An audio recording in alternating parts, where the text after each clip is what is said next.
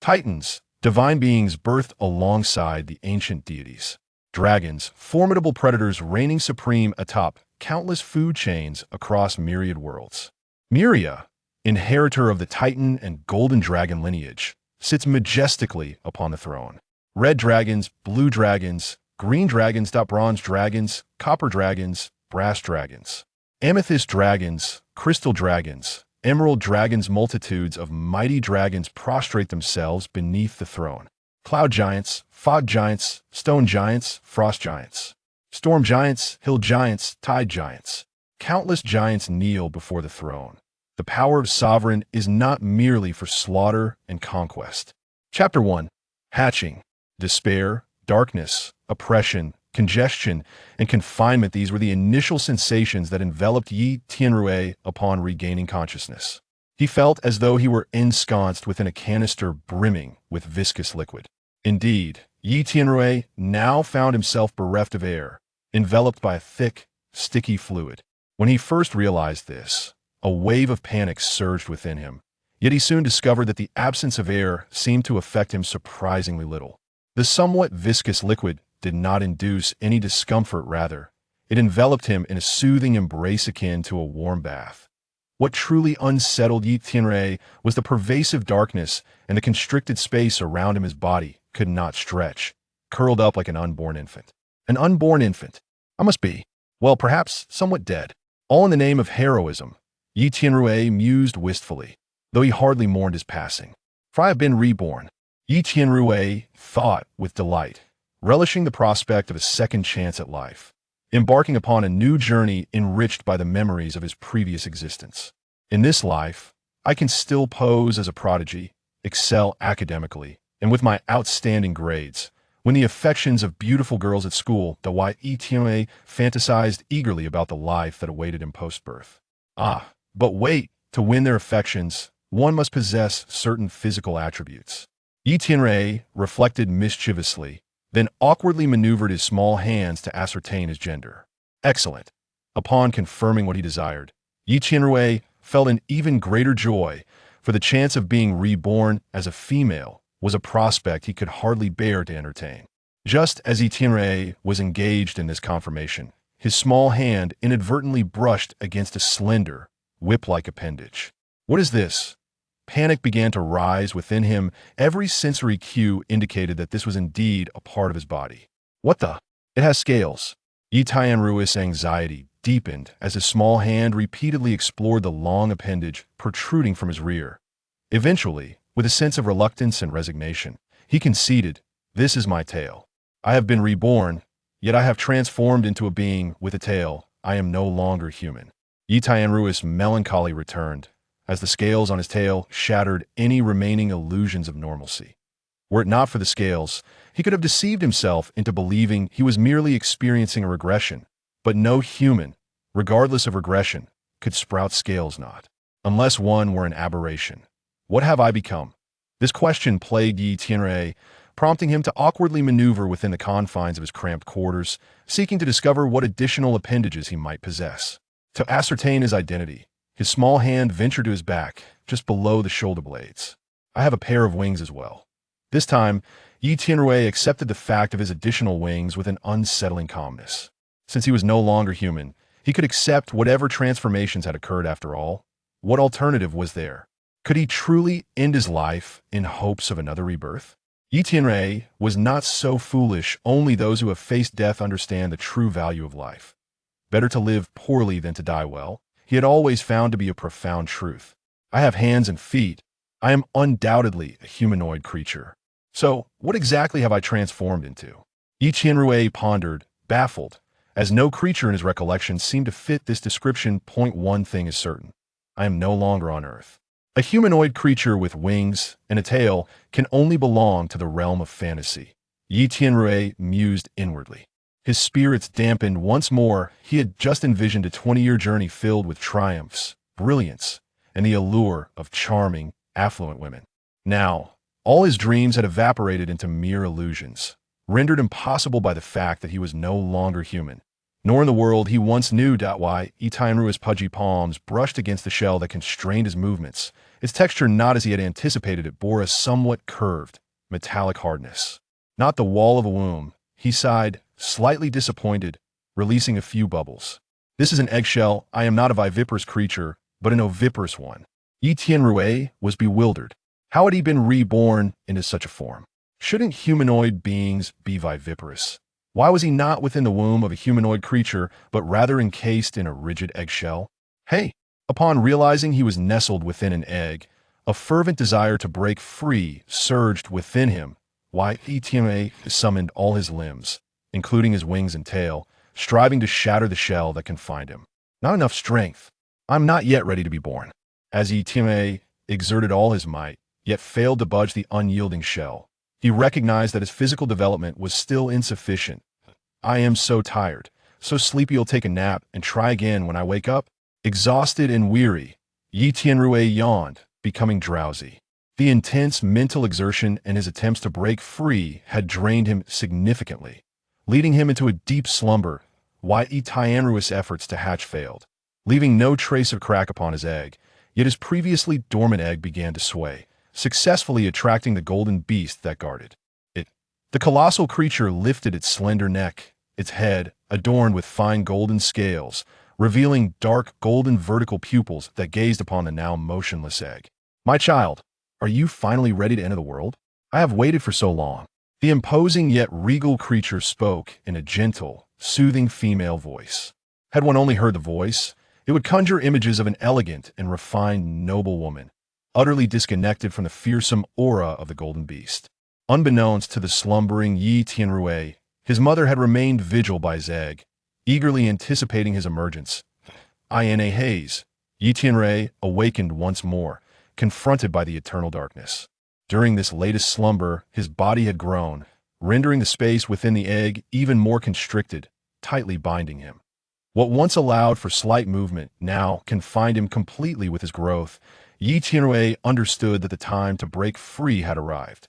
I must summon all my strength. The shell may be unusually sturdy, but should still lie within my capacity to break. Habitually, Itianrua inhaled deeply, only to fill his lungs with the egg liquid, which clogged his nasal passages.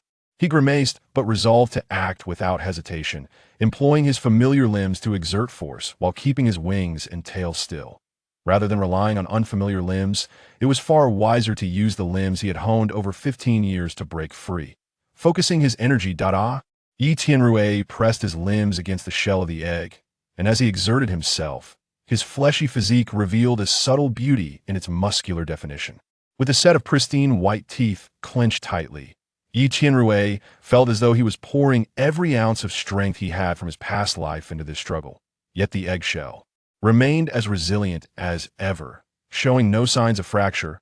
As he continued to exert himself, a sense of helplessness began to wash over him. Fatigue was creeping in, yet he resolutely pressed on, unwilling to concede defeat.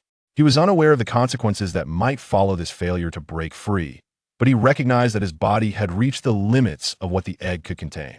It could grow no further. That he recalled a documentary he had watched, which stated that regardless of the oviparous creature, there was never a guarantee of 100% hatching success. Some eggs inevitably failed to hatch, destined to perish within. Perhaps it was the fury of Itianrua, or perhaps the tenacity of his spirit, that led to a resounding crack, a sound that rang in his ears like celestial music as the eggshell shattered.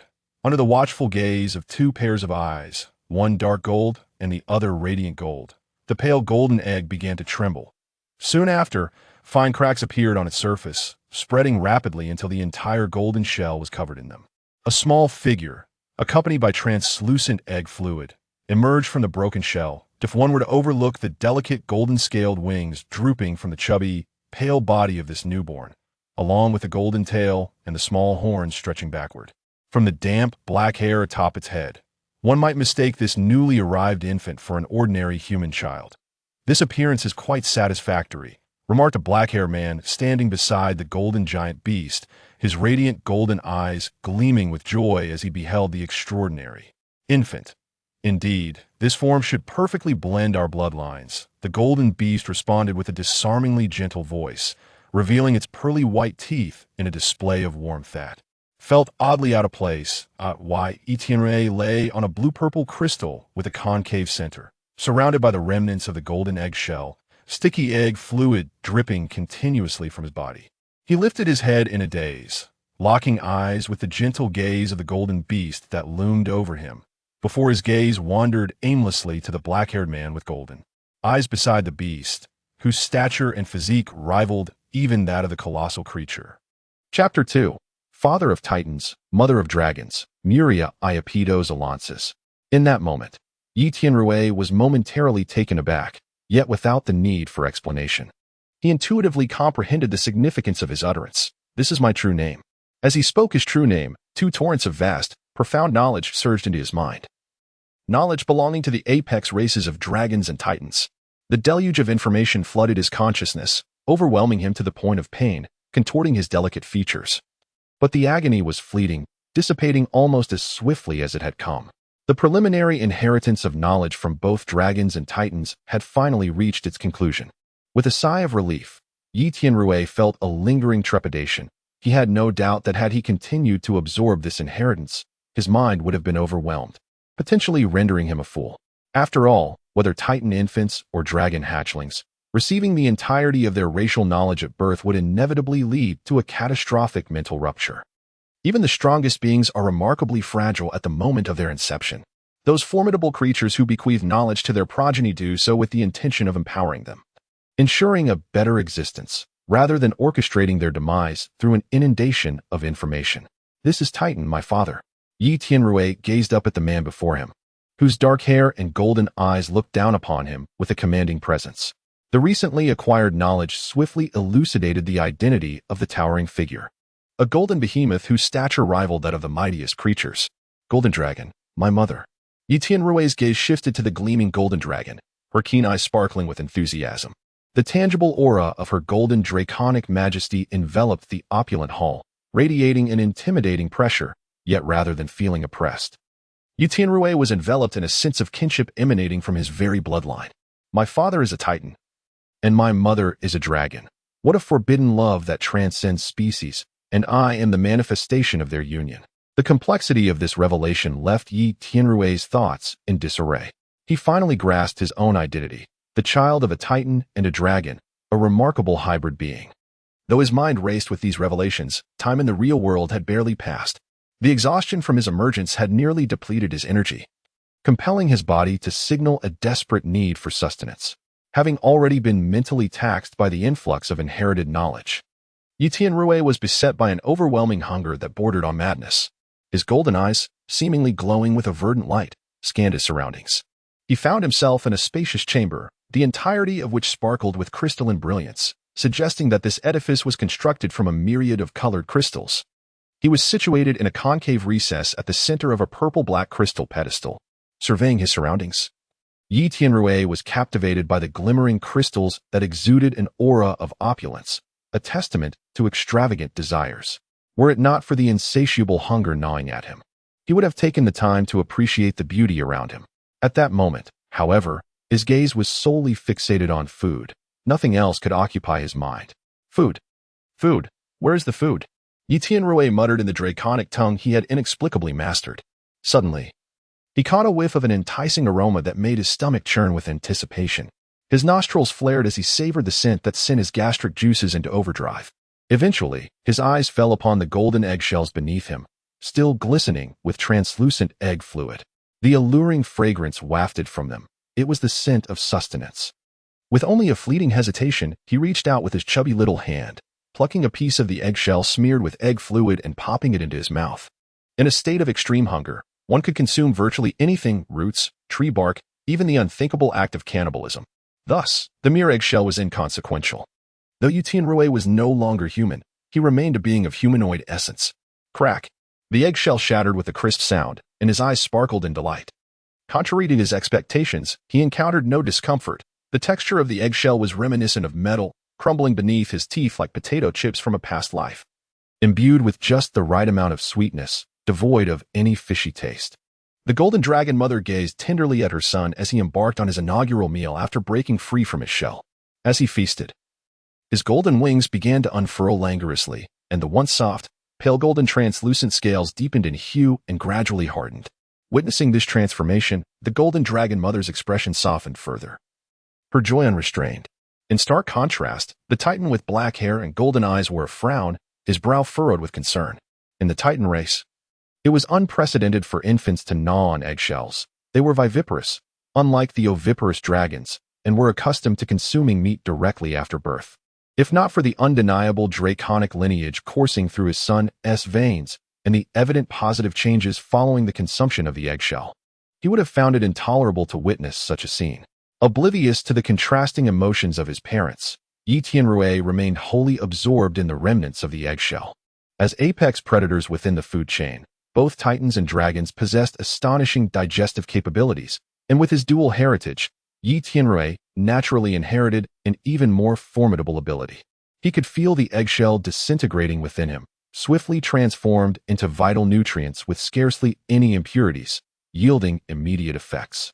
His strength was rapidly replenished, and as the fatigue dissipated, he could distinctly sense his body growing steadily and resolutely stronger with each continued bite.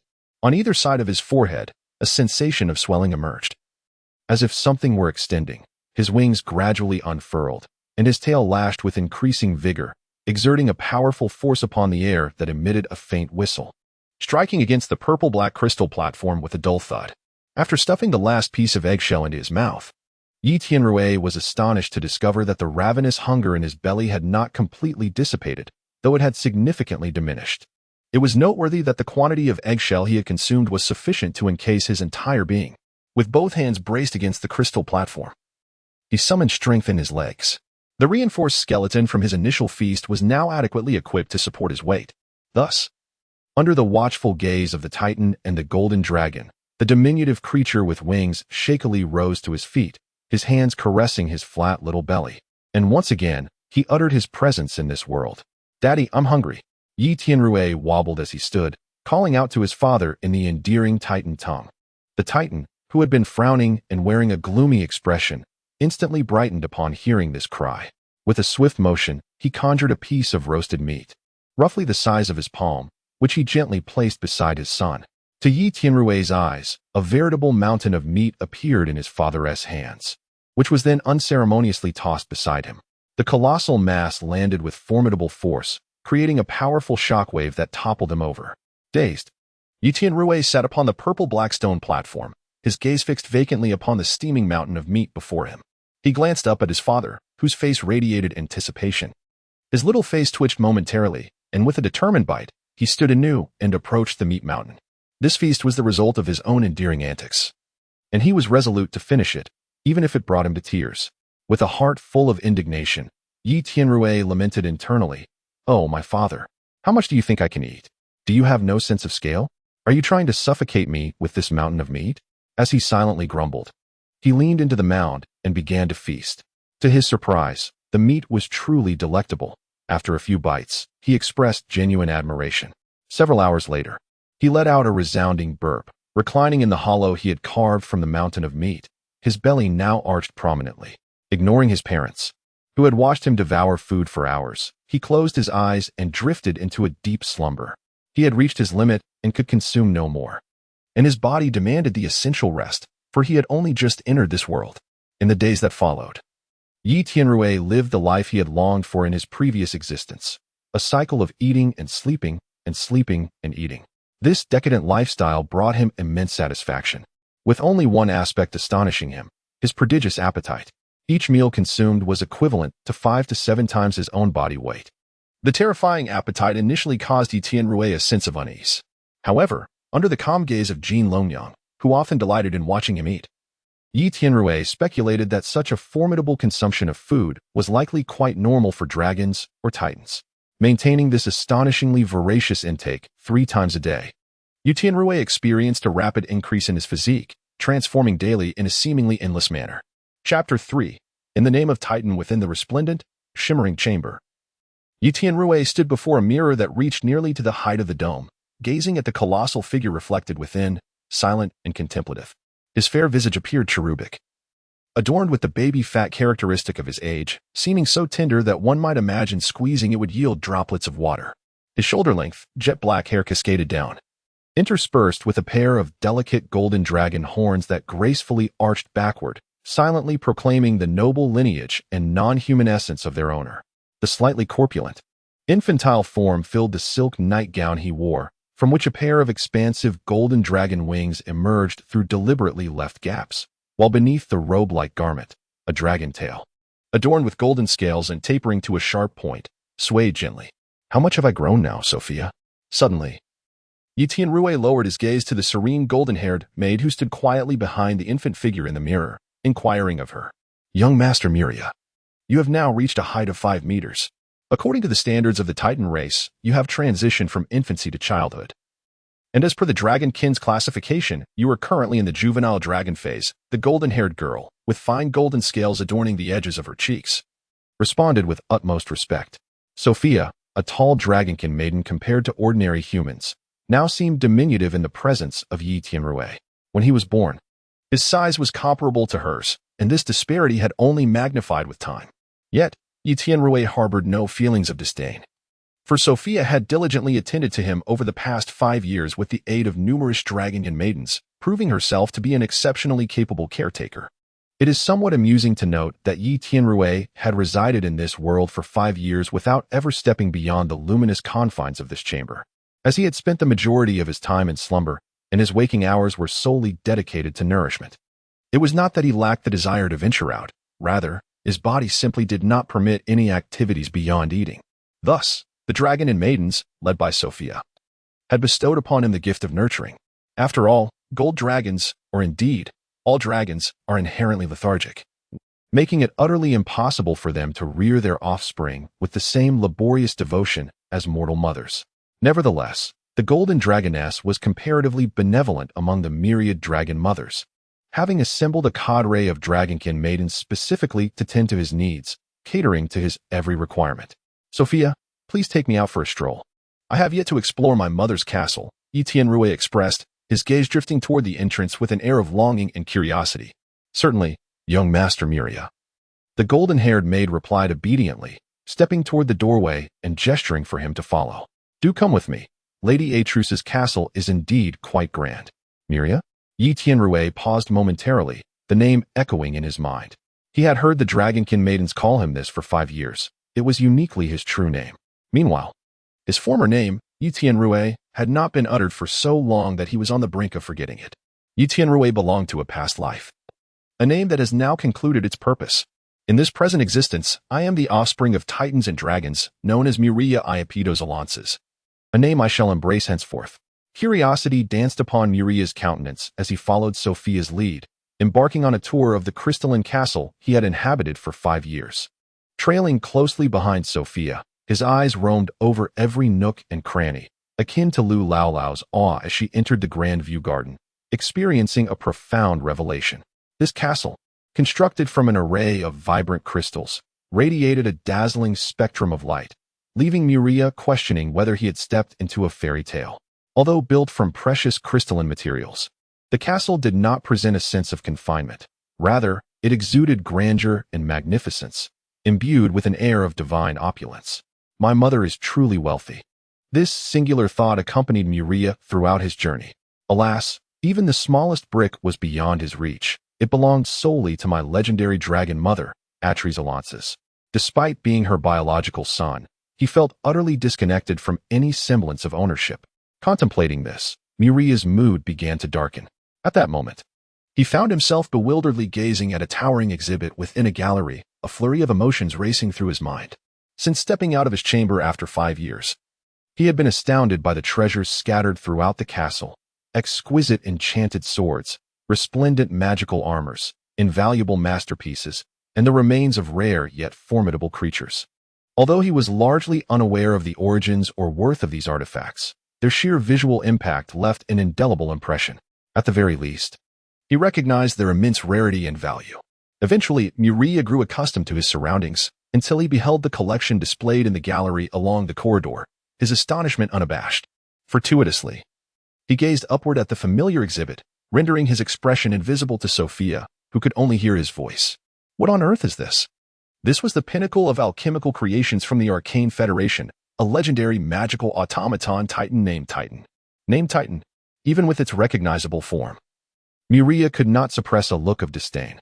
How could such a thing be worthy of such a name? Titans are a unique branch among the many giant races of Alasia, distinguished as the most formidable, wielding the powers of storms and thunder. In every aspect, they are unparalleled. Indeed, it was unworthy. Sophia's face reflected admiration and aspiration. Thus, your father, the illustrious legendary Titan Ansar Iapedos, sought out the Arcane Federation, specifically challenging this audacious automaton bearing the name Titan. Listening to Sophia's narration, Muria gazed at the exhibition hall where a colossal alchemical golem, adorned with a V-shaped ornament on its forehead and featuring 8 expansive blue wings, stood resplendent in white. This towering figure, nearly 100 meters tall and reminiscent of a Gundam, struck Muria with a sense of awe. Its appearance was as striking and dashing as he remembered. Yet its size was magnified severalfold beyond the original depiction, leaving him utterly astonished. The sole imperfection was a massive, translucent breach at its chest, still crackling with golden lightning, emanating an aura both familiar and exhilarating to Muria. Then, as Sophia continued her account, Muria recounted the outcome of the battle. This legendary golem, named Titan by the Arcane Federation, had been obliterated by a single punch from his father. Apart from the chest, the Gundam bore no other signs of damage. Gleaming as if newly forged, the breach in the Gundam's chest unmistakably appeared to have been created by a fist, with the lingering golden lightning clearly indicating the legendary power of his father. Wait a moment, something feels off. This is my father's trophy, why is it in my mother's exhibition hall? Muria suddenly recognized a discrepancy. At that time, Lord Atreides accompanied Lord Ansar to the Arcane Federation. After the golem was destroyed, Lord Atreides took it into custody, which is why it is displayed here, Sophia gently elucidated.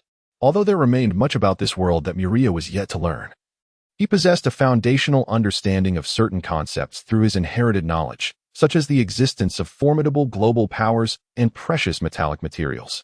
Upon examining the colossal Gundam, Muria identified several types of magical metals capable of forging legendary weapons. Such metals, regardless of their location, were undoubtedly strategic resources, not easily relinquished. Upon hearing Muria's inquiry, Sophia fell silent, her cheeks flushing with embarrassment as she slowly lowered her gaze. Observing the headmaid's reaction, Muria could surmise the events that had transpired. Alongside the formidable power renowned worldwide, dragons were also infamous for their insatiable greed for treasures. A Gundam crafted from various rare magical metals was indeed a prized possession. One could imagine that when his legendary father, Titan Ansar, shattered the Gundam with a single blow, as a being of such stature, he would not simply take the Gundam as spoils. After all, his father had sought someone out due to a name, destroyed their possession, and then perhaps felt a tinge of reluctance to claim the remnants as his trophy. Conversely, his mother, a gold dragon infamous for her avarice, would care little for pride when it came to treasures. Dragons invariably chose wealth over reputation. Thus, the Gundam had found its way into his mother's hoard. As the defeated party, the Arcane Federation likely felt too embarrassed to intervene. The victors possessed the right to claim their own strength, a custom long established in Alasia. After all, they are concerned about their dignity. Well, this seems to be the case. Muria contemplated the scene from that time, believing it to be quite accurate. Chapter 4. The creatures guarding the castle. Through the expression of the headmaid and her understanding of the characteristics of the Titans and dragons, Muria felt he had deduced the events that had transpired. After observing the towering structure, he followed Sophia with a contemplative heart as they continued to explore the crystal castle. Muria, young master. Sophia, headmaid. The exchange echoed as they traversed the castle, occasionally encountering dragon servants adorned with golden scales. Upon noticing Muria and Sophia, they displayed looks of surprise before respectfully stepping aside and greeting the two. Sophia, how many dragon servants are there in the castle? Muria inquired with curiosity. There are a total of 1,856 dragon servants, Sophia replied without hesitation. So many? Muria exclaimed in astonishment. The castle is indeed vast, requiring such a multitude. Do your dragonkin partake in other duties, such as guarding or combat? Our dragonkin are solely responsible for the upkeep of the castle. The guardianship is entrusted to other beings. What beings? Please follow me, young master Muria. You will understand once we reach the upper levels. Sophia indicated towards a staircase leading upwards, refraining from answering Muria's question. Will I be able to see the creatures guarding the castle from above? Muria asked. glancing at the golden-haired dragonkin maiden. Certainly. As the radiant sunlight cascaded down, Muria squinted slightly upon ascending to an expansive platform. A gentle breeze wafted through, carrying the invigorating scent of flora mingled with a faint briny tang from the sea. Gazing into the distance, Muria beheld the vast expanse of the azure ocean, an endless stretch merging seamlessly with the cerulean sky and fluffy clouds. Among the clouds, various seabirds soared freely, occasionally diving beneath the surface to snatch delectable fish, rising triumphantly into the air. Below the waves, colossal sea creatures glided past, casting ominous shadows that stirred the heart. This breathtaking marine vista momentarily captivated Muria's attention before he shifted his focus, for there were matters far more intriguing nearby. He stood upon a platform of the crystal castle, constructed by his mother, situated in the heart of a large island, surrounded by mountains. Yet, the mountains did not obstruct Muria's view, as their heights paled in comparison to his lofty vantage point. From such elevation, Muria beheld even more islands.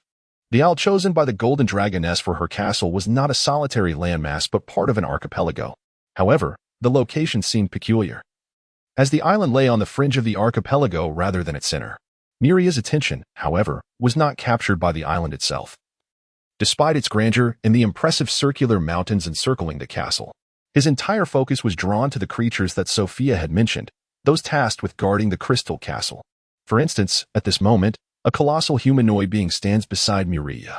This cloud giant, with skin ranging from a creamy white to a celestial blue, boasts silvery hair and striking blue eyes. Clad in an ornate white armor adorned with intricate patterns and wielding an enormous staff, he towers at approximately 12 meters. To Muria, this cloud giant's size appears remarkably vast. However, as one who possesses the blood of titans, Muria is confident that soon he shall surpass and even overshadow the giant. As Muria gazes upward at the giant notices him as well. This creature, whose intellect rivals that of humans, initially appears taken aback, then fixates on the golden dragon wings extending from Muria's back. Through these wings and the faint pressure emanating from Muria, the giant deduces his identity, albeit with some uncertainty, his expression revealing a mixture of surprise and doubt. Then, his attention shifts to Sophia, who has quietly approached and stands silently behind Muria. The cloud giant recognizes Sophia, the leader of all dragon heirs in the castle. In this fortress, apart from the legendary golden dragon Atris, only one other esteemed being warrants such respect from the dragon heir. Thus, the cloud giant confirms Muria's identity, his expression transforming into one of unrestrained excitement and reverence. Muria, observing the cloud giant's face shift in a manner reminiscent of the rapid transformations in Sichuan opera, cannot help but smile. Yet, just as his smile graces his face, it swiftly morphs into astonishment, for the cloud giant, akin to a mountain collapsing, lowers his staff and kneels on one knee, his helmeted head bowing deeply, revealing the back of his skull to Muria. "All hail His Highness Muria Iapetos Alonzes," booms the giant's voice, reverberating with fervor and boundless admiration. This thunderous proclamation stirs all the patrolling cloud giants within the castle, who turn their gazes toward Muria. They have awaited the owner of this name for 5 long years, and today, their desires are fulfilled. As a multitude of blue eyes fix upon him, Muria feels an overwhelming sense of panic. After all, he was an ordinary person in his past life, unaccustomed to such grand spectacles. The collective gaze of nearly 100 towering cloud giants, each standing 12 meters tall, is nearly unbearable. Muria senses his legs trembling slightly, yet thankfully, his silk pajamas conceal his body entirely, leaving none to discern whether he truly trembles. What transpires next leaves Muria in a state of shock. The cloud giants stationed at the castle, calling his name in unison, mimic the kneeling giant before him. One by one, they kneel on one knee, their heads bowed deeply, revealing a sea of helmeted skulls before him. Above the castle, a multitude of patrolling griffins descended like raindrops, bowing in deference to their master, the cloud giant, who commanded them to prostrate themselves before Muria. The immense commotion from the castle startled all creatures inhabiting the island, drawing their gazes towards the platform of the crystalline fortress. Higher in the sky, golden-scaled bipedal dragons swooped down towards the castle, while on the nearby island, towering giants entwined in hurricanes strode forward with great strides. In the waters surrounding the island, deep blue-skinned giants emerged from the sea, and simultaneously, 6-armed Naga with weapons burst forth from the depths, swimming ashore. A myriad of monstrous beings, countless in number, converged towards the location of the crystalline castle built by the golden dragon, their faces alight with anticipation. Atop the crystal fortress, Muria's expression had turned utterly blank. He had never anticipated that his presence would incite such a monumental stir. His pleading gaze turned to Sophia, for at that moment, he was at a loss for what to do. Master Muria, please stand there. They have long awaited to see you. Go forth and accept their reverence. Sophia, true to Muria's hopes, pointed towards a specific location.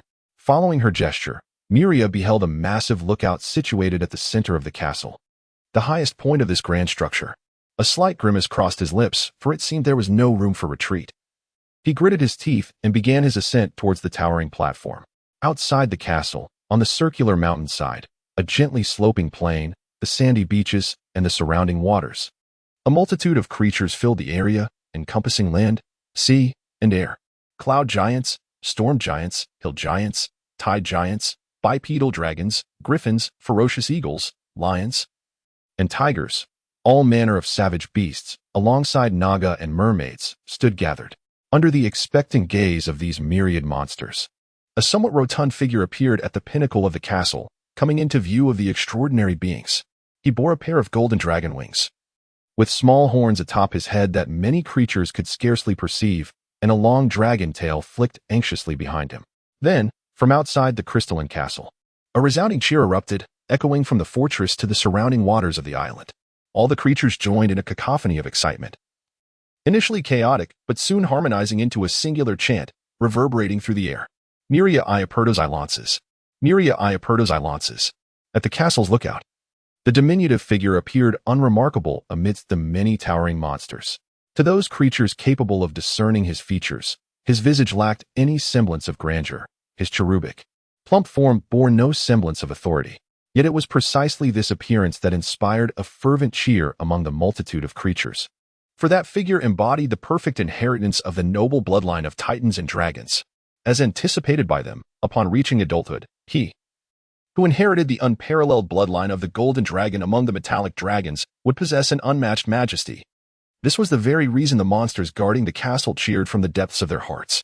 At that moment, Muria was utterly astonished, his heart brimming with immense satisfaction. Yet, simultaneously, a profound doubt began to arise within him. Chapter 5, The Titans See Why Are There So Many Monsters Cheering for Him? Muria was utterly bewildered.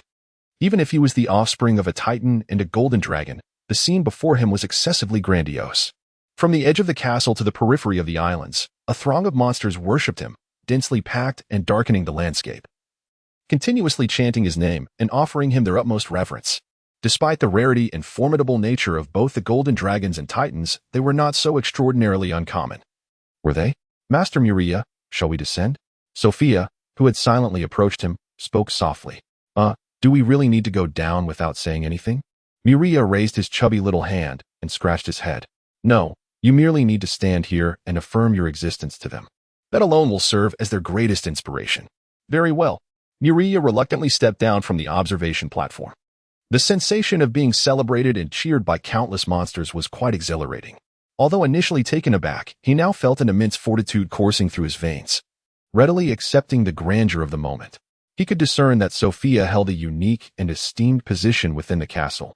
Otherwise, she would not be tasked with taking care of him. How am I supposed to know?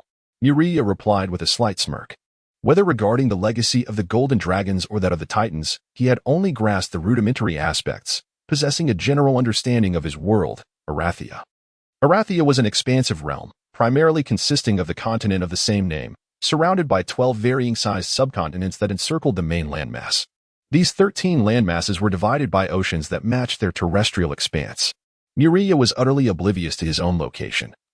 So how could he possibly know the name of the sea he occupied? The Stormy Thunder Ocean. The Stormy Thunder Ocean? Muria gasped. For his knowledge inherited from the golden dragons included references to one of the 9 great oceans of this world. Indeed, this is the domain of your father, Ansur Iapetos, belonging to the Titan race. This ocean was named after the might wielded by the Titans, although it is said that it once bore another name, now nearly forgotten. The archipelago we inhabit is known as the Titan Isles. Before Sophia could complete her sentence, Muria interjected. The heritage of the golden dragons included insights about this ocean, and ancient golden dragons had remarked on its nature. If it is not necessary, do not tread upon these waters, for the consequences are unpredictable. Upon realizing his location, Muria suddenly comprehended several things. Why the Golden Dragon matriarch chose to construct her castle on the fringes of the archipelago rather than in its center. This was Titan territory. And had it not been for his Titan father, the Golden Dragon matriarch might not have dared to venture here at all. Yet, I still fail to comprehend why those creatures become so exhilarated upon seeing me. Because, in the future, it is highly probable that you will garner their allegiance. Sophia remarked with an expression of peculiar intrigue. Muria responded, bewildered. Master Muria, the blonde maid sighed. You must understand that for the beings dwelling in this vast ocean, the Titans are the supreme sovereigns. Although the Titans themselves are indifferent to this notion, it does not alter their status as rulers. Muria nodded thoughtfully, seemingly grasping part of the concept, yet still confused on certain points. He gestured for Sophia to elaborate. In the tempestuous sea, numerous aquatic tribes yearn to pledge their loyalty to the Titans, desiring to follow them willingly and become their vassals.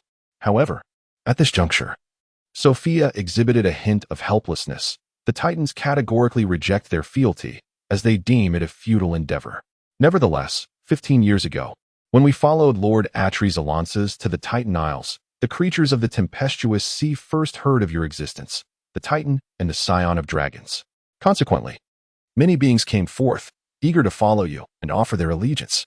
15 years ago? At that time, I was merely an egg. Muria chuckled at Sophia's words. When Lord Atreus first established the Crystal Castle, he had no intention of constructing something so grand, nor did he aspire to utilize magical crystals for its creation.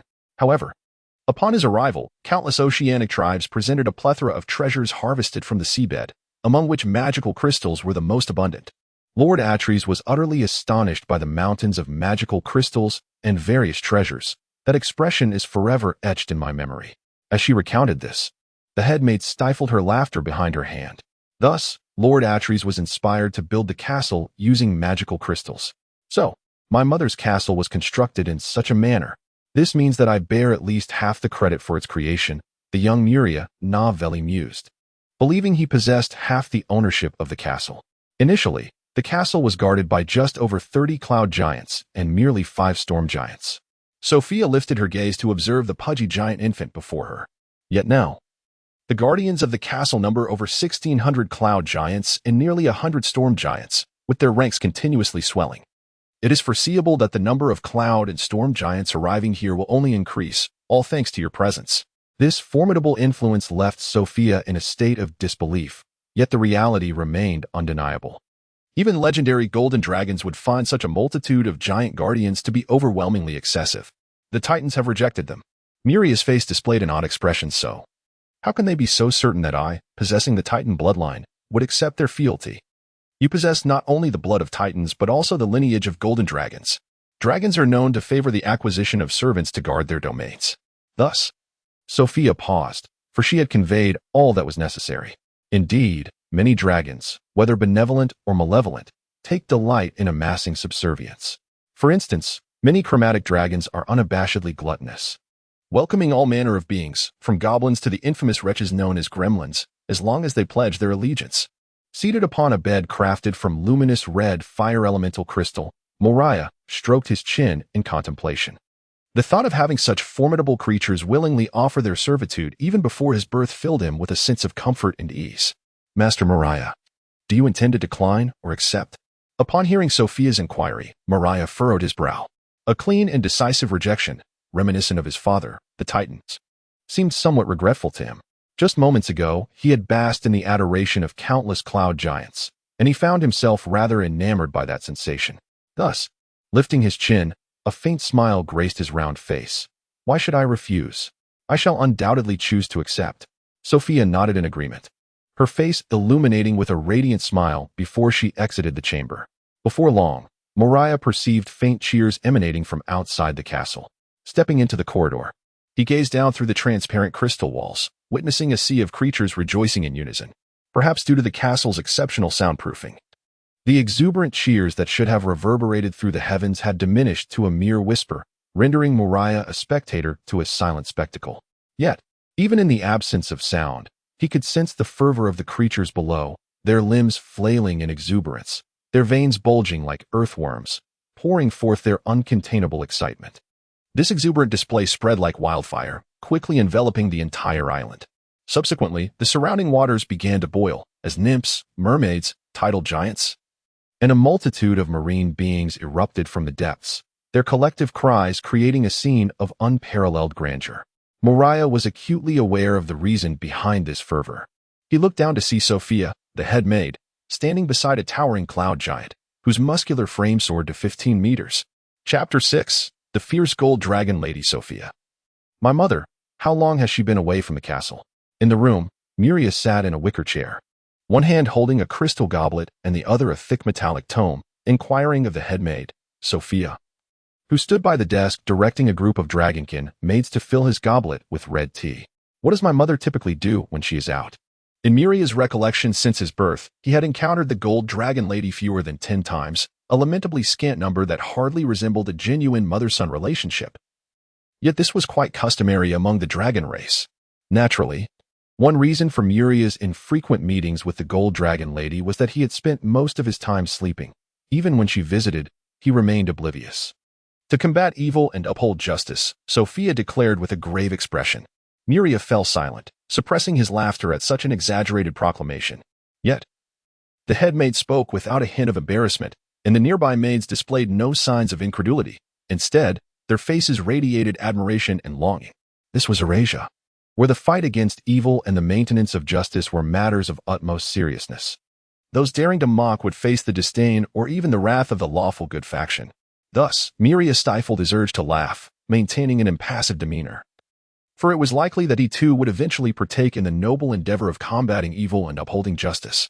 After all, he was the son of a lawful good gold dragon, and his mother indeed engaged in the very pursuits that Sophia described. The tasks undertaken by the Gold Dragon Lady resembled those of superheroes from the movies of a past life. However, the adversaries she faced were far more formidable than any that a mere superhero would encounter. Should one cast Superman into Eurasia to confront evil alone, there would be a 99% chance that he would be overwhelmed by the malevolent beings of this realm. Gold dragons are creatures that delight in punishing wickedness and championing righteousness, loathing all forms of injustice and crime. Muria gazed down at the metallic tome inscribed in Draconic, a passion that seemed to be innate. Indeed, one's worldview is remarkably just. Nevertheless, even these supremely benevolent dragons possess the common flaws of their kind, extreme pride and avarice. Muria continued to examine the lengthy tome, measuring over a meter in length and nearly half a meter in width, occasionally voicing his thoughts and opinions. It had been over 10 days since he had ascended to the rooftop, and Muria had not ventured outside the castle since. He remained confined to his room. Having discovered an important truth, his stage of infancy, or rather, his juvenile period, had not yet fully concluded. He still spent a significant portion of each day in slumber, beset by overwhelming drowsiness that arrived punctually each day. With his current willpower, he could hardly maintain wakefulness for long, succumbing to a deep sleep, and in such a state, Muria had little desire to explore the world outside. However, this state, when compared to the previous 5 years, has improved significantly. In the past, Muria's existence revolved solely around eating and sleeping, with hardly any time to leave his room. Now, although meals and rest still occupy a considerable portion of his time, he at least enjoys nearly 3 hours of freedom. This change, albeit not as expected, still brings Muria a sense of fulfillment, especially since he is now transformed into an immortal being. With the luxury of free time, Muria chose not to wander outside. The world is vast and enchanting, igniting his curiosity, yet the time for exploration is not now. Those 3 hours of wakefulness might barely suffice for him to traverse from the castle to the seaside. Thus, Muria opted to immerse himself in literature. The castle of the Golden Dragon Lady boasts an immense library that seems to stretch endlessly. Upon discovering its existence, Muria was thrilled, for he now possessed a means to comprehend the world. In stark contrast to Muria's burgeoning curiosity, the knowledge about the world he inherited at birth was exceedingly scant, utterly inadequate to satiate his inquisitive nature, which only intensified his desire to learn. At present, Muria's curiosity found an outlet. For instance, he now held in his hands a tome that was not about the dragonkin, but rather an autobiography of an ancient golden dragon. As the mightiest of metallic dragons, the characteristics of gold dragons dictate that they seldom remain confined to a single locale, becoming reclusive. Therefore, the life experiences of an ancient golden dragon are remarkably diverse. And Muria read the autobiography with great interest.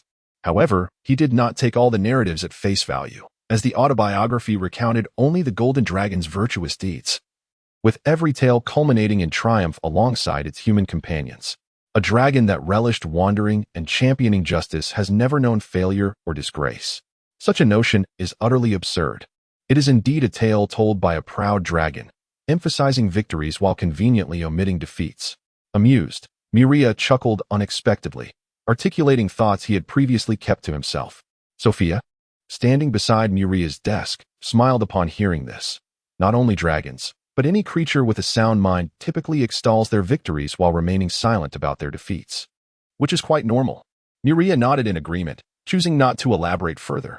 He regarded this autobiography merely as a novel, a means to enrich his experiences and gain insights into the customs and cultures of various regions in Alasia, as well as knowledge of the malevolent factions. In these respects, the ancient golden dragon had no reason to fabricate details. Especially regarding descriptions of the evil factions, the ancient golden dragon was remarkably diligent, meticulously detailing the combat styles, behavioral patterns, and racial weaknesses of the malevolent beings it encountered. This knowledge proved invaluable, and Muria nodded. This was one of the reasons he could continue reading. In adulthood, one encounters a legendary demon summoned to the material plane by the followers of malevolence. Muria observed with keen interest as the forces of righteousness were effortlessly vanquished by a legendary Balar. In a moment of peril, a solitary dragon emerged, valiantly turning the tide and repelling the legendary demon. How audacious! Muria's lips curled slightly. When did adult gold dragons become so formidable? Could they truly stand their ground against a legendary demon? It was likely that the gold dragon had merely relied on its vitality to endure until the demon's summoning time expired. Drawing upon the knowledge accumulated over the past 10 days, Muria believed he had discerned the truth behind the events. Let me see, what name does this dragon? With a hide thicker than the shell of an imperial tortoise, bear? Muria quickly turned to the cover at the back of the metallic tome. Demos Alances. Ah, we share a surname. Perhaps this gold dragon is a distant relative of mine, albeit one with a penchant for boasting. Muria paid it little mind, savoring the specially crafted potion-infused tea as he continued to read. Thus, eating, sleeping, and reading became Muria's daily rituals. Yet this cycle was abruptly disrupted after merely half a month. On this particular day, the weather was still delightful, with clear skies and gentle sunshine. Muria, under the attentive care of Sophia, basked in the sunlight while leisurely perusing a travelogue penned by a human legendary mage, reveling in the tranquility. Until, suddenly, a resounding and crisp dragon roar pierced his ears. The castle's soundproofing enchantment seemed utterly ineffective, failing to diminish the roar's might. Accompanying the roar was an immense and overwhelming aura of power.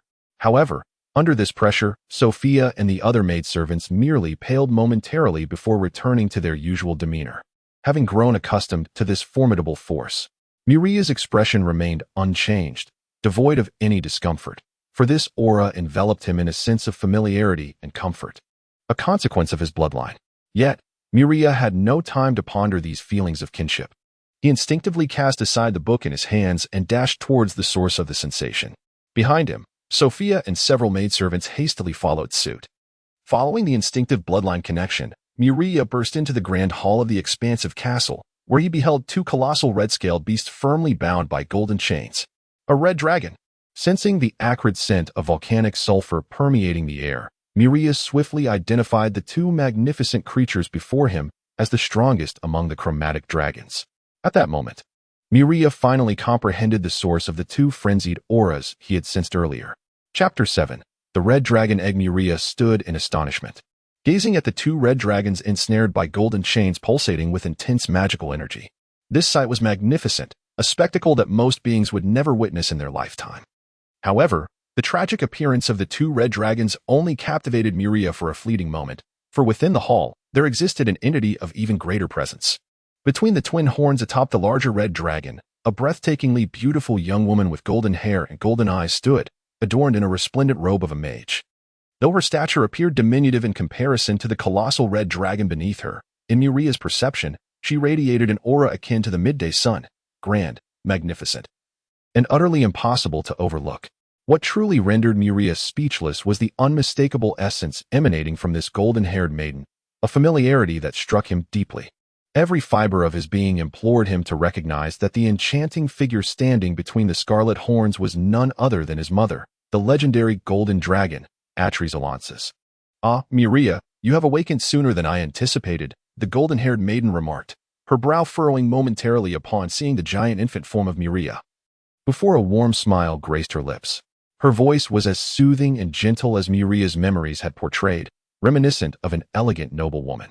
"Mother, Muria stammered, finally grasping the staggering reality that this breathtaking golden-eyed maiden was indeed his mother. After all, he had always envisioned the golden dragon as a colossal beast.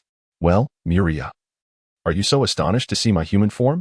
Atreus observed the lingering shock on Muria's face, glanced at her own appearance, and then a dazzling golden light enveloped her. "Allow me to transform into a form you are more familiar with." In an instant, the stunning golden-haired maiden vanished, replaced by a magnificent golden dragon, resplendent and imposing, that boldly trampled upon the two red dragons. "How do you like this?"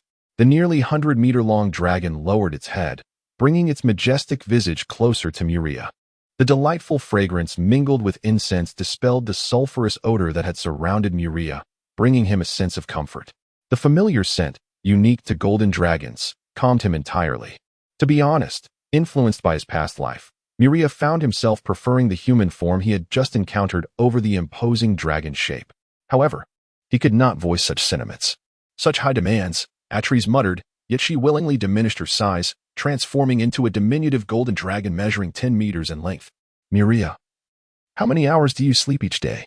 "Approximately 16 hours, he replied. "I see. It seems you have not fully transitioned from your hatchling stage yet." "But you were close," Atreus remarked, her brow furrowed in concern. Muria could discern the worry etched upon her draconic features, even in her transformed state. "Is there something wrong, Mother?" Muria inquired, perplexed. "My dragonling phase lasted for a decade. A full decade." Muria was utterly bewildered. Wasn't the dragonling phase of a golden dragon typically 5 years? How could it possibly extend to 10? That applies to ordinary golden dragons. "Do you perceive me as merely an ordinary golden dragon?" Atreus retorted. Upon hearing this, Muria fell silent for a moment. He had always sensed that the physique of the golden dragoness was beyond the norm. Even typical ancient golden dragons did not possess such a colossal form. After perusing the library archives on golden dragons, his conviction only deepened. However, if Atreus was indeed an ancient golden dragon, then her existence was a contradiction. Under normal circumstances, ancient dragons lack reproductive capabilities. Her very existence could only imply one thing. Atreus was not an ancient dragon. "No." After serious contemplation, Muria provided his answer. "I don't know." He honestly shook his head. "I reached adulthood 20 years ago." What a joke. Muria's expression was one of disbelief. After all, the golden dragoness was a legendary golden dragon. Yet she had only just entered adulthood. 20 years is but a fleeting moment for dragons. "What of it? I am a progenitor golden dragon. My lineage is infinitely close to that of the Dragon King. It is only natural for me to possess such strength." For reasons unknown, Atreus found great amusement in the astonished expression on her son's face. "Progenitor golden dragon?" Muria murmured, feeling a mix of confusion and awe. He did not grasp the significance of a progenitor dragon or what the Dragon King represented, but the names alone conveyed immense power, and that sufficed for him.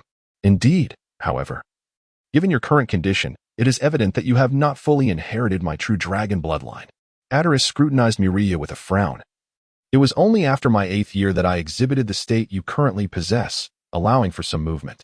Even so, my true dragon bloodline must be stronger than that of an ordinary golden dragon." Although Muria felt a twinge of regret regarding the incomplete inheritance of his bloodline as mentioned by the golden dragoness, he was not overly concerned. He was already quite satisfied with his current lineage. "It is indeed stronger than that of an ordinary golden dragon, yet it is of little consequence." Atreus, somewhat agitated, paced back and forth before halting before Muria. "Do not fret. I shall undoubtedly discover a means to rectify the deficiencies in your bloodline. I'm not worried." Muria silently retorted within himself, though he wisely refrained from voicing it. "Ah, by the way, it has been quite some time since your birth, and I have yet to present you with a gift. Allow me to bestow one upon you now." Abruptly shifting the subject from Muria's bloodline issue, Atreus caught Muria off guard. "Is this your gift to me?" Muria stared, once again dumbstruck, at the 6 enormous red eggs swirling with rich elemental fire, each roughly the height of a person, as 1,000 wild horses galloped through his mind. "Indeed, little Muria, are you not delighted?" Atreus beamed. Muria struggled to comprehend why the golden dragoness assumed he would feel elated. This was not merely an egg, but a dragon egg of malevolence. The nature of this gift was akin to a human mother presenting her still-nursing child with a handful of venomous snake eggs. At this moment, Muria was completely convinced that his golden dragon mother had only just reached adulthood, for her whimsical and unreliable nature was not characteristic of an ancient gold dragon who had endured the passage of time to become rigid and scholarly. In fact, at this juncture, Muria began to question his mother's lineage. Such behavior was hardly befitting a gold dragon of the lawful good alignment. Rather, it was the sort of caper one would expect from a mischievous brass dragon. "Ah, it is evident you are quite pleased." The golden dragon mother observed her child's expressionless face and nodded to herself, making a rather audacious decision. "Then, these several red dragon eggs shall be entrusted to your care." Muria remained silent, voicing his protest through his actions, yet the golden dragon mother paid him no heed. "Ah!" she exclaimed, opening her mouth wide and blowing a great gust of breath toward her offspring, a potent amalgamation of aromas flooding Muria's nostrils. "If there is nothing else, I shall retire for a nap. Wait a moment." Suddenly, Muria recalled something. "Mother, do you know a gold dragon named Demos?" "Grandfather." Muria felt a momentary daze, his cheeks flushing slightly, as if an invisible hand were playfully patting his chubby face. "Why do you ask about him?" "And nothing," Muria stammered, lowering his head in embarrassment. "A few days ago, while reading, I came across this name, which shares my surname, and it piqued my curiosity. Demos Alonsis, his grandfather, was someone he had recently mocked without reservation, yet he never anticipated that this dragon would turn out to be a direct relative, and indeed, an elder. Already engaged in reading? A commendable habit, do maintain it." The golden dragon mother, Atres, focused her attention on Muria's reading, seemingly indifferent to other matters. Clearly, Muria's current pursuit of knowledge brought her joy, but it was not enough to deter her from her desire for slumber. "You arrived a bit late." Muria observed the 5 maidservants, their expressions turning from shock to awe upon seeing the 2 red dragons. For some inexplicable reason, his spirits lifted, after all. This was his mother's magnificent achievement, and as her son, he shared in the glory. Truly, the esteemed Atres, known as the Golden Radiance, was formidable in strength. The headmaid, Sophia, was the first to regain her composure, exclaiming in admiration, "To capture 2 red dragons at once, what immense power!" "Golden Radiance," Muria pondered, smacking his lips. "Is that my mother's title? Quite impressive indeed." Chapter 8, The Misfortunate Dragon Couple. "Young Master Muria, what are these?" Sophia inquired uncertainly, gazing at the crimson dragon eggs scattered on the ground. "Ah, indeed, as you surmised, these 6 are all red dragon eggs," Muria replied with a melancholic expression. "They are a gift from my mother, and now they belong to me." "Ah." Upon hearing Muria's words, Sophia, the head maid, could not help but exclaim in astonishment. Muria glanced down at the flustered dragon-blooded maid and noticed her cheeks flushed as she lowered her head. With a sense of resignation, he remarked, "You must think my mother's actions are rather unreasonable, right?" "Not at all," Sophia retorted firmly, her tone unwavering. "Lord Atres is a legendary mage. Her actions must be justified, even if we do not comprehend them." Muria looked at the golden-haired maid in surprise. Her attitude evidently indicated that Sophia had succumbed to the allure of the golden dragon lady, becoming an ardent admirer, fervently idolizing her. However, Muria was not perturbed by Sophia's disposition. It was only natural for a maid responsible for the internal affairs of the Crystal Castle to ensure her loyalty. There is nothing more reassuring to a dragon than a devoted admirer. What truly captured Muria's attention were the 4 words Sophia had uttered: legendary mage. "Sophia, are you certain you haven't omitted a word? Shouldn't it be legendary dragon mage?" "Indeed, young Master Muria, you may not be aware, but setting aside Lady Atres's golden dragon identity, if we solely assess her spellcasting ability, she can easily rival a legendary mage," Sophia explained earnestly. Muria fell silent. Realizing that the golden dragon lady's power far exceeded his expectations, she was not merely a legendary gold dragon. The golden dragon lady was an elder progenitor, her colossal form stretching nearly 100 meters. Merely in terms of physique, she undoubtedly ranked at the legendary level. Combined with her legendary mage capabilities, wow, this was not just an ordinary anomaly. Muria calculated in his mind, then drew a sharp breath. After the initial shock, Muria found himself elated. This was his innate support. With such formidable strength emanating from his mother, there should be few in Alasia foolish enough to provoke him. Simultaneously, Muria comprehended why Sophia held such steadfast admiration for his mother. Despite her noble lineage, The golden dragon lady did not indulge in the typical dragon behavior of lazing about, awaiting the growth of her power. Instead, she diligently pursued the study of magic, achieving feats that many ancient dragons had never attained, qualifying her as a legendary spellcaster. Strangely, Muria recalled a saying, "The most terrifying thing is not a genius, but a genius who works even harder than you." After standing still to reflect, Muria took the lead in cradling one of the red dragon eggs, and Sophia, along with the other maids, instinctively followed suit, each embracing a red dragon egg. Kiki. Muria cast a glance downward, observing the 5 maids, each possessing an appearance and stature above the norm, cradling a red dragon egg that was equal in height to themselves, evoking an inexplicable sense of humor.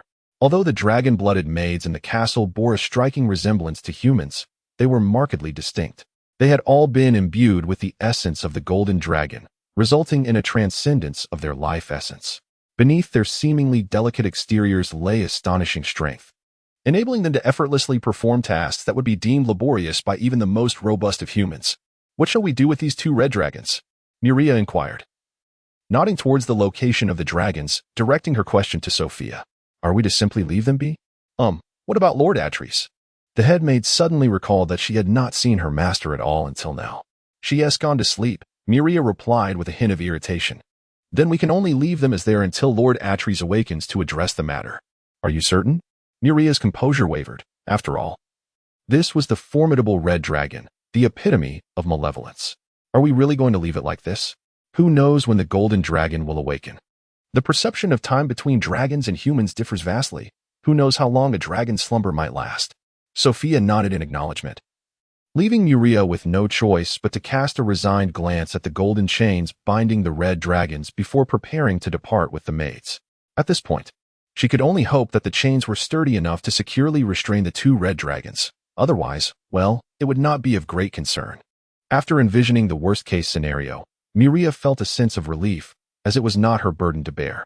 Just as Muria stepped into the corridor leading away from the castle hall, a deep, resonant roar erupted behind her, unmistakably signaling the awakening of one of the red dragons. Roar.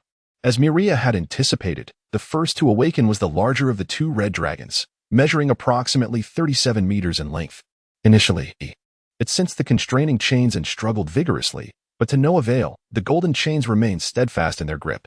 Ultimately, it could only release a series of frustrated roars. Then, the dragon ceased its struggle as it became aware of its surroundings. Its gaze wandered, blankly surveying everything, with its mouth opening and closing several times. Yet no sound emerged. Wherever the dragon's gaze fell, it encountered an array of crystals shimmering with the essence of dragon eyes. The abundant magical energy contained within indicating that these were not mere ordinary crystals, but rather precious magical crystals of significant value. However, this was inconceivable. The sheer quantity of magical crystals before it seemed to amass the entirety of the world's magical resources. By Tiamat above. Have I arrived in the divine realm of the great mother of evil dragons? Faced with circumstances beyond its comprehension, the malevolent dragon could only draw connections to the mother of evil dragons, whom it had scarcely prayed to. "TCH, you're still alive? How could you possibly reach that grotesque old dragoness divine realm?" Hearing the murmured soliloquy of the crimson dragon before her, Muria unleashed a scathing mockery, thoroughly expressing her disdain for the mother of dragons. "Who are you?" Upon hearing Muria's words, the red dragon momentarily froze, then swiftly confirmed the undeniable fact of its continued existence. It lifted its gaze toward the colossal infant speaking in the tongue of dragons. "What manner of creature are you? A half-dragon?" "No, there exists no half-dragon of your kind, of such immense stature, still resembling an infant."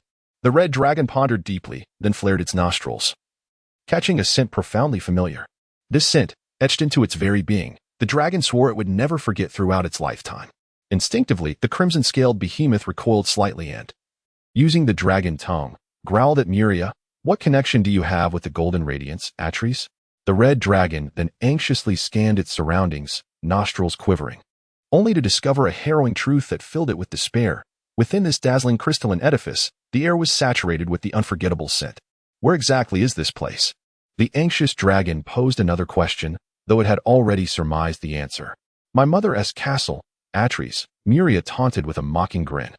"This is the lair of the golden radiance," the red dragon exclaimed incredulously. To it, such opulent dwelling could only befit a god of dragons, even Atreides. with her extraordinary power, should not inhabit such a lair. Lair, you say? Hearing the red dragon's words, Muria raised her diminutive leg and kicked the dragon's fearsome head without a shred of concern for the creature's dignity. This is a castle, a castle. Are your ears defective? Or is your mind muddled? Roar. The humiliation of being kicked by a mere fledgling of a golden dragon was unbearable for the proud red dragon. Thus, it began to struggle fiercely, and with its movements, the golden chains binding it to the central pillar of the hall began to shimmer brilliantly, contracting automatically to bind the dragon's form tightly, rendering its actions utterly futile save for startling Muria. I can hardly move. After taking a few steps back, Muria realized the extraordinary confinement power of the golden chains, which permitted the red dragon only the ability to speak, preventing any further actions. What a treasure! Muria gazed enviously at the golden chains adorning the dragon, the recent events indicating that these chains possessed a certain sentience, displaying a degree of autonomy, reminiscent of legendary artifacts from his previous life. Alas, he could only admire them from afar. Even if you are the offspring of Atries, you cannot so humiliate a formidable red dragon, the irate dragon articulated in the dragon tongue, realizing its inability to act further. Formidable? Muria cast a sidelong glance at the bound dragon, akin to a defeated beast, unmercifully conveying her perspective. Humph. Upon hearing Muria's derision, the red dragon turned its head away, closing its eyes and refusing to regard her further. What are your intentions for my child? At an indeterminate moment, a slightly smaller red dragon awakened, and the first sight that met its gaze was the egg cradled in the arms of Muria and her entourage of maidens. The voice that resonated, tinged with a magnetic quality, was unmistakably that of a female dragon. Muria smiled, revealing her pearly white teeth. Your child? No. They belong to me now. Chapter 9. Hatching. Do not go too far. The mother red dragon roared in response to Muria's words, struggling fiercely. Even a wicked dragon possesses the maternal instinct to protect its offspring, and since awakening, her attention had been solely focused on her eggs. Calm down. I have done nothing to you. Muria retreated a few steps, his ears ringing from the dragon's roar, momentarily forgetting that he had just kicked the red dragon. To him, it seemed hardly significant. Suddenly, the mother red dragon's tone shifted to one of anguish. Why has this happened? Why must we endure such misfortune? Muria stared at the colossal crimson beast, measuring 35 meters in length, as two streams of molten-like tears welled in her fiery eyes. Was she truly crying? He felt a twinge of uncertainty. According to his knowledge gleaned from books, red dragons were among the proudest of the chromatic dragons, known for their extreme arrogance. Yet, he saw no trace of that haughtiness now. Rather, he discerned their profound sense of grievance. What have you endured? Muria inquired, his curiosity piqued. Or rather, how did you provoke my mother to be captured here? Surely, you must have committed some wrongdoing that reached her ears. Nonsense, the male red dragon retorted, fury igniting within him. In recent decades, I have merely plundered a few adventurers who dared to venture near my territory. I have not raided any human cities. Indeed. The mother dragon chimed in, her expression mirroring his indignation. We were preparing to lay our eggs. How could we possibly attract unwanted attention? Muria fell silent. If these dragons were truthful, they were indeed somewhat blameless. For decades, they had only robbed those who encroached upon their domains. A remarkably restrained behavior for creatures of their ilk, truly exemplary dragons. Today, as my mate and I guarded our eggs in our lair, your mother appeared, mercilessly attacking us without reason. No matter how we pleaded, she would not listen and rendered us unconscious. The male dragon lamented, pouring forth his grievances. Muria leaned closer, observing the unnatural distortions on both dragons' bodies, broken bones evident, and scabs marring their scales. It was clear that the golden dragoness had not held back. Ah, you truly are unfortunate, Muria remarked, beginning to feel a pang of sympathy for the beleaguered red dragon couple. However, if you have done nothing, how did my mother discover the location of your lair? Upon hearing Muria's question, both dragons fell into contemplation. Then, the mother dragon growled in a furious draconic tongue, adventurers. It must be those accursed adventurers who revealed our lair's location. Curse those adventurers. I, Carlos, swear that I shall devour every adventurer I encounter from this day forth. The furious Carlos, the red dragon, roared, attributing their misfortunes to the adventurers. These two tragic dragons, how amusing. Now, Muria fully grasped the situation. His golden dragon mother had likely heard news of a pair of adult red dragons from the Adventurers Guild or a similar establishment. As a metallic dragon, inherently opposed to the chromatic dragons, she had directly sought them out, leading to the current state of affairs. The lair of the red dragon couple had been thoroughly raided. Muria found it somewhat humorous to observe these formidable beasts, feared by ordinary folk, now reduced to lamentation. He silently contemplated for a moment before offering a word of consolation. Do not be too sorrowful. At the very least, you are still alive. Though your treasure is lost, you can always amass it anew. However, the red dragon couple, engulfed in the agony of their lost riches, paid no heed to Muria's words, wailing in despair. For dragons, particularly those infamous for their greed, the loss of treasure was akin to the loss of life, causing them profound anguish. Now, what do you intend to do with my offspring, progeny of Atreus? Came the sorrowful voice of the mother dragon from behind Muria. Do not misunderstand. It is merely a lament for my lost treasure. Leaving the mother dragon in a state of stupor with his ambiguous response, Muria departed the hall with his maidservants. In his chamber, Muria furrowed his brow as he commenced his daily necessary repast. Today's meal was a succulent, golden roasted bull, its skin crisp and its flesh tender. This bovine creature, now a feast upon his table, had once been no smaller than Muria himself. This reveals the astonishing scale of Muria's appetite. He consumed food daily equivalent to at least his own volume. The reason for Muria's frown while dining was not the taste of the roast, which had been expertly prepared by the chefs of the Crystal Castle, known for their meticulous standards under the legendary dragon Atreus. Rather, it was the 6 red dragon eggs that lay in his room, for he had boasted that he would hatch all of them. Achieving this was no simple feat. Ordinarily, one would be fortunate if half of a clutch of evil dragon eggs managed to hatch. Full success would require divine intervention. Sophia, he called out, feeling drowsy. Yes, young Master Muria, the golden-haired maiden replied with utmost respect. How may I serve you? Before I awaken fully, please retrieve every book from my mother's library pertaining to the hatching of these eggs, he instructed, gesturing to the 6 red dragon eggs enveloped in fire elements. As you wish, young Master Muria. I shall attend to it immediately. I shall take my leave to sleep now. Muria yawned widely and climbed into his crystalline bed, which was adorned with soft velvet covers, an arrangement of his own request, for the rigid crystal bed was far from comfortable. He soon drifted into slumber. The following day, upon awakening once more, Muria stared in bewilderment at the pile of books before him. He then turned to the ever-present head maid, Sophia, standing beside him, and pointed at the towering stack of books approximately 3 meters high. Are all these books about hatching dragon eggs? Indeed, young Master Muria, she replied. In that case, there's no other choice but to take it slow. Muria stretched languidly and picked up a volume dedicated to the study of draconic beings, primarily focusing on lesser dragons. In Elyrasia, the number of individuals qualified to directly study the majestic dragons is not particularly vast, yet not insignificant either. Thanks to the inherited memories of the dragon lineage, Muria was able to comprehend this tome, inscribed in the Elvish language. In fact, Muria found great satisfaction in the initial stages of his draconic inheritance, for the legacy bestowed upon him enabled him to fluently articulate over a dozen languages, including the common tongue, Elvish, Draconic, Demonic, Giant, and Dwarvish, among others. He could effortlessly read text written in these languages. However, in Elyrasia, mastering more than 10 languages is still far from sufficient. For humankind alone, countless dialects have evolved, amounting to hundreds of distinct languages. Other races mirror this diversity. For instance, the elves and dwarves each possess their own unique languages developed among their subspecies. The giants, too, have their own Titan language, belonging to the Titan race of which Muria's father is a part. Thus, it is estimated that nearly 1,000 languages are currently in use across the realm of Elyrasia. Of course, the most widely spoken language remains the common tongue of the continent, a language whose origins and creator remain shrouded in mystery. In Muria's eyes, the propagation of this language is a monumental act of merit. Typically, after a red dragon lays its eggs, they are placed in volcanic regions rich in fire elements, allowing them to hatch naturally over time. Muria felt a pang of frustration as he read about the hatching process of red dragon eggs.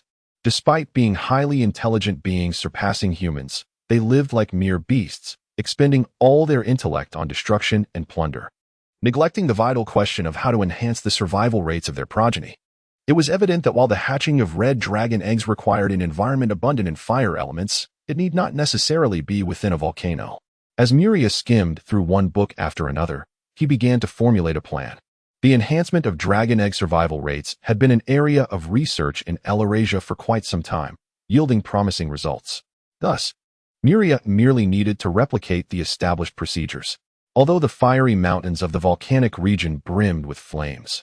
Their ferocity and instability rendered them unsuitable for hatching red dragon eggs, as the unhatched hatchlings would be subjected to relentless waves of violent fire elements in their quest to absorb the necessary energy.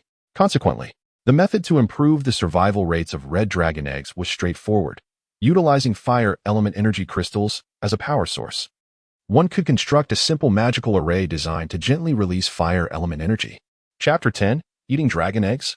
Are the chromatic dragons foolish? Muria gazed in disbelief at the remarkably simplistic method for enhancing hatching rates. It merely required providing a rich and stable environment for incubation, a task not particularly challenging for the formidable evil dragons. One couldn't help but wonder if this group of malevolent dragons ever engaged their minds in matters beyond amassing wealth. As a half-sibling of the chromatic dragons, Muria felt a twinge of disappointment. The sheer number of eggs laid by a clutch of these dragons seemed merely a response to the rather pitiful hatching rates. Considering the position of the red dragon within the food chain, a clutch containing 6 eggs appeared excessive. However, when contemplating the hatching rates and calculating the number of times a pair of red dragons could lay eggs throughout their lifetimes, along with the mortality rates of hatchlings, it became evident that 6 eggs were essential. Otherwise, the chromatic dragons would inevitably face extinction. In terms of incubation, the metallic dragons seemed to excel. Although their clutches consisted of a meager 2 or 3 eggs, nearly all of them successfully hatched, and the overall quality was considerably higher. While perusing various texts on hatching dragon eggs, an epiphany struck Muria as he stroked his chin. He realized he had no siblings, for his mother had laid but a single egg, which resulted in his existence. Lost in reverie about his seemingly boundless and radiant future, a foolish grin spread across his face until the headmaid, Sophia, could no longer bear to witness it. A gentle cough jolted Muria from his daydream. The infantile Muria offered an embarrassed smile, glancing down at the tome in his hands, a study authored by a silver dragon mage on enhancing dragon egg hatching rates. Though the chromatic dragons showed little concern for their progeny, the benevolent metallic dragons did care. Thus, of the towering 3-meter stack of books before Muria, half were the result of research conducted by the metallic dragons themselves. The other half comprised studies from various creatures in Alasia regarding dragon eggs. Indeed, the knowledge contained within this pile was not solely confined to red dragon eggs, but encompassed all chromatic dragon eggs as well as those of the metallic dragons. Therefore, Sophia, this single volume suffices for my needs. Muria lifted his gaze and waved the book in the golden-haired maiden's direction, for it contained the method of utilizing fire element crystals to provide a stable environment, thereby enhancing the yield of red dragon eggs. What is the meaning of your gathering such an abundance of texts for me? Muria inquired. As per your command, Master Muria, Sophia replied without a hint of remorse. I have placed before you all the books concerning dragon eggs from your library, as instructed, prior to your awakening. Heavens, I specified only those pertaining to red dragon eggs. You need only have retrieved those. Muria let out a pained groan, lamenting why she had brought every book on dragon eggs. Master Muria, at this moment, headmaid Sophia lowered her head somewhat bashfully. In truth, I did not manage to retrieve all the tomes regarding dragon eggs from Lord Atres's library, for time was exceedingly pressing. Thus, I could only procure this small selection. A small selection? Muria sighed, acknowledging the truth in her words. He recalled the vast collection of books his mother possessed, towering shelves that reached the ceiling, confirming Sophia's statement. Thank you for your efforts, Sophia. Reflecting on Sophia's diligent search amidst the sea of books, Muria felt a twinge of guilt. She had truly been a most dedicated maid. Very well. This quantity of books suffices for my needs. You need not continue your search. Muria instructed. Now, please procure sufficient fire element crystals, fresh blood from fire attribute magical beasts, and magical dust. He continued to list several more materials necessary for the arrangement of the magical array. Please hold on for a moment, Sophia replied earnestly, jotting down Muria and Apo's request before exiting the room. How swift! Muria was genuinely astonished by her speed. Did you not acquire these from my mother? Without Lord Atres and Apo's permission. Even you, young Master Muria, have no right to utilize a single fragment of Lord Atres's property, Sophia stated with utmost seriousness. And these are tributes from the ocean tribes surrounding the castle. My tributes? Muria nodded, recalling yet again that his mother was a dragon, and the creatures that had cheered for him not long ago. After a moment of silence, Muria accepted the materials and began to draw the magical array directly upon the crystal floor of his chamber. It is worth noting that although the entire castle, including the floor beneath Muria's feet, was composed of crystals infused with abundant magical energy, he was unable to harness even a fraction of it. His mother had established an elaborate and immense magical array that rendered the entire castle a cohesive entity, possessing formidable defensive capabilities. Consequently, apart from the golden dragon herself, no one else could utilize even the slightest bit of magical energy from this crystalline fortress. Thus, while Muria's quarters were indeed luxurious, they were but that. Everything else was merely for show, not for use. Muria exhaled deeply, wiping away non-existent sweat from his brow. Given his current physique, perspiring was quite a challenge. Finally completed, he remarked. Though it was said to be the simplest of arrays, I found its execution surprisingly difficult. Standing on a crimson magical array, approximately 3 meters in diameter and shaped like a hexagram, he wore a satisfied expression. This was his first time personally crafting a magical array imbued with supernatural powers, carrying profound significance. Muria chuckled softly. It was merely a matter of mixing fire attribute beast blood with some other magical materials to create a pigment, followed by drawing a somewhat complex geometric design. There is truly no cause for pride in such an achievement. The crimson fire element was summoned from the magical crystal by the magic circle, gradually coalescing at its center before gently being released. The external manifestation took the form of a vibrant crimson flame igniting at the center of the circle, with red sparks floating upward and dissipating into the air. Is this it? Muria felt a twinge of disappointment. It resembled nothing more than igniting a gas stove, causing the fleeting sense of accomplishment he had just experienced to almost vanish, despite the flame's enchanting appearance. After a moment's hesitation, Muria placed a red dragon egg at the center of the magic circle, causing the crimson flame to vanish. As all the fire elements released were absorbed by the dragon egg, it wouldn't be cooked, would it? Muria mused, eyeing the red dragon egg illuminated by the crimson light of the magic circle with mischievous intent, pondering the taste of a cooked dragon egg. At that moment, he noticed Sophia casting him a horrified glance, and he quickly realized that, as one who bore the bloodline of a golden dragon, suggesting he might taste a dragon egg was utterly blasphemous. Just a jest, Sophia. There is no need for such astonishment. He laughed awkwardly, attempting to mask his verbal misstep. Besides, how could a dragon egg possibly be cooked? That is not amusing, young Master Muria, Sophia admonished gently. While you possess the Titan bloodline, you also carry the golden dragon's lineage, and thus, such malevolent thoughts of consuming a dragon must never cross your mind. It is imperative to understand that even among wicked dragons, the victor of a conflict merely exiles or imprisons the vanquished, much like the golden dragon matriarch would do. True dragons seldom kill their kin, let alone resort to cannibalism. I understand, Muria feigned impatience, waving his hand dismissively, feeling inexplicably guilty. Yet, it seems Sophia did not suspect anything further. Instead, she appeared to question whether the influence of his Titan blood had prompted such thoughts. Oh, the dragon egg feels more vibrant now.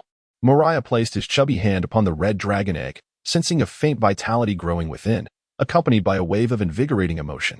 It seems the methods described in the books were indeed correct, he remarked to Sophia, eager to conceal his earlier blunder. I must hurry and complete the remaining 5 magic circles. I shall assist you, Sophia replied, stepping forward to help Muria prepare the paint for the magic circles, seemingly unfazed by their previous conversation. After completing his meal for the day, Muria gazed contentedly at the 6 hatching magic circles and the red dragon egg within them. I have done all that I could. Now, all that remains is to await the outcome. With that, Muria succumbed to the depths of endless darkness. Chapter 11. The Awakening of Bloodline Power for Muria. Who had yet to transcend the fledgling dragon stage, life was rather monotonous. Each day after awakening, he would routinely inspect the incubation progress of the red dragon eggs. As beings whose lifespan spanned millennia, the time fledgling dragons spent within their shells was exceedingly prolonged, rendering any immediate hope of hatching the red dragon eggs futile. The 6 eggs steadily consumed the fire elements provided by the magical array, and Muria would merely check the depletion of the magical crystals supplying these elements, replacing them when necessary. His daily routine consisted of eating, sleeping, reading, and occasionally swapping the fire element crystals within the incubation array. Such was the essence of Muria's existence. The sun rose and set, time flowed ceaselessly, the golden dragoness remained in slumber without any sign of awakening, and the unfortunate red dragon couple remained bound in the hall. albeit nourished by a dragonborn maid. Preventing them from starving, such an outcome was impossible. Muria's physique continued to grow, and he could feel himself becoming increasingly powerful. As time passed, his body underwent peculiar changes. He noticed that when he exhaled or breathed heavily, small blades of wind would emanate from his nose or mouth. A few days later, after a bout of coughing during a meal, golden thunder and flames erupted from his mouth, turning his food into charred remnants. Thunder, hurricane, and fire. Muria beamed with pride, realizing that the powers of the Titan and the Golden Dragon had finally awakened within him. Master Muria, congratulations. The powers of Lord Ansur and your own have manifested perfectly within you, exclaimed Sophia, who had been attentively caring for Muria's needs, her face alight with genuine joy. Unfortunately, Muria's elation was short-lived. He struggled to master the newfound power. During meals, he would inadvertently incinerate his food into ashes or fragments of meat, necessitating more time to satiate his hunger. While reading, although he occasionally experienced unintentional power surges, the materials of the books, typically crafted from metal or special leather, along with protective arrays set by the Golden Dragoness, ensured that no catastrophic damage occurred to his reading materials. As time surged forward like a relentless tide, Muria's strength grew, encompassing both his physique and his command over thunder, wind, and fire. According to Sophia, his strength had already reached the standard of Silver Tier 1 by Alashia's standards, a level that most adventurers in Alashia aspired to throughout their lives. Yet, Muria achieved this merely through his daily routine of eating, drinking, and reading. Regrettably, he remained indifferent, for Silver Tier was merely a starting point for him. He was well aware that legendary status might not be his final destination. On this particular day, Muria was engrossed in reading a book. By this time, nearly 7 years had passed since his emergence into the world, and he stood at an impressive height of 7 meters, matching his age. However, he still retained the appearance of a plump giant infant, adorned with dragon wings, albeit somewhat less corpulent than before. Regrettably, Muria remained oblivious to the peculiar gaze Sophia directed at him while he read, failing to recognize the oddity of a young drake devouring literature on dragon eggs for 2 consecutive years. A loud rumble emanated from Muria's belly, prompting him to glance down at his midsection before turning his expressionless gaze towards Sophia. The head maid furrowed her brow. Muria's routine was typically very regular, but today, his mealtime had to be advanced. She could not allow him to wait for a scheduled meal, for her young master was already hungry. With a swift motion of her hand, she signaled to the 2 maids behind her to bring forth Muria's meal for the day. When a fragrant 8-meter-long cooked sea fish was presented, Muria, having reached the limits of his endurance, cast aside the book in his hands. Disregarding the etiquette Sophia had painstakingly taught him over the past 2 years, and seized the fish with his bare hands, beginning to devour it voraciously. To Sophia's astonishment, within just a few breaths, Muria had reduced half of the enormous fish to a pile of thick bones, demonstrating a truly alarming speed of consumption. Go inform all the cooks in the castle that Master Muria is about to enter his slumber period. Have them all prepare meals in the kitchen, and no one is to cease until I give the command. Additionally, station a squad of maids outside the kitchen, ready to serve. Yes, Lady Sophia. The 2 maids at the door were momentarily taken aback, then their faces lit up with joy as they rushed to relay the head maid's orders. They were pleased at the prospect of Muria's impending slumber period, for in their eyes, he was exceedingly gentle and a master worth serving. The dragon maids of the castle displayed remarkable efficiency. Before Muria could finish gnawing the large fish down to its bones, a procession of dragon maids appeared before him, each pair carrying silver platters laden with exquisite and aromatic delicacies. After a brief moment of dazed astonishment, driven by the insistent pangs of hunger, Muria shifted his focus entirely to feasting. Eat, eat, eat. He was unaware of how much he had consumed. All he knew was that he could reduce a fish of equal size to his own body to a mere pile of bones within 3 minutes. The dragon maids continued to rotate in and out, bearing silver platters filled with delectable dishes and departing with the remnants of bones. This was an unprecedented dining experience for Muria, lasting a full 6 hours, during which the discarded bones accumulated to form a veritable mountain. Once his hunger finally subsided, Muria collapsed to the ground, and a thunderous sound reverberated through the air. It was not Muria who snored, but rather a genuine, delicate golden thunder that flickered between his mouth and nose, subsequently spreading throughout his entire being, dancing upon his form. Sophia approached the colossal figure of Muria, measuring 7 meters in length, and extended her fair hand to touch him. The golden thunder struck her seemingly fragile hand, yet it left no marks. Thereafter, the golden-haired dragon maid exhibited her extraordinary strength, lifting Muria effortlessly by his waist, as if he were weightless, and placing him upon the bed. In the room, a dozen maids tidying up the aftermath displayed no signs of surprise. It was entirely normal for the head maid and chief steward of the legendary Golden Dragon Castle to possess such formidable prowess, though Muria had yet to witness it. He ought to have known, as 2 years prior, this same head maid had accompanied him before an adult red dragon of uncertain bindings. Had she not been endowed with such formidable strength, her duty would have been to restrain Muria. The atmosphere within the crystal castle of the Golden Dragon Lady had descended into a profound tranquility, for all the inhabitants, great and small, were in slumber, with only the occasional sounds brought forth by the dragon maids. As a year passed effortlessly, Muria, having slept for a full 12 months, finally opened his golden eyes, tousling his black hair as he sat up. Simultaneously, the thunder that had illuminated him for an entire year dissipated, having refined his body and enhanced his strength during his slumber. Crack, crack. Muria twisted his neck and turned to Sophia, who had just been informed by the dragon maid stationed at his door. How long have I been asleep this time? Having accepted the memories of the dragon lineage, Muria was well aware of his situation. He rose and approached the full-length mirror in the room, gazing at the reflection of a towering figure, now standing at 8 meters, resembling a young child in appearance. You have only slept for a year, Sophia remarked, observing Muria's physique. Your early awakening is somewhat unexpected. A year, you say? Muria pondered. For a true dragon, a year of slumber is rather brief.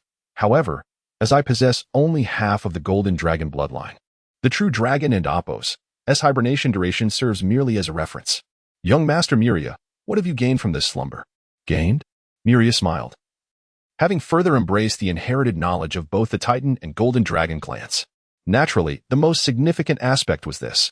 As he spoke, Muria turned his body and opened his palm, revealing a sphere of golden thunder, a meter in diameter, which materialized upon his now slightly thinner hand. Subsequently, the thunderball disintegrated, transforming into countless golden bolts of lightning that surged into his body. Next, a sphere of golden flames, emanating a terrifying heat, appeared in Muria's hand. This fireball, composed of the unique dragon flames of the Golden Dragon, possessed a power capable of dazzling even the most fire-fond mages. At last, Longin's fireball was compressed into a diminutive sphere by Muria, who then tossed it into his mouth and swallowed it whole. Simultaneously, a circular wall of wind, composed of transparent blades, materialized with a resounding whoosh. My bloodline awakened further, my strength intensified, and I found myself adept at wielding this newfound power. Muria, with a hint of pride, boasted to Sophia. Sophia smiled, and just as she was about to commend Muria on his prowess, a sharp crack resonated through the air. In an instant, both their gazes snapped toward the red dragon egg resting in the chamber. Chapter 12. The beginning of the dragon, nature is innately malevolent. Crack. Crack. The familiar sound of eggshell shattering echoed in Muria's ears. Ah, what a splendid day it is! With a face alight with joy, Muria gazed at a crimson dragon egg in the room, its surface beginning to show fissures. After nurturing the egg for so long, it was finally on the brink of hatching. During his slumber, Sophia had diligently cared for the 6 red dragon eggs, constantly replacing the fire elemental crystals that had been depleted and turned into ordinary crystals. Thus, after 3 years, on the day of his awakening, Muria was granted the sight of the dragon eggs hatching. Crack, crack, crack. The jubilant sound of 5 eggs breaking in succession filled Muria with elation, signifying that all 6 red dragon eggs had hatched successfully, with not a single one being a dud. The crimson eggs shattered one after another, revealing 6 hatchlings, each the size of a foal. Upon their birth, they began to utter their true dragon names in the order of their emergence: Austin Igneal, Cynthia Igneal, Andre Igneal, Jessica Igneal, Albert Igneal, Renata Igneal. Once they had proclaimed their true names, the 6 hatchlings immediately lowered their heads to nibble on the fragments of their eggshells, commencing their first meal, entirely disregarding Muria and Sophia nearby. These red hatchlings, endowed with remarkable intelligence from birth, understood that they were in no danger, for these 2 beings, exuding an unpleasant aura, had cohabited with their eggs for 3 years and, by all logical deductions, would never harm them. Crack, crack, crack. Observing the hatchlings feasting on the eggshells, a smile spread across Muria and Apos' face. 6 dragons, 3 males and 3 females, an exquisitely balanced brood. Simultaneously, a profound sense of accomplishment surged within him, for he had successfully brought all 6 red dragon eggs to fruition. Sophia, fetch some meat, Muria instructed the head maid. Aware that mere eggshells would not satiate the hatchlings, they required sustenance. The golden-haired maiden sighed softly at Muria's exuberance, shook her head, and stepped outside. Before long, she returned with 6 pieces of sun-dried jerky and handed them to Muria. Muria frowned slightly. Why bring such meat? The dragons are so hungry that they could consume even metal stones. This dried meat should suffice for the young drakes, Sophia replied. Nodding in agreement, Muria crouched down, holding the 6 jerky strips, which appeared as mere meat pillars to Sophia. He took one, pinched it in his hand, and extended it forward. Austin, come, eat, Muria said with a gentle smile, calling out to the firstborn hatchling, which had finished its eggshell and was now fixated on the remnants of its sibling shells. The fledgling dragon Austin lifted his disproportionately large head and glanced at Muria. After sizing him up for a moment, he moved his limbs, adorned with vivid red scales, and dragged his bat-like wings that hung limply by his sides. He leaned forward and seized a chunk of meat, pulling it towards him with vigor. Subsequently, Muria called out the names of the other red dragons, distributing the jerky he held to each of them. However, just as Muria was about to give the last piece of jerky to the youngest fledgling dragon, Renata, Austin devoured a piece of meat nearly half his size in a few bites. The fledgling, with his large head and small body, looked back at Muria, extending his tongue to lick the remnants of meat from between his teeth. In the dragon tongue he had learned from ancestral knowledge, he commanded Muria, "Hand over the jerky you possess. I am still hungry." Muria, taken aback by the childish voice, furrowed his brow, suppressing the ire that welled within him. Austin, that is your sister's jerky. If you're still hungry, wait a moment. I will share with you shortly. I want to eat now, the fledgling Austin declared, opening his mouth to exhale a wisp of crimson dragon fire, revealing the greedy and unruly side expected of a dragon. Absolutely not. Muria handed the jerky to the eagerly watching female fledgling, Renata. Born last, she was smaller and appeared somewhat frail compared to her elder brother. If he were to contest her for the food, she would inevitably go hungry, hence she relied solely on Muria. With a low growl of rejection, fledgling Austin flapped his wings, which had grown somewhat sturdier. Although he could not yet fly, he could still accelerate his attack. He charged at Muria. How dare you? Muria exclaimed in a mix of shock and anger as he felt the sharp bite of the fledgling on his delicate wrist. He had never anticipated that this highly intelligent fledgling would disregard their size difference and launch an attack on him. The other fledglings, too, displayed eager expressions, seemingly ready to join their elder brother in the assault. Noticing this, Muria's fury intensified. The rage that had reached its limit scorched Muria's reason, and he laughed in anger. Oh, you think just because I hatched you, I won't harm you? Rising to his feet, he raised his left hand and brought it down with tremendous force upon fledgling Austin. The impact sent the dragon, roughly the size of a colt, flying, tracing a graceful parabolic arc through the air. With a thud, the fledgling crashed to the ground, the crystal surface of the magic circle proving unyielding, not only failing to cushion his fall, but exacerbating his injuries. With a low growl, Austin shakily rose to his feet, his wing pressed tightly against his body, clearly broken, while the front leg and hind paw on the same side, as the fractured wing twisted abnormally. Indeed, the dragon's legacy is evident, even in its juvenile form. It possesses remarkable vitality. Muria gazed at the trembling hatchling, which continued to roar defiantly at him, a sinister smile creeping across his face. A fierce fire of anger blazed within him. He raised his wrist to inspect the barely discernible crimson bite mark left by the hatchling's most vigorous assault, which had not even breached his skin. This trivial wound was not the source of his ire. Rather, it was the audacity of the hatchling's actions that incited his wrath. After nurturing the egg for 3 years, the creature had the gall to interpret his gentle demeanor as weakness, launching an unrestrained attack over a mere piece of jerky. Muria approached the hatchling named Austin, bent down, and grasped its sides, lifting it with ease. He smiled at the little dragon, which attempted to bite him. My apologies. I momentarily forgot that you are a vicious dragon whelp. I shall remember this in the future. Release me, you detestable golden dragon. Austin, mistaking Muria's heavy golden aura for that of a pure-blood dragon, had been emboldened to attack. Ignoring Austin's protests, Muria turned to face the other hatchlings, his expression radiating warmth. From this day forth, let me impart a lesson. Any who dares to attack me shall face severe consequences. Just as it is now. Golden lightning crackled to life in Muria's hand before surging into Austin's form. The once ferocious hatchling, intent on continuing its assault, emitted a heart-wrenching scream as the golden lightning coursed through its body. The other 5 hatchlings recoiled, their gazes shifting to Muria, fear evident in their eyes. This creature was truly merciless. Under the relentless assault of the golden lightning, Austin's crimson scales began to char. Wisps of smoke rising as the acrid scent of scorched flesh permeated the air. Following a final, anguished wail, Austin rolled its eyes back and succumbed to unconsciousness. Overwhelmed by pain. With a sharp thud, Muria cast the scorched hatchling onto the ground, fragments of charred scales littering the vicinity. A sight that sent shivers through the other hatchlings. Do not worry, it is not dead. Muria had briefly feared that his anger might have extinguished the hatchling's life. But upon observing its gently rising chest, he felt assured. Though Austin's life force had diminished significantly from such a traumatic encounter, it remained alive, with the resilience of dragonkind. As long as one still breathes, recovery from even the gravest injuries is inevitable. Sophia, tidy up and ensure they do not leave the room. The rest is at your discretion. Muria instructed the ever-composed head maid before departing. As you wish, young Master Muria, Sophia replied with a nod. Upon exiting the room, Muria exhaled deeply, as if to expel all the pent-up frustration within him. The perils of habitual thinking truly are detrimental, he mused. Even now, the memories of his past life continue to influence him, clouding his judgment. Each dragon is inherently wise, possessing profound intelligence and distinct convictions from the moment of their birth.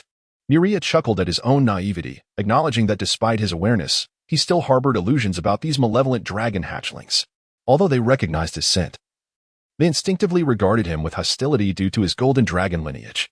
The golden dragon matriarch's insistence that he nurture these wicked younglings with kindness was utterly futile. To adapt a phrase from the 3-character classic, it would be apt to say, in the beginning, dragons are inherently malevolent. When dealing with malevolent dragons, only forceful education will suffice. If the crystalline dragon can transform a chaotic and evil white dragon into one of lawful goodness, then I too can mold these disdainful creatures into loyal huskies. Chapter 13, The Cloud Giant and the Golden Dragon. As Muria ascended to the platform of the Crystal Castle, he was greeted by the Cloud Giant guards who knelt before him on one knee. These colossal beings, with skin tones reminiscent of a blend between milky white and sky blue, had long sensed Muria's unique aura. But, did I not tell you? There is no need for such formalities. A simple greeting, akin to what the maids in the castle offer, suffices. Muria remarked, somewhat exasperated, as he observed the excessively reverent cloud giants. Their profound respect was a source of discomfort for him. Before his slumber, Muria had not spent every day buried in books. He occasionally dedicated his 3 hours of daily activity to leisurely strolls, thereby becoming acquainted with many of the island's monstrous leaders. Could you not find a different excuse? Muria lamented, resting his hand upon his forehead. It is always the same reason. The leader of the cloud giants remained silent, prompting Muria to sigh and wave his hand dismissively. Rise, all of you. Instantly, the 12-meter-tall cloud giant stood upright, while Abud, the towering leader at 15 meters, gazed at Muria with a look of astonishment. Your Highness Muria, you have grown stronger. Of course, I have been in slumber for a year.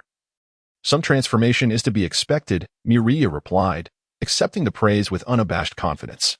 He then hesitated, glancing at his broad golden dragon wings behind him, while a long tail flicked restlessly.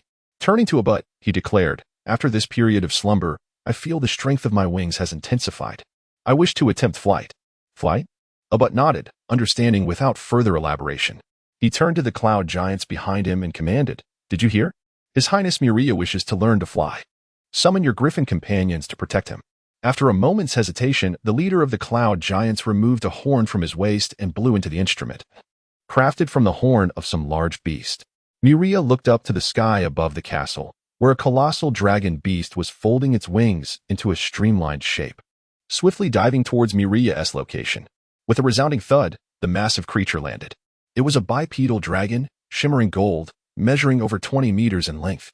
Unlike true dragons, it lacked a pair of forelimbs and bore a bald head devoid of horns, yet it exuded an undeniable majesty. Master Muria, the enormous dragon bowed its body, shifting its weight forward and supporting itself on its wings, respectfully greeting Muria.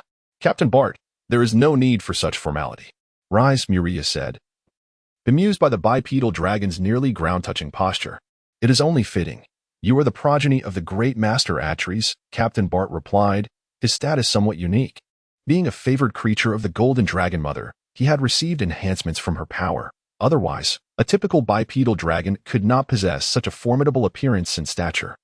The dragon leader Bart supported his body with his hind legs and stood upright, his golden vertical pupils casting a sidelong glance at the cloud giant leader Abut. "You summoned me down. Aside from paying respects to young Master Muria, what other matters could there be?" "Humph." Abut, perceiving Bart's attitude, tightened his grip on the staff and snorted coldly. "The reason for summoning you is merely because young Master Muria wishes to practice flying, and you are to observe."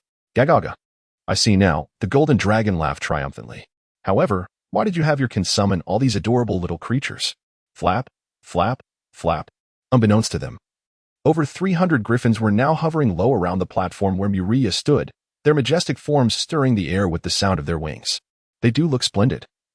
Muria appraised the magical beasts tamed by the cloud giants, but lamented their diminutive size. These creatures, possessing the body of a lion and the head, beak, and wings of an eagle, flaunted wings and fur that gleamed like sunlight. Their eagle-like heads and wings were adorned with golden feathers, while their lion-like bodies were covered in tawny fur. Regrettably, their lengths were mostly around 3 meters, with wingspans of 7 to 8 meters. Though such size could be suitable for riding by ordinary standards, for Muria, who stood 8 meters tall, they appeared rather petite, seemingly only fit for admiration rather than utility. Upon hearing the mocking inquiry from the dragon leader, Abut's grip on his staff tightened further. He yearned to strike the golden-scaled dragon with his staff, yet he refrained, knowing he could not contend with the dragon that bore the blessings of Lord Atres. "Are you suggesting that these diminutive creatures assist young Master Muria in his flight practice?" Bart cackled. "You certainly have an imagination." "Enough, Chief Bart," Muria interjected, noting the cloud giant leader's face turning crimson with rage. If he did not intervene, Abut might unleash the hostility of the surrounding cloud giants upon Bart. "Abut, the task of teaching young Master Muria to fly is one our golden dragons shall undertake," Bart declared, glancing at the cloud giants, a wave of resolution washing over him as he ceased his mockery. "You cloud giants should refrain from meddling. Flying is not your forte. Young Master Muria." The dragon leader Bart turned to Muria and inquired, "How long do you wish to take to learn to fly?" "The sooner the better," Muria replied without hesitation. "Very well, climb onto my back, and I shall take you to the skies." Muria hesitated momentarily, but then, steeling himself, he ascended onto the back of the dragon. Regardless of his past life or this one, he yearned for flight, especially since he was born with a pair of dragon wings in this life. The golden dragon, bearing Muria, bared its teeth, feeling the weight of Muria pressing down upon it. However, having just boasted before the cloud giants, it felt compelled to soar, even at the cost of its own strength. "Hold on tight, young Master Muria." The golden dragon unfurled its magnificent wings, taking several strides before clenching its jaw and soaring into the sky, carrying the child upon its back. The wind howled fiercely past his ears as Muria, emboldened by his rebirth, gazed downwards. Everything beneath him shrank as the dragon ascended, the cloud giants, the crystalline castle, and then the vast island that cradled the castle. In Muria's eyes, the only thing that remained unchanged was the Titan Islands, which he realized were far more expansive than he had anticipated. Large islands emerged one after another in his line of sight, their sizes gradually increasing until, "Is that land?" The island housing the crystalline castle now appeared scarcely larger than his palm. Yet, at the edge of his vision lay an expanse of vast earth. As for the periphery of the Titan Islands, he could only see the side he occupied. The rest remained obscured from view. "Master Muria, that is not land. It is the eternal island belonging to the elves," explained Bart, the dragon commander, as he followed Muria's gaze. "Elves?" Muria inquired, puzzled. "Isn't this territory of the Titans? How can there be elves here, especially with such a large landmass?" "Hee. It is said that a group of high elves sought refuge from the Titans, and thus the Titans allocated that island for their habitation and protection," Bart chuckled. "Moreover, I have heard that these proud long-eared beings refuse to acknowledge their dependence on the Titans for protection, instead claiming to be allies of the Titans. They must be a peculiar group, considering the Titans do not accept fealty from any race," Muria remarked thoughtfully, not indulging in Bart's gossip. "I wouldn't know much about that. I haven't been accompanying Lord Atres for long and don't have extensive knowledge," Bart replied. Master Muria, don't just gaze below. Look up at the sky as well," Bart urged. Muria raised his eyes to the heavens, where golden scales shimmered brilliantly. Golden dragons darted playfully amidst the white clouds, and the radiant sunlight reflected off the scales of these majestic creatures, rendering them exceptionally dazzling. "How is it, Master Muria?" Bart inquired with pride. "Quite splendid," Muria affirmed. With a mighty roar, Bart called out, "Younglings, come forth and pay your respects to Master Muria." Roars of excitement echoed as nearly 100 golden dragons, each measuring around 18 meters in length, flapped their wings and approached Muria. Perched upon the back of the dragon commander, Muria surveyed the throng of golden dragons encircling him, an exhilarating sense of achievement swelling within him. "Master Muria, are you ready?" "What?" Muria, momentarily bewildered, found Bart reversing his body. Suddenly, without any support beneath him, Muria began to plummet freely. Damn! He could only utter this expletive before, propelled by fear, he instinctively spread his wings. Chapter 14. The true path lies in discipline. The golden sun had nearly completed its descent, with more than half of its radiant form submerged beneath the horizon, casting a crimson glow across the vast expanse of the sea and tinting the sky with hues of red. Upon the platform of the crystal castle, the cloud giant guards, clad in resplendent armor, remained dutifully on watch. Suddenly, from one of the platforms, a colossal cloud giant, towering at 15 meters, lifted its gaze skyward, a look of joy illuminating its face. In the direction of its gaze, a magnificent humanoid creature with wings was gracefully descending toward the castle. Muria flapped his wings, leisurely gliding downward, and after a considerable period, he finally touched solid ground. He was reluctant to attempt the swift, darting descent that the dragon leader had demonstrated. His life was of utmost importance. "Muria, my lord," the cloud giant leader approached, a beaming expression gracing his features. "You have learned to fly so quickly. It seems that Bart is indeed diligent in his duties." "Indeed," Muria replied with a pale smile. Although he had mastered the art of flight, he felt no gratitude toward the dragon leader, and a hint of resentment lingered.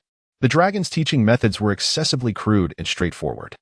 It had tossed him from heights of thousands of meters, and during his first attempt, Muria had failed to utilize his wings effectively and had plummeted freely.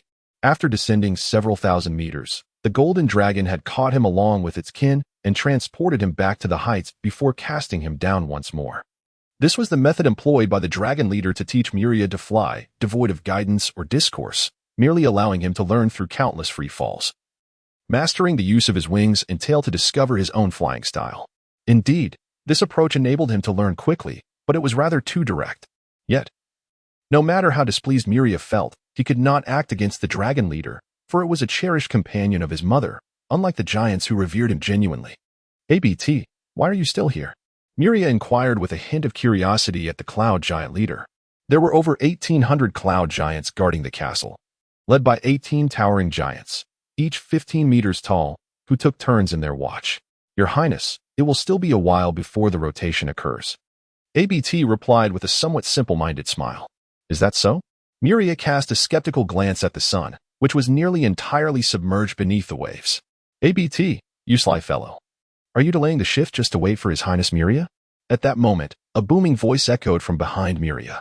This was a particularly robust cloud giant leader, who regarded ABT with a scowl, yet when his gaze turned to Muria, it transformed into one of profound reverence. He knelt on one knee, accompanied by the giants behind him, his eyes alight with fervor. "Your Highness Muria." Muria and Apos' expression twitched slightly as he waved his hand. "Rise, Leader Borton." The burly Commander Bolton rose to his feet, his eyes wide with indignation as he glared at the visibly uncomfortable Commander ABT. "Enough, Commander ABT. Take your men and retire to rest." Muria interjected, eager to defuse the tension, for it would be unbecoming to witness these two leaders clashing before him. "As you command." "Your Highness." ABT, feeling as though he had been granted a reprieve, hastily led his subordinates away from the castle platform, retreating as if from a battlefield, acutely aware of the impropriety of his actions. "Humph." Watching ABT's hasty departure, Commander Bolton scoffed and turned to Muria, saying, "Your Highness, that scoundrel ABT is utterly insufferable for obstructing my audience with you. I shall surely settle the score with him." "There is no need for such animosity, Commander Bolton. If you wish to see me, simply inform the castle maid." A broad grin spread across the giant's face upon hearing this, and with an air of triumph, he produced an irregularly shaped piece of silver-blue metal from within his cloak, presenting it to Muria. Muria's brow arched in surprise as he accepted the metallic offering. its weight confirming his suspicions. It was fine gold. This metal, renowned throughout Eurasia for its remarkable hardness and exceptional energy conductivity, is one of the three most accessible legendary metals, along with mithril and mountain copper. The lore of the Dragonkin speaks of these materials, fine gold, mithril, and mountain copper, all of which can be utilized in the forging of legendary weapons. However, their fame does not stem solely from this capability. Rather, it is their relative abundance compared to other rare and elusive legendary metals that sets them apart. In Eurasia, these three metals are the only ones that beings below the legendary tier might hope to acquire. Any other legendary metal remains unattainable until one achieves that exalted status. Bolton, you are indeed fortunate to possess such a substantial piece of fine gold. Muria toyed with the legendary metal before returning it to the giant commander. A gift for me? Muria exclaimed in astonishment. Though fine gold is more plentiful than other legendary metals, it remains a rarity overall, coveted by many and desired by even those of legendary stature who would never turn down such a treasure. Is it sufficient for your needs? Muria chuckled, contemplating the piece of fine gold in his hand. In this world, it is likely that no one would ever disdain the opportunity to enhance the quality of their weaponry. Upon returning to his chamber, Muria's gaze fell upon a large-headed hatchling dragon fervently gnawing on a piece of jerky. This hatchling, named Austin, had been struck nearly lifeless by Muria's lightning before he left the room, yet now it appeared vibrant and lively, showing no signs of the near demise it had once faced. The hatchling's once charred scales, blackened by the thunderbolt, were now scattered about, shedding remnants alongside its dead skin, with only a few singed patches remaining on its body. When the young dragon Austin perceived Muria entering the room, his body trembled noticeably, instinctively shrinking away while clutching a piece of meat, striving to distance himself from Muria. However, he soon relinquished this timid behavior as Muria approached him, gazing intently. Observing Austin's actions, Muria nodded in satisfaction, which evoked memories of an age-old adage. A filial son emerges from the rod.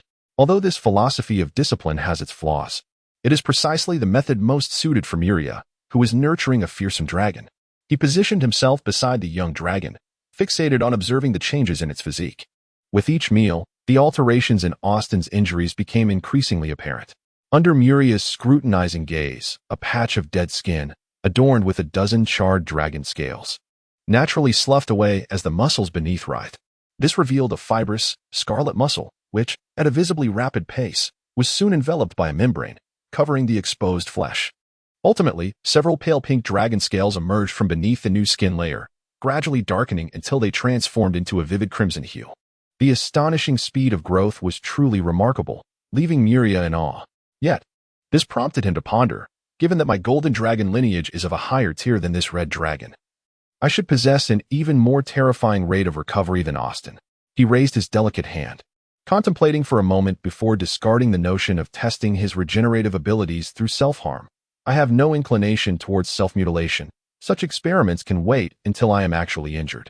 Suddenly, while Muria mused over his recovery capabilities, a resounding and exhilarating dragon roar echoed throughout the castle, causing Austin to abandon his meat and cower on the ground, trembling. The other 5 young dragons huddled together, shivering in a corner of the room. What special occasion could this be? Muria glanced up at the ceiling, realizing that the golden dragon matron had awakened. Ah, splendid! My son has successfully hatched the red dragon egg. A melodic voice, imbued with admiration, emanated from behind Muria. He promptly turned to see a door in midair, revealing a portal to a golden mountain, through which the breathtaking golden-haired maiden, the golden dragon matron Atries, was stepping. Lady Atries. Sophia, who was attending to the young dragons with a group of dragonkin maids, led the greeting as Atries appeared in the chamber. It is you, Sophia, the golden dragon matron nodded, acknowledging the effort she had devoted to caring for Muria over the years. Young Muria, you have grown, Atries remarked as she assessed the 8-meter-tall Muria, adding, yet in comparison to your father, you remain quite small. My father. Muria's expression was quite subtle. Apart from the solitary encounter at his birth with the imposing man possessing black hair and golden eyes, he had yet to behold him again. Ahem. The golden dragon lady recalled that Muria had only met Ansur once, and with a gentle cough, she remarked, your father is currently preoccupied and has little time to visit you. Chapter 15. A familiar routine. Murray nodded in response to the words of the golden dragon lady. He was uncertain whether his father's solitary visit was considered normal or abnormal in light of his current identity. observing Murray's indifferent reaction. The golden dragon lady felt a twinge of boredom. However, her golden eyes soon sparkled with excitement as she noticed the silver-blue metallic piece clutched in her son's hand. With a graceful gesture, the hovering golden dragon lady summoned the metal, and Murray felt an irresistible force pulling it from his grasp. He watched in astonishment as the precious metal floated away, landing before her. The exquisite golden dragon lady, with her bright eyes and radiant smile, gazed at the piece of metal, which stood half her height, and her face lit up with joy. She delicately caressed the metal with her slender fingers, utterly delighted by this unexpected treasure within her castle. "That belongs to me, Mother," Murray interjected, hastily aware of her intentions to claim the precious metal for herself. "Yours?" she replied with a sidelong glance. "You haven't even ventured beyond this island. How could you have obtained such a treasure?" "It must belong to my castle." "An exclusive weapon?" She pondered briefly before adding, "You are still far from that. No need to rush." With a charming smile, the golden dragon lady continued, "Moreover, you are still young. Such a valuable item could easily be lost. Therefore, I shall safeguard it for you until you mature. Return it to me when I grow up." Murray clenched his teeth, recognizing the familiar ruse aimed at deceiving children. Though he was physically large, he was still a juvenile at heart, and his experiences told a different story. With that, the shimmering portal of blue light dissipated, scattering specks of ethereal brilliance. Murray stared blankly at the hand that had just held the precious metal, overwhelmed by the extent of his mother-esque greed. How audacious to seize even her own son's belongings. Murray, young master, called Sophia, the head maid, softly, "Are you all right?" Taking a deep breath, Murray exhaled slowly and nodded at the golden-haired maid. "I am fine. It's merely a piece of metal. No big deal." Despite his words, he felt a pang of loss and turned to Sophia. "I will go to the library to read. Please keep an eye on the hatchlings for now." As he exited the room, he made his way to the golden dragon lady's library. Ever since awakening from his slumber, he had noticed an extraordinary surge of energy. He felt as though he could bounce around all day without the slightest hint of fatigue. Standing at the entrance of the library, he gazed at the seemingly endless shelves of books, and just as he was about to step inside, he awkwardly realized a peculiar fact. Why? In the presence of a dragon nearly 100 meters long, would the spacing between the shelves adhere to human standards? Muria gazed at the narrow corridors between the bookshelves. A look of frustration etched upon his face, for he found himself unable to enter. With no other recourse, he exited the library and sought the assistance of two dragonborn handmaidens to retrieve the tomes pertaining to transformation spells. Indeed, I am truly fortunate. Endowed with innate mental prowess and an abundance of magical energy coursing through my being. By Alasia standards, I am now at the 3rd tier of silver rank, a level sufficient to learn 4th tier transformation spells. Holding the spell book, which was no larger than the palm of his hand, Muria felt a swell of pride. Yet, his desire to master transformation magic intensified, for he had discovered yet another inconvenience of his colossal form. The size of the books was ill-suited to his current physique. Most spell books were penned by human mages, and their dimensions were tailored to human proportions. Thus, to peruse the texts, it would be prudent to assume human form. Muria contemplated the construction of the spell model for transformation using his mental energy, though the complexity of this model was daunting. Furrowing his brow as he scrutinized the three-dimensional spell model depicted in the tome, he pondered the intricacies that must accompany 9th-tier spells, or even legendary ones. Without further ado, Muria seated himself cross-legged upon the ground, embarking on his first attempt to employ the meditative techniques from the Golden Dragon Legacy, striving to enter a state of meditation. Although his initial excitement caused him to squander some time, he soon found tranquility and effortlessly slipped into a meditative state. From this vantage point, Muria perceived his own form. An extraordinary sensation, a manifestation of his mental faculties at work. Subsequently, he meticulously followed the various data recorded in the spell book, condensing his mental energy into nearly transparent strands. Embarking on the construction of a three-dimensional spell model. Each component of the spell model demanded absolute precision. The size, angle, and spatial distance of every strand of mental energy had to be faultless. Perhaps it was due to transformation magic being an innate ability of the Golden Dragon that the process of constructing the spell model proved far easier than he had anticipated. After a few unsuccessful attempts, Muria successfully erected the model for the transformation spell, and a rhomboid crystal materialized within his mental sea. Curiously observing the diminutive crystal, a wave of gratitude washed over him, for he was acutely aware of his current identity. A human mage, during the construction of a spell model.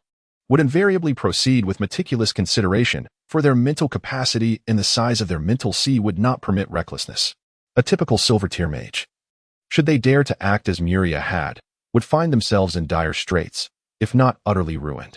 Unlike the beleaguered human mages, whose mental energy was painstakingly cultivated through relentless meditation, Muria possessed an inherent abundance of mental power that increased with age, surpassing the meager gains of those who toiled tirelessly in pursuit of their own development. Thus, after perusing the spellbook several times, Muria whimsically commenced the construction of a spell model. His abundant mental energy rendered failures inconsequential.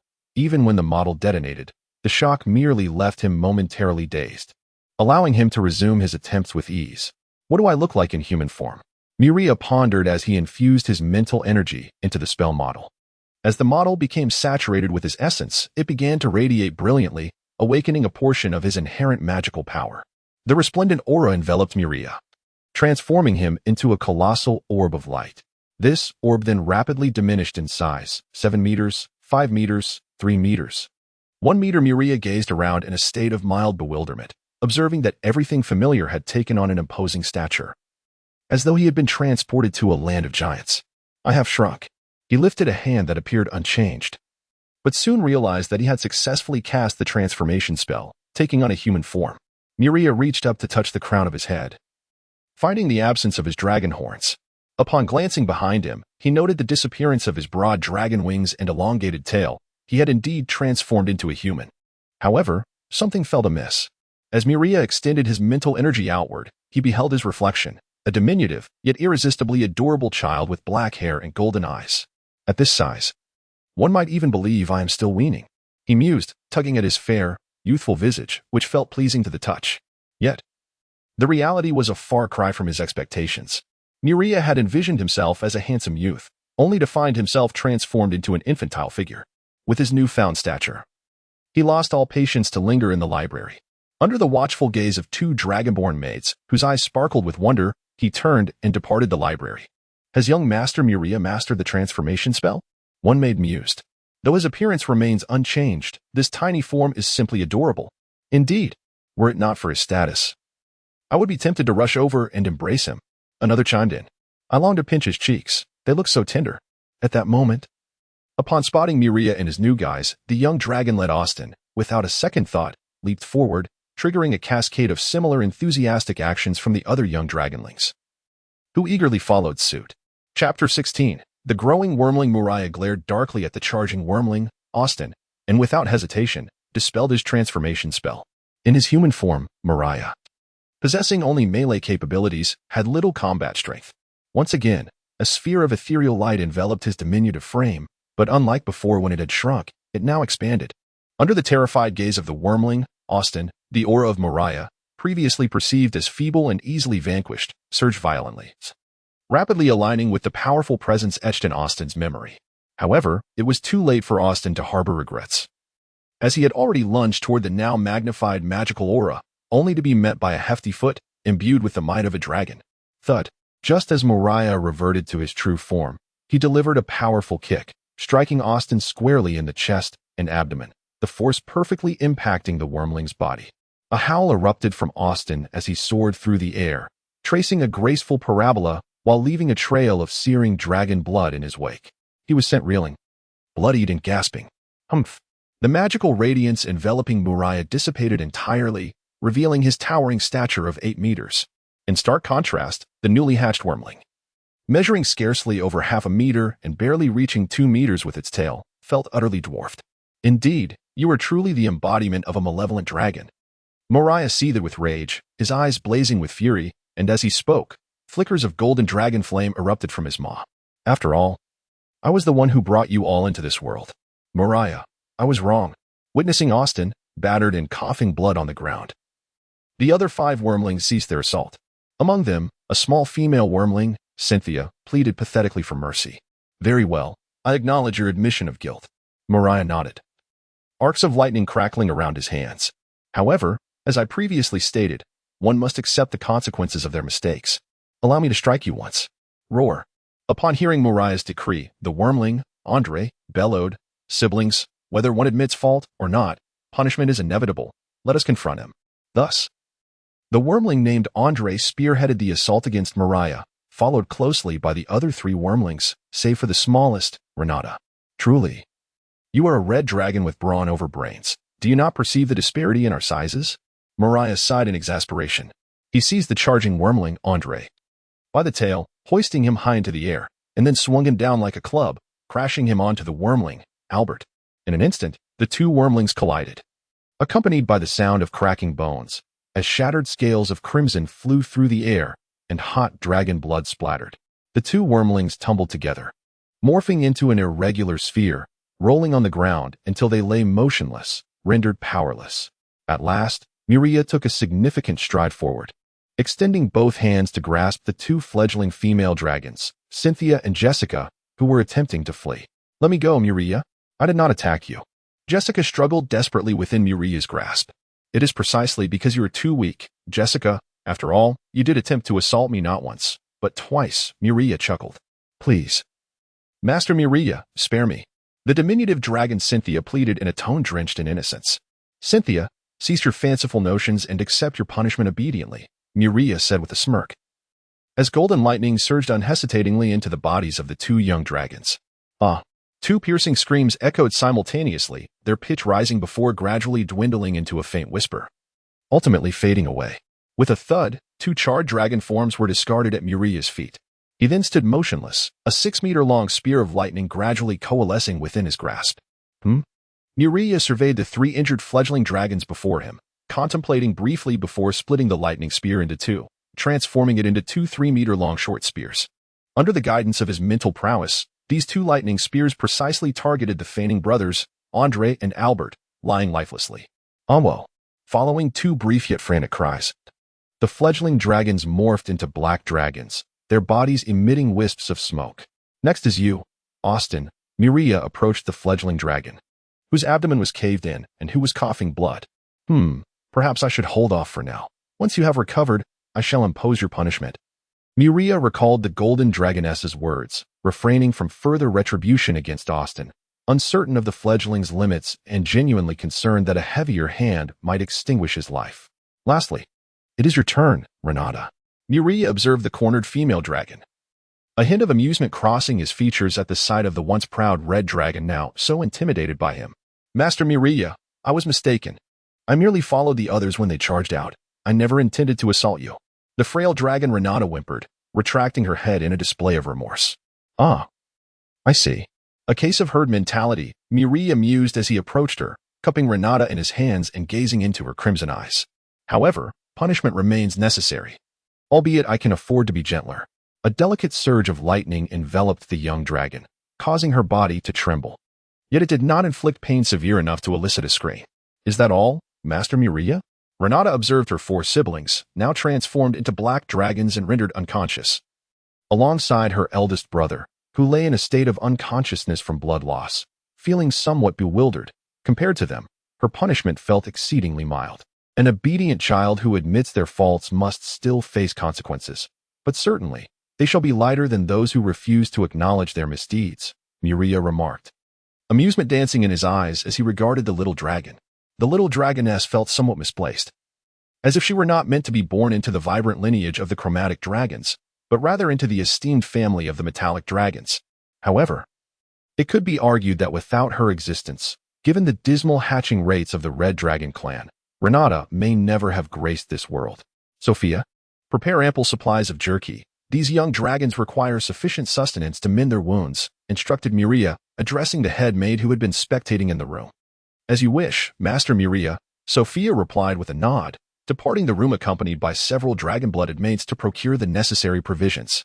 Days of monotony drifted by, and after Muria tended to the 6 hatchlings one by one, they became notably more docile, ceasing their resistance and obediently residing in his care.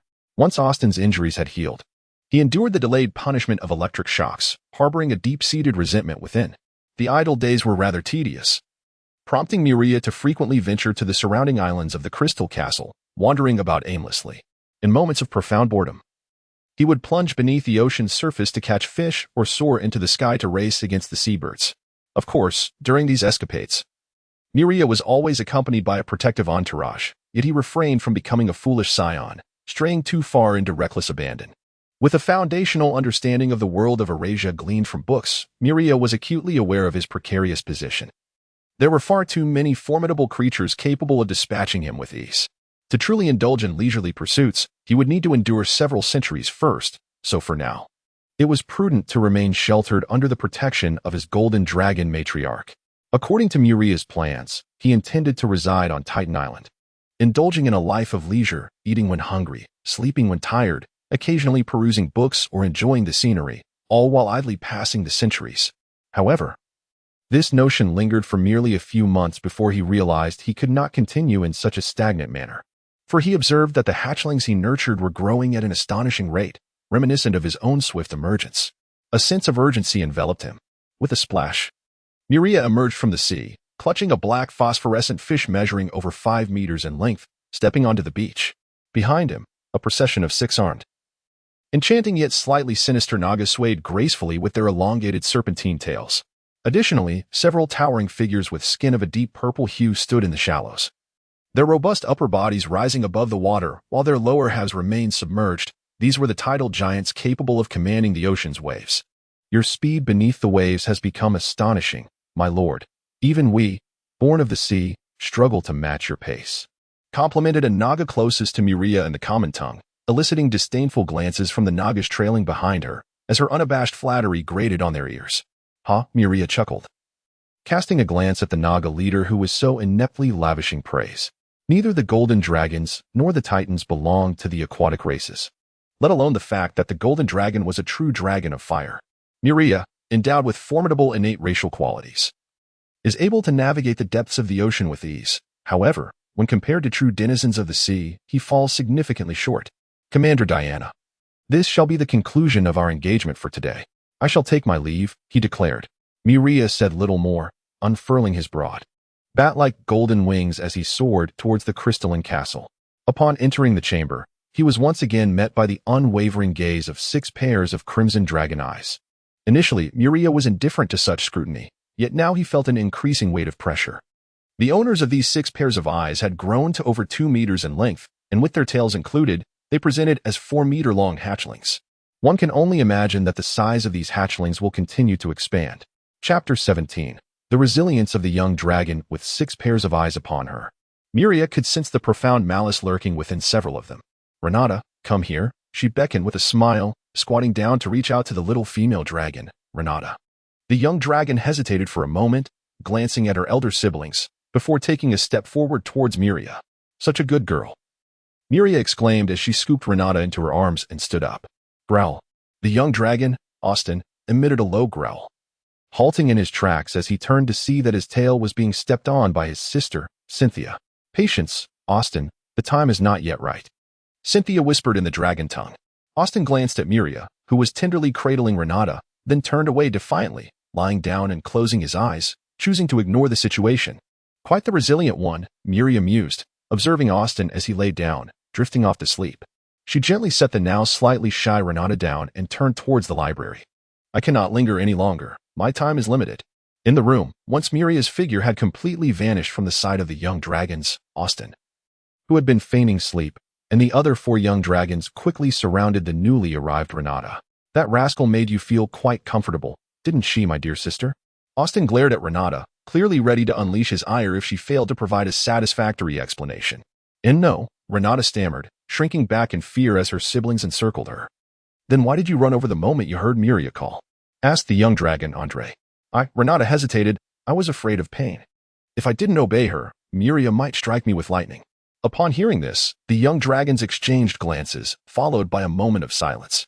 This reasoning was rather sound, as they were all too familiar with Muria's formidable power. However, they remained unconvinced. Renata, remember this. Muria is merely a bully who exploits her 8-year advantage over us. She is a filthy hybrid with the detestable blood of a golden dragon. Austin spat venomously at Muria. Having learned over time the truth of her identity, she was not a true golden dragon. My dear brother, I must remind you of a truth, Jessica addressed Austin directly. Though Muria possesses only half the blood of a golden dragon, the other half is derived from titans, beings who wield the power of thunder and storms. They're a nobler race than we red dragons. Thus, Muria's lineage is far more illustrious than your own, Cynthia concluded. Even so, that does not alter the fact that she is a hybrid. She lacks even the most basic dragon form, which speaks volumes about the extent to which her dragon blood is suppressed. Aston retorted that this time he refrained from referring to Muria as a mongrel. Even the most malevolent dragon would maintain a modicum of respect for a titan endowed with formidable power. What if, upon reaching our juvenile stage, we cannot defeat Muria even when we join forces? Albert inquired with some apprehension, aware of the true strength of Muria's lineage. Stop dreaming, Aston, Cynthia scoffed, her disdain palpable. When Muria's mother visited us, did you not feel that legendary aura? What does that indicate? It signifies that Muria is far more than an ordinary golden dragon. She continued. With the blood of a titan combined with that of an extraordinary golden dragon, you would stand no chance against Muria in a one-on-one duel at our age. It was Jessica who ultimately articulated this conclusion. How dare you underestimate me? Aston thundered, rising to his full height, fury igniting within him. Do you wish to witness my true power? We are merely stating facts. Aston, Cynthia, and Jessica stood their ground, unwavering in their gaze. You were born merely seconds before us. Out of respect, we address you as elder brother, yet you are not significantly stronger than we are. Observing the tense atmosphere, Andre and Albert exchanged glances, seemingly eager for an all-out brawl. Such was the nature of the red dragon, a creature that revered violence. Are you not discussing how to resist Muria? Why then are you on the verge of fighting? The young dragoness Renata timidly inquired. At her words, several hatchlings froze momentarily, the tension dissipating. In any case, until we reach our juvenile stage, no one is to provoke Muria. Once we transition to hatchlings, we shall not engage in duels. We will unite as 6 dragons to challenge Muria, striving together to defeat him. Cynthia decisively concluded the discussion. May I ask, if we do manage to defeat Muria, what shall we do then? Renata timidly posed her question once more. Why, we shall slaughter him, devouring his flesh and drinking his blood, Aston exclaimed impatiently. Aston, do you possess a pig's brain? If you desire death, do not drag us down with you, Cynthia shouted at him. Have you forgotten where we are? This is the castle of Muria's mother, the legendary golden dragon. Just look at this fortress. The very room we occupy is constructed of magical crystals. Consider the strength of Muria's mother to possess such a castle. If we were to kill him, our fate would be far worse than death, Jessica echoed angrily. In the worldview of dragons, regardless of whether they are benevolent or malevolent, strength is proportionate to size. However, there exists another measure of a dragon's might, the wealth they possess. The wealthier the dragon, the stronger it is, a universally acknowledged truth among their kind. If we cannot slay him, then what is the purpose of challenging Muria? The irate Aston lamented. We negotiated terms with him, insisting that we be treated with the respect befitting a true dragon. We demanded sufficient sustenance for our growth and, most importantly, that we never be regarded as mere pets. Additionally, we required regular offerings of gold. The young dragon Albert excitedly interjected, no, not just gold, but also jewels and weapons. As Albert initiated the discussion, the other hatchlings succumbed to daydreams of what they would do after defeating Muria. What if we lose? Timidly raised a paw the little female dragon Renata. The atmosphere, once lively, fell into silence as the 5 hatchlings absorbed her words. Finally, Cynthia growled fiercely at Renata. Renata, be quiet. In our discussions from now on, you are not permitted to speak. Within the library, Muria had assumed the form of a recently weaned human infant, standing before a floating spellbook. The first-level spell, Mage Hand, though a mere trick, proved unexpectedly useful in its auxiliary role, despite its comedic application in battle. Muria focused on memorizing the relevant data for the second-tier spell model, Fireball. After committing it to memory, he began constructing the spell model within his mental ocean, undeterred by any failures that might yield mental backlash. Success. Let us give it a try. Muria gazed at the diminutive spell model crystal in his mental realm, infusing it with mental energy and drawing upon the magic within his body. A fiery sphere nearly a meter in diameter, significantly larger than Muria's current form, materialized before him. Such a sizable second-tier fireball was sure to astonish many novice mages. The very name of this first-level spell indicated the vastness of the fire element it could summon. And Muria's fireball had already attained the volume typical of a third-tier fireball spell. Bloodline amplification, Muria mused, unfazed, for he possessed half the bloodline of a true fire dragon. Instances where the effects of a spell exceeded its original tier were not unprecedented for him. Today, he resolved to no longer remain idle. driven by an intensifying sense of unease stemming from the 6 hatchlings the golden dragoness had entrusted to him.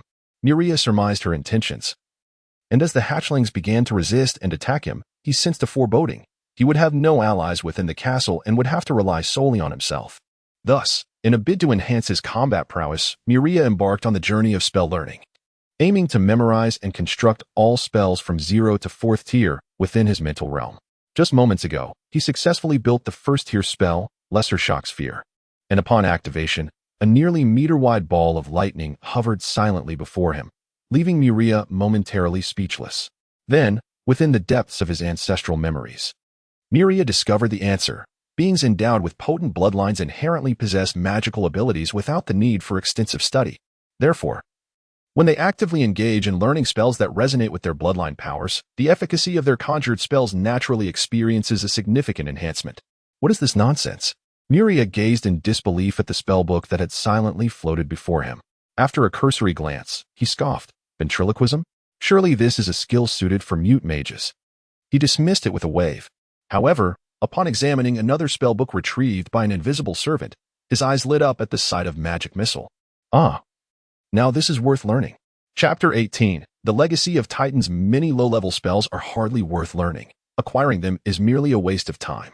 It perplexes me how the wizards who originally conceived these spells could have thought so. Muria gazed at the floating grimoires before him, meticulously scrutinizing their effects. What is this nonsense? Tentacle tongue, transforming one's tongue into a tentacle. Muria grimaced at the thought. I can assure you, the wizard who invented this spell was undoubtedly a pervert. Healing light wounds.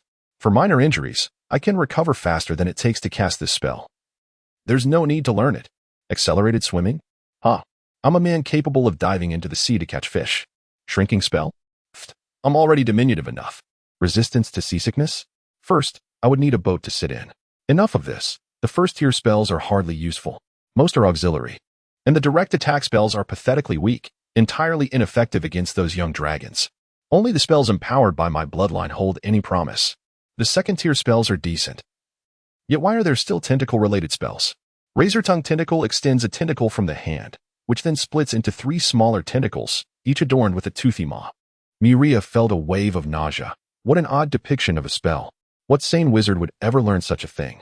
Muria was selective, discarding any spellbook that did not appeal to his sensibilities or seem bizarre, focusing solely on those that caught his eye. Muria stretched widely. My mental energy is nearly exhausted, having constructed only 5 2nd-tier spells. My mental capacity is woefully inadequate. It's simply isn't enough. Unbeknownst to him, Muria was uttering words capable of inducing bloodshed in an ordinary silver mage. Unlike typical wizards who meticulously ponder before constructing spell models, he recklessly expended vast amounts of mental energy to hasten his proficiency. Ordinary human mages proceed with caution. They memorize spell models thoroughly, then ponder for 10 days or even half a month, striving for a successful construction on the first attempt, with the worst-case scenario being success within 3 tries. In contrast, Muria could fail to construct even the most basic cantrip over 10 times. Thus, the prospect of crafting a 2nd-tier spell, which is 2 levels more difficult, seemed daunting. Yet, he had managed to create a 4th-tier transformation spell after only a few failures. Pure luck, it seemed. This world is truly unfair, Muria lamented. He was no longer the Navi novice in Alasia. Within the library of the Golden Dragon Matron, he could uncover all he wished to know. Fortunately, I am not one to bemoan the inequities of the world. After a moment of reflection, Muria shifted his focus. His energy was now entirely devoted to enhancing his combat prowess. As for the growth of his strength, Muria believed there was no need for concern. He could grow stronger simply by sleeping, so why overthink it? The only contemplation required was how to effectively wield the power he possessed and transform it into tangible combat strength, fully harnessing his mental prowess to enhance his spellcasting abilities. I have already embarked on this journey. However, I find myself unable to further construct spell models. Muria pondered carefully, realizing that whether it be the Golden Dragon or the Titan, their magical prowess merely embellishes their formidable reputation. What truly earns them renown across the realms is their prowess in close combat. Thus, I must concentrate my efforts on augmenting my melee combat skills. Muria nodded silently. The thought of engaging in visceral, hand-to-hand combat was indeed exhilarating, albeit perilous. As for melee combat, The relevant knowledge lies within the Titan's legacy. As Muria perused the combat wisdom embedded in the Titan's memories, a smile crept across his lips. Though he had long possessed this knowledge, he had never truly delved into it, perhaps subconsciously avoiding its intricacies. Now, scrutinizing it closely, Muria was astounded. Should I say that the legendary combat race truly lives up to its fame? Aside from the basic languages of Titan and Giant, the remaining knowledge is predominantly combat-related. The second round of Titan knowledge he received was purely combat knowledge. He cataloged the contents, weapon selection and utilization, techniques of the dual-bladed battle axe, the art of precise spear throwing, fundamentals of the warhammer. As he gazed at the extensive array of weapon techniques, Muria felt a wave of dizziness wash over him. His ancestral lineage appeared remarkably formidable. In his mind, aside from basic linguistic knowledge, all that remained of the Titan legacy was combat expertise. Yet, with my physique, Muria contemplated his still somewhat infantile form and found himself at a loss. It seemed ill-suited for combat. Moreover, to apply this combat knowledge, I would at least require a suitable weapon. Thus, I am left with no choice but to rely on my fist for close-quarters brawling. In a burst of radiance, Muria regained his true form, raising his pudgy fist, which was larger than a cooking pot. The most fitting skill for my current situation remains the extensive knowledge of martial arts from the Titan legacy. Muria scratched his head, glancing at his flowing white robe. Muttering softly, this robe can adapt to my body size. It should pose no issue to wear it in battle. Currently, Muria had transformed his room into a lair for whelps of the vile dragon, where he found it impossible to close his eyes peacefully. For those draconic younglings could strike at any moment. Ah, it has a delightful scent. Muria inhaled the faint fragrance emanating from the quilt, gradually feeling drowsy. He pondered whether it was the dragon maid's natural scent or merely the lingering aroma of perfume. Mia, cease at once. Do not pinch any further. So tender. No worries. I shall pinch a moment longer. After all, young Master Muria has taken over my bed, depriving me of sleep. If young Master Muria awakens, you shall be in grave trouble. What is there to fear? We serve the noble golden dragon, not a vile one. At most, we shall face a minor reprimand. Even if it is a benevolent dragon, it is still a dragon, Mia. As Muria gradually awoke from his slumber, he was greeted by the sound of two youthful female voices engaging in a spirited argument in the dragon tongue.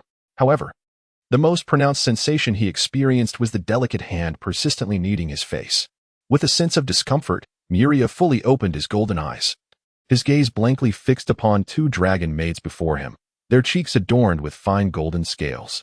One of the beautiful maidens crouched beside him, reaching out to playfully pinch his cheeks, while behind her, the other maid anxiously tugged at her, striving to halt her actions. Have you had enough of that? Muria asked impassively, still in a haze of sleep, his mental state far from optimal. Master Muria, please forgive Mia. She did not mean to offend you, implored the maid who was tugging at Mia, dropping to her knees in a state of panic to plead on behalf of her companion. Master Muria, you occupied my bed first, and I had nowhere else to sleep. I couldn't help but watch you, finding you irresistibly adorable. And I simply had to pinch your face. You cannot blame me for that. Your bed is quite spacious, ample enough for two, Muria replied. His expression still one of indifference, perhaps due to the exhaustion that weighed heavily upon him. With that, he closed his eyes once more, turning away from the two dragon maids, and fell back into a deep slumber. The maid on her knees and Mia exchanged astonished glances upon hearing his words. And then the bold-spirited Mia let out a jubilant cheer. Michelle, time to sleep. The maid, still kneeling and wearing a bewildered expression, struggled to comprehend the unfolding events. In her worldview, social hierarchies were rigid, and transgressions warranted punishment. Mia, what are you doing? Michelle, the dragon maid, exclaimed in shock as she watched Mia swiftly disrobe and dive into the bed. Although she had witnessed such scenes numerous times before, this instance felt markedly different. But Master Muria is still here. Master Muria has already consented, Mia replied with a radiant smile. Golden sunlight streamed through the gaps in the curtains, bathing the chamber where the maids resided within the crystal castle. Ah, Muria yawned, opening his eyes to find himself enveloped in darkness. The familiar scent wafted to his nostrils, coupled with the soft touch against his face and the slight constriction of his body, leading Muria to realize that he was being tightly embraced by a rather attractive woman. Chapter 19. Cloud Island, and the ferocious husky Muria lifted his head, the room slightly dim under the veil of curtains. Yet the sunlight filtering through the gaps illuminated everything before him with clarity. It was vast and pristine. Muria lowered his gaze, earnestly evaluating his previous resting place. Ah, young Master Muria, you are awake, said Mia, the dragon maid beneath him, roused from her slumber by his movements. A glimmer of expectation graced her face. Aren't you going to sleep a little longer? No, I have rested enough, Muria replied, invigorated and in high spirits. His mood notably brightened as he had awoken to a splendid view, particularly enchanting for a male. However, without a hint of lingering attachment. Muria extricated himself from Mia's embrace, not due to any remarkable self-restraint, but rather because for him, beauty was merely beauty, devoid of further significance. His body did not permit him to indulge in excess. I am leaving, he announced, donning a robe that may or may not have been discarded by Mia. Preparing to pursue the endeavor he had intended before sleep, practicing Titan's combat techniques. Will you come again next time? Mia, clad in delicate silk nightwear, sat there, unperturbed by the exposure, for the only observers were her roommate and the seemingly innocent young Muria. Upon hearing the question, a subtle smile tugged at the corner of Muria's mouth. It dawned on him that the dragon maid who had cuddled with him throughout the night was quite the anomaly. The other dragon maids, including the head maid Sophia, treated him with the utmost reverence. Yet Mia had dared to embrace him in such a manner, a display of audacity beyond measure. Fully aware of his lineage as the offspring of a golden dragon. Your name is Mia, correct? Although phrased as a question, Muria's tone conveyed certainty, as he distinctly recalled being stirred from his slumber by her gentle touch. Yes, I am Mia Stork, the dragon maiden replied, her excitement palpable. Do you wear perfume? Muria inquired, tilting his head. Perfume? Mia responded with a hint of awkwardness. Before coming here, I was merely the daughter of a fallen noble, never having used such fineries. Oh, Muria nodded, then murmured in a voice barely audible to himself. So what I sensed was your natural fragrance. Mia, I shall remember you, he concluded, vanishing from the sight of the two dragon mates. Hey, Michelle, what do you think young Master Muria meant by that? Mia asked, a tinge of unease in her voice after a moment of silence. Now you feel apprehensive? Why weren't you afraid before, cuddling with young Master Muria all night? Michelle rolled her eyes. Rest assured, young Master Muria is the son of a golden dragon. While we may not fathom his thoughts, it should be a good thing for you, regardless of how you perceive it. A good thing? Hiki. Mia, upon hearing Michelle's words, began to chuckle foolishly, pondering whether she would be able to cradle Muria in her arms for slumber every day in the future. Dream on, Michelle scoffed. Outside the crystal castle, the cool morning sea breeze wafted through as Muria stood at the castle's grand entrance, gazing at the 24 cloud giant sentinels who knelt before him. Guardians of the castle's gates. Is Captain ABT on duty today? He inquired. Oh, Muria thought of seeking out the familiar giant leader, but was reminded of the day he had presented the golden offering to Captain Burton on the castle platform. What of Captain Burton? He asked. Not on duty either. Your Highness, came the reply. Very well. Upon hearing the answer he desired, a smile graced Muria's lips as he unfurled his magnificent golden bat-like dragon wings. Soaring into the sky with a powerful flap, Muria fixed his gaze on a distant location, propelling himself towards a vast complex of predominantly white structures, home to the cloud giants surrounding the crystal castle. He sought both Captain ABT and Captain Burton, who were likely to be found there. As Muria descended, folding his wings, the previously bustling gathering of cloud giants fell eerily silent, as if a pin could be heard dropping. Subsequently, the familiar sight unfolded before him, adult cloud giants, standing 12 meters tall, along with slightly smaller female giants, led a throng of younger cloud giants of varying sizes, all kneeling in reverence before him. This was indeed the abode of the cloud giants, housing up to 300 male giants alongside their partners, an almost equal number of female giants, and an even greater multitude of cloud giant children of assorted ages. Thus, a gathering of cloud giants comprised at least 1,000 inhabitants, with 6 such clusters on this island, collectively sustaining the 300 guardians of the Crystal Castle, totaling 1,800 cloud giants. In truth, such a magnitude of gathering could only be seen in Titan Isle throughout all of Alasia, as cloud giants preferred smaller communities and shunned large congregations. The unusual phenomenon stemmed from Muria himself, and he had discerned the true cause of this anomaly after perusing relevant records about the Titans. The commotion roused the overseers of this place, and 3 towering cloud giant leaders, standing 15 meters tall, hastened towards him. Upon spotting Muria, they simultaneously knelt before him. Good morning, Captain Burton, Captain ABT, and Captain Saga. Muria greeted them with a beaming smile, no longer dissuading the giants from their gestures of homage. he chose to embrace such displays of respect. Your Highness. The kneeling giant leader ABT inquired respectfully, what commands do you bear? I wish to seek out some ferocious beasts to practice the Titan's combat techniques. Thus I request that both of you accompany me with a contingent of cloud giant sentinels. The Scion of Wealth understands the principle that one must not expose oneself to danger. Thus, Muria naturally seeks to eliminate any potential threats to his life. Practicing martial skills only in absolute safety. The leaders of the cloud giants, Borton and Saga, gazed upon Muria with shining eyes. Their yearning for the world's most formidable combat techniques palpable. Every melee combatant longs to witness the Titan's martial prowess. The opportunity to learn it would be even more desirable, though such a possibility is nearly non-existent. To acquire the Titan's techniques, one must fulfill a singular condition, earn the recognition of a Titan. Though learning may not be feasible, merely observing is still a commendable experience. However, it was to the dismay of Commander Saga that Muria directly named the other two leaders, commanding them to accompany him. On Titan Island, abundant sunlight and moisture nourish the land, where ancient trees tower and verdant life flourishes with unmatched vitality. Standing over 8 meters tall, Muria traversed an ancient forest teeming with diverse flora, accompanied by a cadre of tall cloud giants clad in resplendent armor, exuding an air of leisure. Despite the rampant flora attempting to claim every inch of space, broad paths remained, carved by the ferocious beasts that inhabited this land. Commander Albert and Commander Borton observed the multitude of enormous beast tracks on the ground, prompting Muria to remark with a smile about the apparent abundance of fierce creatures. The resources of Titan Island are exceedingly rich, complemented by a higher elemental concentration than other regions, which has given rise to such a plethora of feral beasts. Commander Borton crouched to inspect the claw prints on the path, stroking his chin thoughtfully. Do you believe there are too many ferocious beasts here, Commander Borton? Muria inquired. Aware that nearly all cloud giants residing in the Crystal Castle had migrated from various parts of Alasia, not being indigenous to Titan Island. Your Highness, it is not merely a matter of too many, but rather an overwhelming number. The Cloud Island where I once lived had far fewer savage beasts. Truly, this is a place befitting the Titans, Borton remarked with admiration. Yet, what of it, Borton? Most of these ferocious beasts are of the bronze tier, and the strongest among them barely reach silver rank 5, Commander Albert retorted disdainfully while wielding his staff.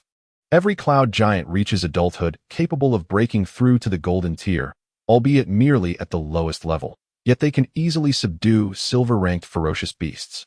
Moreover, both of you are formidable at golden rank 3, more than capable of sweeping away silver opponents, he continued. Cloud Island? Muria turned his attention, disregarding Albert's comments. Instead, keenly noting a term mentioned by Commander Borton. Is it one of those islands that float in the sky? Indeed, Your Highness, came the response. I would very much like to witness it. Muria has been in Eurasia for nearly 9 years, during which he has encountered an array of astonishing phenomena and creatures. However, he remains profoundly curious about the Cloud Island, a realm that exists solely in the fairy tales of his past life. Your Highness Muria, we have discovered a ferocious pack of wolves here.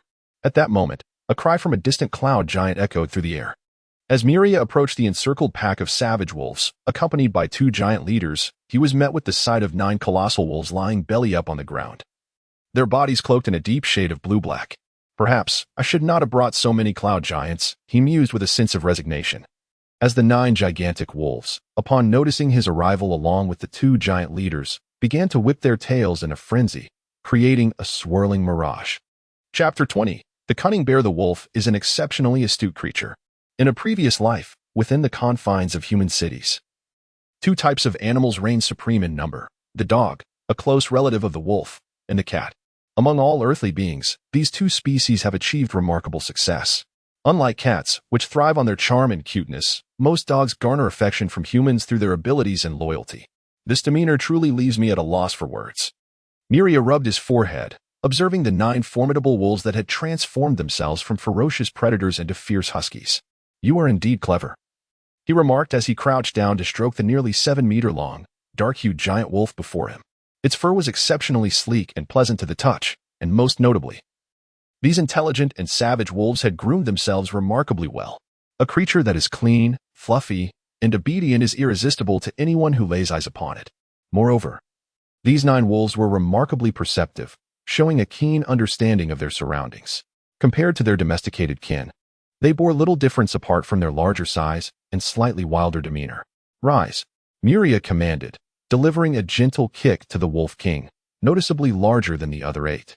While speaking in the tongue of dragons, woof, the Wolf King comprehended the dragon language and obediently rose to its feet, wagging its tail fervently. It called out to the other 8 wolves, exhibiting unmistakable canine loyalty. "Captain ABT, Captain Borton, I command you to disperse your subordinates and seek out some silver-tier ferocious beasts. Do not choose overly intelligent creatures. Instead, try to find bears or wild boars with lower intelligence," Muria instructed the 2 captains, recognizing that he could no longer perceive Alasia through the lens of his former life. In this realm, humans were not the sole intelligent race. Numerous species possessed intelligence that could rival or even surpass that of humans. Even some powerful beasts exhibited a level of intelligence comparable to humanity. For instance, the ferocious Wolf King, akin to a loyal dog, chose submission over resistance when surrounded by cloud giants. This was merely a silver-tier ferocious wolf. Above it lay beasts that were even more cunning and formidable. Before long, a cloud giant approached to report that they had discovered a slumbering ferocious bear within a tree hollow. This confirmed that the region was indeed teeming with savage beasts. "Take me there," Muria commanded. "This way, Your Highness," the cloud giant guard responded, gesturing in a specific direction. "Is this the ferocious bear you discovered?" Muria inquired. Standing at a distance beneath a massive ancient tree alongside the 2 giant captains, they gazed toward an exceptionally large ancient tree. At its base, the exposed roots twisted and intertwined, forming a sizable, elongated hollow, within which a robust, glistening brown-black bear lay soundly asleep. "This tree is truly magnificent." Muria gazed at the colossal tree inhabited by the ferocious bear, marveling at its impressive girth of approximately 20 meters. Beneath the dense foliage, the height of this ancient giant remained a mystery. On Titan Island, both flora and fauna are remarkably larger than their counterparts in the outside world. However, Muria was oblivious to this fact, believing it quite normal for a forest in Alasia to be filled with ancient trees reaching heights of 100 meters. It was only upon encountering this particular tree, significantly thicker than the others, that Muria felt a flicker of astonishment, yet he dismissed it as such giants were not uncommon. With a diligent search through the thicket, many could be found. "Very well, Commanders ABT and Borton, I shall proceed to confront the ferocious bear," Muria declared, inhaling deeply before exhaling. "You are not to follow me. During my battle, you must not intervene unless my life is in peril. Do you understand?" "Understood, Your Highness." "Rest assured, we will ensure no creature disturbs your combat," Borton pledged, thumping his chest. "Your Highness, focus solely on your fight. We shall handle the rest," ABT, wielding a staff, bowed respectfully. "You certainly exhibit unwavering confidence in me." Muria smirked, implying that should he falter, they would preserve his life. While the 2 commanders interpreted his words in an entirely different light. "Oh well, should I indeed be defeated, they would undoubtedly come to my aid." Muria shook his head and ventured alone towards the bear's den. First circle spell, lesser fireball. A crimson orb, as large as a basin, soared into the bear's lair under Muria's mental guidance, crashing directly onto the ferocious bear, followed by a resounding explosion that sent splintered wood, smoke, and flames billowing from the tree hollow. Impressive power, though it likely won't wound this massive bear. However, it should suffice to rouse it, Muria mused. Just then, a furious roar erupted from the den, and an enormous brown bear, standing 8 meters tall with eyes aglow in crimson rage, charged forth. Upon spotting Muria, it wasted no time in launching an attack. Momentarily taken aback by the bear's ferocity, Muria regained his composure as the beast swung its massive paws towards him. Instinctively, his body reacted before his mind did. He raised his hands to block the bear's onslaught. To his astonishment, the force transmitted through his arms was unexpectedly feeble. He barely felt it. Roar. The bear, enraged at having its attack thwarted, roared once more and raised its claws to strike at Muria. Observing this, Muria narrowed his eyes and instinctively summoned all his strength to push against the ferocious creature. Thud. Thud. Thud. Under the force exerted by Murray, the ferocious bear staggered backward several steps, its hefty paws thudding against the ground, until it finally plopped down, landing heavily. Murray gazed, somewhat speechless, at the stunned bear that now seemed to question the very essence of its existence. He too fell into contemplation. Was this ferocious bear truly so weak? Judging by the aura it radiated, it was at the silver tier, comparable to his own strength. Had it suffered some misfortune that diminished its combat prowess? Murray scrutinized the bear's underbelly, observing the charred patches of fur. It was evident that such wounds could not possibly weaken the bear. Rather, a ferocious creature roused abruptly from slumber would typically exhibit even greater ferocity. Thus, only one explanation remained. His own strength significantly exceeded his expectations, or he had gravely underestimated the power of his Titan and Golden Dragon bloodlines. Murray murmured to himself, realizing why those two leaders believed his victory was assured and exhibited no concern for his potential failure.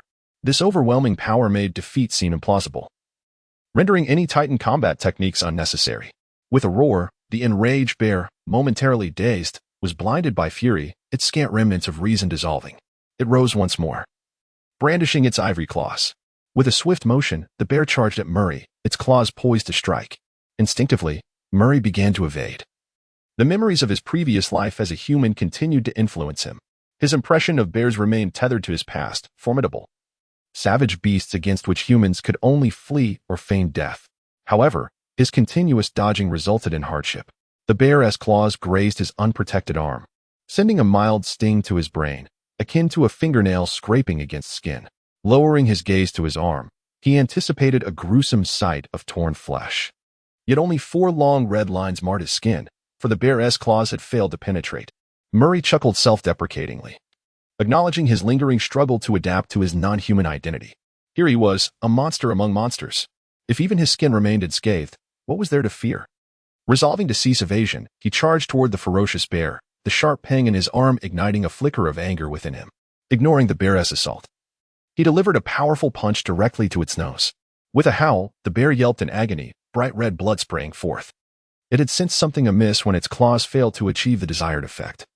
And this blow to its nose further illuminated the reality of the formidable being that had awakened it, a creature far beyond its capability to confront. Then, its beady eyes caught sight of the frenzied wolf pack nearby, tails wagging wildly, its neighbors that it recognized instantly. Additionally, it spotted several towering cloud giants looming in the vicinity.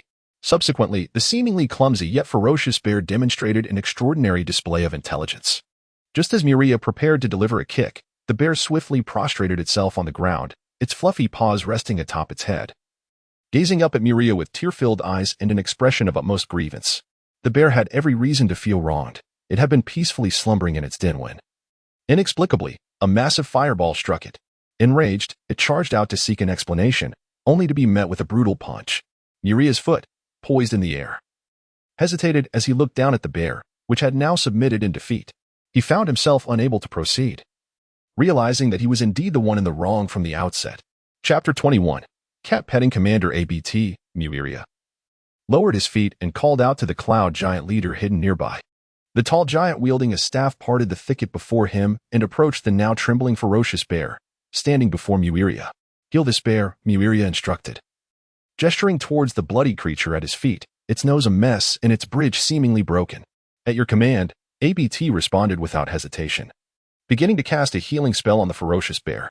Indeed, this seemingly robust cloud giant was a spellcaster, not a wizard, but a sorcerer drawing upon the power of his bloodline. Although his repertoire of spells was limited, his casting speed was remarkably swift. Anyone foolish enough to mistake this giant sorcerer for a fragile human mage in close combat would soon learn the true strength of giants. Naturally, any creature with a modicum of intelligence would not underestimate the power of such a colossal spellcaster. Muria could not discern the level or nature of the healing spell ABT was casting, but it was nearly instantaneous. A cerulean glow enveloped the bear's nose, prompting the beleaguered creature to emit a satisfied grunt as its injuries rapidly healed. Muria sighed in exasperation. The human perspective had long influenced him, rendering his earlier behavior almost laughable. He had yet to fully adapt to his current identity. Commander Bolton, go find me a more formidable beast, Muria commanded, turning to Bolton. He sought a complete understanding of his identity in battle. Thus, the cloud giants once again dispersed to fulfill Muria's command in search of a target. With a thunderous crash, Muria executed a graceful shoulder throw, slamming a ferocious gorilla, towering at 9 meters, to the ground. As the dazed creature struggled to rise, Muria dashed forward, delivering a spectacular uppercut that sent the gorilla's head snapping upward, a few bloodied yellow teeth spraying from its mouth. The ferocious gorilla fell backward, rendered unconscious by Muria's powerful strike. ABT, heal him. Muria pointed at the pitiful gorilla, a gesture of compensation for the creature's suffering. To date, Muria had challenged 4 silver-tier ferocious beasts, or more accurately, he had unilaterally assaulted 4 of them. This gorilla marked the second silver-tier 5-stage beast he had faced. And it would be his final challenge, for Muria had fully grasped the implications of his power within the silver tier. Though I am merely a silver tier 3-stage being, my strength, speed, and defensive capabilities far exceed those of silver tier ferocious beasts. Battling them is akin to a mere formality, devoid of meaning.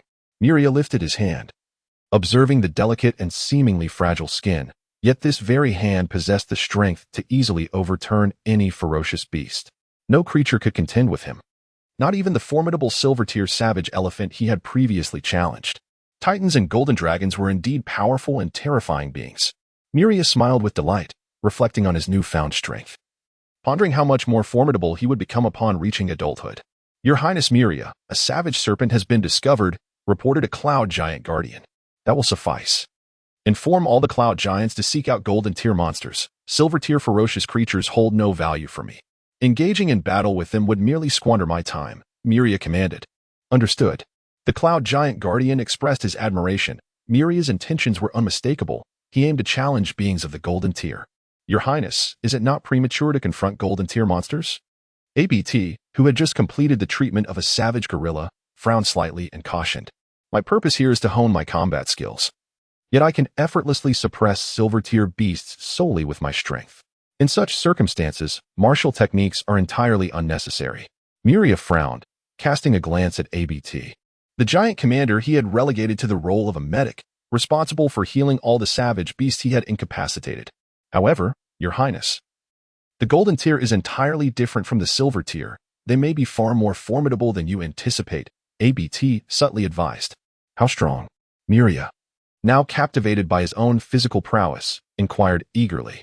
Bolton, I do not seek the praise of celestial deities. I only require a golden tier monster. Have you found one? Muria remained indifferent to Bolton's accolades, harboring no reverence for the deities that genuinely existed in this world. We have located one, Your Highness. It is a saber-toothed tiger. Where? Muria exclaimed with joy. Never underestimate others, lest you become the fool yourself. Presently, Muria felt like a fool. Alasia boasted an abundance of wise races, and even the beasts possessed remarkable intelligence. Some powerful creatures exhibited intellect on par with that of humans. However, the notion of animal intelligence being comparable to humans posed a dilemma. After all, there are varying levels of intelligence among humans. What standard of human intelligence was used to measure that of the beasts? Muria had always believed that these powerful beasts possessed wisdom comparable to that of ordinary humans. And that was the extent of it. They could not be any more intelligent. Yet, he now realized he had underestimated the evaluation of intelligence that purportedly matched that of humans. Under the guidance of Commander Bolton, Muria found the golden-tier saber-toothed tiger he sought. Before him lay an imposing large feline, its robust frame lazily reclined beside a spring, measuring nearly 10 meters, not counting its tail. Its visage was accentuated by the striking white fangs that flanked its jaw, bestowing upon it an innate majesty befitting the king of the forest. However, as Muria silently admired the formidable appearance of this saber-toothed tiger, the creature arose upon noticing his presence, inhaling the air with keen interest. In an astonishing display of agility, the great cat swiftly approached Muria, evading the attempts of the cloud giant sentinels, including the 2 giant leaders. Just as the incensed cloud giants prepared to strike, the saber-toothed tiger unexpectedly rubbed against Muria, causing the giants to halt in astonishment. Without a hint of shame, the great feline sprawled on the ground, exposing its pristine belly to Muria, a series of familiar gestures leaving him momentarily dumbfounded. Is it seeking my affection? Muria cast an uncertain glance towards the 2 giant leaders. He was all too familiar with this behavior. Indeed, Your Highness, but eventually broke the silence, his voice dry. This is the first time I have witnessed such, he began, but upon glancing down, he spotted the saber-toothed tiger squinting up at Muria and quickly altered his words. A clever saber-toothed tiger. Is this not a creature of golden rank? Had the text proclaimed that such beings are exceedingly difficult to tame? Muria gazed incredulously at the saber-toothed tiger at his feet, still vying for his affection. Difficult to tame pertains to other races. The Titans are an exception, but contemplated, concluding, it seems this saber-toothed tiger has detected the Titan essence within you, Your Highness. You truly possess a keen sense of circumstance, great cat, Muria remarked, squatting to meet the tiger's gaze. I know you can comprehend my words. Will you engage in combat with me? The saber-toothed tiger looked at Muria with an innocent expression, nuzzling against him as if it were merely a docile house cat. Are you apprehensive of my Titan blood? Fear not. Even if you were to scratch me, no one would trouble you. Let us engage in a fair fight. Yet, the saber-toothed tiger remained unmoved, showing no inclination to battle. Perched, are you truly of golden rank? Why so timid? Muria, frustrated, placed his hand atop the tiger's head, beginning to stroke its fur. Unbeknownst to Muria, the saber-toothed tiger turned its head aside, rolling its eyes in a remarkably human-like manner. However, after this display, it faced Muria once more, its fluffy visage radiating a sense of contentment as Muria continued to pet it. Oh, but, Bolton, what do you suggest I do? Muria inquired while stroking the cat. Against silver-ranked foes, I am unbeatable, yet the ferocious golden beast refused to engage me. Your Highness, but replied. If you wish to refine your martial skills but find silver-ranked opponents lacking, there exists another avenue. ABT hesitated for a moment.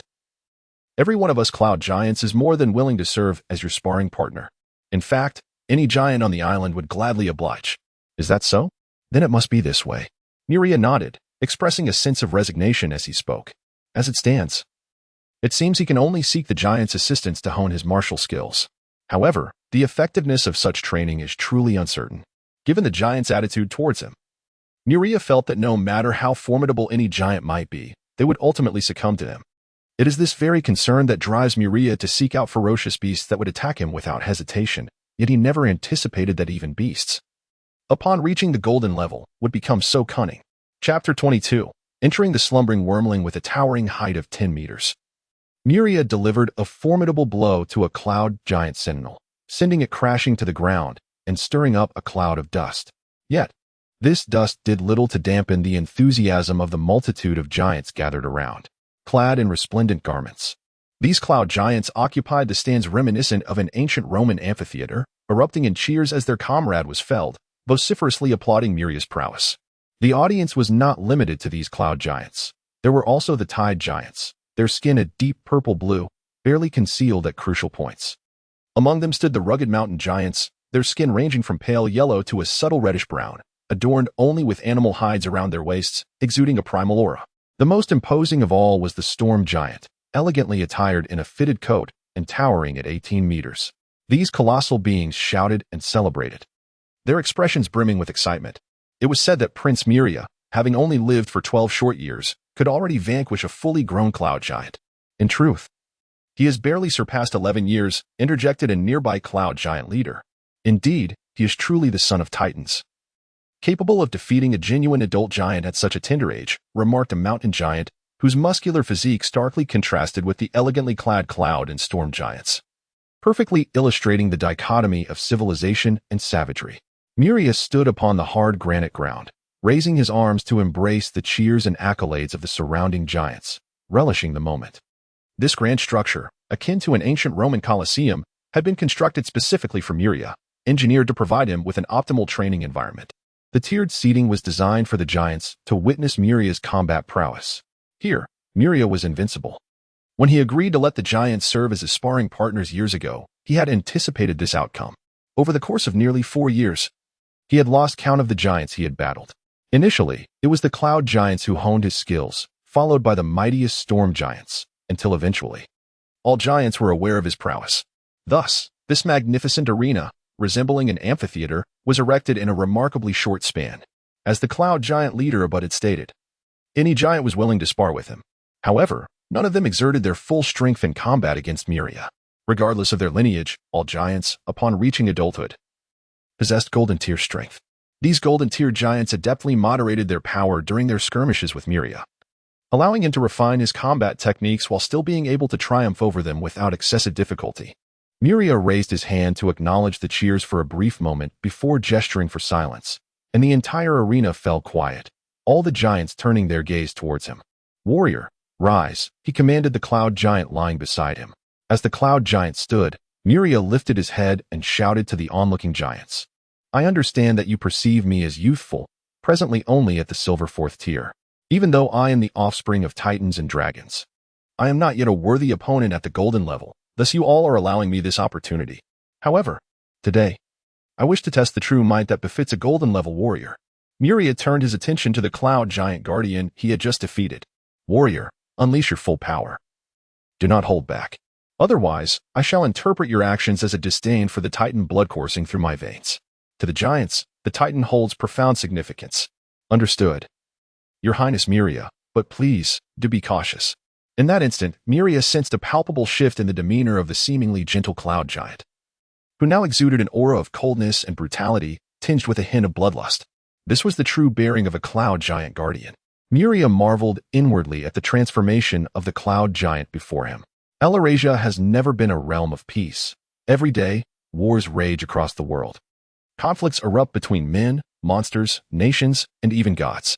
Countless lives are lost daily in Elerasia. Thus, every giant who reaches adulthood has endured innumerable battles and skirmishes. For them, Muria, who has grown in the sheltered paradise of Titan Island, is akin to a flower nurtured in a greenhouse. Yet, despite the countless battles faced, Muria has yet to take a single life. However, he possesses unparalleled confidence in his Titan and Golden Dragon heritage. After more than 3 years, due to Muria's extended lifespan, his growth in power has been rather gradual, currently resting at the Silver 4th tier. Nevertheless, at the Silver 3rd tier, Muria could sweep aside all silver beings, and now, at the Silver 4th tier, with his strength and size significantly increased, he is confident that, armed with the combat techniques summarized by the Titan race over hundreds of thousands of years, he can contend with and even defeat golden-level foes. In the arena, amidst the roars of thousands of giants cheering him on, Muria assumed a stance that appeared quite ordinary. Come on, warrior. The cloud giant guardian let out a roar and charged at Muria. The previous encounter had left him with merely bruises, which were rapidly healing due to the giant's formidable physique, not hindering his combat abilities in the slightest. With a surge of adrenaline from the unfolding scene, Muria too was invigorated, releasing a roar filled with excitement, having fully embraced his current identity. Boom! The two colossal giants, immense in size, collided with a resounding impact, stirring up clouds of dust while their tremendous force fractured the granite slabs beneath their feet with a myriad of cracks. Muria lifted his gaze to meet the bright blue eyes of the cloud giant before him. Those eyes exuded an unparalleled calmness, the gaze befitting a seasoned warrior. The cloud giant's guard held Muria's slightly plump, fair fist in one hand, while Muria tightly grasped the other as they engaged in a primal contest of strength. Indeed, Muria was a son of the Titans, yet in this moment, he was scarcely more than a youth, his power dwarfed by that of the fully grown golden cloud giant. However, do not underestimate me, warrior. Muria flashed a grin, revealing 8 pristine teeth, declaring, without confidence, would I allow you to unleash your full might? Indeed, I have underestimated you. Prince Muria, the cloud giant replied earnestly, initially intending to effortlessly subdue Muria with his superior strength. The giant soon realized that Muria's power was not as insignificant as he had presumed. Hey, Muria chuckled, finding this contest of strength rather tedious. After all, the cloud giant's strength still surpassed his own, and prolonged engagement would inevitably lead to his disadvantage. Release, Muria commanded, and in that instant, the hand gripping the cloud giant's fist swelled dramatically, transforming his previously fair and slightly fleshy arm into a bulging display of sinew, veins, and muscle, adorned with golden bolts of lightning, radiating an awe-inspiring beauty of power. In the cloud giant's momentary astonishment, an irresistible force bore down upon him, lifting his body off the ground and propelling him into the air. I never anticipated that the explosive technique I mastered just yesterday would prove so effective, Muria mused, watching the cloud giant soar above him, smacking his lips at the simplicity of its name. Explosive technique. This was the name of the Titan battle skill Muria had learned. Much like the various martial arts he had previously acquired, simple and direct, its potency only revealed through application. Boom! Muria stomped fiercely on the already cracked granite surface, creating a small crater as he harnessed the resulting force to propel himself upward, aiming for the suspended cloud giant. Thud, thud, thud. In midair, the cloud giant managed to meet Muria's feet with his fists 3 times before he could endure no longer, and Muria's lightning-encircled foot sent him crashing back to the ground. Upon witnessing the fallen cloud giant, Muria seized the advantage, retracting his dragon wings, bending one leg back, and thrusting his knee forward, directing his entire body toward the giant with unyielding force. Boom! Fragments of granite scattered in all directions as Muria's knee struck the surface, creating a deep pit. while the nimble cloud giant narrowly evaded the blow with a deft roll, exhaling a long breath. Even for a giant, such an impact would not come without consequence. Just as Muria clenched his fist, preparing to strike the cloud giant once more, the guard shouted, "I concede, Master Muria." "Are you certain?" Muria inquired, astonished. "I am indeed, Your Highness." The cloud giant mused silently, realizing that it was not a matter of life and death. He had no intention of engaging in a bloody battle with one he had already resolved to follow in the future.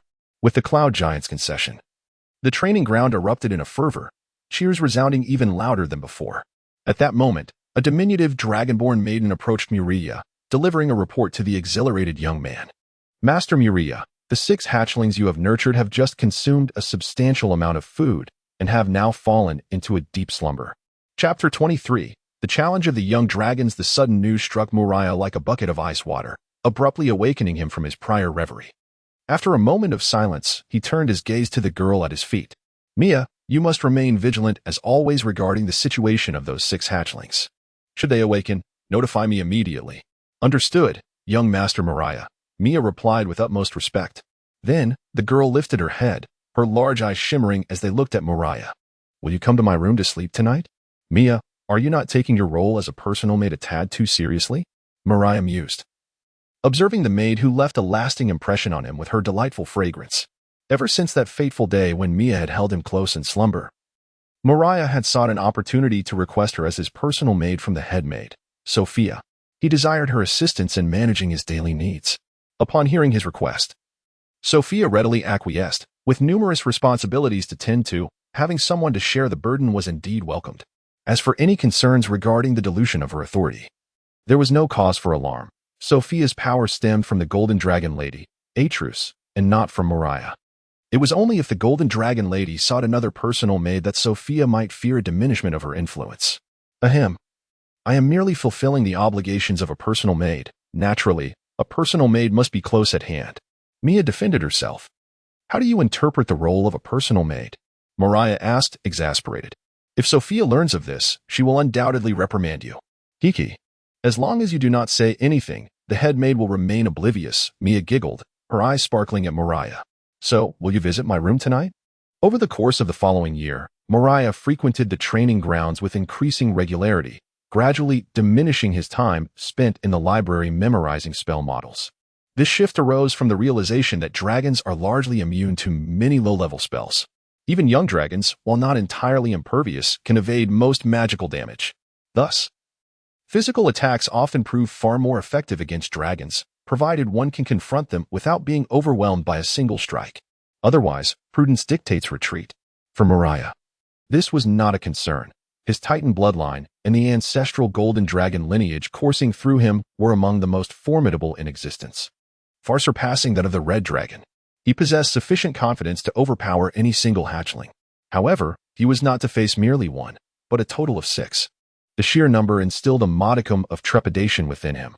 Under such pressure, Muria increasingly dedicated himself to the training grounds, ultimately residing there, resolving all matters of sustenance and rest within its confines. During his battles in the training arena, he mandated that all cloud giant guards opposing him must unleash their full strength without holding back in the slightest. As for the other colossal beings, such as the mountain giants, tide giants, and even the storm giants, Muria did not arrogantly demand that they exert their full strength. These were formidable giants, all battle-hardened and at least of the golden 3rd tier.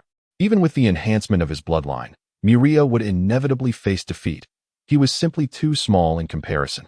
On the day of his 13th birthday, while wielding a sword of considerable size against a storm giant, Muria caught sight of his devoted maid, Mia, entering the training grounds.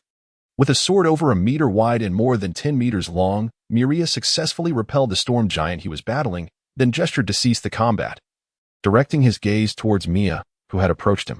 "Young Master Muria, the malevolent dragons are on the verge of awakening. I can sense the 6 dragon veins gradually stirring to life. Is that so?" Muria nodded, his expression devoid of concern, instead brimming with confidence. "I have grown somewhat impatient." For nearly 5 years, spurred by an overwhelming sense of urgency, Muria had tirelessly trained himself day and night. The ideal life he envisioned, filled with ample rest and leisure, had only graced him for a fleeting few months. Everything he endeavored was in preparation for the trial set forth by the legendary golden dragoness, Atris. Whether it was a deliberate act or a mere convenience, Muria could not ascertain. However, he felt the likelihood of it being intentional was greater, for Atris was a legendary sorceress, her intellect reaching an extraordinary level, surpassing even some deities in that regard. Such beings, with their every action imbued with significance, would not engage in frivolous pursuits. Muria plunged the large sword into the granite slab. It was a weapon borrowed from a storm giant and could not be taken with him. It is worth noting that most giants were impoverished, their immense size making it difficult to find suitable metal weapons. Most resorted to using stones or wooden clubs for combat, rendering their efforts rather pitiful. Only a select few, such as the cloud giants and storm giants, possessed metal weapons that fit their stature, while the tide giants occasionally utilized ship anchors scavenged from the ocean floor. Thus, Muria, fully aware of this, felt no inclination to covet the weapons of the giants. Upon entering his chamber, Muria was immediately struck by the oppressive heat that pervaded the air. A mere mortal would succumb to dehydration and faint within mere minutes in such an environment. His gaze quickly fell upon the cause of the sweltering temperature: 6 emaciated red dragon hatchlings, each reaching 8 meters in length. They resembled 6 furnaces, perpetually radiating astonishing warmth. During their year-long slumber, their power had escalated to the level of silver first tier, yet they had nearly exhausted all their stored energy. Their muscles appeared withered, and the crimson scales clung tightly to their skeletal frames, allowing Muria to discern the shape of every bone within their bodies. Yet, despite this, they exuded a menacing aura characteristic of malevolent dragons. No one would dare underestimate a dragon in such a state. Muria entered the room and took a seat before the 6 hatchlings. He noticed that the eyelids of several young dragons were trembling. They were indeed on the verge of awakening. Hungry, so hungry, I feel as though I might perish from hunger. A fierce craving surged through Cynthia's gradually awakening consciousness, compelling the hatchling, whose slumber had come to an end, to open her eyes. Upon doing so, she immediately beheld a giant child before her, adorned with 2 horns upon his forehead, dragon wings upon his back, and a long, elegant tail. Muria, Cynthia recognized the identity of the being before her. He was a scoundrel, a bully who took advantage of his age to oppress them. The thunderous strike she endured just after her birth had caused her immense suffering, instilling fear in her siblings for years, so much so that they dared not defy his commands or step out of this room. Roar! The young female dragon growled, her newfound strength from slumber making her restless. Cynthia longed to challenge Muria, to repay him for the pain he had inflicted upon her. However, even seated, Muria's towering figure reached 4 meters, a formidable presence that instilled trepidation in Cynthia, who herself measured only 4 meters, excluding her tail, coupled with the oppressive pangs of hunger. Her first utterance upon awakening was, "Feed me, Muria." Her childish draconic voice carried a hint of pleading. Almost simultaneously, outside the room, the head maid Sophia appeared with a cadre of dragon maids, bearing platter upon platter of freshly sliced, vibrant red fish, prepared for the starving hatchlings. Muria remained silent, observing as Sophia directed the dragon maids to place these fish slices, mere morsels to humans, before the awakening young dragons. His suspicions deepened. The golden dragon matriarch had intentionally set him on the path of raising malevolent dragons. Cynthia, upon seeing the succulent red fish before her, unhesitatingly grasped a generous piece with her claws and stuffed it into her mouth, putting aside thoughts of challenging Muria until she had satisfied her hunger. The sound of Cynthia devouring her meal, combined with the enticing aroma of the fish, provoked the other hatchlings to awaken one after another, under the compulsion of their instincts. Despite recognizing their foe Muria, they made the same choice, to lower their heads and feast. Dragons are the pinnacle of predators, and their stomachs function as highly efficient furnaces. Muria bore witness to this truth. The fish consumed by the hatchlings was almost instantaneously broken down into nutrients upon reaching their stomachs, swiftly dispatched throughout their famished bodies. The most evident external manifestation was that as Muria observed the 6 feeding hatchlings, their once emaciated forms began to swell with muscle, becoming robust and filling out their previously gaunt scales. Muria witnessed a miracle.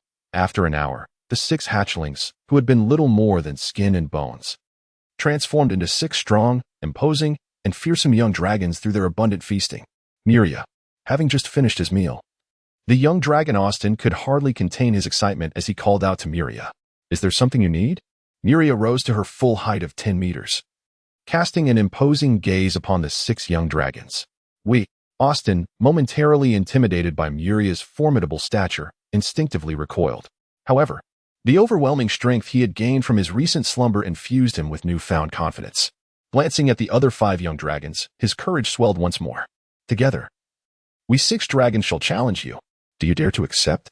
Chapter 24, The Battle of Dragons. Muria gazed down at the young dragon, Austin, a playful smile gracing his lips. Was he, the red dragon, the most prideful among the chromatic dragons? It was one thing for them to challenge him individually, but to unite as 6 dragons was indeed audacious. Muria nodded in agreement, casting a surprised glance at the young female dragon, Cynthia. It was quite astonishing that such words came from a red dragon. I accept your challenge, Muria proclaimed. No sooner had he spoken than Austin lunged forward, unleashing a torrent of fiery breath aimed directly at Muria. Silence. Muria extended his hand, effortlessly dispersing the searing breath, and grasped Austin's jaws, clamping them shut.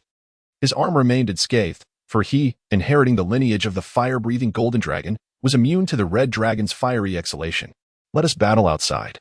This space is too confined for such a clash, Muria explained to the other 5 young dragons. While Muria's chamber was indeed spacious, having once accommodated a true dragon in its golden form, it felt rather cramped for creatures capable of flight. Outside, the young dragons exchanged glances before nodding in agreement, eager to heed Muria's request to venture beyond and experience the world outside, for they had not yet laid eyes upon it in their 5 years of existence. However, Muria overlooked one crucial aspect. Dragons are notoriously avaricious beings, and the red dragon's insatiable greed for treasure is unmatched among their kin. As soon as they stepped out of Muria's room, the young dragons froze in their tracks, utterly mesmerized by the dazzling collection of artifacts lining the corridor. Curated by the golden dragoness. Do not harbor any illusions. These treasures belong to my mother, the legendary golden dragon, Atris. They are her possessions. Unless you can defeat her, you may merely gaze upon them. However, that is a near impossibility, Muria stated, observing the 6 young dragons, who were now entranced by the radiant and resplendent treasures. Their mouths agape, saliva dribbled uncontrollably. Muria's words seemed to vanish into the ether, save for the young female dragon, Renata, whom Muria had caught by the tail.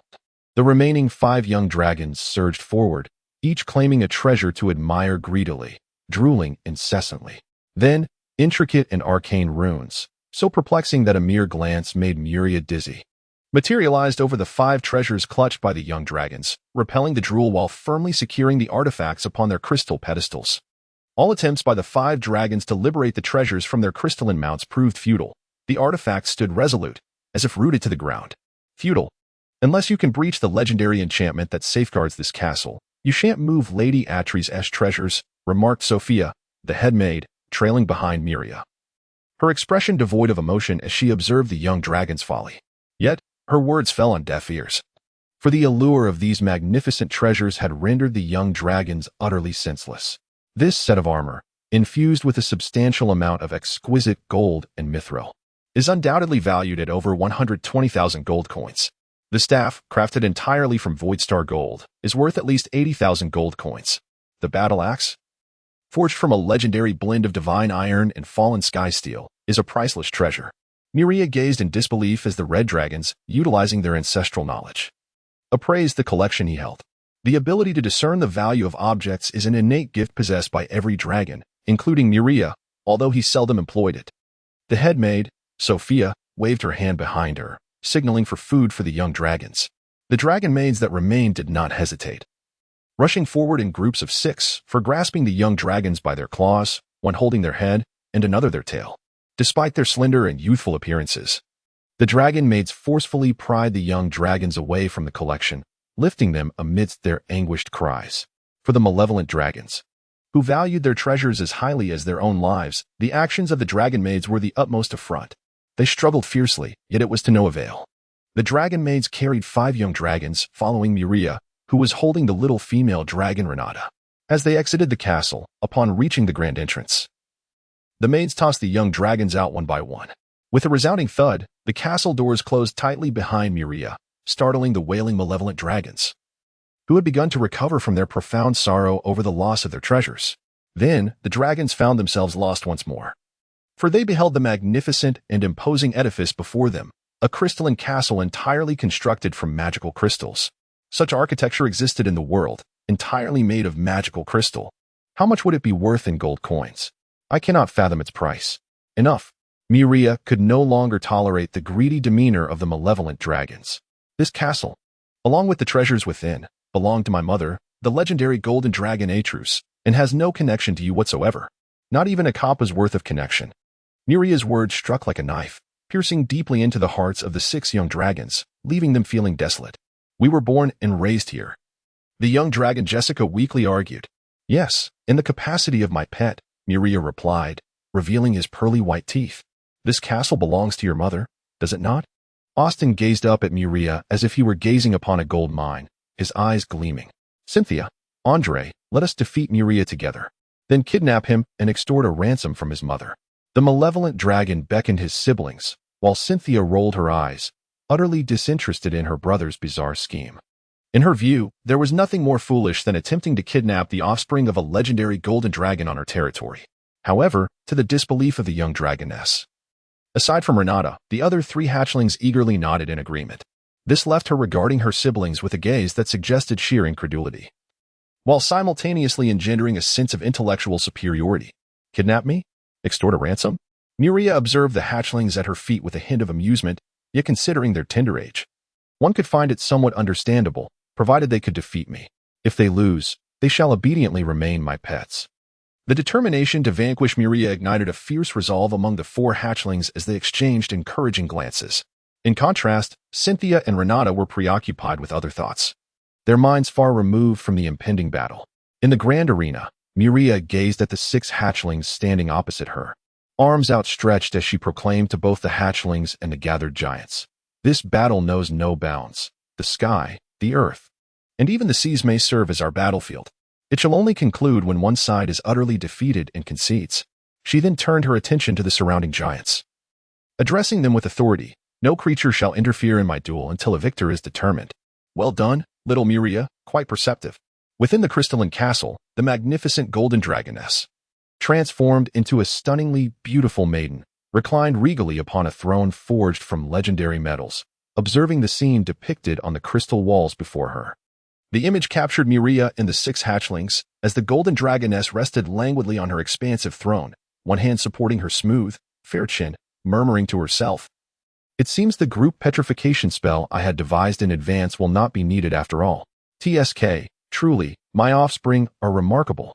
As the clash commenced, heralded by a purple-haired storm giant clad in armor, the young dragon Austin surged to the forefront, followed closely by hatchlings Andre, Jessica, and Albert, with the young dragoness Cynthia and Renata trailing behind. The 6 hatchlings charged toward Muria, unleashing their signature draconic breath attacks. For other creatures, the fiery breath of a red dragon would inflict immense damage. However, upon Muria, it felt akin to a few warm drizzles, causing no pain and even offering a slight sense of comfort. As the mightiest among the chromatic dragons, they may appear somewhat naive due to their youth. Yet their combat instincts were undeniably sharp. Upon witnessing the ineffectiveness of their breath attacks, the hatchlings swiftly halted their onslaught, led by Austin. As they prepared for close-quarters combat with Muria, "Roar!" Austin bellowed, baring his razor-sharp teeth as he lunged toward Muria, with the other hatchlings mimicking his actions, opening their mouths wide to bite at her. Humph! Muria, unperturbed by the 6 gaping maws lunging at her, remained calm. The martial techniques gleaned from the Titan's legacy were extensive, encompassing experiences and strategies to confront various beings, including formidable, indescribable monsters, deep-sea leviathans, and even dragons, extending to methods for contending with deities. Swish! With a swift motion, Muria extended his palm and, under Austin's astonished gaze, seized him by the neck. Skillfully evading the biting assaults of the 5 other dragon mouths, Muria hoisted the thrashing Austin, whose claws were incessantly raking his skin with crimson lines, high above his head. Then, with formidable force, he smashed him down onto the granite ground below. A resounding impact echoed, causing a wince of pain among all onlookers, as a dragon-shaped indentation marred the granite surface, with Austin ensconced within it. Muria, adorned with a chilling smile, surveyed the 5 young dragons before him, then unfurled his golden wings with a powerful flap, ascending into the sky to engage in aerial combat. Chapter 25. The golden dragoness and the pitiful younglings dragons are inherently magical beings capable of flight. Upon witnessing Muria ascend into the sky, the young dragons unfurled their broad crimson wings and pursued after him, with Cynthia and Renata lagging conspicuously behind. In the vast expanse above, Muria cleverly utilized his superior speed and extensive flying experience to toy with the young dragons, realizing that managing them was remarkably effortless. Not to mention, among the 6 younglings, 2 were merely coasting along. Muria, being older and stronger than the younglings, possessed swifter and more agile flight. Additionally, he had mastered all offensive spells from the 1st to the 4th tier. At this moment, he could hardly fathom any reason for potential defeat. Suddenly, he cast a glance downward and was taken aback to see that Austin had managed to rise again. Truly, one could not deny that he was one of the mightiest dragons. Below, on the granite slate of the training ground, Austin wobbled as he climbed out of the dragon-shaped crater created by Muria. After taking a few faltering steps, his trembling body regained its composure. Squinting his crimson eyes towards the heavens, Austin spread his wings, took a few strides, and soared into the sky to join the fray against Muria. Such vitality and physical resilience were indeed remarkable. Dragons were truly extraordinary. Muria muttered to himself, failing to acknowledge that he was, in fact, an even more formidable entity. Steel and sinew. Surely, he thought, that blow should have left a mark, yet nothing had happened. Muria gained a newfound understanding of the dragon's physical prowess and regenerative capabilities. It seemed he would need to unleash more of his true abilities. If he were to win, he ought to do so with style. Casting a 1st-tier spell, he unleashed a barrage of magical missiles. Whoosh, whoosh, whoosh. Dozens of pale blue energy orbs were released, each locking onto the 6 young dragons before crashing into them. Boom, boom, boom. As the energy orbs struck the younglings, they erupted in explosions, precisely as Muria had anticipated, inflicting not a shred of magical harm upon them. However, the shockwaves from the blast did slightly disrupt their flight posture. This was precisely what Muria desired.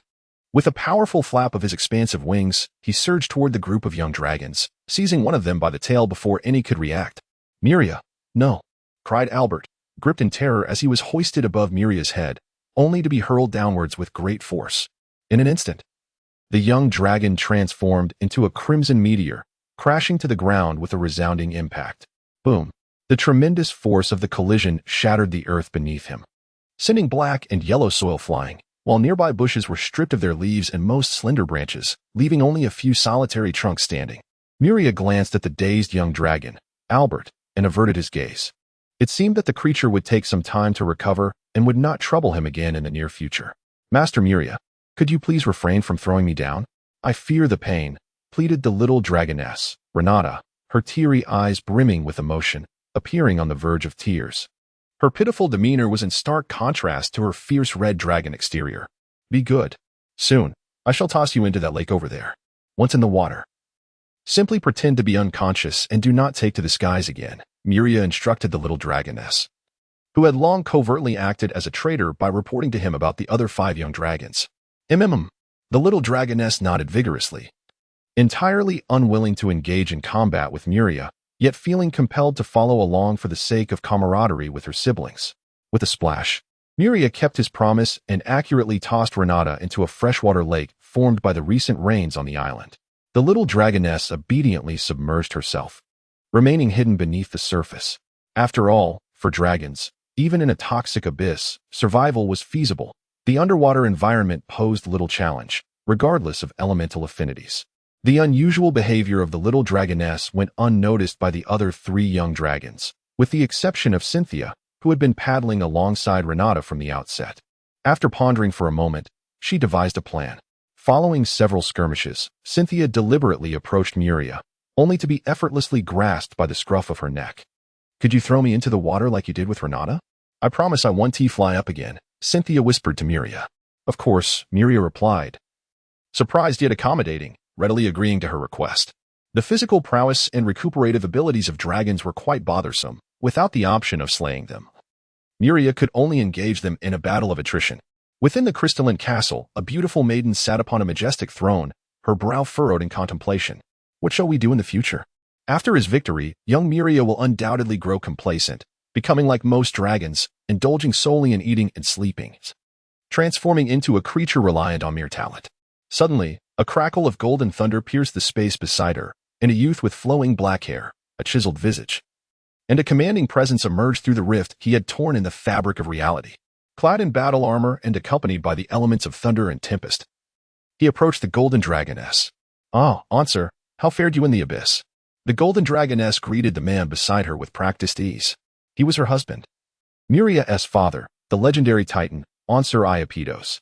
"Quite gratifying, indeed," the young man replied with evident delight, his cheerful demeanor unmistakable. "How many demon lords did you vanquish?" "I've lost count, but I believe it was around 6 or 7. "And what became of their remains?" "Sent to the elves." "Ah." The golden dragoness, Atrus, nodded. Concluding the conversation, the item she desired was no longer available. However, her reluctance to speak did not extend to Titan Ansur, who, now reduced to the stature of an ordinary human, gazed at the crystal screen before the throne and smiled. In an instant, he marveled at how much his son had grown, seemingly reveling in his playtime. Yet it was not merely an instant but a full 13 years. Suddenly, a thought struck the golden dragoness, igniting her enthusiasm. 13 years, indeed. How swiftly time passes. Ansur nodded in agreement, reflecting on the passage of time. "Are you planning to visit little Muria shortly?" he inquired. "What else would I do?" Ansur replied, puzzled by the golden dragoness's tone.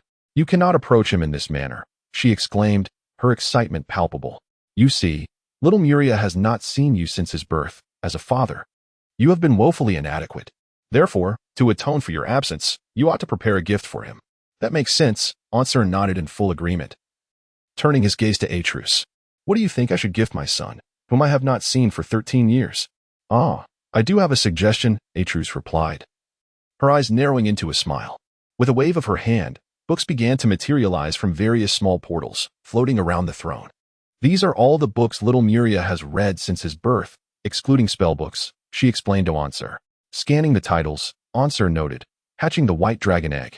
The impact of environment on dragon eggs, essential conditions for hatching dragon eggs, caring for dragon eggs, studies on the birth environment of dragons, and more." From the titles, Ansur naturally concluded, "My son has an affinity for dragon eggs." He then turned his attention to the crystal screen, observing the young red dragons, nodding thoughtfully. "He also enjoys raising dragons. Now you understand what to gift little Muria," Atrus said with a beaming smile. "Indeed," Ansur replied, turning to Atrus. "How many red dragon eggs did you give to Muria back then?" "Not many, just 6, she answered, seeing the words left by her husband before he departed. Atrus nodded with satisfaction, resuming her previously languid posture. "Little Muria should be truly grateful to me. Without my reminder, Ansur would not have thought to prepare a gift." Atrus, unaware of her own implications, mused aloud, believing she was merely considering Muria's future. In truth, she was right. Above the training grounds, Muria joyfully played with 4 young dragons, while the little female dragons, Cynthia and Renata, obediently lay at the bottom of a lake, pretending to be lifeless. "So weak," he remarked. Muria pondered in the air, fixating on the 4 young dragons. Occasionally, he would seize one and hurl it to the ground, creating a series of dragon-shaped craters upon the island. He harbored no concern for the well-being of these young dragons, regardless. He could always observe that the one which had been cast down into a substantial pit would soon rise again, only to resume its assault on him. At this moment, Muria remained unaware that his father, the legendary titan Ansur, had heeded the counsel of the Golden Dragon Matron and was preparing a heartfelt gift for their forthcoming meeting. Chapter 26, Establishing Independent. "Sophia, could you kindly reiterate what you just said?" Murray stared in disbelief at the golden-haired dragonborn girl before him. "Young Master Murray, as hard as it may be to believe, it is indeed the case that Lord Atres has decided to revoke your residency rights within the castle. I must ask you to vacate the premises with your pet by the end of today," the headmaid Sophia stated with unwavering formality. "In other words, my mother wishes to expel me?" "Your interpretation is not incorrect." "Why?" Murray was perplexed. His mother, the benevolent golden dragon, was not a malevolent creature. It was unfathomable that she would cast out her own offspring from her castle. The headmaid remained silent, her gaze drifting towards the corner of the room where 6 young dragons lay soundly asleep. Following Sophia's gaze, Murray suddenly grasped the situation. A month prior, after toying with the young dragons for an extended period, he had grown weary and unleashed a 4th-tier spell, empowered by his lineage, the Thunderstrike Sphere. Since that day, all the young dragons had become remarkably compliant, obediently following his every command, except for one stipulation. They were compelled to admire the Golden Dragon's collection daily, leaving a trail of drool in their wake. Even though the young dragons understood that these treasures would never belong to them, they still roamed the crystalline castle each day, touching and gazing at everything. Murray had no doubt that were it not for the formidable defensive enchantments set by the golden dragon, thievery would have been rampant within the castle. Murray found himself at a loss. He could not simply confine these young dragons to their chambers, as they possessed intelligence comparable to, if not surpassing, that of humans. Thus, the current predicament arose. Lady Atreides, the golden dragon, could no longer tolerate the presence of 6 young dragons gazing covetously at her collection. Although she had initially found amusement in the situation, over time, her patience had worn thin. The 6 young dragons not only drooled over the golden dragon's treasures but frequently clambered atop them, occasionally licking the artifacts. If not for Murray's firm restraint, they would have likely slept on the crystal pedestals, clutching these priceless collectibles. Now, with her tolerance reaching its zenith, Lady Atreides had resolved to expel all 6 young dragons from the crystalline castle, her ire extending to their caretaker, her own progeny, Murray. Consequently, he received the notification from headmaid Sophia. It was she who insisted I care for these young dragons. Now, I am to be ousted because of them. Murray fumed, his expression darkening. Moreover, by dragon standards, I am still but a child, not even a youth. Young Master Murray, regarding this matter, Lady Atreides has instructed me to convey her sentiments to you. Sophia cleared her throat and mimicked the tone of the golden dragon. Little Muria, you have reached the age of 13 this year. At this age, if you were a human, you could marry and start a family, completely capable of living independently. As my son, Atreides Aranzes, you are certainly no less than any human. Thus, you should leave the castle and forge your own path. Upon finishing her words, the headmaid Sophia regarded Muria with a trace of sympathy as she observed the corners of his mouth twitch slightly. Heh. This was the only sound that Muria emitted, vividly expressing his dissatisfaction. Let them go. I can live even more freely outside the crystal castle. With a dark expression, Muria approached the 6 sleeping young dragons huddled together, kicking them awake one by one. What are you doing? Muria, I haven't slept enough yet, complained the little female dragon, Jessica, yawning with mild annoyance. Sleeping? There is no longer a place for me here. You 2 must come with me now. Go? Where to? The young dragon Albert asked curiously. Leave this crystal castle and venture outside to build a castle of my own. Leave this castle? Cynthia exclaimed in astonishment. What nonsense! I won't go. This is my home. And I would rather die than leave. Is that so? Muria's expression darkened as golden lightning crackled in his hand. If it weren't for you wretched dragons, I wouldn't have been burdened and expelled alongside you by my mother. Now, I will ask you one last time. Will you come or not? Seeing the golden lightning in Muria's hand, the young dragons, who had already endured considerable hardship, instantly understood. They nodded in agreement. Even the stubborn Austin complied, fully aware that refusal would lead to them becoming dragon-shaped charcoal, dragged away by Muria. Muria had little to pack, only the 6 dragons and the outfit he wore, which could change size with him. He possessed no other personal belongings. Upon hearing this, Muria paused, nodded slightly, and then led the 6 young dragons away from Sophia's gaze. When he reached the castle gates, a very familiar voice called out to him. Young Master Muria, wait for me. A well-proportioned dragonborn girl hurriedly approached. Mia, Muria smiled. Why did you chase after me? I heard that you were leaving, and as your personal maid, of course, I must accompany you. The girl replied with an expression of certainty. Very well, you may come with me. After a moment of silence, Muria agreed. He then looked down at the 24-cloud giant guards kneeling before him and issued his command. Go inform all the giants on the island that I, Muria Iaperdos Aranzes, am declaring my independence from this day forth. I shall await all giants willing to follow me at the training grounds until sunset. The 24-cloud giants initially appeared bewildered, but their expressions swiftly transformed into exuberant excitement. As you wish, Prince Muria. Then, the 24-cloud giants rose, casting aside their duty of guarding the castle gates. Without hesitation, they invoked their arcane abilities, employing levitation spells to attain the power of flight. Subsequently, they dispersed to the various gathering places of giants across the island to convey Mariah's message. In the training ground, the open space and the steps were filled with giants, cloud giants, storm giants, hill giants, and tidal giants assembled by families, creating a scene of breathtaking grandeur. An even more astonishing event unfolded as these giants, upon witnessing Mariah's arrival, knelt on one knee en masse, akin to a powerful wind sweeping through a wheat field. Regardless of age, gender, or stature, Mariah was momentarily taken aback by this sight. although he had witnessed a grander spectacle at the age of 5. He had stood too high then, only observing a dark mass, unlike the profound impact of this close encounter.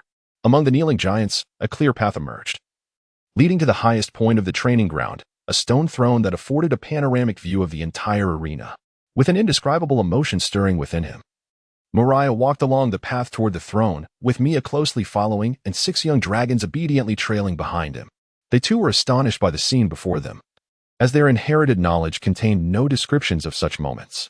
Ultimately, Muria reached the pinnacle of the training ground and sat upon the throne, gazing down at the multitude of kneeling giants. Beside him stood a charming young maiden, while at his feet lay the 6 young dragons, prostrated. A sense of fulfillment washed over him, dissipating the discontent born from his mother's rejection. "Rise," Muria proclaimed, uttering his first words upon his arrival at the training ground. Once the giants stood, he continued, "Be patient and await the arrival of all giants willing to follow me." From his elevated position, Muria's gaze extended further. From every corner of the island, male giants accompanied by their wives and children approached. In the more distant coastal waters, a procession of tidal giants, their skin tinged with a bluish-purple hue, emerged from the sea, setting foot upon the land. Behind them trailed a multitude of marine creatures, naga, sirens, mermaids, many of whom could not venture ashore.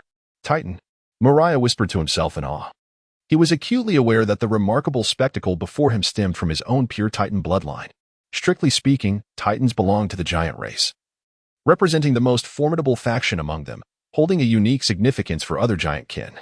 "Evolution," Muria murmured, recalling the knowledge he had gleaned from the archives of the Golden Dragon matriarch. Titans, in certain aspects, bore resemblance to dragons. When powerful dragons resided in a particular area for an extended period, the essence of their strength would subtly transform the surrounding environment, rendering it most suitable for their existence. The formidable influence of dragons extends far beyond mere presence. Their essence can profoundly affect the creatures inhabiting their vicinity, giving rise to the phenomenon known as draconification. Much like the numerous dragon maids within the crystal castle of the Golden Dragon Lady, these maidens began as ordinary human girls. Yet they became tainted by the Golden Dragon Lady's aura, undergoing transformation from humans into otherworldly entities, an evolution inherent to the essence of life itself. Most mid to low-tier dragon beasts in Alasia are derived from this very process, either directly or through their ancestors, who were imbued with the dragon's power, thus inheriting a faint trace of draconic lineage that sets them apart. As for the high-tier dragon beasts, they are crafted by dragons themselves in well-known manners. The aura of dragons has the capacity to infect surrounding mortals, facilitating a fundamental evolution of life. Titans possess a similar, albeit more potent, power. Their emanating essence can enable those giants who have reached the limits of existence to break free from their constraints, even elevating their life potential and enhancing their strength.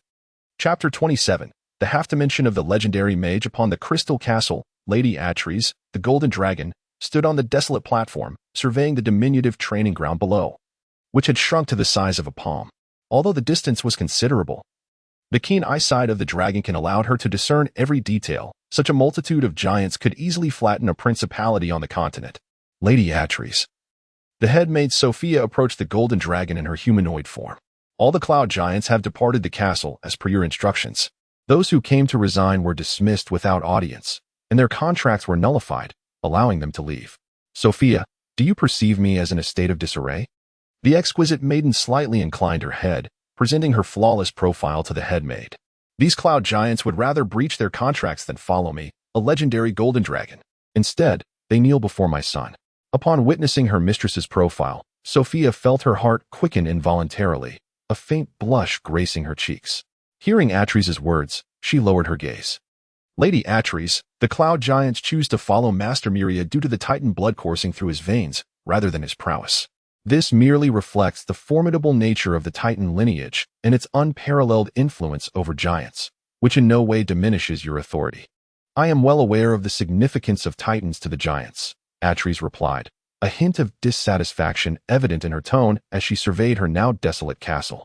"Lady Atreides, all the draconic maidens are safeguarding the castle for you," Sophia stated with a serene expression. "And I, Lady Atreides, am a servant who is willing to follow you until the end of my days," spoke Bart, the leader of the Golden Dragons. As a thunderous roar echoed through the sky, heralding the arrival of a colossal golden dragon that landed on the castle's platform. "Apologies, Lady Atreides, for my negligence that may have disturbed you," the golden dragon exclaimed, prostrating in shame. "Do be more careful next time," Atreides replied coolly. "Lady Atreides." Sophia followed the golden dragon's gaze and beheld the vast and majestic training ground, though the giants within remained indistinct to her. "Is it not too early for Master Muria to separate from your protection and live independently?" "Too early?"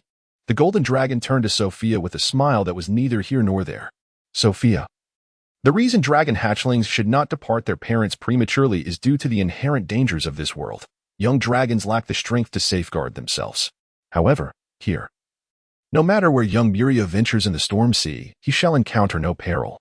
All intelligent beings residing here will protect him, for he is a child of the Titans, and this sea is the domain of the Titans. Even the gods dare not stir trouble here. For young Muria, this place is undoubtedly the safest in all the world." "I understand. Lord Atreides, your thoughtful consideration is truly commendable," Sophia remarked, a look of astonishment gracing her features. "Haha, Sophia, you didn't think of that, did you? You must be rather fond of my little Muria, having watched him grow," the golden dragon lady chuckled, her gaze playfully directed at the headmaid. "You jest," Sophia replied, her head lowered in embarrassment. "Oh, are we departing already?" Everyone has gathered below. The arena underwent a transformation, and the golden dragon lady's attention shifted back to the scene below. Though she did not voice it, her concern for her son was evident. In the arena, Muria received reports from the 18 cloud giant leaders. All the cloud giants on the island, regardless of age or gender, had congregated near the arena, awaiting his command. "Are all the cloud giants present?" Muria inquired, glancing at the dark mass of giants assembled outside the arena, their numbers indicating that nearly all the cloud giants on the island had arrived. "So, my mother's castle is now unguarded?" Muria fixed his gaze upon the cloud giant leaders before him. "Your Highness, we have resigned at Lord Atreus' behest. Unfortunately, we did not meet with him. But Miss Sophia has represented Lord Atreus and consented to our request." "Is that so?" Muria mused, stroking his chin. "If all the cloud giants depart with me, then my golden dragon lady shall be left rather forlorn." "Ha ha, how amusing that you wish to expel me," just as Muria whispered to himself. A faint chuckle echoed in his ear. Muria's hair stood on end, an ominous premonition washing over him. The golden dragon lady, who was intently observing the situation below from the castle platform, suddenly let out a cold laugh, causing Sophia and Captain Bart to exchange bewildered glances. "It seems my son has underestimated me. Ah, little Muria, today I shall show you the depth of my legend." The golden dragon lady arched an eyebrow, and golden spiritual light erupted from her seemingly delicate frame, transforming into a towering column that shattered the clouds above the castle, creating a vast void that revealed the deep blue sky. On the throne within the arena, Muria, already sensing the shift, looked up towards the sky above the crystal castle. The golden pillar of spiritual light lasted only a few seconds before collapsing, and then a majestic golden dragon emerged, exuding an air of authority. Its elongated body, adorned with shimmering golden scales, radiated an exquisite beauty, while its broad golden wings unfurled as if to envelop the entire castle. A visible aura of pale golden draconic might emanated from the dragon, enveloping the island that spanned thousands of square kilometers. The ferocious wolves, eagles, and griffins, once nurtured by the giants, were now pressed to the ground, trembling in fear, some even succumbing to their terror. "Is this truly my mother's magnificent form?" Muria gazed in awe at the golden dragon hovering above the castle, feeling utterly entranced. In that moment, he realized that he had only ever seen her in a diminished or humanoid form. He had never witnessed his mother in her true dragon form within the castle.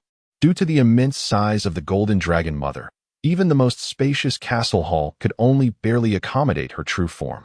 Hence, what Muria typically witnessed within the castle was the humanoid silhouette of the golden dragon mother. At this moment, Muria finally beheld the authentic visage of his mother, a magnificent dragon stretching nearly 200 meters from head to tail. Of course, if one were to discount the nearly 100-meter-long, sinuous tail, her actual size would be just over 100 meters. When the golden dragon mother unfurled her expansive golden wings, her appearance was rendered even more imposing. The tome spoke of ancestral gold dragons, whose grandeur was on par with that of titans. Muria now comprehended the true meaning of this comparison. In terms of both size and arcane prowess, ancestral dragons could indeed rival titans. Within the crystal castle, the golden dragon mother revealed her true form and cast a languid glance toward Muria. Subsequently, a powerful surge emanated from her, creating a colossal rift in space beneath her feet, parallel to the ground. Through this rift, Muria glimpsed a wild and primordial jungle. While the trees within were not as towering as those on Titan Isle, they brimmed with vitality. Roar! Roar! Two resounding dragon roars echoed from the rift. And two red dragons, familiar to Muria, emerged from the fissure. After soaring around in the air, they obediently prostrated themselves at the feet of the golden dragon mother. These were the parents of the 6 young dragons Muria had raised, the unfortunate red dragon couple, following closely behind the red dragon duo. A continuous wave of golden bipedal dragons surged forth from the rift, obscuring the sky. Below, throngs of subspecies dragon beasts appeared, the robustly built bipedal Tyrannosaurus, the quadrupedal Triceratops adorned with triangular bony plates atop its head, the relatively smaller and agile Velociraptor, and the seemingly ferocious Allosaurus. Regardless of their type, all these dragon beasts shared a common trait. Their scales and bony armor gleamed with gold, a testament to the influence of the Golden Dragon Mother's power. The golden tide began at the rift beneath the Golden Dragon Mother and gradually spread across the entire island, claiming the now deserted spaces. The Golden Dragon Beast Legion. Was this the true power of my mother's allegiance? Muria gazed enviously at the rift, from which a ceaseless stream of dragon beasts poured forth. Yearning for such a legion of his own, a semi-planar space, accessible only to legendary mages, could serve as a compact world if sufficiently expansive. Muria watched the rift with a face full of longing, aware of this fundamental knowledge about mages. Little Muria, hasten to escort your followers away. It will create room for my own kin. A gentle voice whispered in his ear, the voice of the Golden Dragon Mother, Atris. At that moment, he was utterly convinced that he had not merely imagined the preceding words. Muria, filled with complex emotions, commanded the giants, who were nearly assembled, let us depart and seek an island 10 times larger than this one to establish our home.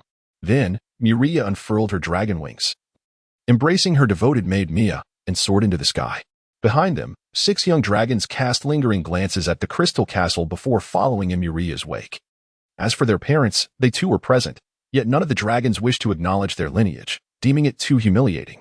Below, cloud giants wielding levitation magic ascended, pursuing Muria into the heavens. Mountain giants, tidal giants, and storm giants galloped forward, hastening towards Muria's flight path. Upon reaching the sea, the storm giants traversed the waters, while the tidal giants submerged themselves beneath the waves. The mountain giants, however, uneasily mounted the colossal sea beasts provided by the aquatic folk. At that moment, the sky was filled with swirling clouds and flying cloud giants, while the surface of the sea was dominated by the towering forms of storm giants and mountain giants astride their seamounts. Beneath the waves, the tidal giants glided stealthily. Amidst these giants, countless marine races thronged, naga, sirens, merfolk, creating a scene of magnificent grandeur and breathtaking spectacle. Chapter 28. Taiji Island. This island appeared to be quite splendid. In the sky, Muria gazed down upon a landmass amidst the Titan archipelago, where the majority of the islands were enveloped in untamed jungles, inhabited by a myriad of formidable beasts and monsters. Only a select few islands were home to intelligent races, those acknowledged by the Titans, possessing attributes beneficial to them, thus earning the right to inhabit these lands. Conversely, the vast majority of races were deemed largely useless to the Titans, which naturally led to their exclusion from settling in the Titan archipelago. Consequently, Muria found himself with an abundance of choices among the islands within the Titan archipelago, selecting based solely on his aesthetic preference. The island he had chosen was not situated on the periphery like the island housing the crystal castle of the Golden Dragon. Instead, it was considerably distant from the outermost reaches of the archipelago. As for its proximity to the heart of the Titan archipelago, Muria remained unaware. He only knew that the expanse of the archipelago was vast, and without a map, its true dimensions eluded him. 2 notable characteristics defined the island Muria selected. The first was its impressive size. At Muria's flying speed, circumnavigating the island required nearly an hour. The precise dimensions remained to be ascertained by a giant well-versed in measurement. Muria regrettably lacked the ability to determine the area merely by a glance from the heights. The second characteristic of this island was its remarkably regular and unique shape. At first glance, Muria perceived it as a near circle, but upon closer inspection, he discerned 8 prominent extensions along its edges, giving the island the semblance of a regular octagon. In essence, the island's perimeter presented a form that lay somewhere between an octagon and a circle. However, the true allure that compelled Muria to resolve to reside here was the arrangement of islands surrounding it. This uniquely shaped island was encircled by 8 elongated land masses, each corresponding methodically to the sides of the octagonal island. Although these 8 islands varied in appearance, their strategic positioning, combined with the circular island they enclosed, conjured an ancient and profound symbol in Muria's mind, the Taiji Bagua. I have decided that from this day forth, I shall dwell upon this island, proclaimed Muria, gesturing towards the land below, addressing the multitude of giant leaders gathered around him. From now on, this island shall be known as Taiji Island. At your command. His Highness Muria, the giant leaders responded with reverence. The islands within the Titan archipelago were largely nameless, allowing Muria the liberty to assign names as he pleased. Initially, the name Taiji seemed peculiar to the giant leaders, yet upon repeated utterance, they sensed it contained a deeper significance. Accompanied by 6 young dragons, along with a myriad of cloud giants and mist giants, Muria descended upon the newly christened Taiji Island. As Muria approached Taiji Island alongside the giants, the air reverberated with the terrified roars of wild beasts, alarmed by the overwhelming presence of numerous golden giants. The earth trembled beneath the weight of their flight. For the bountiful resources of Titan Island had nurtured an abundance of creatures and monsters. Consequently, a circular tide of beasts emerged, centered around the position of Muria and his companions. Wait, do not descend any further, Muria commanded, raising his hand to halt the falling cloud giants upon witnessing the beast tide. The refreshing scent of vegetation filled Muria's nostrils, and he sensed the vibrant life force of the island. However, the ground beneath his feet was littered with dry twigs and fallen leaves, a soft earth rich in humus, indicating the fierce competition for survival here. Inform all giants that, unless their safety is at stake, they are to expel the island's inhabitants without harming them, Muria instructed, surveying the cloud giant leaders. After all, it was they who had encroached upon the creature's territory. The leaders exchanged incredulous glances at Muria's decree. Yet a few of them merely moved their lips, ultimately refraining from voicing any dissent. It dawned upon them that the being they wished to follow not only bore the blood of titans but also the noble lineage of the Golden Dragon, renowned throughout the world for its immense strength and benevolence.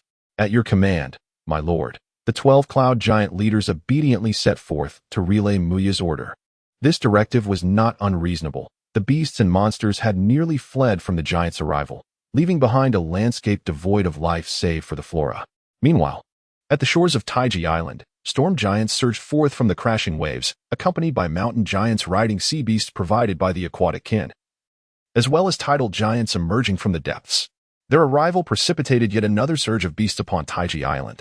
As night fell and the stars blanketed the sky, Muria stood atop a hill over 100 meters high, accompanied by 6 young dragons and his maid Mia. They silently observed the giants below, felling sturdy ancient trees to clear vast expanses of land. Mia, today I frightened many of the island's native creatures into abandoning their nests. Do you think I have been too harsh? Muria inquired, recalling the day's events with a smile as he addressed his devoted maid. Mia, standing behind Muria, blinked her bright eyes in surprise. Ah, young Master Muria, I had not even considered that. You are so kind to think of the island's beasts. If only the noble lord of my house possessed even a fraction of your compassion, my childhood would have been far less arduous. Haha, Mia. I am hardly a benevolent presence for the island's natives. I have forced many creatures to seek new nests, engaging in battles with other monsters for territory. Muria chuckled, bemused. Yet, his attention did not linger on the island's beasts. He believed he had already managed the situation to the best of his abilities. You once mentioned that you were the daughter of a fallen noble, yet even so, your life must be considerably better than that of an ordinary commoner. How could it be so arduous? Lord Muria, although my family still bears the title of nobility, our circumstances are hardly superior to those of the common folk. The primary reason lies in the place I reside. The Lord imposes numerous and excessive taxes. My family is relatively fortunate, yet in my city, there are annual fatalities due to starvation, and in winter, one often encounters the frozen corpses on the streets. Do those lords not reduce the taxes? In my recollection, the taxes have only ever increased and never diminished. Is there no one who dares to resist such a lord? Muria found it astonishing. Taxes had escalated to the point of causing death by starvation. In his past life, any ruler who dared to act so tyrannically would have faced an inevitable overthrow. Indeed, there have been attempts at rebellion, but they were all quelled by the soldiers dispatched by the Lord, their bodies displayed on wooden gallows at the city gates. Resistance leads only to death, Mia stated with a hint of sorrow. Mia's words left Muria in silence for a moment, as he began to grasp the brutality of this world. The nobility of Alasia was not akin to the ineffectual aristocrats of his previous life. Here, the nobles wielded extraordinary power befitting their status, rendering the commoners powerless against them. What manner of lord do you speak of? Muria inquired further. Is that so? Muria smiled, revealing his pearly whites as he addressed Mia. Upon reaching adulthood, I shall traverse the various continents. Should I encounter such a noble lord, I would storm their castle and drag them out into the most populated square. The maid, initially intrigued by Muria's words, began to display a look of horror as she listened on. Ultimately, she heard Muria's concluding remarks, to publicly execute these scoundrels. Lord Muria. The young maid was taken aback by his declarations. I have never heard anyone speak of a noble in such a manner, and your words carry unforeseen consequences. There was none before, but now there shall be. Muria remarked with a smile. As for the consequences, I believe I shall be able to bear them when I come of age. The young maid fell silent, her thoughts unspoken, despite her audacity. She found it difficult to fathom Muria's intentions. Mia held no doubt that Muria would possess the capability to fulfill his promises. Thus she felt an inexplicable anticipation for the future when Muria would venture into the world. Your Highness, I sincerely apologize for the lack of a suitable place for you to rest. Just as Muria, Mia, and the 6 drowsy companions were enveloped in tranquility, numerous cloud giants and formidable storm giants, along with tide and mountain giants, approached Muria, kneeling before him in apology. This is of no consequence. Muria waved his hand, signaling that it was unnecessary to dwell on it. No, Your Highness, allowing you to sleep in the wilderness signifies our greatest failure as your followers. The cloud giant leader ABT declared, bowing his head. However, we have already devised a plan to construct a castle befitting your noble stature. A castle for me? Muria expressed surprise, only to quickly regain composure. There is no rush. You may prioritize the dwellings for your kin before embarking on the construction of my castle. Your Highness, we, the rugged mountain giants, can endure sleeping in the wilderness for as long as necessary, but we cannot allow you to share our plight. That would be a grave insult to your identity as a child of the Titans, remarked a burly mountain giant with a sun-kissed complexion, a broad grin adorning his face. Though towering above many of his kin, he was not a leader among giants, merely a representative sent to discuss matters. Indeed, apart from the emergence of 18 leader-class cloud giants due to a great gathering, none of the other 3 types of giants bore a leader-class presence. Precisely, Your Highness, echoed the sentiments of several cloud giant leaders in agreement with the mountain giants' representative. Please entrust the task of constructing your castle to us mountain giants. We assure you that we shall erect the tallest and most magnificent castle in the shortest possible time, proclaimed another mountain giant representative. Entrusting your castle to these brutes? Scoffed a cloud giant leader, surveying the mountain giants clad in animal hides. What else can you do besides burrowing in the mountains? How dare you look down upon us mountain giants? The representative of his kin seethed with fury, brandishing a hefty wooden club, ready to strike at the insolent cloud giant leader. Chapter 29. The Castle Cease. Before the throne, dare you to act? Beside the hill giant.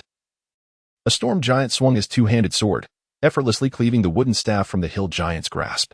The hill giant's countenance flushed an angry shade of blackish red, and casting aside the now-halved staff, he knelt before Muria. Your Highness, I harbor no intent to offend. Yet, lifting his gaze, he glared fiercely at the cloud giant leader who had just mocked him. I cannot tolerate such disdain for us hill giants. I harbor no contempt for your kind. The cloud giant leader, Dix, retorted with a huff. I merely speak the truth. You hill giants wield the power of earth, capable of shaping solid rock. While you can swiftly carve out caverns, do you possess the knowledge to construct a castle? A grand castle befitting the stature of Princess Muria? The hill giant paused, shame washing over him as he hung his head in silence. Enough, Dix. Do not continue, Muria interjected, halting the cloud giant leader's words. The reverence the hill giants have for me is evident. They merely wish to serve. There is no need for quarrels over who shall construct the castle. All giants must partake in the building of Taiji Island, Muria declared, having deliberated for some time on this decision. Though the storm giants were the fewest in number, their strength was unparalleled. You shall be tasked with surveying the island's topography, measuring its expanse, and concurrently providing an accurate count of the giants under my command. For I remain unaware of how many giants follow me. As for the cloud giants, I require you to present designs for a grand castle, along with a proposal for a city to encircle it. Remember to prepare multiple plans. Turning her gaze to the 3 dejected brownish giants representing the hill giants, she added, Finally, you hill giants, my castle cannot rival the opulence of my mother's, constructed from magical crystals. Thus, I require a substantial quantity of stone, enough to erect a city of giants. Can you provide such? Certainly, Your Highness. Leave this task to us hill giants. We shall see it done, the three hill giants proclaimed, their former despondency evaporating, replaced with vigor as they thumped their chests in assurance. The crafting of stone is an innate talent bestowed upon them. Do not rush to agree. I seek not mere stone. It must be not only resilient but as immaculate as the clouds in daylight. Can you conjure such material? The three hill giants exchanged glances. And under the scrutiny of their peers, one stepped forward, raising his hands. In the air, golden specks of earth began to materialize, swirling towards his palms. Subsequently, a massive stone slab materialized from nothingness, rapidly coalescing into existence. However, as Muria beheld this slab measuring 4 meters in length, 2 meters in width, and 1 meter in height, he furrowed his brow at its earthy yellow hue. Yet, he soon relaxed his expression. For the color of this unrefined stone began to lighten swiftly, ultimately transforming into a pristine white, akin to the clouds in the sky, flawless and immaculate. Your Highness Muria, proclaimed the mountain giant, lifting the immaculate stone slab towards him. Muria accepted it, scrutinizing it carefully. He exerted force with his palm. But the stone remained unchanged, devoid of any cracks. It was noteworthy that with his current strength, he could easily shatter ordinary rocks. The stone was remarkably hard. Its texture exquisite and crystalline white, truly exceptional. Muria nodded in satisfaction with the stone material, which had been conjured through the innate abilities of the mountain giants. After a moment's hesitation, he decided to name this stone White Jade Stone, though Muria had contemplated a different name. One reminiscent of a pure white marble from his past life that bore a striking resemblance to the stone in his hand, he ultimately abandoned the idea, recognizing that the character Han held no significance in Alasia. Thank you, Your Highness, for bestowing a name upon it.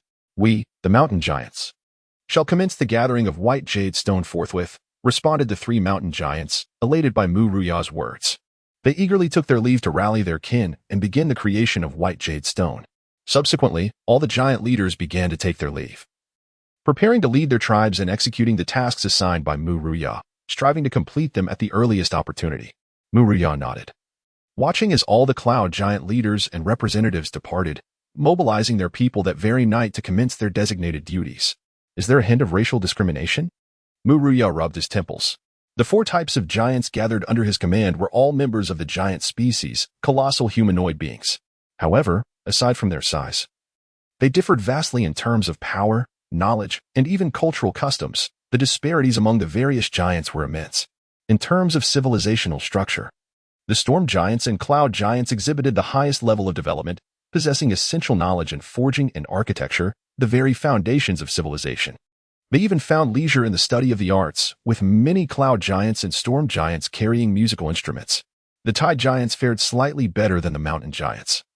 Yet their progress was still limited. Strictly speaking, both the mountain giants and tide giants had yet to develop a civilization, and one could argue that they were not much different from the golden tier monsters inhabiting the islands. Such a vast civilizational divide meant that the average strength of the cloud giants, who were at the first golden tier, naturally elicited feelings of envy and disdain towards the mountain giants and tide giants, whose average strength exceeded the third golden tier. The storm giants, wielders of the wind element, moved swiftly, traversing the entirety of Taiji Island overnight, measuring its terrain and area with precision. At the break of dawn, the storm giants presented a meticulously crafted model of Taiji Island before Muruya, revealing that the island spanned an area of 36,578 square kilometers. Murray gazed at a series of numbers, pointing at the sand table before him, astonished as he regarded the diverse-skinned storm giants standing in front of him. Is this truly the result of your efforts over the night? Indeed, Your Highness, one of the giants replied. Can you guarantee absolute precision? Should there be any errors, we are prepared to atone for our grave mistakes with our blood, proclaimed a serious-faced storm giant of verdant hue. There is no need for such drastic measures. I have faith in you, Murray replied, a smirk curling upon his lips. Given the gravity of the situation, he could hardly continue to question the accuracy of the measurements in the sand table. He was merely astonished by the speed at which the storm giants had completed their task overnight. In his previous life, such a feat would have been utterly impossible. But this was Eurasia, a realm teeming with gods and demons, where a group of giants could accomplish in a single night what would have required immense manpower, resources, and time in his former existence. Over 30,000 square kilometers. Murray recalled that the island his mother resided on was merely around 1,500 square kilometers. Now, his own Taiji Island was approximately 20 times that size. Realizing the vastness of his island compared to his mother's, Murray couldn't suppress a joyful smile. This marked a triumph over his past. "Ah, my island appears quite splendid," he mused, leaning down to closely examine the sand table crafted by the storm giants.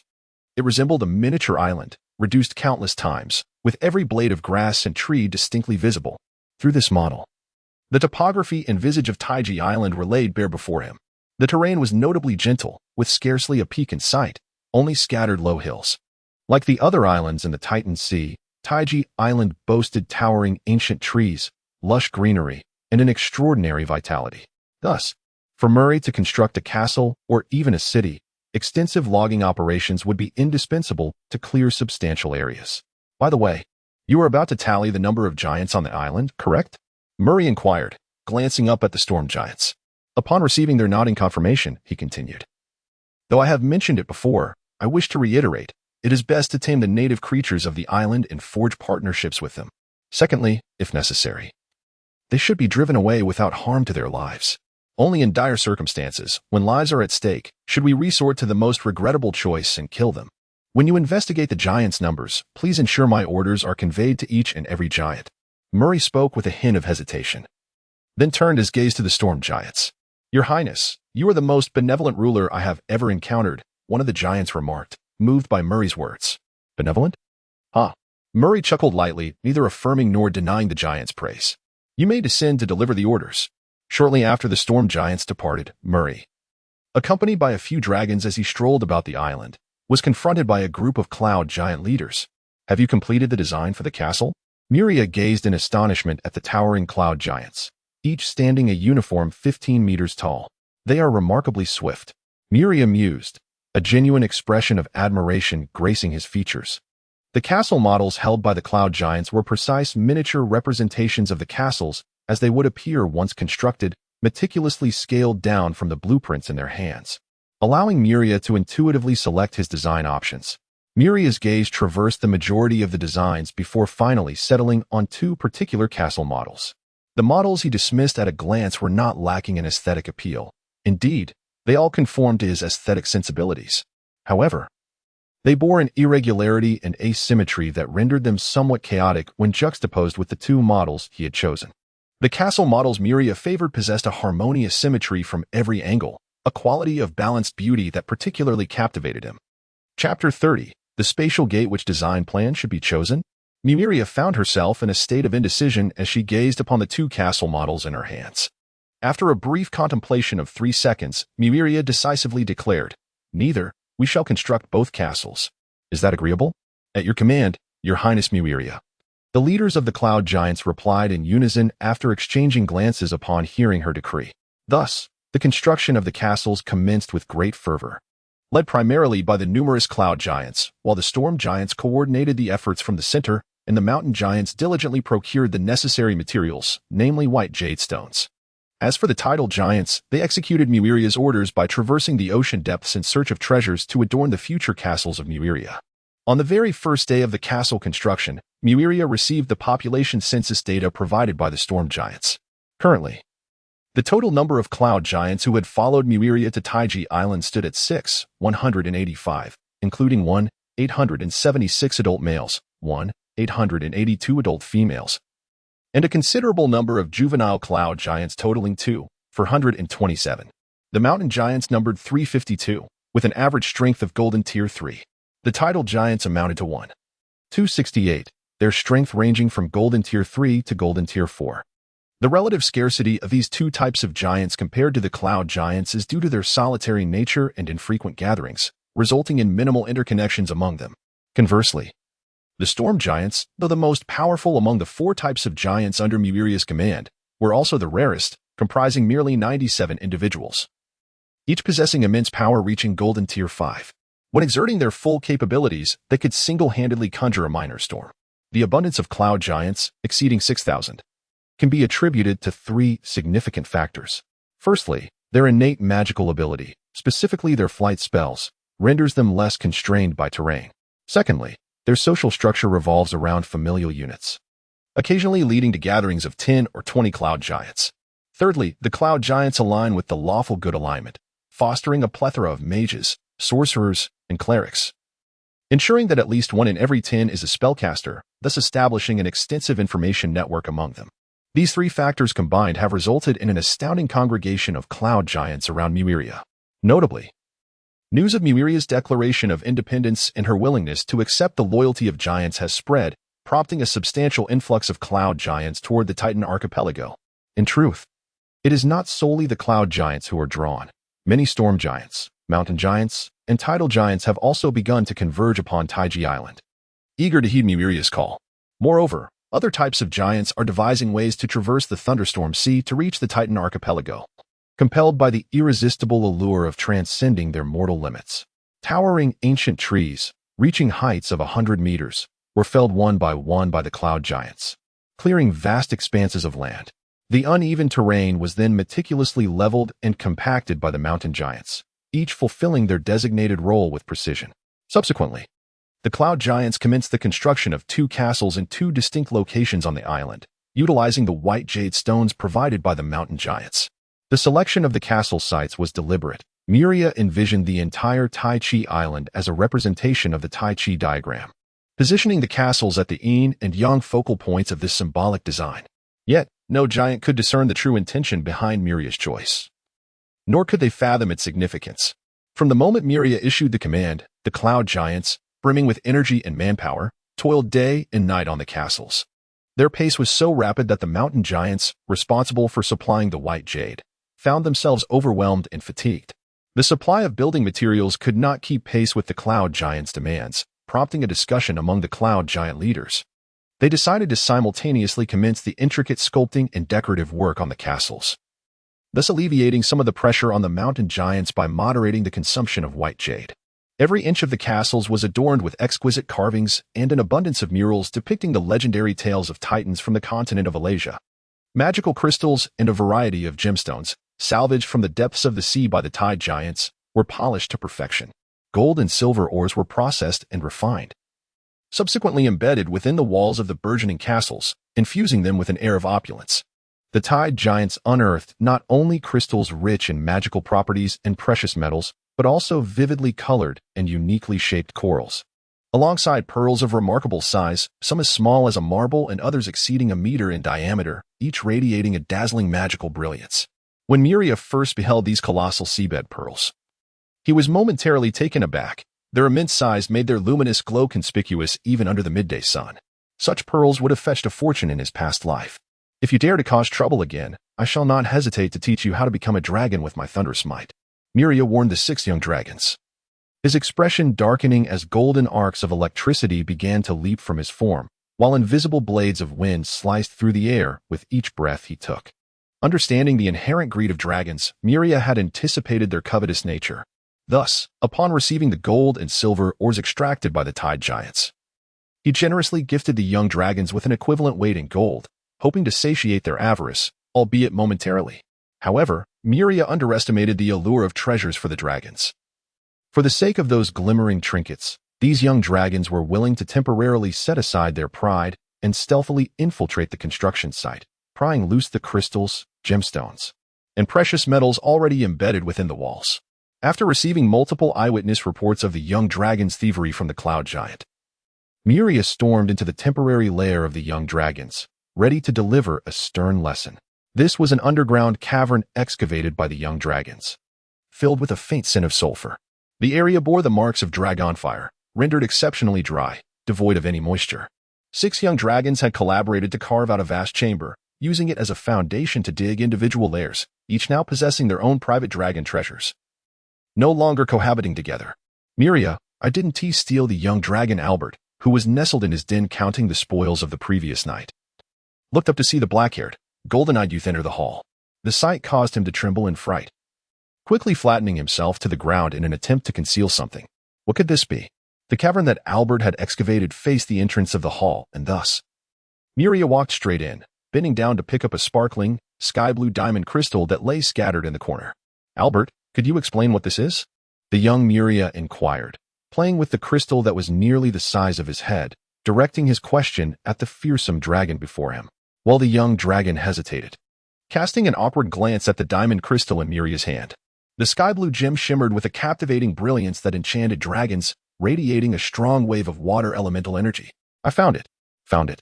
Muria narrowed his eyes. Where did you find such a perfectly shaped water elemental crystal? I recall only my castle under construction possessing such a gem. Although the cloud giant was massive, they possessed remarkably dexterous hands. And the crystal in Muria's grasp had been meticulously cut into 64 perfect facets by them. Albert, the young dragon, fell silent, aware that the red dragon was renowned for its strength among the chromatic dragons rather than its intellect. Merely concocting an excuse to cover a mistake had already taken Muria by surprise. Step aside, Muria commanded, holding the crystal before Albert, who was illuminated by the vibrant colors of his own belly scales. Muria, Albert, drenched in cold sweat, began to address Muria as young master. Having been thoroughly intimidated by him, the young dragon sensed the impending consequences of his actions. Not letting me? Muria and Apos' rage flared as he observed the scene before him. Recently residing in a wooden cabin with the maid Mia, he had eagerly anticipated the future castle, yet now a dragon was stealthily hindering his plans. In a flash of radiant light, Muria dispelled his transformation spell, returning to his true form, and seized young Albert by the neck.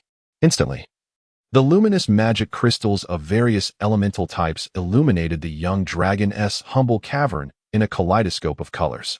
Muria's expression darkened further as he gazed down at the young dragon Albert, captured in his grip. You must understand how a dragon ought to treat those who dare to steal their treasures. Rest assured, I shall not take your life. Muria gazed at the young dragon, who had ceased to struggle in an instant, and smiled softly. After all, I am not a true golden dragon. However, while one may evade the death penalty, the consequences of one's actions cannot be escaped. Punishment is still necessary. Shortly thereafter, a chilling scream echoed from the young dragon's makeshift lair, followed by 5 more distinct and mournful roars of anguish. When the ordeal concluded, Muria emerged from the dragon's den, a space ring brimming with ill-gotten gains adorning her, leaving behind 6 charred dragon forms that twitched intermittently within the cave. This time, even the young female dragons Renata and Cynthia were not spared from Muria's retribution. The inherent greed of dragonkind is not to be taken lightly. The construction of the castle progressed swiftly under the tireless efforts of thousands of cloud giants. In less than a month, the leaders of the cloud giants reported to Muria that the main structure of the castle had been completed. As Muria followed the leaders to a grand and imposing pure white castle, preparing to explore her new abode, an unexpected event transpired.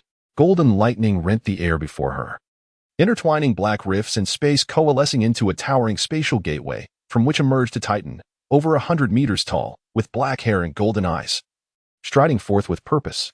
Chapter 31.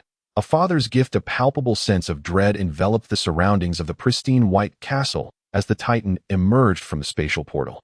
The cacophony of beasts roaring, birds chirping, and insects buzzing faded into an eerie silence, as if all creation held its breath for the arrival of this formidable being. The giants accompanying Muria, upon beholding the black-haired, golden-eyed titan, immediately knelt in unison, adopting a posture of reverence to welcome the titan's presence. Father, before the portal. Muria stood unaffected by this overwhelming pressure, gazing with astonishment at the titan who had torn through the very fabric of space in a most spectacular manner. The bond of blood compelled him to call out instinctively. In that instant, Muria finally discerned the state of his father, Ansor, and was taken aback by the unsettling demeanor of this powerful titan. Ansor was clad in a suit of armor, black with golden patterns, that concealed all but his head. The armor, archaic in design, bore no superfluous embellishments. Even the golden patterns were present solely to enhance and transmit the titan's immense power. The entire ensemble exuded an air of ancient majesty, yet Muria could not help but notice the alarming dents and claw marks marring the legendary alloy armor, a clear testament to his father's recent encounter with an extraordinary adversary. I stumbled upon a formidable opponent while searching for a gift for you, Ansor stated, his voice steady as he dragged something behind him and unceremoniously cast it before Muria. What lay before him was astonishing, a colossal dragon, measuring over 160 meters in length, enveloped in a faint glow. Its body was adorned with semi-transparent scales that refracted light like diamonds. A legendary breed known as the Strength Dragon. This Strength Dragon proved to be a commendable foe. Battling it was exhilarating. Alas, it appears to have only just reached maturity. Its power still insufficient. I found myself wanting for more, Ansor remarked, his previously stoic expression now animated with enthusiasm. Wanting for more, Muria murmured, gazing at the strength dragon that his father had unceremoniously presented. The creature's appearance was tragically pitiful. Its body marred by numerous shattered scales and punctuated with scars bearing traces of golden arcs of electricity and small blades of wind, remnants of the fierce clash between Ansor and the dragon. These residual forces clashed with the dragon's own power, causing translucent dragon blood to intermittently seep from its wounds, while the dazed creature occasionally convulsed in response to the onslaught. If only one knew that the strength dragon was an exceptionally legendary breed, capable of transcending to legendary status in its youth and, in its ancient form, could even contend with true deities, indeed, a dragon of extraordinary prowess. Father, this is a power dragon. Are you not concerned that it might seek vengeance against us once it truly matures? Muria inquired, a hint of hesitation in his voice.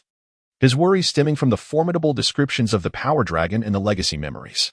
Vengeance against us? Huh. Titan paused momentarily before bursting into a hearty laugh. His mirth exuberant and unrestrained, while Muria felt an awkwardness settle over him, uncertain of his misstep. My son Muria, though you are still young, allow me to assure you that even if the ancient power dragon dared to stir trouble here, the only outcome would be its bones transformed into a prized possession of our Titan lineage. The legendary Titan Ansur exuded an air of dominance, his spirit ablaze with an indomitable fighting will. In his son's dark golden eyes, Muria perceived a fervent fire, a tangible manifestation of the Titan's battle spirit, yearning for a confrontation with a legendary power dragon. Oh, by the way, I ventured out to procure a gift for you. Do take a look and see if it pleases you.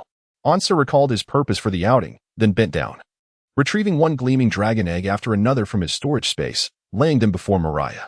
The eggs shimmered with a crimson ethereal glow, exuding a scent reminiscent of sulfur. Others crackled with blue arcs, carrying the tang of ozone and sand. There were dark green dragon eggs infused with the essence of foliage, black dragon eggs wafting a faintly sour aroma, and finally, white dragon eggs encrusted with frost. Muria stood dumbfounded before the meticulously arranged dragon eggs, his mouth agape in astonishment. His father had gathered a collection of dragon eggs of all hues, and it was not merely a solitary egg of each type. The red dragon eggs alone numbered no fewer than 13. Ansur observed his son's astonishment with great satisfaction, interpreting Muria's expression as delight, based on information he had garnered from the golden dragoness Atris. This is a gift I prepared for you after consulting with your mother. Due to certain circumstances, I have not been able to see you since your birth. Are you pleased with this gift? Ansur gazed at his son with a glimmer of expectation. Upon hearing his father's inquiry, Muria opened his mouth to respond. What could he possibly say? Should he express his disdain for the dragon eggs? Should he voice his aversion to these inherently malevolent creatures? Should he refuse them? If Muria were merely a 13-year-old child of Titan and dragon, he might have impulsively voiced his true thoughts. However, he was not solely that. He carried the memories of over 20 years of human existence from his past life, rendering certain sentiments unspeakable. The sole trait uniting the five-colored dragons was their malevolence.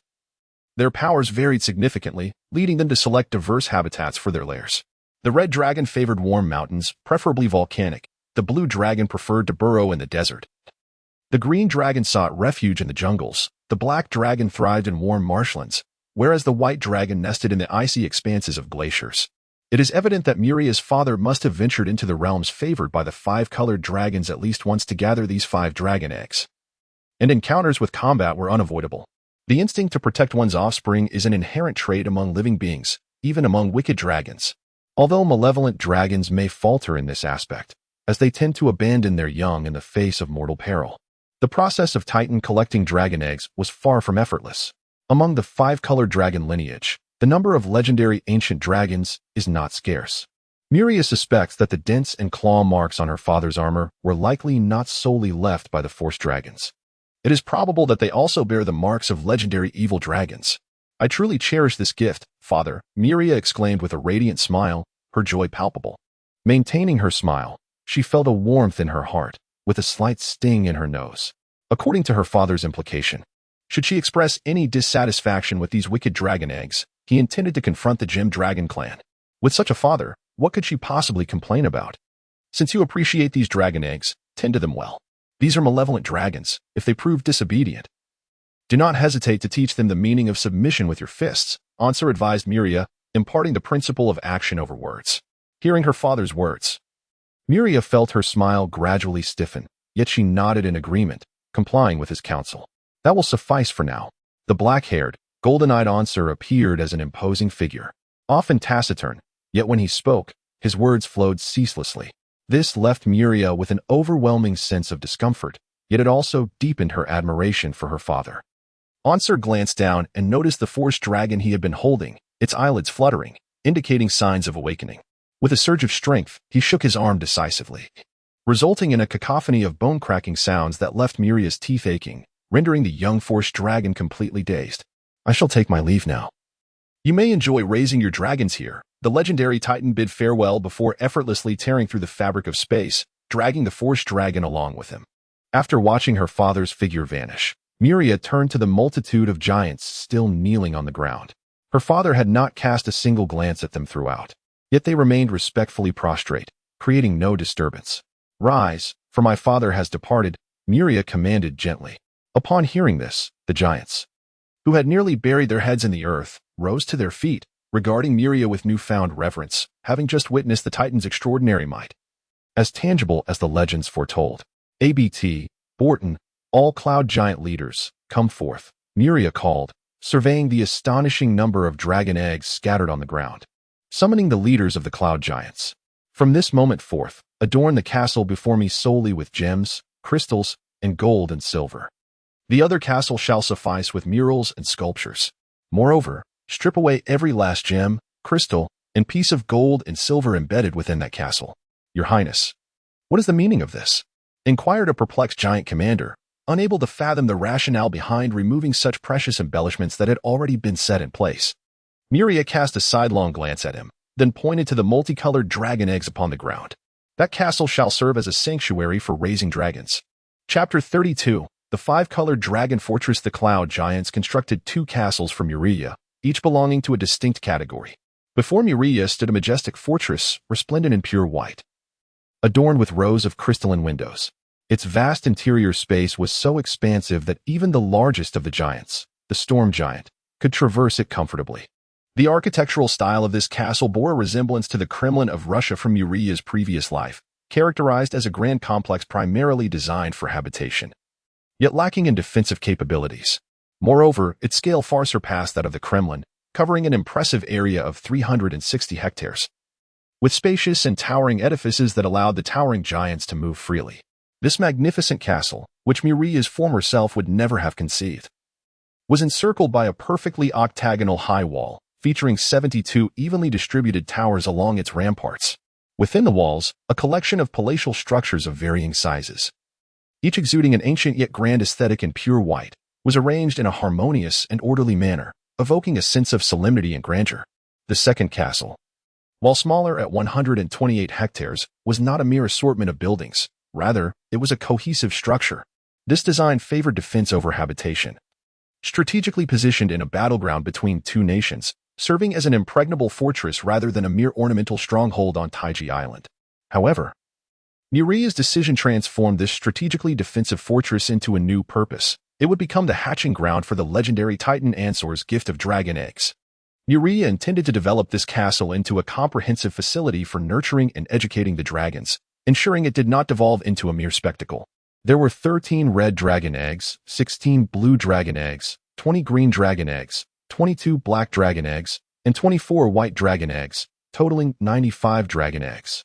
After meticulously counting the eggs, Muria instructed the cloud giants to transport them to the fortress, which he had named the Five-Colored Dragon Fortress. Simultaneously, Muria directed the tidal giants to prepare the materials necessary for setting up the magical array required for hatching the dragon eggs. The resources of the sea were never inferior to those found on land. Whatever existed on land could similarly be discovered in the ocean. The most crucial component for the hatching array was the magical crystals that provided gentle elemental energy, and all types of elemental crystals could indeed be found beneath the waves. Even fire-type elemental crystals were no exception, as the ocean floor housed numerous underwater volcanoes that could yield astonishingly rich deposits of fire elemental crystals. As for earth and water elemental crystals, they were plentiful, while the supply of wind and thunder elemental crystals was somewhat disheartening. Nonetheless, deposits of these two types of magical crystals could still be uncovered on some remote islands scattered across the ocean. Among the rarest of treasures are the crystals of light and darkness. However, at present, Muria has no need for these elemental crystals. Even if acquired, they would merely serve as decorative embellishments upon the pristine white walls after being polished. It is noteworthy that the walls of Muria Castle are composed of smooth and immaculate white jade, devoid of any unpleasant seams. This remarkable quality is attributed to the talent of the mountain giants in stone crafting. Once the cloud giants constructed the castle with uniformly sized white jade bricks. The mountain giants employed their innate abilities to merge these stones into a cohesive whole. Thus, within Muria's castle, not a single wall seam is visible. For the long-lived Muria, time holds little value. He possesses ample moments to engage in any endeavor.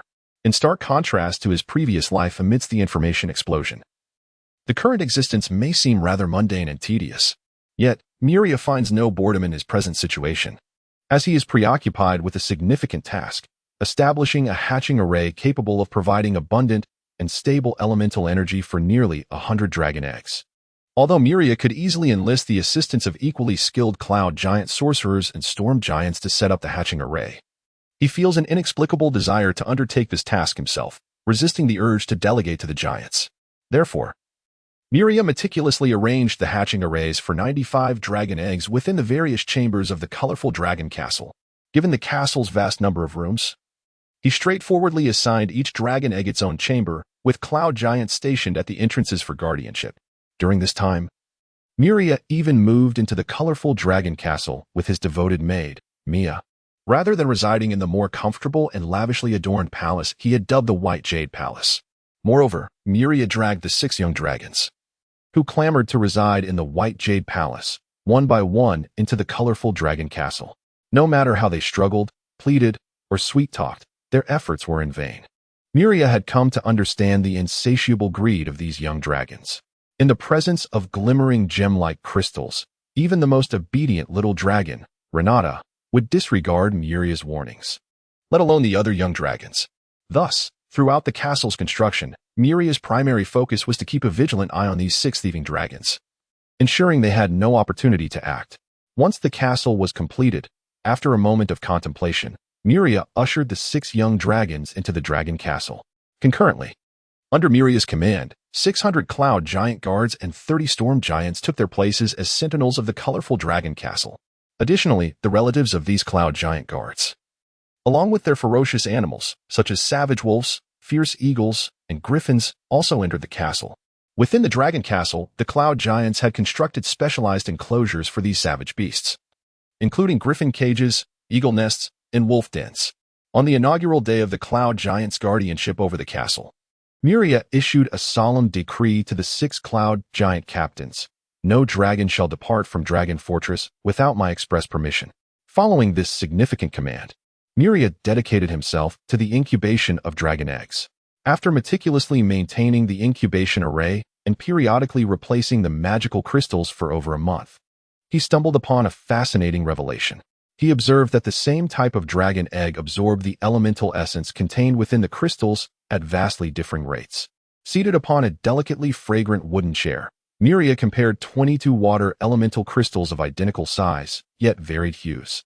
The magical crystals employed in the incubation array had been meticulously cut, their elemental energies nearly equal, rendering any differences nearly imperceptible prior to use. However, on this particular day, Muria replaced the nearly depleted magical crystal for a black dragon egg, naturally presuming that the other black dragon eggs also required similar replacements. To his astonishment, upon extracting another crystal from the incubation array of a different black dragon egg, he discovered that a considerable portion of the elemental energy within it remained unabsorbed. In that moment, a profound realization dawned upon Muria. He had fallen into a cognitive trap. The 6 red dragon eggs he had previously incubated originated from the same pair of red dragons, exhibiting minimal differences and consistent incubation times, leading him to mistakenly believe that all dragon eggs were identical. Yet the varying shades of the 22 water elemental crystals before him unveiled a crucial oversight. These dragon eggs were sired by distinct malevolent dragons, each possessing conspicuous differences. Just as it is impossible for 2 leaves to be precisely alike in this world, so too is it unfeasible for any two dragon eggs to mirror one another. This realm is one of tangible existence, not a mere virtual game. Every life, every dragon, is a unique entity. The 95 dragon eggs, each originating from different malevolent dragons, would consequently require varying durations before the hatchlings emerged from their shells. Some eggs might take years to yield a dragonling, while others could result in a hatchling within mere months. Realizing this, Muria struck his palm with a fist, exclaiming to himself that this could not continue. He resolved to readjust the incubation array to create an environment most suitable for each dragon egg. Yet, with a hint of frustration, he patted his head, contemplating that he currently lacked the skill to modify such arrays. His proficiency in array arrangement was rudimentary at best, his understanding of array-related knowledge only partially developed. Should I endeavor to learn about arrays? Muria pondered hesitantly, and as his gaze fell upon the varying shades of blue water elemental crystals on the table, he made a decisive resolution to learn it as a means of passing the time. Shortly thereafter, Muria arrived at the Eagle's Nest, an expansive edifice crowned with a soaring arched dome that reached an impressive height of over 120 meters. Within this grand structure resided not the ferocious eagles nurtured by the cloud giants, but rather the mighty roc, a majestic creature worthy of the storm giant stewardship. The roc, a bird of colossal proportions with a wingspan nearing 80 meters, was capable of devouring an elephant and could effortlessly carry a robust storm giant upon its back, rendering it an exceptional mount. Conventionally, such a proud being as the roc would not allow anyone to ride it, save for the storm giant it deemed worthy. Even other storm giants would find themselves denied. Yet, this unwavering rule of nature faltered in the presence of Muria. The moment she stepped into the Eagle's Nest, the roc belonging to an unknown storm giant bowed down in a most docile manner, even extending its wings before her, granting her passage to ascend onto its back. With a resounding cry that echoed through the heavens, the magnificent roc soared skyward, bearing Muria aloft. In mere moments, 5 storm giants, mounted upon their own rocs, pursued her with great urgency. Meanwhile, on the platform of Dragon Fortress, a storm giant with a complex expression watched as his roc was spirited away by Muria. He was not alone. Over 20 other storm giants, their eyes brimming with envy, stood beside him, lamenting the absence of their own majestic rocs. Chapter 33. Borrowing books, and the great roc Muria rode upon the magnificent roc, adorned with resplendent feathers that shimmered with a kaleidoscope of colors, racing through the skies above the Titan Isles. The howling winds whipped through Muria's dark hair, as the landscape beneath him blurred into a swift retreat. Despite the near-supersonic speed, Muria's dynamic vision was of monstrous caliber, allowing him to discern the surroundings with remarkable clarity. Before long, he approached the outskirts of the Titan Isles, and though still a considerable distance away, his gaze was immediately drawn to the opulent crystal castle, gleaming under the sun's embrace. As he drew nearer, a swarm of golden bipedal dragons encircled him from all directions, seemingly poised to launch an assault and drive him from the skies above the castle. With a thunderous cry, the roc unleashed a furious roar, its eyes ablaze with wrath. Although these bipedal dragons, measuring 18 meters in length and infused with the power of the golden dragon matron, were formidable, they were still deemed insignificant by the roc. Towering at a height of 5 tiers of gold with an impressive wingspan of 80 meters, the roc regarded these creatures as mere prey. "Do not attack. They are my mother's kin," Muria said, gently stroking the feathers along the roc's neck to soothe its fury. He understood that the roc comprehended his words. As a creature of golden tier, it possessed an intellect akin to that of humans, despite its inability to speak. This understanding allowed Muria to ride atop this proud bird.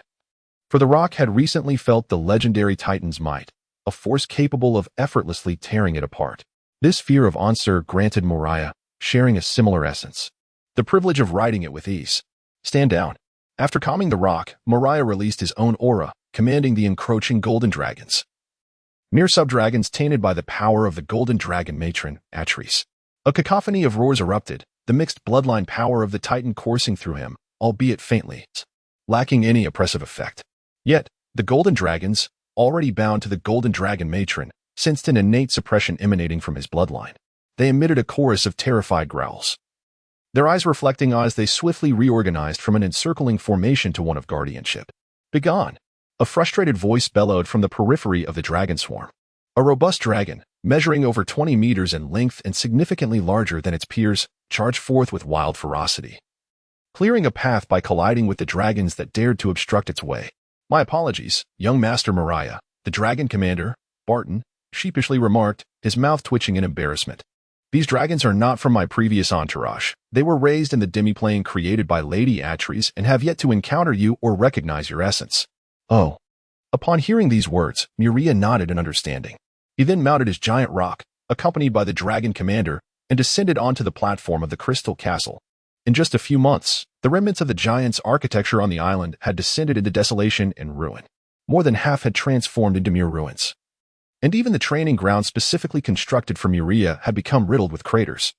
Many of the dragon beasts that surged forth from the demiplane of the golden dragon matries had taken residence in the giants and oppos, abandoned structures, while numerous massive dragon beasts, driven by sheer curiosity, roamed about, their formidable physiques causing havoc as they careened through the remnants of the giants' edifices, carving out paths with their reckless strides. Thus, the buildings erected by the giants who had settled on the island due to Muria's birth were largely laid to waste by these golden dragon beasts, leaving behind no trace of their once great civilization. Apart from Matrice's crystal castle, the entire island resembled a wilderness. Not far off, the golden-haired head maid, Sophia, approached him with a retinue of maids, respectfully greeting him with a bow. Sophia, you remain unchanged after all these years. It is truly delightful, Muria remarked, a smile gracing his face as he beheld the familiar golden-haired maiden. Is my mother currently in the castle? Lady Matrice has stepped out. Master Muria, she replied. Off to right wrongs again, I presume? Muria mused, stroking his chin. He had a lingering suspicion that Matrice's fervent sense of justice stemmed not merely from the inherent nature of gold dragons, but also from their avarice. After all, powerful malevolence seldom mingled with poverty. In Eurasia, combating evil was, in fact, a lucrative venture. Perhaps I shall also endeavor in righteous endeavors someday, Muria murmured to himself. Then turned to Sophia and said, I have come to the library to borrow some books and shall depart shortly. Very well, Master Muria. You may take any books you desire. This is a directive from Lady Matrice, Sophia responded. Please follow me. Observing Sophia leading the way, Muria smirked slightly. Sophia, I remember the way to the library. You should attend to your duties. I am aware you are quite busy. Then permit me to excuse myself. Please allow this cohort of maids to accompany you, Sophia replied, unreservedly taking her leave. As she indeed had a multitude of responsibilities overseeing over 1,000 maids within the castle. Subsequently, Muria left the giant rock on the castle platform and entered the castle with a group of maids, making his way to the library in search of tomes pertaining to magical formations. Why are there so many? Muria exclaimed, gazing at the towering 15-meter bookshelf before him, which overflowed with an array of books written in various languages, causing his head to spin slightly. Master Muria, if you seek books related to magical formations, this entire section of shelves contains them. The bookshelf before you is merely one of many. A dragon maid behind him gestured, indicating the rows of shelves. This is quite overwhelming. Muria gazed in astonishment at the shelves in this vast area, where the library of the Golden Dragon Lady contained no fewer than 8,000 books and possibly over 10,000. In contrast, the collection of the Dragon Maid was staggering, amounting to at least 1,000,000 tomes. I have long wondered where my mother acquired such an extensive collection of books. Muria turned his gaze towards the Dragon Maid, and the sheer volume of the Golden Dragon Lady Atrice's library could only be aptly described as an ocean of literature, an unfathomable treasure trove. Master Muria, I am but a humble maid, and I am somewhat unclear about this, the Dragon Maid before him said shyly. She then furtively glanced around and noticed that the other dragon maids were preoccupied with counting the number of books and paid no attention to them. Lowering her voice, she continued, however, I have heard some rumors that most of Lady Atrice's collection was amassed rapidly after she entered the realm of legends, allegedly through the means of forceful plunder. As for the truth of this, I cannot say. I see, Muria nodded. He had already come to believe much of what this dragon maid had shared, considering it to be the truth, or at least a part of it. In his previous life, the adage knowledge is power held true, and the same applied in Alasia. To the golden dragons, rare knowledge was indeed a precious treasure. Ultimately, Muria departed from the crystal castle, adorned with a spatial ring filled to the brim with books, over 13,000 volumes, to be precise. These tomes contained fundamental knowledge about magical arrays, lacking any overly profound content, making them suitable for a novice like him, despite their considerable quantity. How did you all follow me? Muria inquired, somewhat surprised as he stood on the castle platform, observing the 5 storm giants and their towering companions, the giant eagles. Your Highness, the 5 storm giants bowed in respect, one of them speaking up. "We are your loyal followers, and it is our duty to guard you. Therefore, please be sure to notify us before your next outing." "Very well," Muria replied, nodding in agreement. He felt there was no need to refuse such a gesture. Having a throng of giants following him during his travels would certainly be quite impressive. Squawk, squawk, squawk. "Your Highness." The pale-skinned giant first bowed to Muria, then hesitated, glancing at the massive eagle behind him. Grr. At that moment, the giant eagle lowered its head, extending its beak towards the pale storm giant, affectionately nudging the 18-meter-tall giant. "Your Highness." Upon hearing Muria's praise, the storm giant's expression grew even more conflicted, his face contorting in a mix of pain and joy.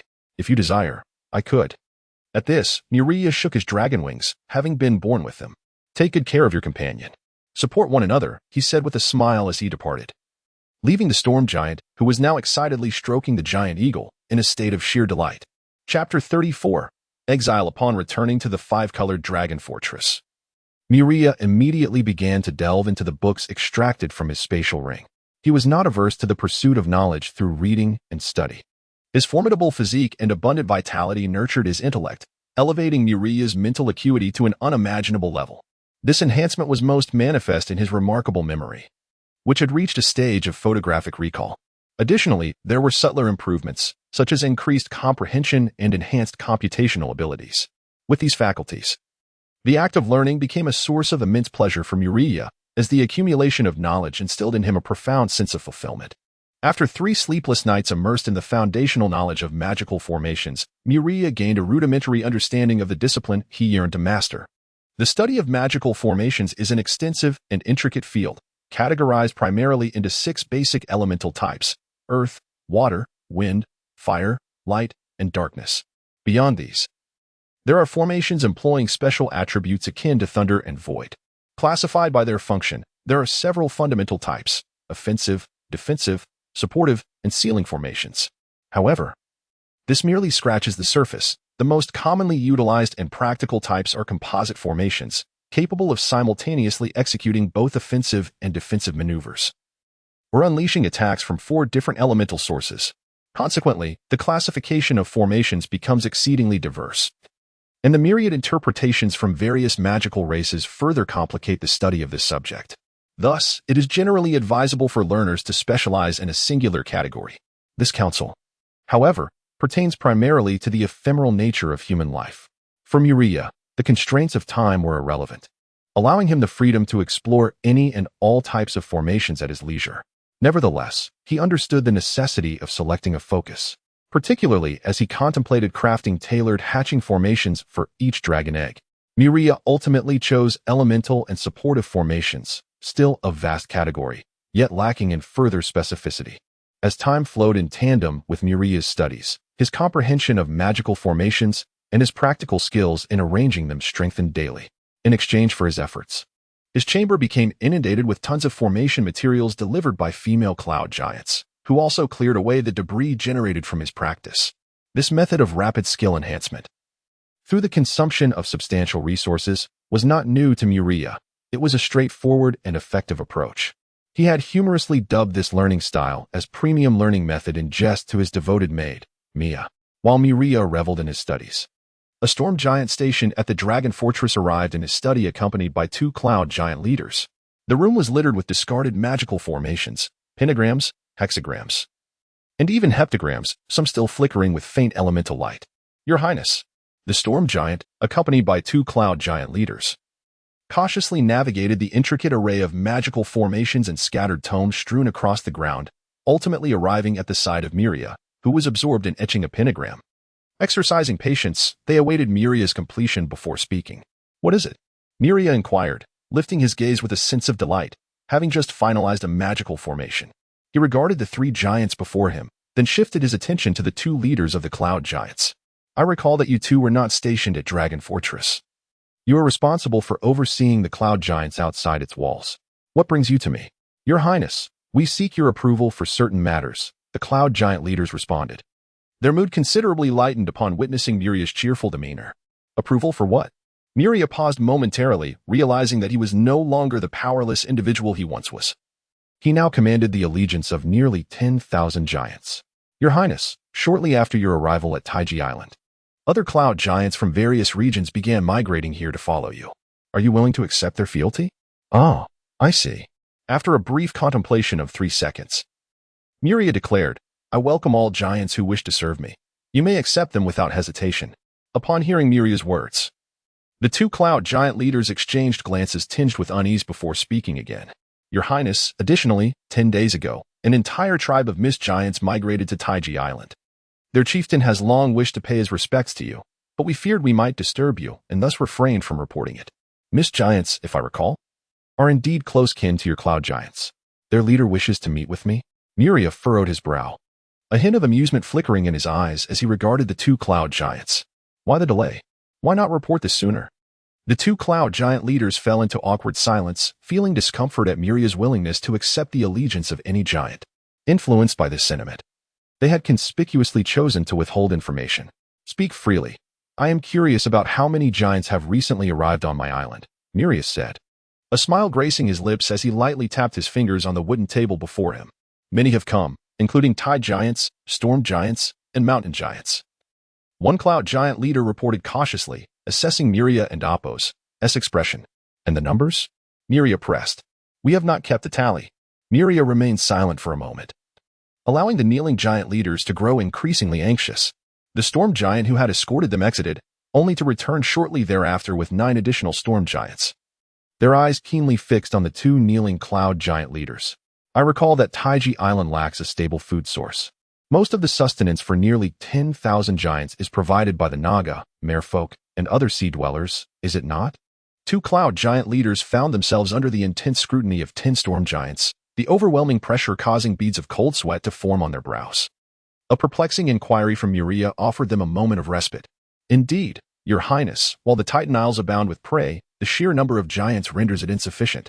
Moreover, we dare not venture too deeply into the Titan Isles, so our primary source of sustenance comes from the schools of fish driven by the sea folk.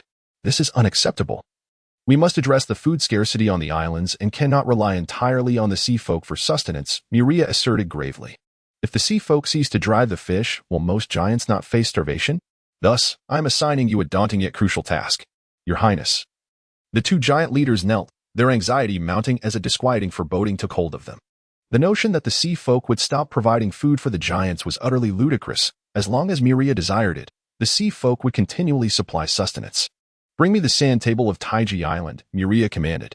The 2 storm giants exited the chamber, swiftly returning with a massive sand table. At its center lay Taiji Island, a landform situated between the circular and octagonal shapes, yet the table depicted far more than just Taiji Island. It illustrated all islands within a nearly 100-kilometer radius surrounding it. Approaching the sand table, Muria surveyed the meticulously rendered models of numerous islands, a faint smile gracing her lips.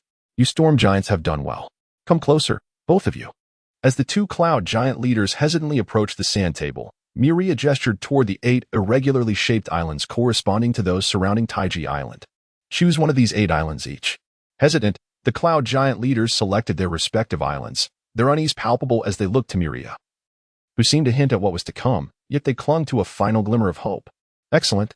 After you depart, take your accompanying cloud giants to the islands you have chosen to cultivate. You are to eradicate all useless trees and plant fruit trees, as well as shrubs capable of yielding berries. Furthermore, you must seek out low-tier monsters on the Titan Isles that can be domesticated and bred on a large scale to serve as a food source for the giants on the island. The scale of domestication should be extensive enough to provide a daily meat supply sufficient to meet the needs of all giants residing there. Upon concluding her directives, Muria narrowed her eyes, watching the 2 cloud giant leaders, whose bodies began to tremble slightly. Do you accept this task, Your Highness? They inquired, their expressions betraying their trepidation. Yet Muria's demeanor, though seemingly amiable, bore an unmistakably stern undertone. We accept, they replied, their faces etched with resignation as they acquiesced under Muria's compelling gaze. The consequences of refusal were too dire to contemplate. As the 2 cloud giant commanders approached the entrance, they staggered slightly before bowing their heads in acknowledgement, ultimately departing in silence, fully aware of the price they were compelled to pay. Greed had clouded their judgment.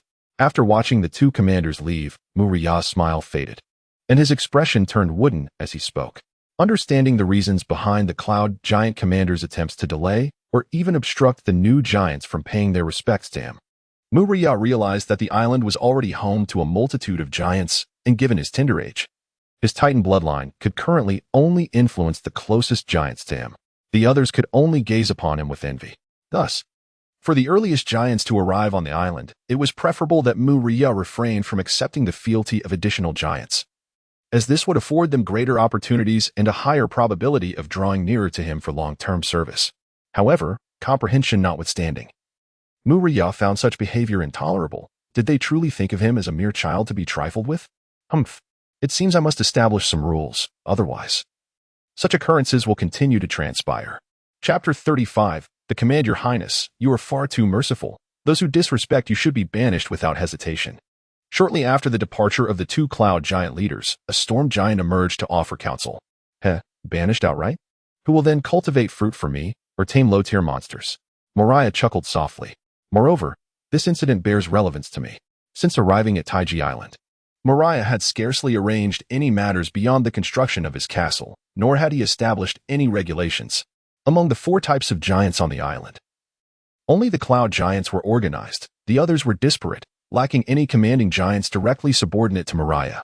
Thus, in the absence of a comprehensive system on Taiji Island, the cloud giants, being the most numerous and organized, naturally constituted the strongest faction, overseeing most of the island's affairs. In such circumstances, it was hardly surprising that certain cloud giant leaders entertained unwholesome thoughts. Let us proceed to the White Jade Palace. Summon all the cloud giant leaders and notify the representatives of the tidal and mountain giants. Additionally, all storm giants present on Taiji Island must attend.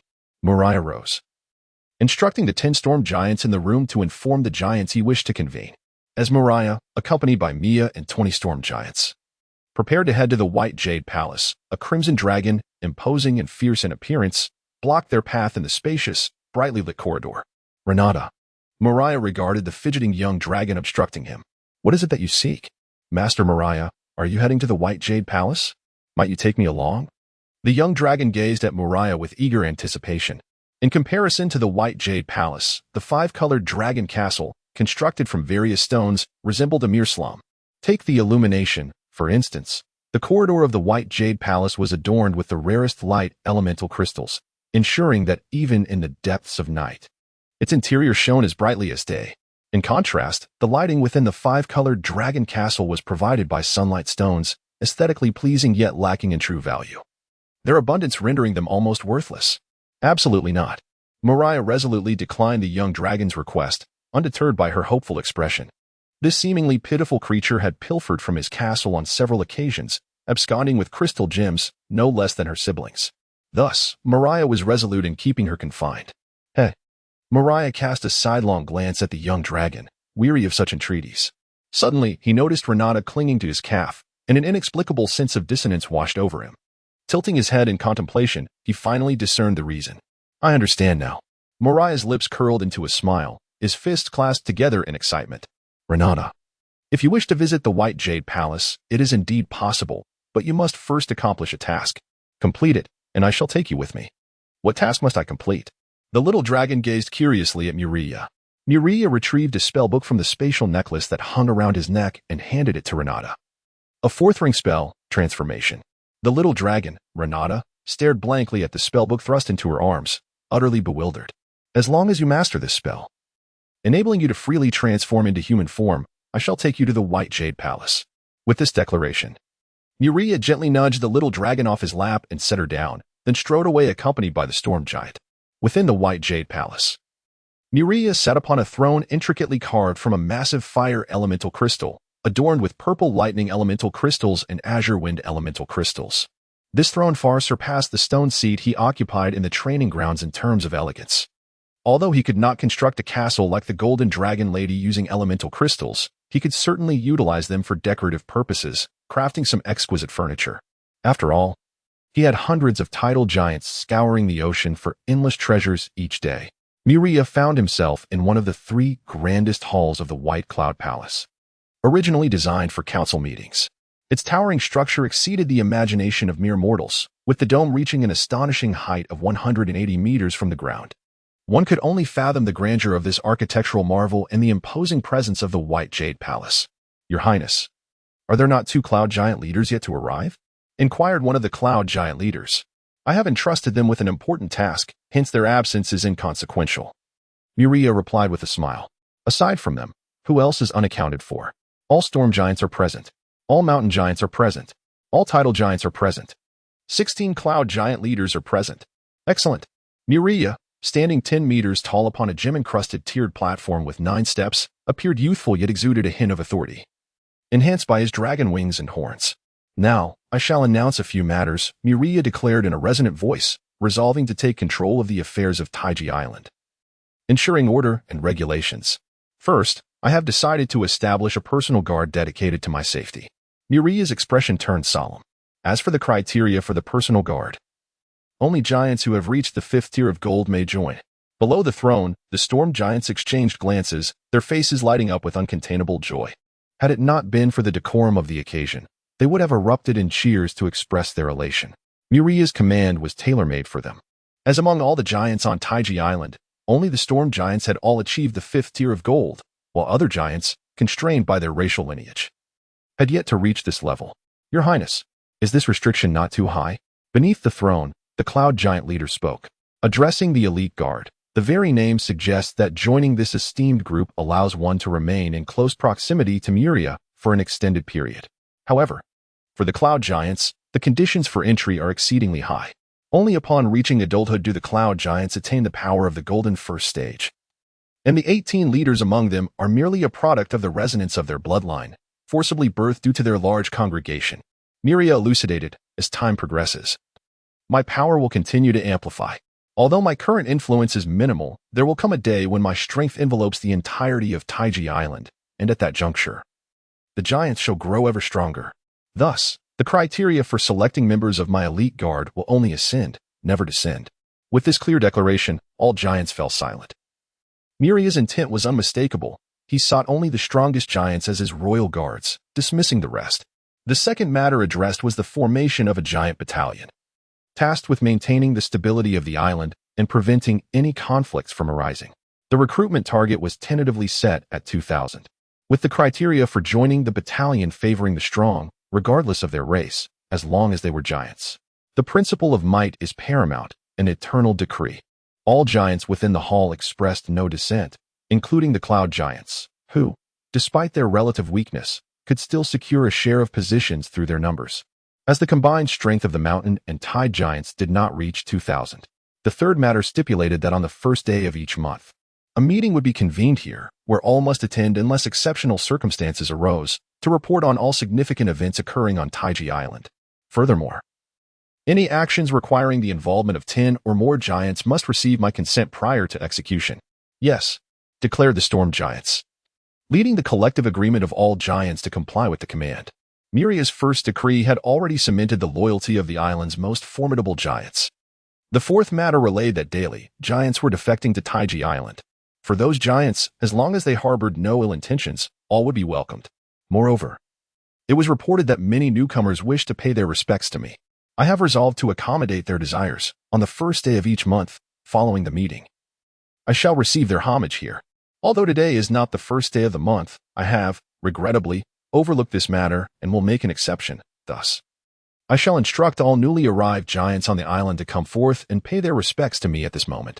With Muria's command, the storm giants swiftly exited the grand hall to spread the word across Taiji Island, notifying the newly arrived giants to present themselves before Muria at the White Jade Divine Palace.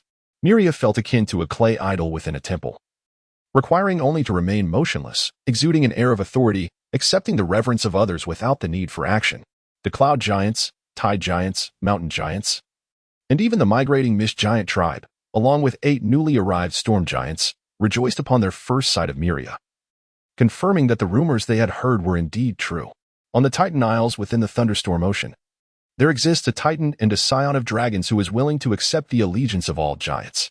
This very rumor compelled many giants to forsake everything and venture across the tumultuous Thunderstorm Ocean to pledge their loyalty to Muria.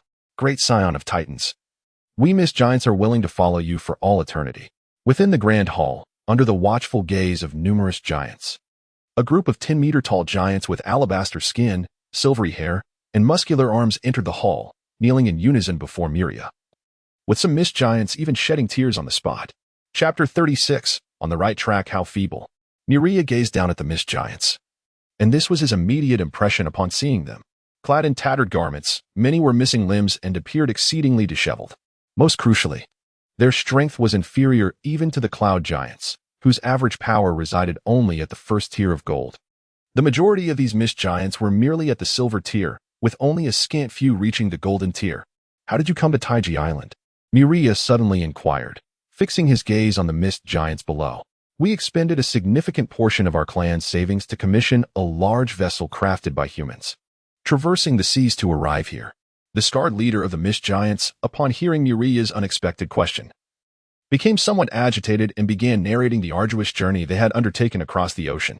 Unlike the cloud giants, these mist giants lacked innate abilities. Most of them could not fly upon reaching the golden tier, thus they were compelled to rely on tools and make certain sacrifices to seek assistance from other beings.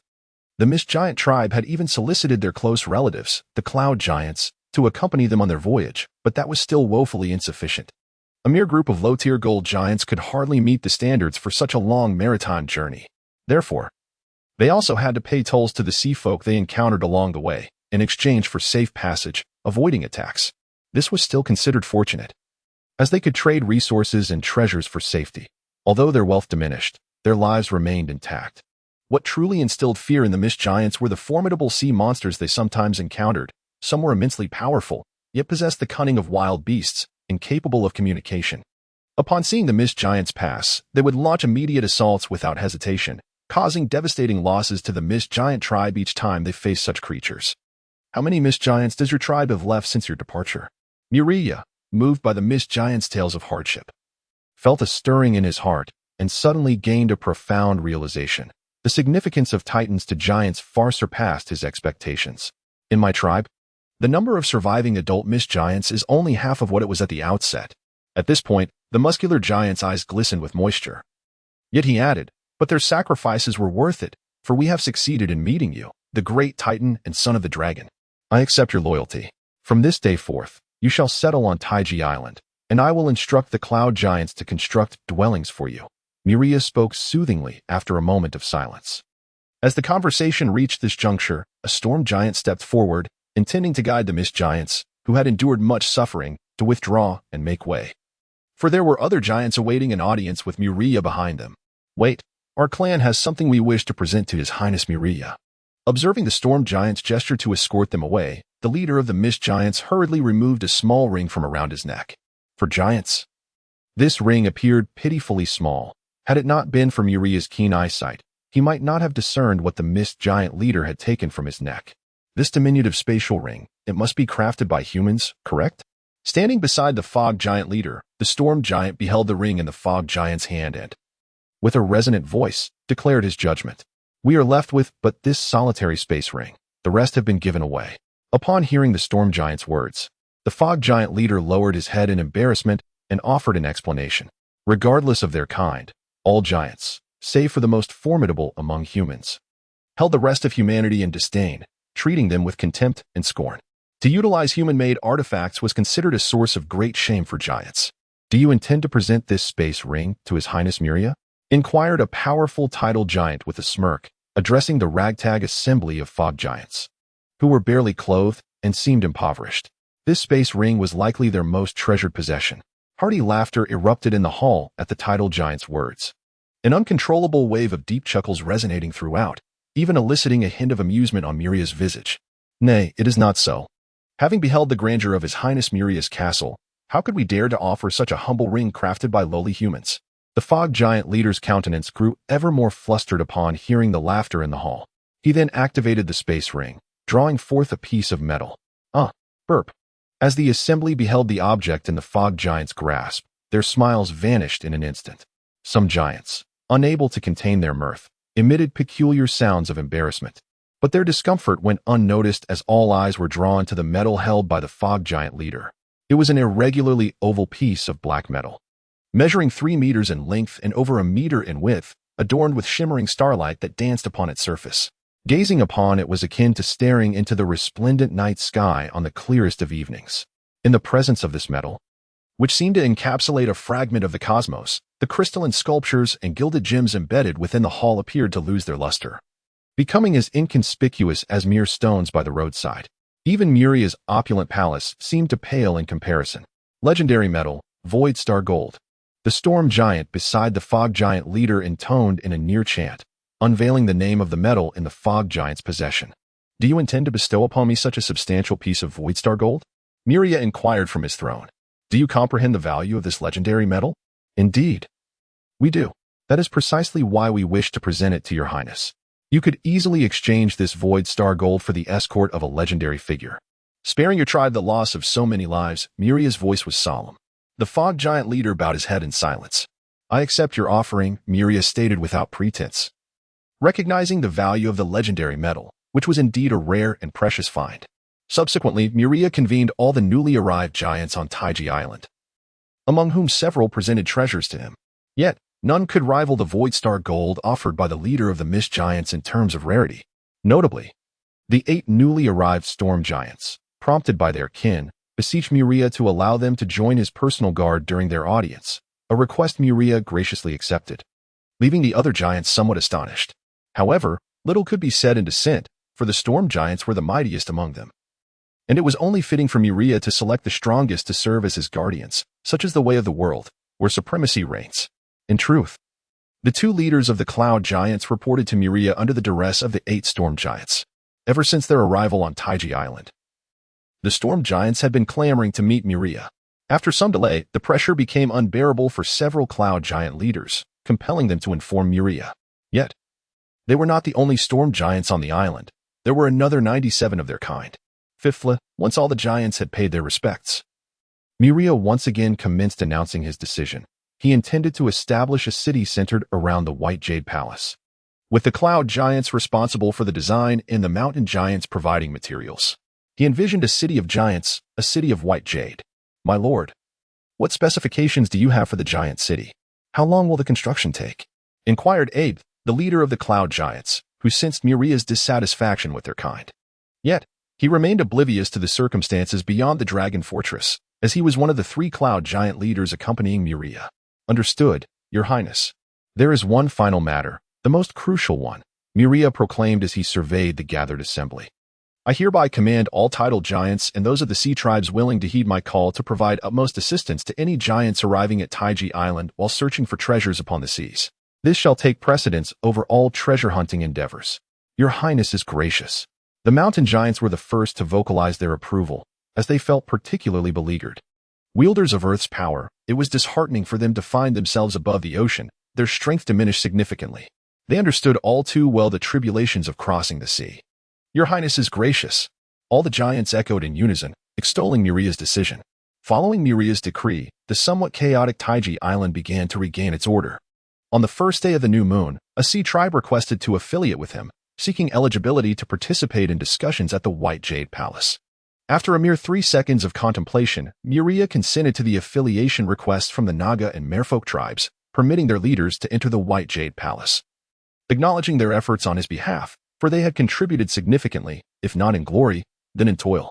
Thus, on the first day of each month, Muria would first receive the newly arrived giants, followed by reports from the leaders of the cloud giants, the representatives of the giants, and the heads of the sea tribes regarding the significant events of the past month. The cloud giants reported on the construction progress of the city of giants, while the tidal giants and the sea tribe recounted the number of giants they had rescued over the past month, as well as the treasures they had collected. The mountain giants detailed the quantity of jade bricks they had produced. Speaking of the mountain giants, Muria believed their abilities were most suited for infrastructural endeavors, inspiring him to contemplate the establishment of a dedicated construction corps, inviting all mountain giants to join. However, it is regrettable that the mountain giants are fundamentally primitive beings. Their limited knowledge hinders their ability to independently construct even moderately complex structures, necessitating the assistance of cloud giants. Nonetheless, improvements are underway, as a portion of the mountain giants has begun to actively pursue the study of architecture. Their primitiveness stems from a lack of opportunity for education, not from a deficiency in intelligence. As for the storm giants, even the newly arrived ones, Muria enlisted each of them into his personal guard, solidifying them as the core of his rule over Taiji Island. Those storm giants who attained the privilege of being part of his guard displayed unwavering loyalty, diligently executing each command issued by Muria. With the most formidable cohort of giants on his side, Muria, over the ensuing 5 months, issued successive orders to expel 6 cloud giant leaders along with their subordinates, banishing them to 6 neighboring islands surrounding Tai Chi Island to cultivate the land. Chapter 37. The gradual birth. One must understand that there are a total of 18 cloud giant leaders. It is imperative that a portion of these leaders are interconnected to effectively obstruct Muria's sources of information. There are certainly not just 2 cloud giant leaders involved. Over the course of the 6 months that Muria has spent on Taiji Island, his successive exiles of the cloud giant leaders have genuinely terrified the majority of them, leaving them in a state of constant anxiety. Consequently, amidst this atmosphere of trepidation, the city of giants, which Muria has not set a deadline for, is taking shape at a pace that leaves him utterly astonished. However, Muria merely observes and reflects.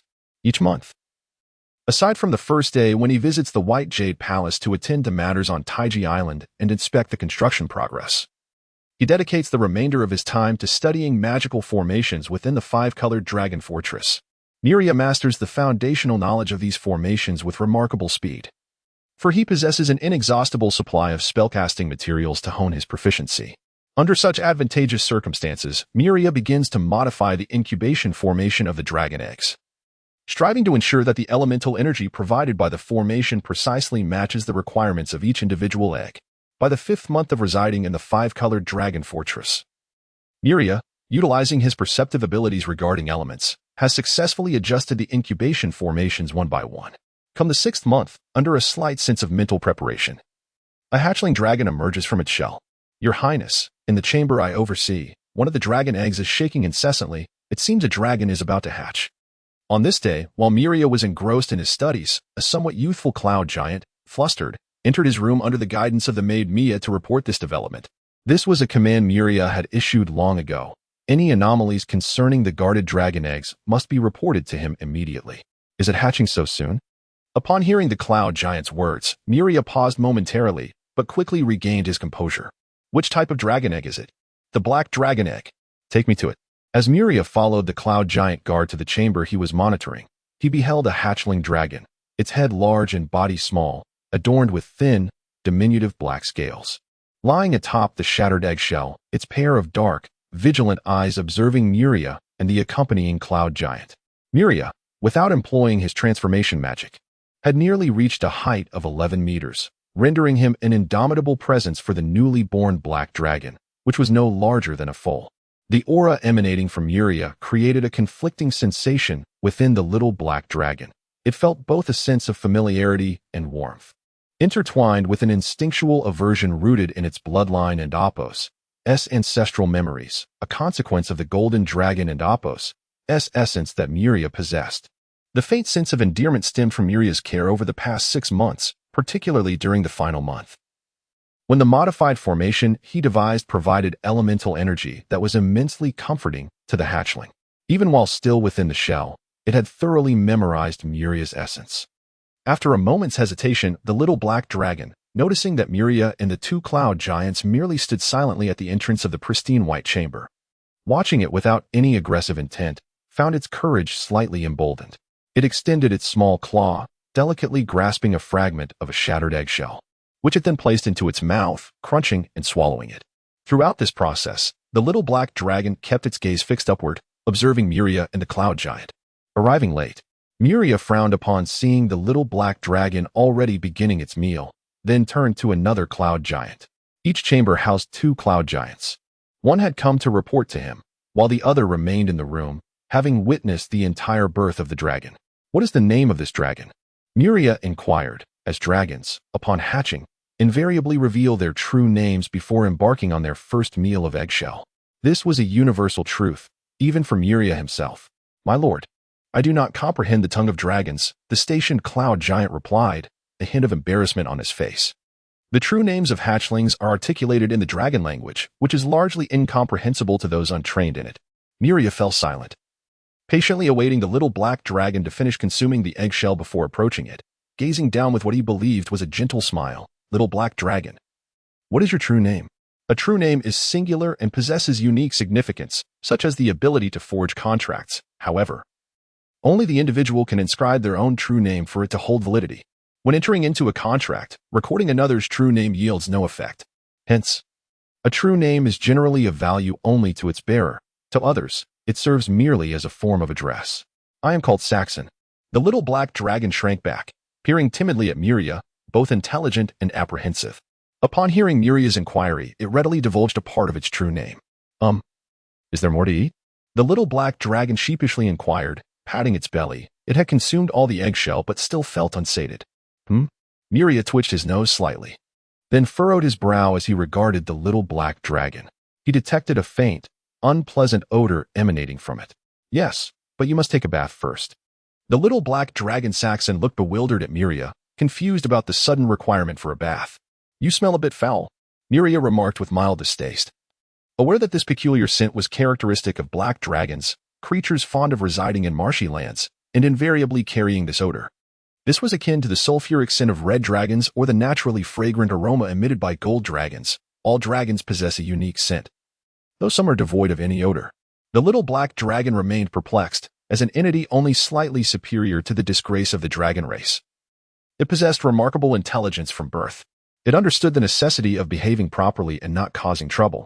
Take it to bathe, and once it is clean, ensure it is well fed. Muria commanded the cloud giant at the door, who appeared equally bewildered. Remember to add plenty of spices to its bathwater. I do not wish to detect any unpleasant odor upon our next encounter. At your command, young Master Muria. The two cloud giants, somewhat bewildered by the commands of Muria, promptly responded. In the ensuing time, hatchlings of drakes emerged one after another. However, no dragon egg hatched two hatchlings on the same day. The timings of the hatchlings' births varied. This circumstance suggests a notable issue. Muria's father likely seized a considerable number of malevolent dragon eggs, selecting only one from each clutch. Each dragon egg had been meticulously chosen by the legendary Titan Answer, ensuring that even the most inferior white dragon egg underwent a rigorous selection process. Thus far, the impeccable hatching success rate attests to this fact, while Muria's incubation array played a significant role. It was equally due to the exceptional quality of this batch of dragon eggs. As 3 years swiftly passed, the population of giants on Taiji Island successfully surpassed 30,000, with both the mountain giants and tidal giants exceeding 1,000, while the number of storm giants only grew to 315 over these 3 years. The city of giants, centered around the White Jade Palace, began to take shape, with the majority of giants on the island settling there. With a continual influx of giants to Taiji Island, the White Jade City perpetually expanded, never halting its construction. The increase in the number of storm giants signified the expansion of Muria's elite guard, and as their numbers grew, a natural occurrence unfolded. The storm giants began to delineate their own hierarchy. With their powers equal, external factors began to influence the outcomes of their battles. Consequently, the giant rock became a symbol of status among the storm giants, leading those with rock companions to instinctively form exclusive circles, subtly excluding those without. The storm giants possessing giant rocks remained steadfastly by Muria's side, striving to stay as close to him as possible. In contrast, the tasks of patrolling Taiji Island and the surrounding 8 agricultural islands were assigned to the storm giants lacking giant rocks. During these 3 years, the cloud giant leaders, exiled by Muria to the 8 surrounding islands, executed their tasks with trepidation. These leaders, accompanied by their kin, cleared the islands of all superfluous trees and extensively planted fruit trees, berry-producing shrubs, and flora favored by lower-tier herbivorous monsters discovered on the Titan Isles. Across these 8 islands, bountiful orchards flourished, alongside vast pastures where herds of bovine and ovine creatures grazed upon the vegetation. These 8 islands provided a significant supply of meat and fruit to Taiji Island daily, greatly enhancing the monotonous seafood diet of the giants. Such accomplishments brought immense satisfaction to Muria, prompting him to permit the 8 cloud giant leaders to enter the White Jade Palace on the first day of each month to partake in the monthly council and report on their endeavors. Throughout these 3 years, Muria spent the majority of his time within the Rainbow Dragon Fortress, welcoming the births of the multicolored hatchlings. Over the span of 3 years, every dragon egg gifted to Muria by his father hatched successfully, a miraculous occurrence that would undoubtedly cause a sensation across the continent if the news were to escape. However, the giants of the Titan Isles maintain a strict insularity, rendering such tidings utterly untransmittable. Having witnessed nearly 100 hatchlings, Muria has also discerned certain truths. For instance, dragons are exceptionally intelligent creatures. Even the newly hatched WIRMs possess the capacity to read the room, understanding when to submit and obey, regardless of whether their commander exudes an aura as repugnant to them as that of a golden dragon. Of course, malevolent dragons remain true to their nature at the core. Dragons are inherently wicked. Among the chromatic dragons, the green, black, and white dragons, once they grasp the nature of their surroundings, exhibit a remarkable compliance, refraining from mischief. In stark contrast, the red dragons, being the most formidable of evil dragons and the second most powerful blue dragons, display a different demeanor. Upon their emergence, the red dragons, along with certain blue dragons, imbued with ancestral knowledge, exhibit unyielding arrogance, reminiscent of the 6 red dragons Muria initially reared. Nevertheless, Muria remains steadfast in his approach, wielding the power of thunder to instruct them on how to conduct themselves properly under his command. Chapter 38. Taming Dragons. Ding. Ding. The bell tolled. In the early morning, the bronze bell atop the clock tower of the 5-color dragon castle was struck by the vigilant storm giant, its melodious and resonant chimes echoing throughout every corner of the castle. At that moment, the entire 5-color dragon castle erupted into a flurry of activity. Nearly 100 doors swung open simultaneously as a swarm of fledgling dragons, with disproportionately large heads and petite bodies, bolted from their chambers as if ignited by flames, hastily rushing toward the same destination within the castle. Quickly, quickly, quickly. We must reach the dining hall before the bell ceases.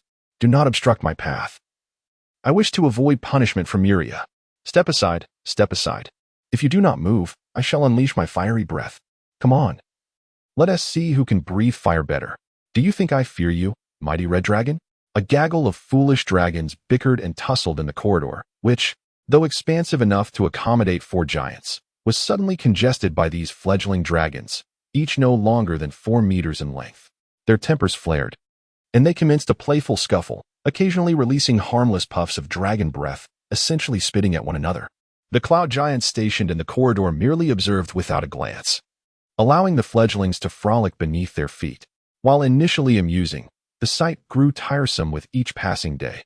After all, these were merely newborn dragons, incapable of causing them any harm. Within the castle dining hall, Muria sat at the head of the table, surveying the neatly arranged black iron dwarf tables below him. From his vantage point, everything appeared orderly and pleasing to the eye. However, upon hearing the raucous clamor of the dragons in the corridors, Muria's brow furrowed. Once again, it is the same. Despite my extensive teachings, there has been no discernible change. Perhaps my methods of punishment have been too lenient? He pondered, rubbing his temples in frustration. Just then, at the entrance to the dining hall directly opposite Muria, a sleek black dragon with a large head flapped its wings and burst forth, reveling in its status as the first to arrive. Upon realizing its triumph, it threw back its head and let out a triumphant roar. Oh, whoa. Today, I am the first to arrive. Coughing lightly at the sight of the boastful little black dragon, Muria's subtle sound caused the dragon to shudder, its exuberance wilting like a frostbitten eggplant. Muria, I know I should not be loud, the little black dragon stammered, its demeanor shifting to one of trepidation as it gazed up at Muria, who scrutinized it from his elevated seat. I shall be quiet. I will obediently take my seat now. With that, the little black dragon scuttled to its designated spot and plopped down upon the firm cushion, waiting patiently for all the fledgling dragons to gather before embarking on the most delightful part of the day, the meal. As the small black dragon entered the restaurant, a myriad of hatchlings, each adorned with scales of varying hues, surged into the dining hall amidst the melodious chimes of the bells. Initially, there was a cacophony of noise upon their entrance, but upon catching sight of the imposing figure of Muria seated on the elevated platform, they swiftly fell silent, behaving obediently. Some hatchlings even treaded lightly on their claws to avoid making too much noise. Ding! The final bell tolled, plunging the room into complete stillness. Muria, her expression as cold as ice, fixed her gaze upon the entrance of the restaurant. The hatchlings who had arrived prior to the tolling of the bell also turned their attention to the doorway, under the scrutiny of Muria and the gathered dragons. A vibrant red hatchling, accompanied by 2 shimmering azure hatchlings, timidly stepped into the restaurant. The scratches adorning the trio were a clear testament to their recent scuffle in the corridor. You 3 are late, Muria stated flatly, her gaze unwavering upon the 3 hatchlings. Muria, this is not my fault. Before she could continue, The latecomer red hatchling protested loudly, a look of indignation on its face. Those two blocked my path.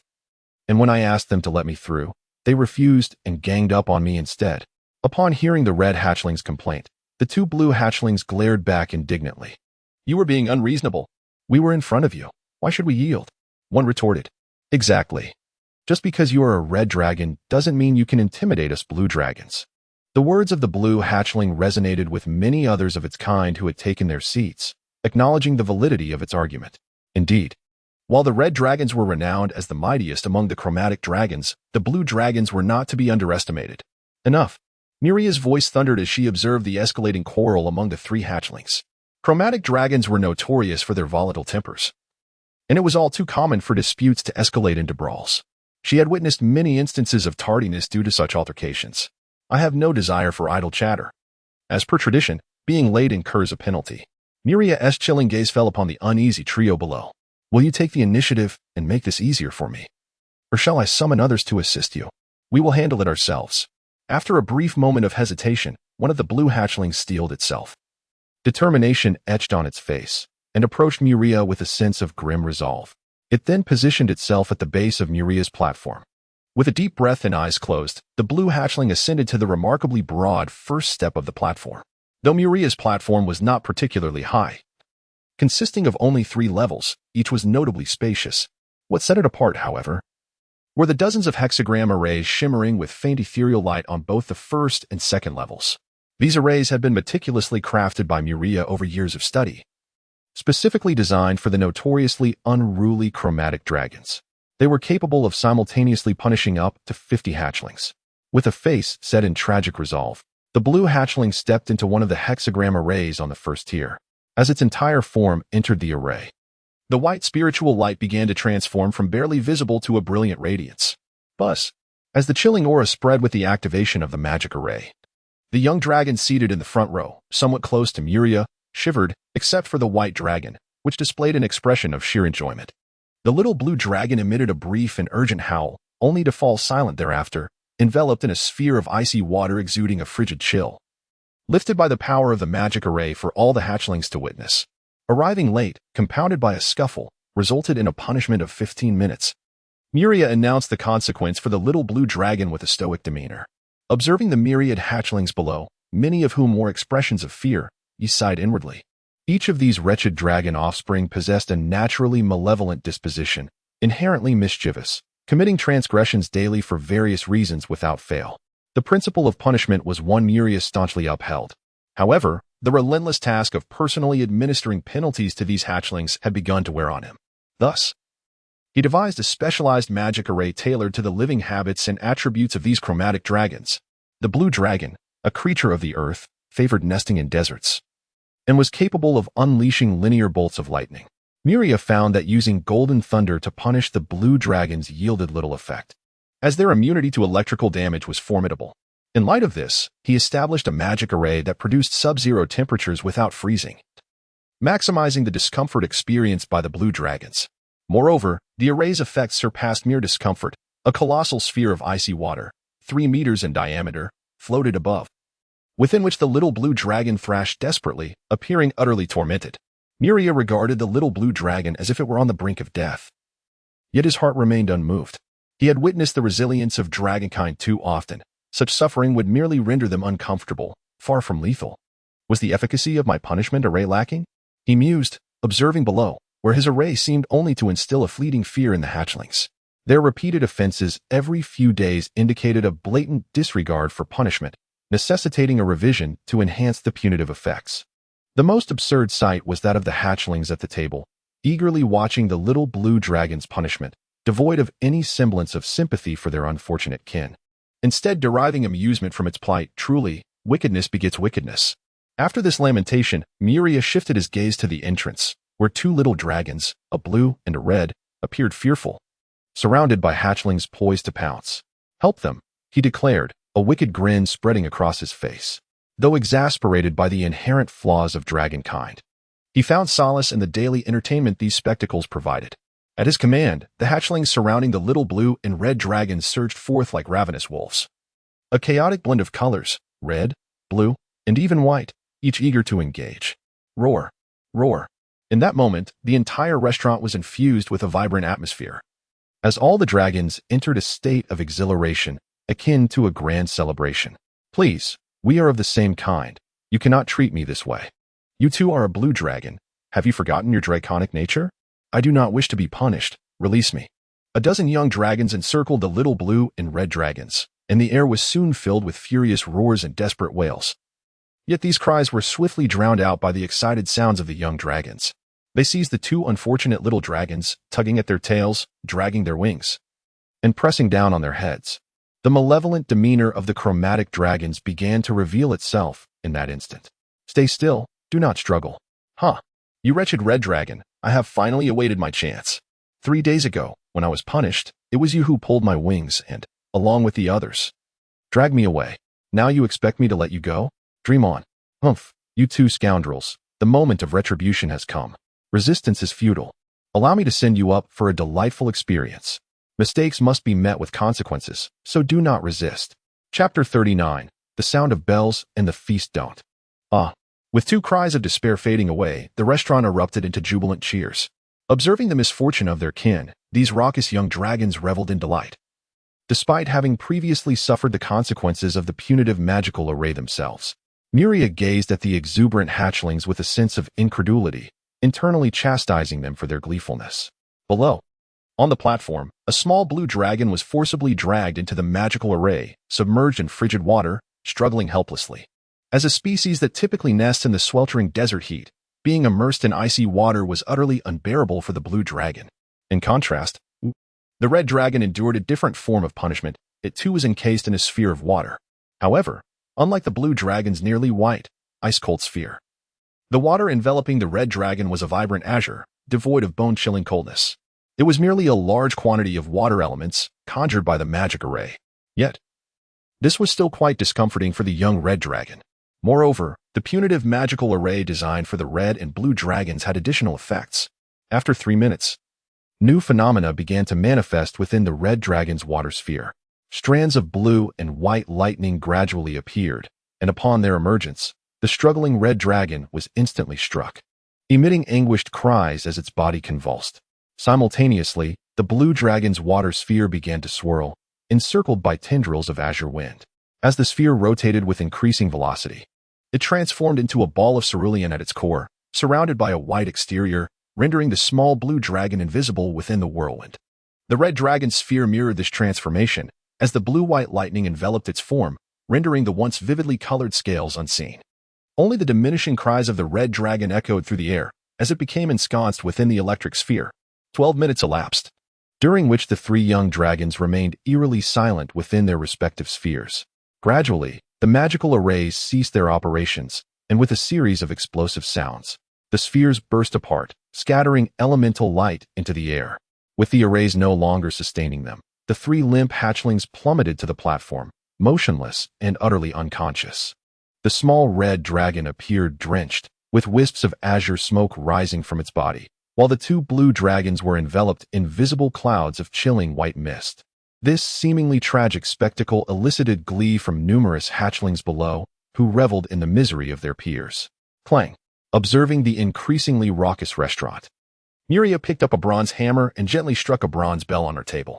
The resonant chime echoed throughout the establishment, instantly silencing the young dragons, who obediently returned to their seats.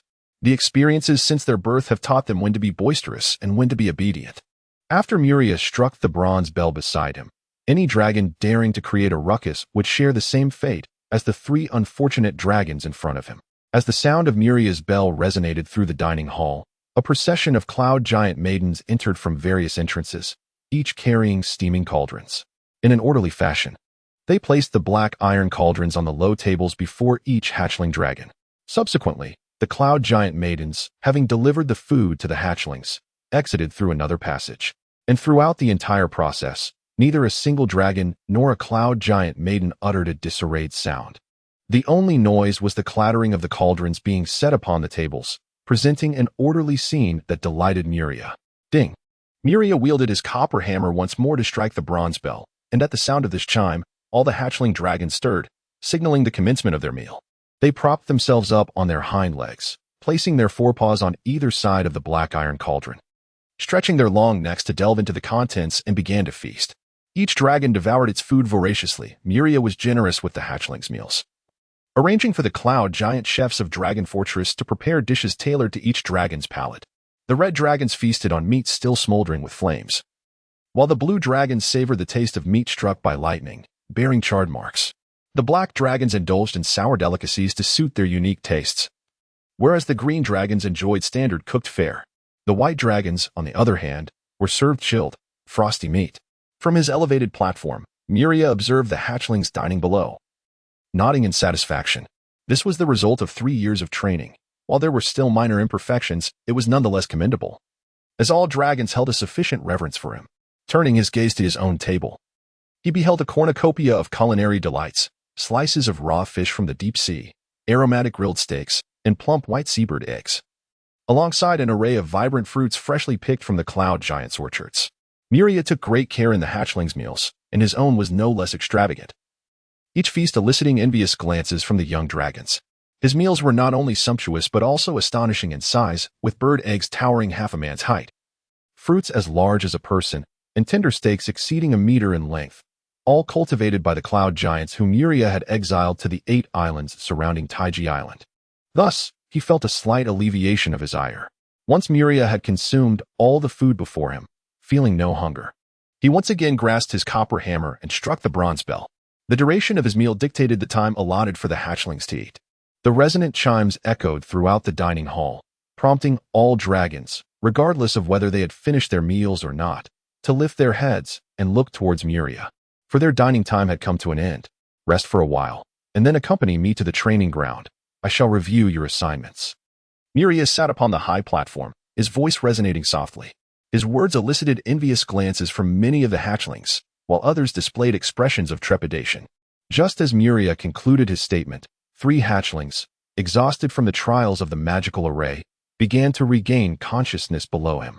Upon hearing Muria's words, the little red dragon's expression soured, while the 2 blue hatchlings sprang to their feet, brimming with eager anticipation as they gazed up at Muria.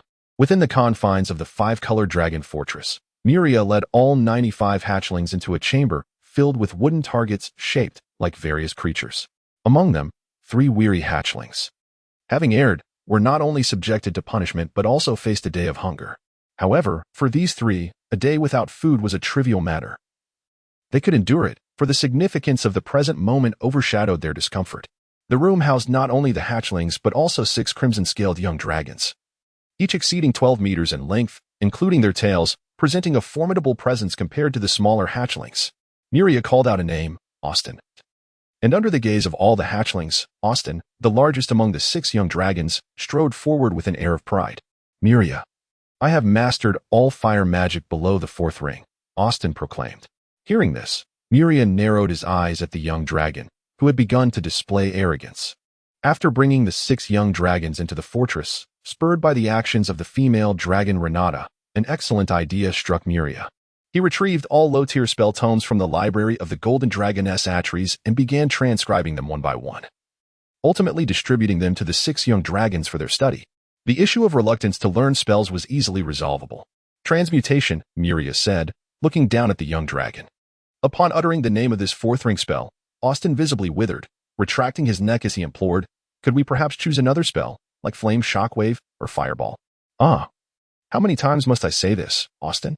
Muria retorted with a smirk, fixing his gaze upon the young dragon. Your siblings have all mastered this 4th ring spell, yet you remain unable to grasp it. As a dragon, failing to learn such a simple spell is nothing short of a disgrace to our kind. I am a red dragon, not a disgrace to dragonkind. That title belongs to the white dragons, Austin murmured, his voice barely above a whisper in his feeble defense. Then you are a disgrace to the red dragon lineage, Muria replied bluntly. Renata, Cynthia, show your brother the 4th ring transmutation spell. Upon Muria's command, the 2 young female dragons obediently cast the transmutation spell, with 2 flashes of crimson magical light. The room transformed as 2 fearsome dragons morphed into charming little girls with red hair and ruby eyes. Do you see, Austin? Muria pointed at the 2 exquisitely crafted dragon maidens and reprimanded the red dragon Austin. Your sister Cynthia mastered the art of transformation in merely half a month, while your youngest sister Renata accomplished the same feat in just 1 week. Yet, here you are, still lacking in this fundamental skill. Austin lowered his head in shame. As a proud red dragon, he found this humiliation unbearable. However, he could not deny the truth. His aptitude for learning transformation was indeed lacking, leaving him no choice but to endure. Hand it over. Muria extended her still chubby hand towards the young dragon Austin. His growth had been prolonged, and after 3 years, he had scarcely changed, save for his height, which had reached 11 meters. Muria, I have mastered every spell except for transformation, Austin protested, fidgeting and reluctant to comply. Do not force my hand, Muria warned, narrowing her eyes at him. Observing her stance, all the young dragons present were filled with envy, some even stirring restlessly with anticipation. Chapter 40.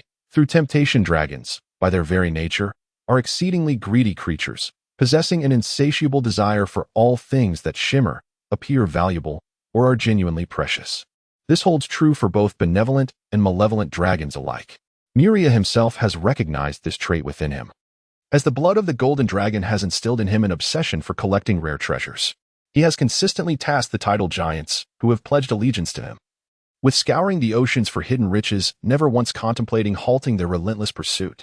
Although Muria acknowledges the influence of his lineage, he sees no harm in indulging this penchant, especially since his avarice is not as fervent as that of a true dragon. Driven by the innate greed of dragons, Muria conceived of a rather unscrupulous scheme. He established a targeted array of spells for the chromatic dragons, implementing punitive measures alongside a system of rewards. Crucially, the rewards he devised for the malevolent dragons consisted entirely of magically depleted crystals, derivatives of his spell-casting practice, along with remnants from the incubation arrays. To Muria, these drained crystals held little value beyond their aesthetic appeal as mere decorations. They had become essentially useless to him. However, when the young dragoness, Renata, transformed into a cute, red-haired, red-eyed girl, she sought him out, clutching the spellbook he had gifted her. Muria first fulfilled his earlier promise, taking the little dragoness on a delightful tour of the white jade divine palace. Then, under Renata's innocent gaze, he whimsically inquired what reward she desired, only to be met with the expected request for treasures. Renata's sudden acquisition of such a plethora of crystals naturally piqued the interest of her siblings. After the 5 young dragons interrogated her about the source of these crystals, they collectively approached Muria. If we learn the transformation spell, can you reward us with as many crystals as you gave Renata? At first, Muria was taken aback, but he quickly grasped that the crystals he had deemed inconsequential could now serve a new purpose. Of course, not only transformation spells, but if you learn any other spells, I shall bestow upon you corresponding rewards, provided you are willing to learn. Each time they successfully mastered a spell, the young dragons would eagerly present themselves to Muria, and upon successfully casting their spells, he would reward them with varying quantities of the discarded crystals. Inspired by these young dragons, Muria realized how to educate the hatchlings through temptation, while he could use the punitive array to regulate their behavior and suppress their bad habits. The most effective approach in education would be to entice them, encouraging them to learn as eagerly as a donkey drawn to a carrot. Moreover, after each dragon had received crystal rewards from Muria for mastering spells, he instituted a new system. Muria proactively assigned spell-learning tasks to all dragons, and those who completed them within the stipulated time would naturally receive crystal rewards. However, for those who exceeded the time limit without completion, he neither scolded nor struck them. Instead, they were simply required to pay a fine in crystals. Under this system, even the most reluctant dragons began to ardently memorize spells, striving to accomplish the tasks set by Muria within the designated time frame, for every dragon was inherently avaricious, yet akin to humans. Dragons of the same kind exhibit varied learning capabilities.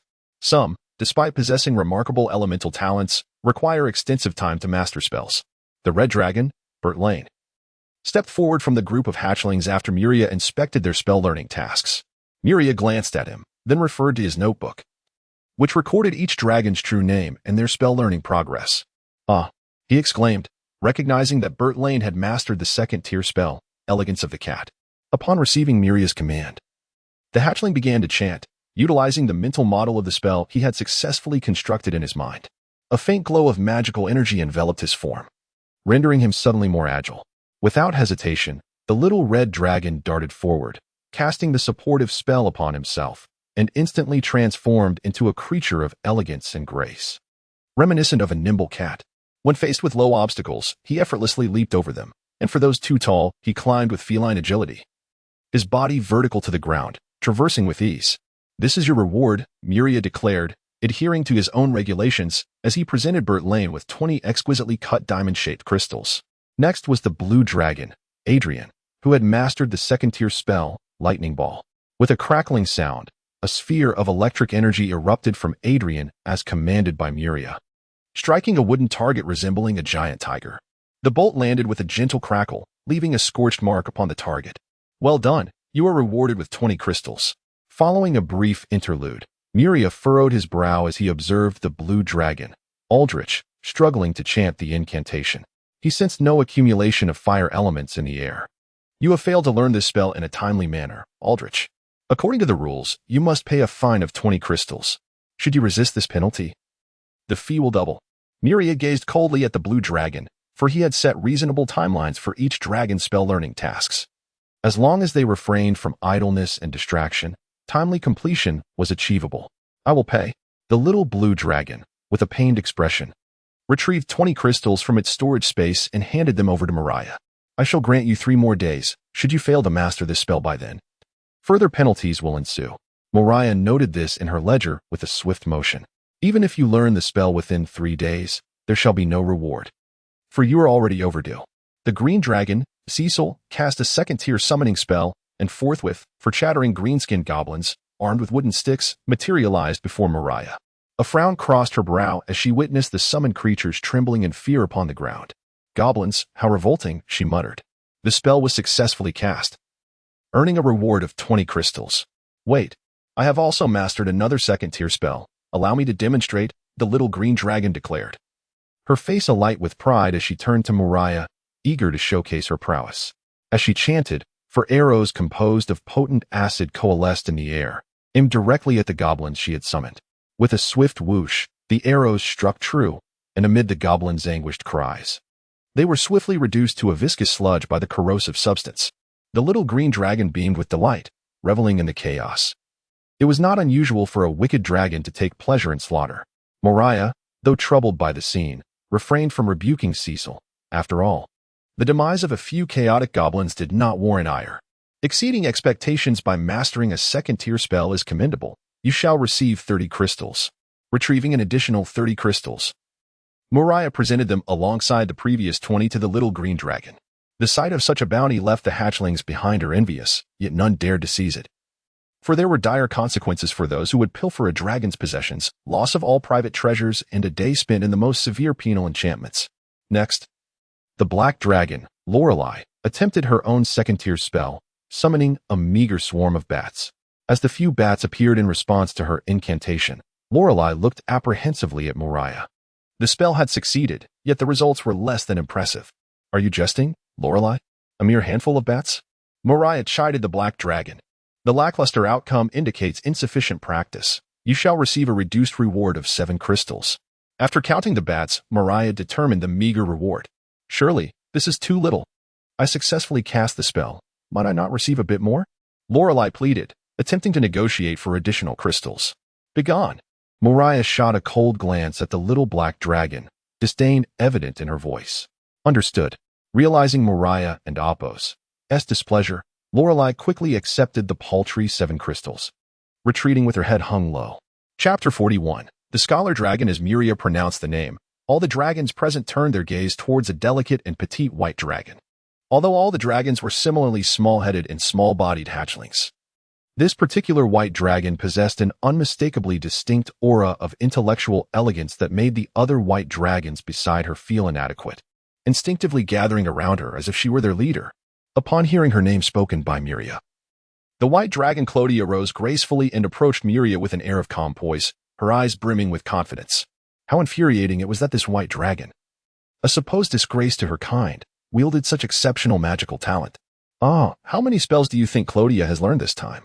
What rewards will she earn from Muria? Who knows? She is an aberrant dragon. Her rewards surpass those of 10 dragons combined. I truly question whether Clodia is even a genuine white dragon. She resembles a silver dragon donned in white scales. You share this suspicion? So do I, yet I wonder if one of her parents might be a crystal dragon." How could a white dragon be so prodigious? As the little white dragon Clodia departed from the gathering of hatchlings, they felt an invisible restraint lift and began to murmur amongst themselves, sharing their opinions and thoughts. Clodia, showcase the spells you have mastered. Unlike her treatment of the other dragons, Muria regarded the little white dragon with a gentle smile, not specifying which spell to demonstrate, for it was unnecessary. As the hatchlings had observed, Clodia was an extraordinary dragon. Unlike others who learned spells for the sake of crystals, she pursued knowledge for its own sake, driven by an insatiable curiosity. She was a born spellcaster. The might of the bull, the grace of the cat, the brilliance of the eagle, the cunning of the fox, the insight of the owl. In a mere breath, Clodia conjured 5 second-tier transformation spells simultaneously, their dazzling magical brilliance nearly blinding the multitude of hatchlings who gazed upon her in awe. Almost instantaneous, 5 spells. Muria looked at the little white dragon before her in astonishment, a sense of helplessness rising within her. This dragon had only been born 2 years prior. Her strength merely at the 3rd tier of bronze. The most remarkable aspect was that her 3rd tier power was achieved through relentless meditation and effort. As Clodia had only possessed 2nd tier strength at birth, she was far more diligent than any other dragon. The phrase "heaven rewards hard work" could not better encapsulate the achievements of Clodia, the white dragon. Is there more? Muria inquired, her expression tinged with anticipation. Clodia had already mastered all the 2nd tier spells she could learn, and the 5 transformation spells she now displayed were a testament to her spellcasting prowess. Upon hearing Muria's words, Clodia fell silent, dispelling the effects of 5 transformation spells that enveloped her.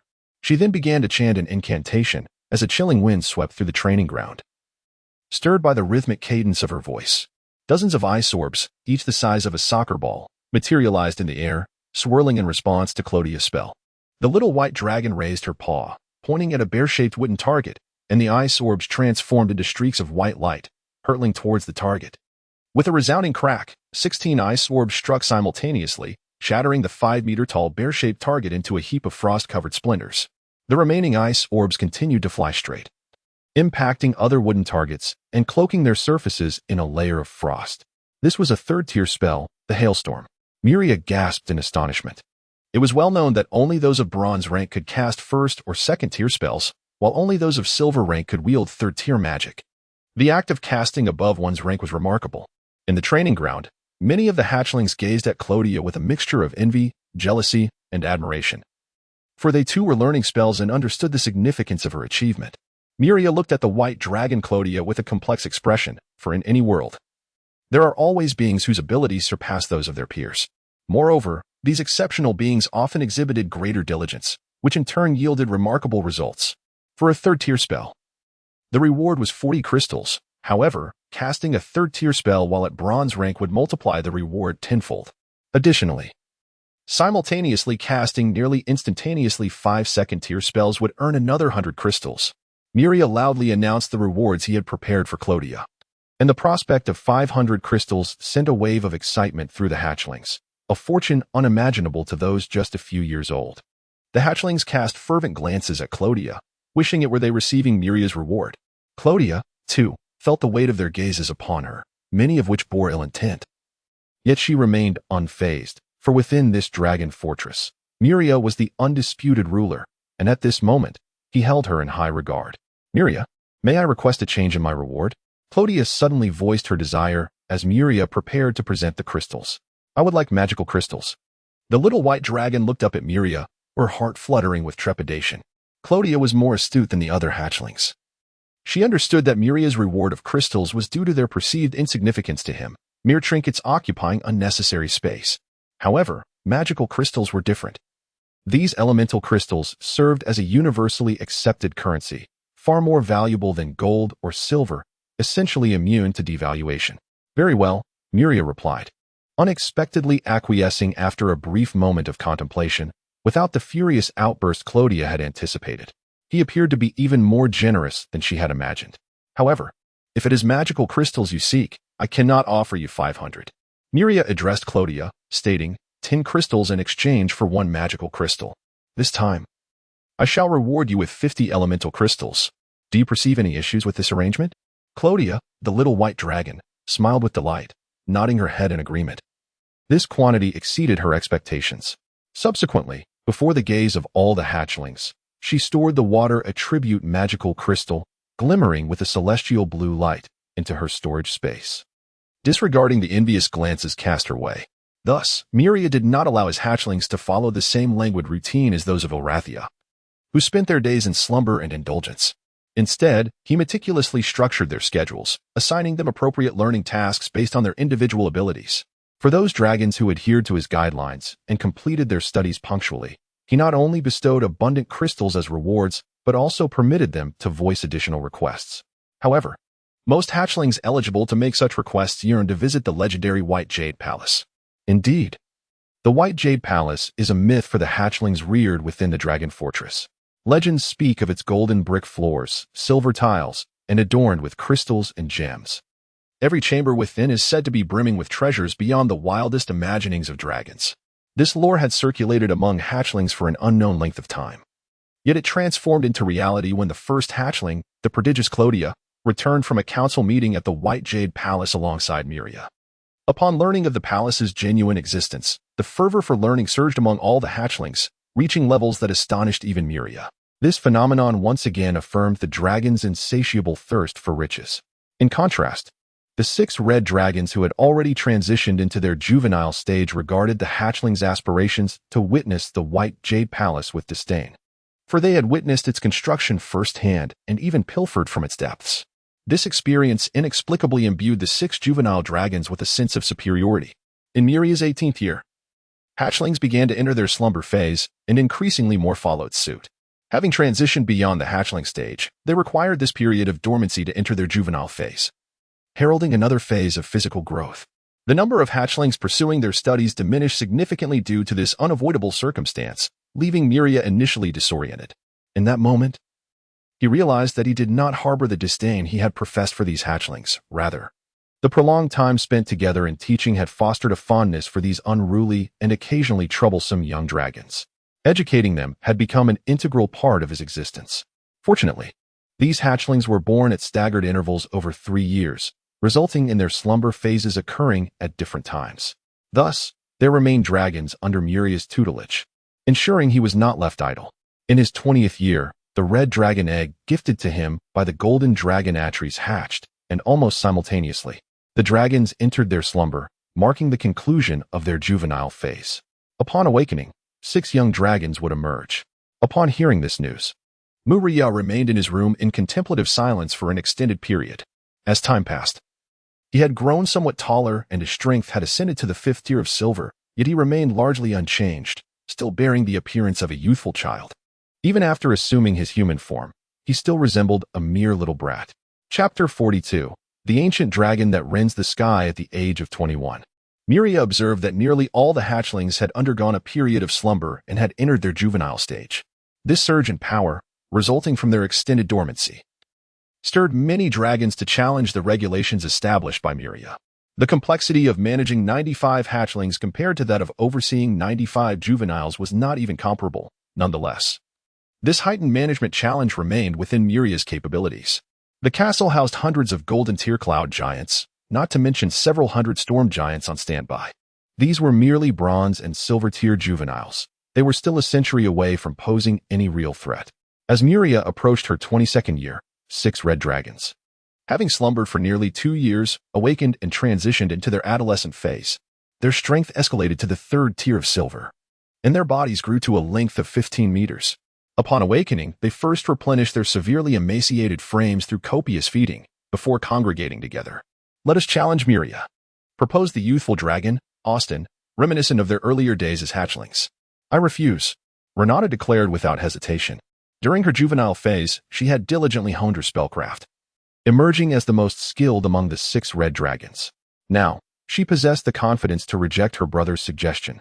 "I too refuse," Cynthia promptly echoed, expressing her reluctance to confront Muria. "Why?" Austin gazed incredulously at his 2 sisters. He believed that with their combined strength, they could surely overcome Muria. So why were they so unwilling? "A futile challenge," Cynthia rebuked her brother bluntly. "Have you not seen how many giants obey his command? A mere cloud giant could easily defeat us. What purpose is there in challenging Muria?" "Austin, I too find the prospect of confronting Muria pointless," added the young dragon Albert. "If we were to truly defeat him and incite his wrath, we might very well meet our doom." I have no desire to challenge him. You can go alone. Do not drag us into your foolishness. Austin's sister, Jessica, retorted sharply. Austin fell silent. The thought of confronting Muria alone was absurd. He knew well that he would be easily dispatched.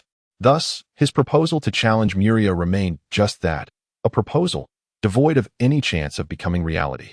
The dragons were not foolish. Their intelligence was merely clouded by their own burgeoning power. Even the most arrogant of red dragons would ponder carefully when faced with a mightier adversary. As the malevolent dragons in the castle emerged from their slumber, their lives resumed as before. They adhered to a routine of timely meals and rest, dedicating their spare moments to memorizing spell models and practicing the spells they had mastered. The only distinction lies in the fact that as the young dragon's strength flourishes, their intellect and magical prowess also enhance. Thus, on the first day of each month, Muria invariably escorts a contingent of dragons to the White Jade Divine Palace for deliberations. The juvenile dragons brought to the palace not only witness Muria's immense wealth but also behold the magnificent and awe-inspiring city of giants constructed around the White Jade Divine Palace. Accompanying Muria, these young dragons observe the vast power he wields. Countless giants and sea folk, upon seeing Muria, instinctively bow in reverence. A spectacle that instills profound awe in the young dragons. This power evokes in them both desire and trepidation. The more they learn, the deeper their respect for Muria grows. Reflecting the gradual shift in the mindset of the young dragons residing within the Rainbow Dragon Fortress. When shall I enter my slumber phase? Muria, nearly 24 years of age, mused in his chamber, anxiously running his fingers through his hair. Although his strength had consistently increased without pause, he had yet to exhibit any signs of breaking through to the golden tier. Hence, Muria yearned to enter slumber and achieve a breakthrough in power through this process. Yet his juvenile phase seemed unexpectedly prolonged. Must I truly await my 30th year to embrace slumber? Muria pondered irritably, having previously sought counsel from his mother, the golden dragon Atries, regarding the matter of slumber. Perfectly normal. I am of the ancient lineage of golden dragons, my essence far surpassing that of an ordinary golden dragon. And you are my son. While it appears that your bloodline has been somewhat diminished based on your initial slumber experience, it remains significantly stronger than that of a typical golden dragon. Atries explained dismissively to Muria's concerns, believing that the later his slumber commenced, the better it would be for him. His grandfather, known as Demos Ilances, had been an illustrious ancient golden dragon, undefeated since birth, who had vanquished various formidable creatures throughout his life. As the passage of time slipped by unnoticed by Muria, he turned 25, beginning to experience bouts of drowsiness.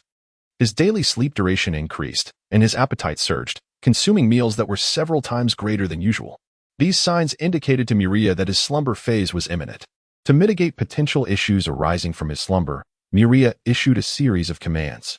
In the White Jade Divine Palace, he summoned the leaders of the Cloud Giants, the Mist Giants, representatives from various giant clans, and numerous sea folk leaders, instructing them that during his slumber, all matters must proceed as usual, and no large-scale action should be undertaken without consent.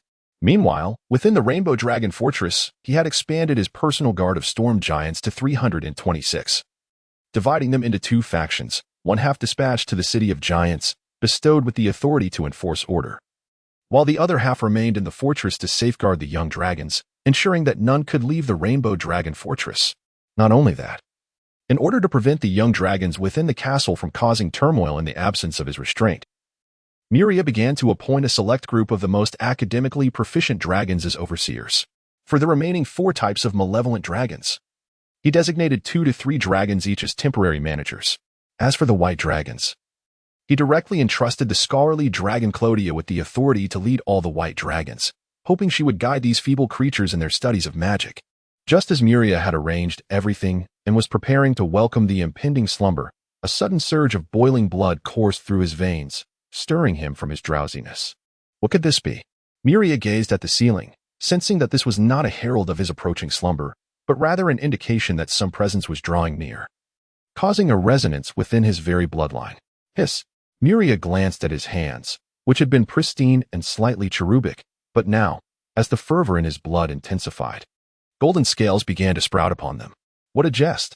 Muria's expression shifted, and he extended his mental energy to observe the transformations within his body from a third-person perspective. Scattered across his form, fragments of golden scales were emerging. Dragonification. Muria furrowed his brow, fully aware of the implications of this transformation. while also deducing the identity of the presence that was approaching him, his grandfather, the ancient golden dragon, Demos Ilances. Your Highness, the sky outside. At that moment, his devoted maid, the elegantly built Mia, rushed in with a visage of terror, gesturing frantically. What is the hurry? Speak slowly, Muria said, frowning at the panicked blonde girl. He had never witnessed such disarray from Mia, who was typically unflappable. What could possibly frighten her so? I cannot find the words to describe it. It would be better for you to see it personally on the castle platform, Mia replied, regaining some composure, her astonishment directed at Muria, who was still sprouting golden scales. Your Highness, what is happening to you? Nothing of great concern, Muria replied nonchalantly, though his heart raced, his exterior betraying none of his inner turmoil. As a ruler, he could not allow himself to appear flustered. Muria found a strange delight in his current half-human, half-dragon form. Yet it seemed that his golden dragon lineage had been fully awakened, threatening to transform him into a humanoid creature clad in golden scales. Let us go. We must see what has caused my maid such fright. Muria suppressed his inner chaos, maintaining an unusually calm demeanor as he led the way toward the door.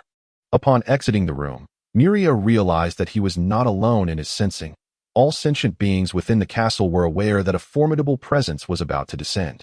Within the castle, young dragons and several adolescent cloud giants cowered on the ground, trembling, while even many adult cloud giants knelt in slight quaking.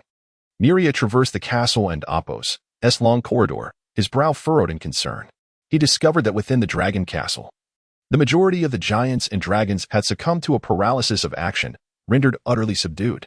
Only a handful of storm giants, upon catching sight of Muria, managed to suppress the surging tide of fear and anxiety within them and followed in his wake. What had transpired? With a flicker of unease and a profound curiosity, Muria ascended to the platform of the multicolored dragon castle and gazed skyward, whereupon he beheld the current state of the heavens above Taiji Island. The scene that unfolded before his eyes rendered him speechless, his mouth agape as he lost the ability to articulate. At last, he comprehended the reason behind his maid and Apos' terror. Above Taiji Island, the azure sky, adorned with fluffy white clouds, appeared as tattered fabric, violently rent asunder by a being radiating an endless golden brilliance akin to the sun. Countless dark fissures marred the sky, weaving a vast net of darkness that enveloped not only Taiji Island but the entire Titan archipelago. The heavens had been torn apart. After a prolonged silence, Muria murmured to himself, momentarily oblivious to the increasingly pronounced signs of his own draconic transformation, for the spectacle before him was overwhelmingly staggering. It was as though the very fabric of the sky was collapsing, heralding an impending cataclysm. Chapter 43, Dragon King. Crack. The sky above Titan Island shattered into countless fragments, cascading down like transparent shards. Yet, through the gaps created by the falling debris, the azure expanse remained unchanged, not a void of pitch darkness. Initially bewildered, Muria pondered that the sky, in his understanding, was boundless and incorporeal, believing the rifts in the heavens were spatial fissures torn by a presence akin to the sun.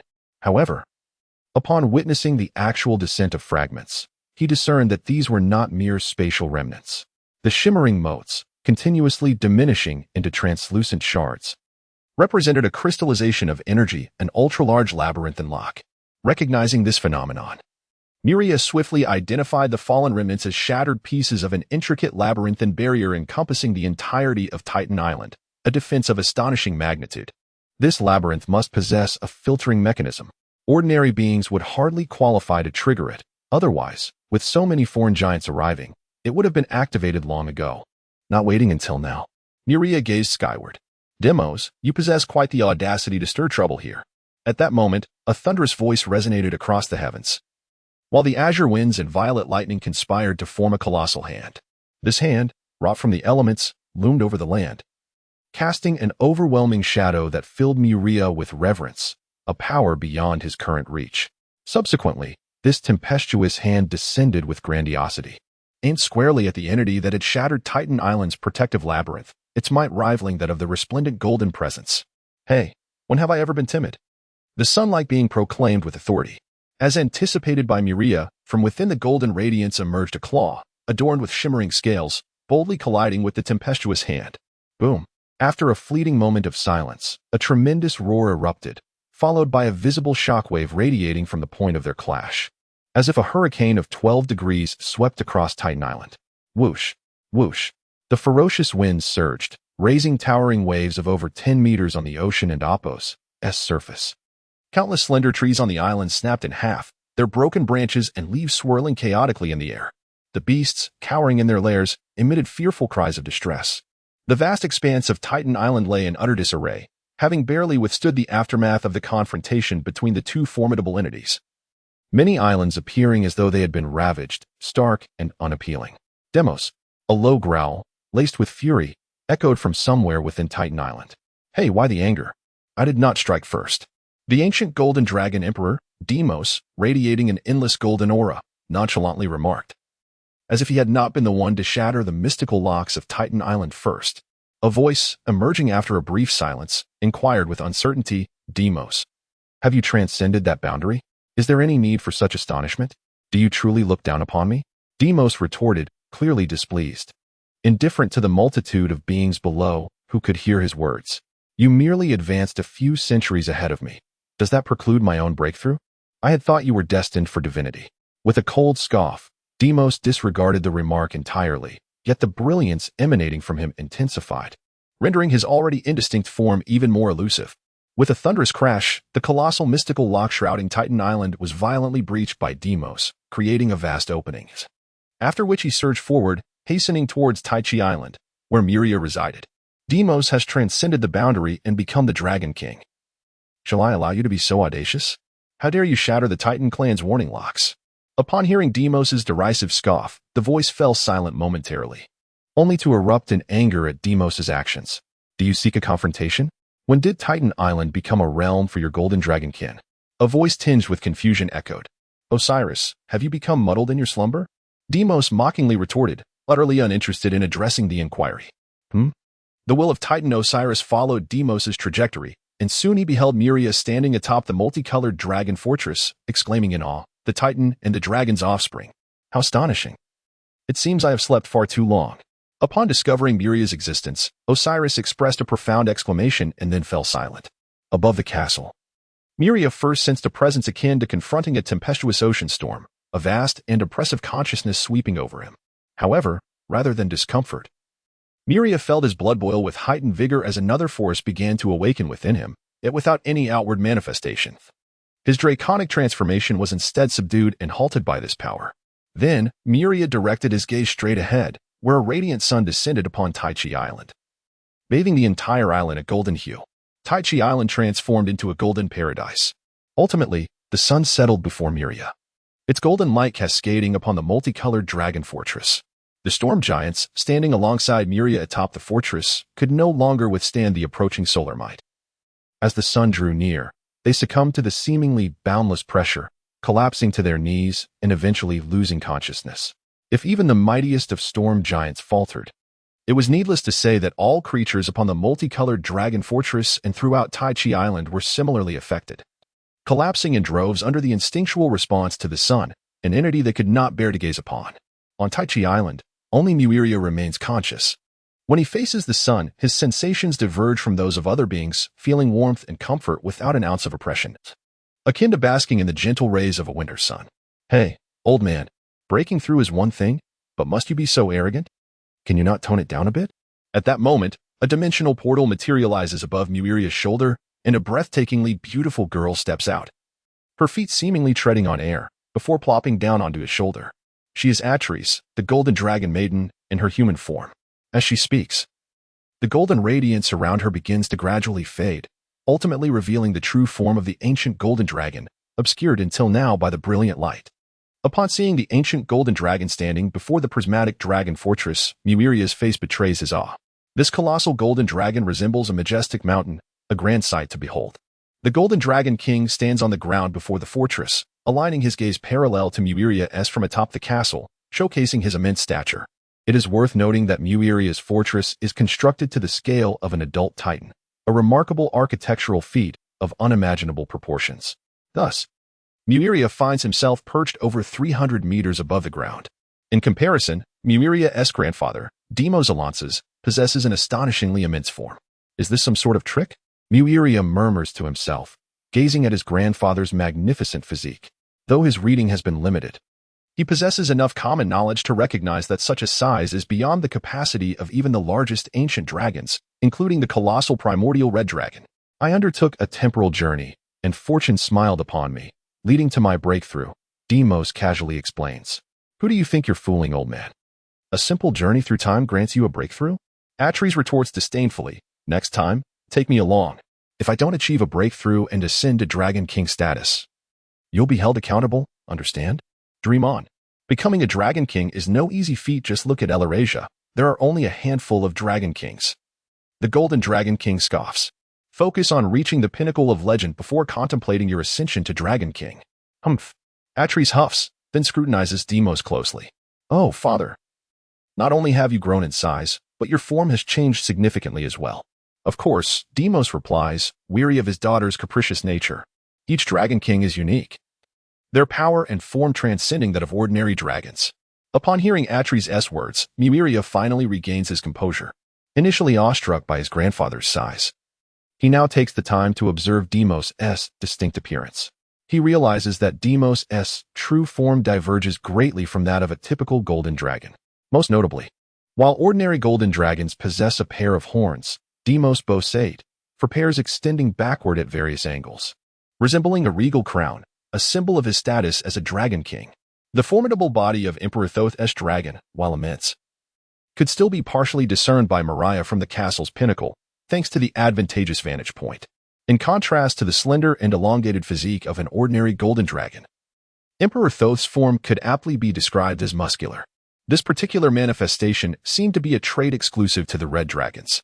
Moreover, a significant distinction lies in the fact that Emperor Thoth's golden dragon body is adorned with an array of golden, bony scales of varying sizes, which obscure much of his physique. At the junctures of these scales, delicate dragon scales can be observed, which are relatively finer compared to his true form. Overall, Emperor Thoth appears as though clad in a formidable suit of golden dragon armor, exuding an aura of majesty and power. Aside from the shared golden hue with the golden dragons, Muria's external father bears no resemblance to them. He represents an entirely new breed of dragon. Chapter 44. The source blood. Having ascended to the status of a Dragon King, it is only natural for my form to undergo transformation. Emperor Demos lowered his gaze, his molten gold dragon eyes surveying the 15-meter-long Muria and the golden-haired maiden, his daughter, the golden dragoness. Yet, you, Atres, my daughter. The Golden Dragon King remarked with a hint of surprise. How long has it been since I heard you address me as father? Old man.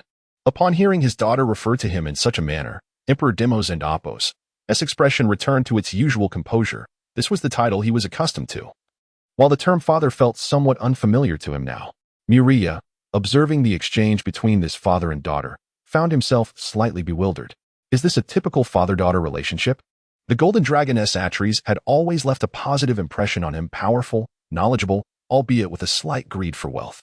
However, she had just shattered Muria's perception.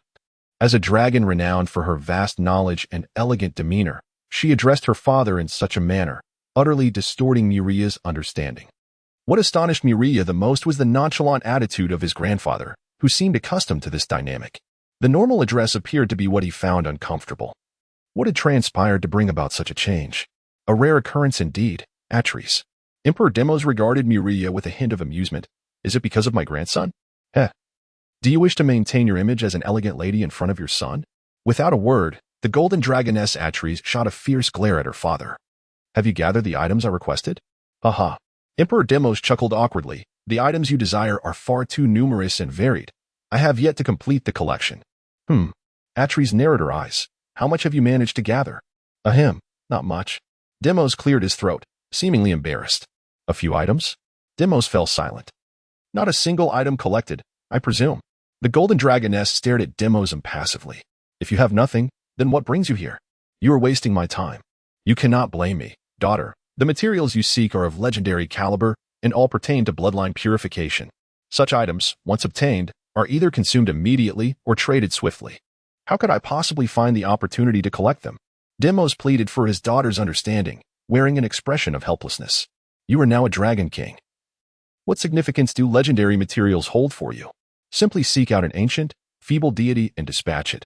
Wouldn't that suffice to claim its treasures? With the god's hoard, what could you not acquire? It is not as simple as you suggest. Furthermore, I have only recently ascended to the rank of Dragon King and am still consolidating my powers. Although I no longer fear any deity, it is perhaps too soon to contemplate god-slaying. TCH, all the other dragon kings of Alasia have slain gods. You truly are lacking, old man. Bah. How long did those ancient dragons reign as dragon kings before they sought to slay the gods? I have only recently ascended to the throne of Dragon King. Once I fully master my powers, I shall set my sights upon an evil deity. This was your declaration, and remember to share half of what you acquire. Upon hearing this, the golden dragoness, Atres, interjected immediately. Share half. That is utterly impossible. Without hesitation, Deimos, the Dragon King, declined her proposal. Yet his subsequent words left Muria questioning whether her grandfather was indeed a dragon. However, I shall permit you to select 3 items of your choosing to take with you. 3 items is far too few. I require at least 30. 30? In that case, I might as well hand over all the spoils to you. Absolutely not. 5 is the maximum. 15 items, no less. Muria listened in exasperation as her mother and grandfather haggled over the relics of an unseen evil deity, deliberating on how to divide the spoils. Very well, that shall be the arrangement. Once you have vanquished the evil god, I shall select 7 items that please me. In the end, Atres established this final agreement, while Deimos wore a pained expression, unlike Muria, who was blissfully ignorant. Both father and daughter considered it a matter of course for a dragon king to effortlessly slay a weakened god. Now, old fellow, let us discuss how to resolve this. I tasked you with gathering materials, yet you have come empty-handed. The golden dragoness, who had just received a promise from her father and was beaming with joy, immediately changed her expression, looking displeased as she glared at Deimos. You directed me to collect materials, yet upon inspection, they are all intended for purifying bloodlines. As he spoke, Deimos scrutinized his grandson, whom he was meeting for the first time. You aim to purify my grandson's bloodline, do you not? Indeed. The ancestral golden dragon lineage flowing through him is somewhat diluted compared to my own. Atres raised an eyebrow. I intend to establish a legendary-level bloodline purification array to elevate young Muria's lineage, ensuring it at least matches my own caliber. A lower-tier purification array would be utterly ineffective. Muria, that is my grandson's name, is it not? I just assessed the degree of dilution in his ancestral dragon bloodline. Deimos stated, reaching a conclusion with a glance. Humph. Is it not true that you sought a titan as a partner? Had you chosen a dragon, even a common golden dragon, the progeny would have experienced some dilution. Yet it would not be as severe as it is now. A dragon as a partner? The golden dragoness Atres repeated disdainfully, scoffing. Let us not even mention the golden dragon clan. Which dragon among the entire metallic lineage is worthy of Atres' alliances? Then you chose a demigod as your companion? The dragon king Deimos regarded his daughter with resignation. There are no dragons within the metallic lineage that meet your standards. You could still seek a legendary dragon, such as a strength dragon or a time dragon, both of which are commendable choices. Deimos was momentarily taken aback, rendered speechless. He hastily shifted the topic, expressing his astonishment that one like you, a being of near-divine nature, could sire offspring with the Titans. Although the ancestral lineage of Muria's golden dragon blood had been diminished, it constituted merely half of his heritage, coupled with the other half of Titan blood. His future would not lag significantly behind yours. There is no necessity for the purification of bloodlines. Enough of this. I seek to purify the golden dragon blood within young Muria. Do you possess the means to do so? The golden dragoness waved her hand in annoyance. She had long suspected the truths her father spoke, and now it was merely a confirmation. There must surely be a method, and it need not involve the cumbersome task of gathering numerous materials to set up a legendary magical array. Deimos raised his claw and pressed it against the platform of the Rainbow Dragon Fortress, leaning down, his gaze piercing as he scrutinized Muria once more. Muria felt somewhat intimidated under the gaze of those colossal dragon eyes, unease washing over him. Hey, old fellow, transform into your human form. Your current appearance is too imposing and frightens little Muria. The golden dragoness perched on Muria's shoulder noted the change in her son's expression with clarity. Haha, very well. A brilliant golden light flickered, and the majestic golden dragon king vanished, replaced by a youthful figure with golden hair and eyes before Muria. His stature was tall and imposing. Though he appeared youthful, his eyes bore the weight of countless ages, reminiscent of a sage steeped in knowledge. Muria, my descendant, the Dragon King, now in the guise of a handsome young man, regarded Muria. Is this your true form? Muria nodded. He rarely assumed human form nowadays, spending most of his time in his true shape.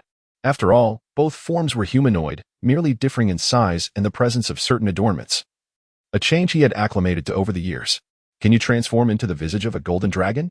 The visage of a golden dragon, how does one accomplish that? Muria queried, perplexed.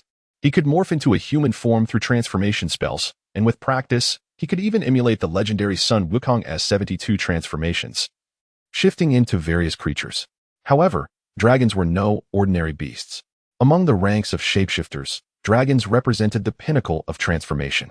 For instance, within the druid profession, only the most powerful druids could transform into dragons, and even then, it was merely into a green dragon, neither the strongest nor the weakest among the chromatic dragons. He had never heard of anyone capable of transforming into the mightiest of metallic dragons, the golden dragon. Through the power of the golden dragon blood coursing within your veins, you can assume the form of a golden dragon, Emos elucidated. How? Muria gazed at his grandfather, bewildered. Emos fell silent for a moment before speaking again. This will come to you naturally. Are you familiar with bloodline sorcerers? I am, Muria nodded. Bloodline sorcerers are those who battle by transplanting or inheriting the blood of formidable beings. Despite their numerous limitations, they wield significant power compared to ordinary practitioners. Some bloodline sorcerers, upon purifying their lineage to a certain degree, can transform into the creatures that represent the origins of their bloodline. By their standards, you should have already taken the form of a golden dragon, and you could remain in that form for as long as you desire, without limitation. So why am I unable to do so? The Titan bloodline within you is suppressing your golden dragon bloodline. The Dragon King furrowed his brow as he gazed upon Muria's true form, predominantly that of a Titan, and to be candid, he was quite displeased. The golden dragon bloodline is being suppressed? The golden dragon lady, Atres, looked at the Dragon King incredulously. What nonsense is this? I am no weaker than Ansar. How could my bloodline possibly be suppressed by his? The golden dragon lady wore an expression of exasperation, then fixed her gaze firmly on her father. I want to accept this. You are the Dragon King now. Surely you have a way to resolve this. Hurry and fix it. I do not want Muria's golden dragon bloodline to be suppressed. I certainly have a method. The Dragon King frowned as he observed the occasional emergence of golden dragon scales on Muria's body. He understood that this was a response triggered by him, a reaction of bloodline revival. Yet the consequences of this transformation were of little value. Therefore, the Dragon King extended his hand, and a pale golden crystal, roughly the size of his current humanoid form, materialized. At the center of the crystal was a droplet of blood radiating a dazzling golden light, a tangible pressure emanating from it, instantly filling the space before Muria. Chapter 45, The King and the Divine. This is the source blood.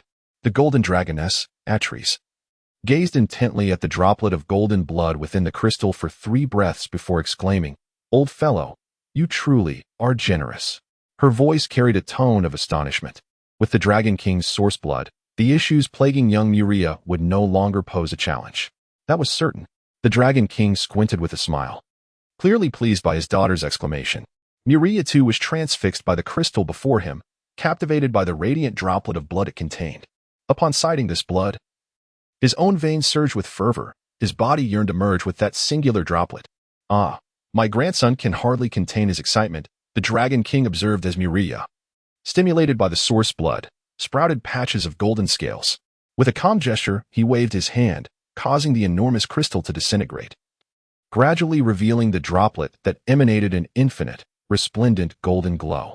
At that moment, the tangible, pale golden pressure in the air transformed into pure gold, its oppressive force escalating dramatically.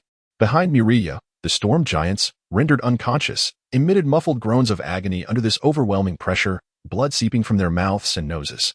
Fortunately, as the Dragon King's source blood manifested, it was gently propelled by Emperor Mose into a radiant golden arc, merging seamlessly with Muria's being, causing the palpable pressure to dissipate instantly.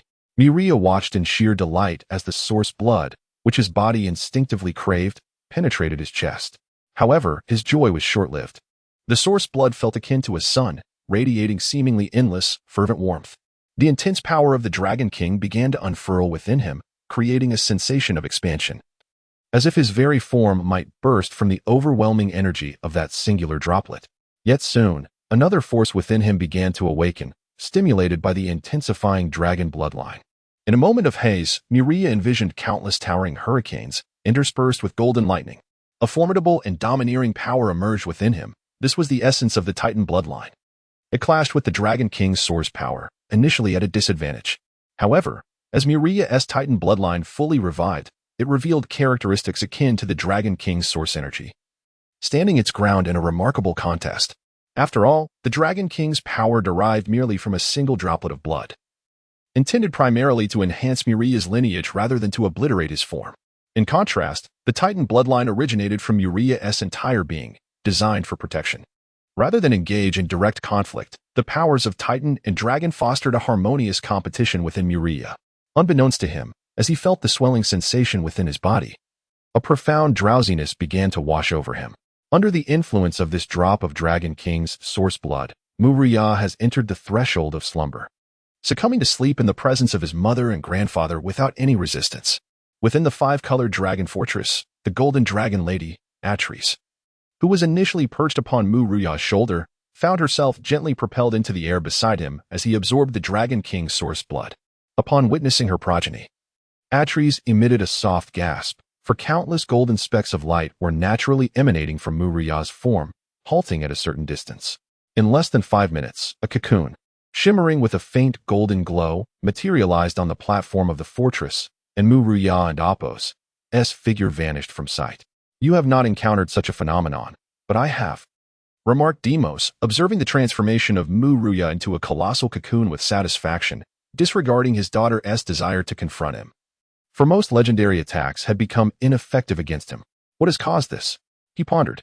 My grandson is undergoing a profound metamorphosis. When he reemerges, his power may not significantly increase, but his potential will undoubtedly be greatly enhanced. Is that so? The golden dragon lady regarded her father with skepticism, still doubting the unusual nature of a dragon entering slumber in such a manner. Are you overly concerned for your son? I am his grandfather, and his dragon lineage flows directly from me.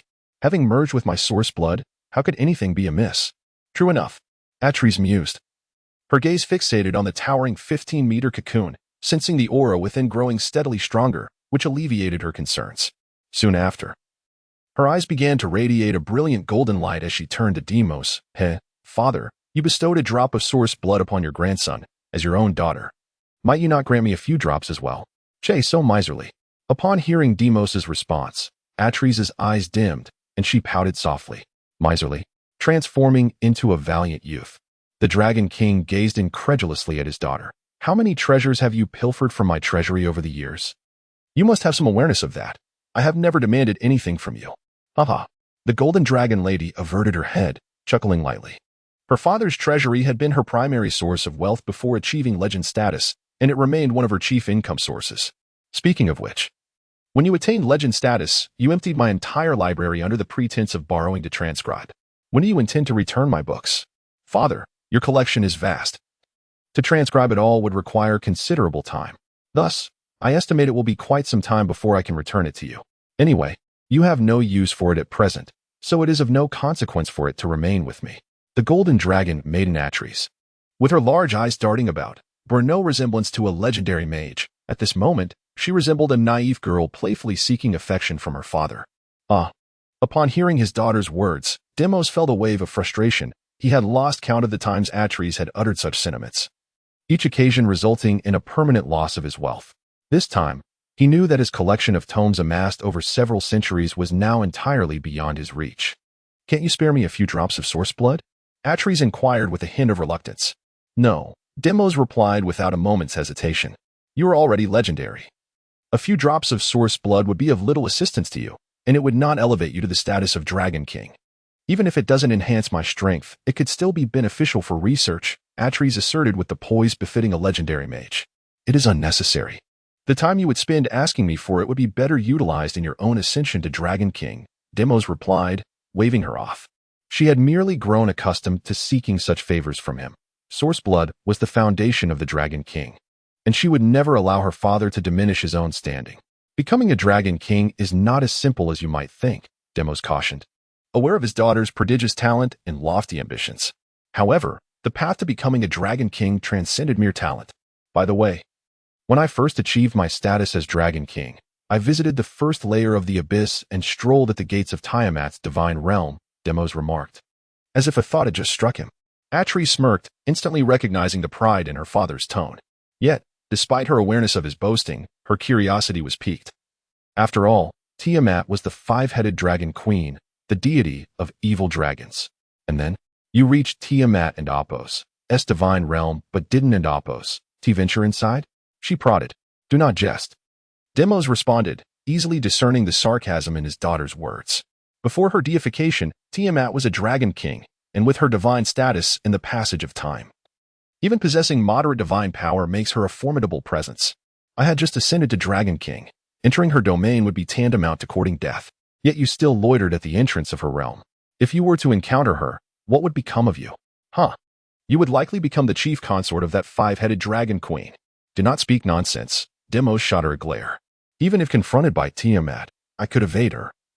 Once I reach Alicia, she would be powerless against me. The true bodies of deities cannot enter Alicia. Father, how could you exploit this rule and dare to wander about Tiamat's divine realm? It is utterly shameless.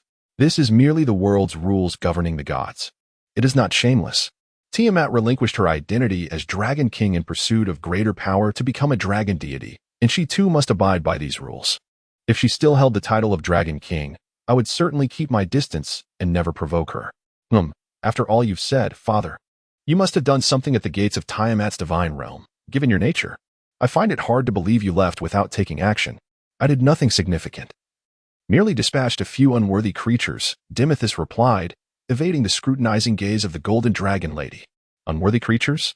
She inquired, one hand resting on her chest and the other stroking her chin. Whatever provoked you to take action could not have been mere remnants of the vile dragon lineage. It must have been an ancient dragon. The golden dragon lady asserted confidently, only a legendary ancient dragon could compel you to act. And typically, the ancient dragons within Tiamat's realm are her consorts. So, Father, how many of this wicked dragon mother's paramours did you slay? Chapter 46, Transformation. Unlike the state of being ensconced within an eggshell, where Muria felt enveloped in warmth and comfort akin to basking in a suitably tempered hot spring, he now experienced a sensation akin to being submerged in scalding water. Though devoid of pain, it was far from comfortable. Hence, his consciousness did not succumb entirely to slumber, but remained in a state of hazy awareness. In this liminal state, Muria could perceive the rapid and intense metamorphosis of his body. Under the stimulus of the Dragon King's source blood, his muscles, bones, and sinews underwent relentless growth and fortification, rendering him increasingly powerful. The invigorating essence of the golden dragon bloodline also stimulated the Titan blood coursing through Muria's veins, which gradually awakened, beginning to consume all elements within reach and growing ever more potent. Meanwhile, upon the platform of the five-colored dragon fortress, the golden cocoon Muria had formed lay still for but a fleeting moment before emanating a burgeoning force of attraction. This pull, initially faint, intensified with time. In the air, elements of azure, violet, and crimson gradually gravitated towards the golden cocoon, coalescing above it before being absorbed within, consumed by Muria. As the allure of the cocoon grew stronger, the number of elemental orbs increased, ultimately manifesting as azure gales, violet lightning, and crimson flames. At last, a column of pure wind, wrought from the elemental essence, emerged, tearing through all in its vicinity with formidable allure. Within this tempestuous column surged a multitude of violet bolts of lightning, enveloping the golden cocoon in a blaze of incandescent fire. What a commotion! The golden dragon matron, Atres, observed the extraordinary phenomenon birthed from the convergence of pure wind, lightning, and fire, and could not help but exclaim in awe. Not bad. This was the assessment of the Dragon King, Demos. To him, such an occurrence was trivial. He could produce far greater disturbances with a mere breath. By the way, old fellow, your Dragon King's source blood is on par with that of deities. If little Muria integrates and assimilates it, will not the dragon blood within him become excessively potent, potentially overshadowing the Titan blood? That would be somewhat concerning, wouldn't it? Demos regarded his daughter with a bemused expression, finding it hard to believe such a question could arise from her. I have come to realize that when matters pertain to my grandson, you resemble an ordinary human woman, devoid of the wisdom befitting a legendary mage. Do you grasp the implications of your words? Old fellow. The golden dragon matron, Atres, glared fiercely at her father. Yet her fierce demeanor held little sway over the Dragon King. I ask you, what race are the Titans? The most formidable near-deity race in Alasia. Without a moment's hesitation, the golden dragon matron replied.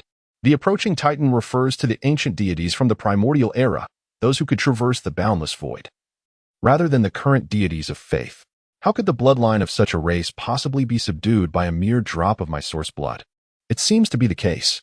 The golden dragon maiden, Atris, tilted her head slightly, feeling a bit embarrassed. Never mind, father, I shall leave little Muria in your care. After all, you have already offended Tiamat. It would be best for you to remain hidden here for a while. With that, the golden dragon maiden raised her hand, tearing open a rift, and stepped inside, vanishing before Deimos. How could my daughter Esum be so foolish? Which deity would dare to provoke a dragon king in the material realm? Deities can at most send their legendary avatars to descend upon Eurasia.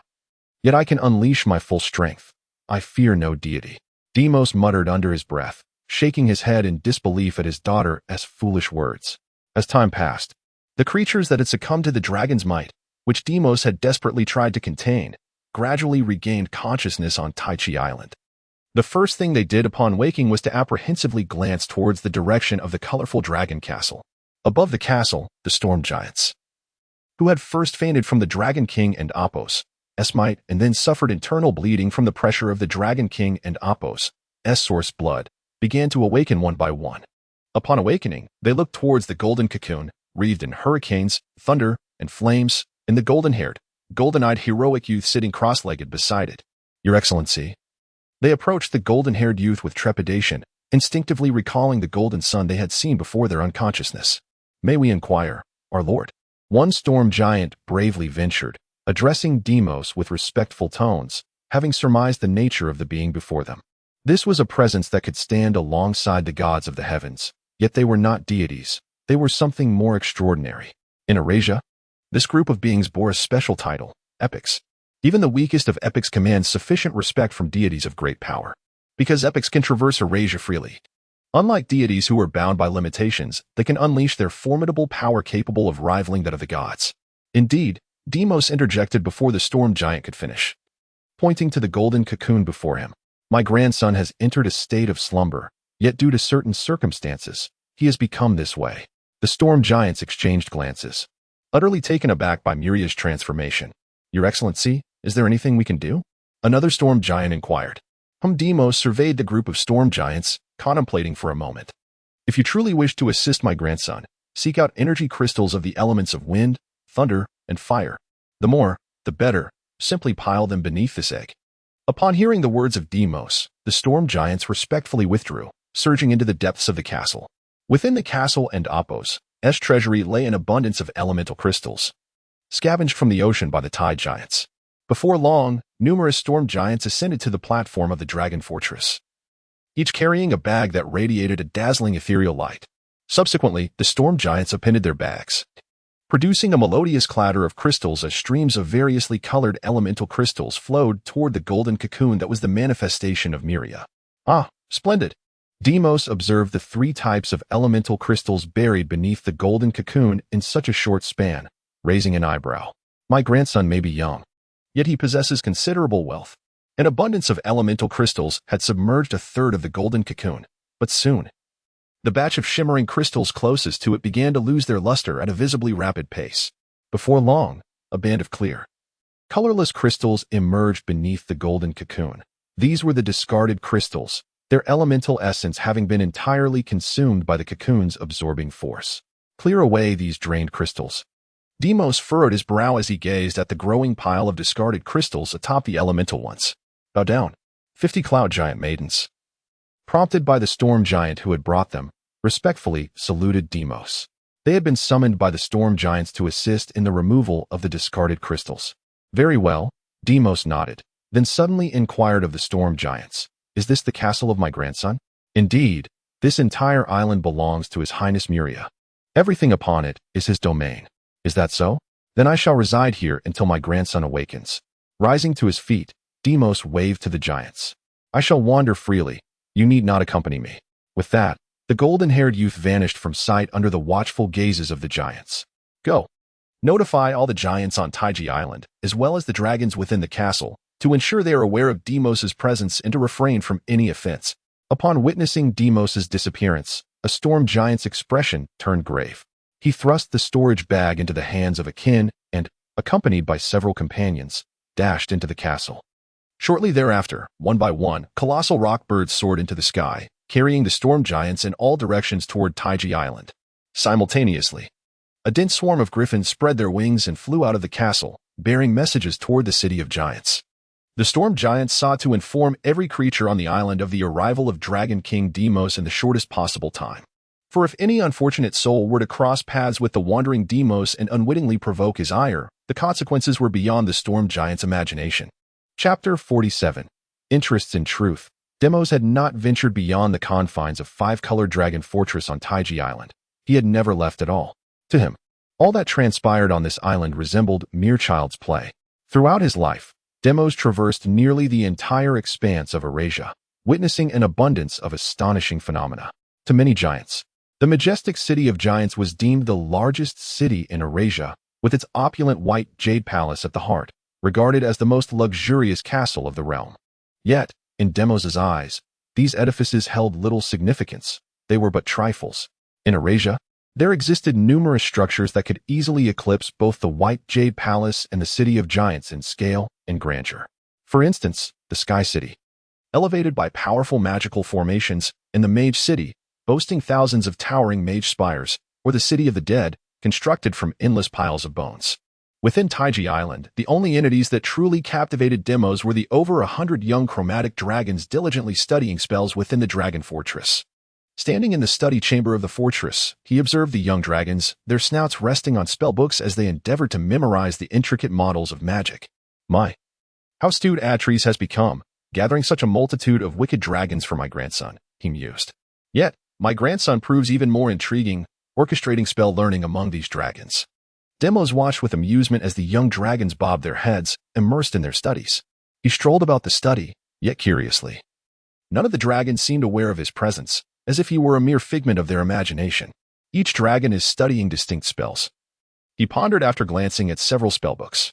It appears my grandson has invested considerable effort into them. Suddenly, Deimos halted beside a white dragon, its tail flicking as it memorized a spell. He leaned down to examine the book it was studying, a third-tier spell, Ice Lance. A white dragon of bronze tier, engaged in mastering a third-tier spell. Deimos scrutinized this seemingly unique white dragon. Its aura did not conform to that of a typical white dragon, but was reminiscent of a crystal dragon, though it was indeed of pure white lineage. Have you managed to memorize that third-tier spell? A gentle male voice inquired, breaking through the dragon's concentration. Can you construct it in the Sea of Consciousness? Just as Clodia was about to articulate her response, she abruptly turned her head to behold a smiling young man with golden hair standing beside her. At the sight of this diminutive human, several of Clodia's scales bristled in alarm. The little white dragon instinctively withdrew her claws and took a step back, her tail twitching. Instinctively knowing that this human was no mere mortal, perhaps not even human at all. Clodia surveyed her surroundings and was horrified to discover that, apart from herself, no other dragon could perceive the young man before her. Her voice trembled as she asked, "What are you? Why do you fear me?" Alas, could you refrain from jesting? I am but an ordinary little white dragon amidst so many others. Seek out a different dragon. Claudia lamented, her voice heavy with the threat of tears. Deimos surveyed his surroundings and then experienced a moment of clarity. He comprehended the reason behind her fear. Her perception of normalcy rendered her vulnerable, for it is the unknown that instills the deepest terror. At this juncture, Claudia's stutter dissipated, and the dread that had gripped her heart began to fade, as she realized that should a being of such caliber wish her harm, no action on her part would suffice to prevent it. You have only reached the 3rd rank of bronze, yet can cast 3rd circle spells beyond your level? Deimos inquired, a hint of astonishment in his tone. Indeed, Claudia responded, standing tall with pride. Among the 100 dragons in the castle, she alone possessed the ability to cast spells beyond her rank. Not even Muria could claim such a feat, a fact that filled her with considerable pride. Unbelievable, Deimos remarked, studying the spirited and self-assured white dragon before him. Even among gold and silver dragons, those capable of casting spells beyond their rank were a rarity. Are you truly a white dragon? Indeed I am. What a pity, Deimos sighed. Among all dragon breeds, the white dragon is the weakest, without exception. It is indeed remarkable that such a prodigious talent has emerged from the weakest of dragons. Do you have a fondness for magic? Certainly. And what draws you to it? Studying magic compensates for my inherent shortcomings. I may be the weakest of white dragons, yet having mastered spells, even a red dragon would think twice before provoking me. That is a valid point. The white dragon suffers the highest casualties at the hands of humans. Deimos nodded in agreement.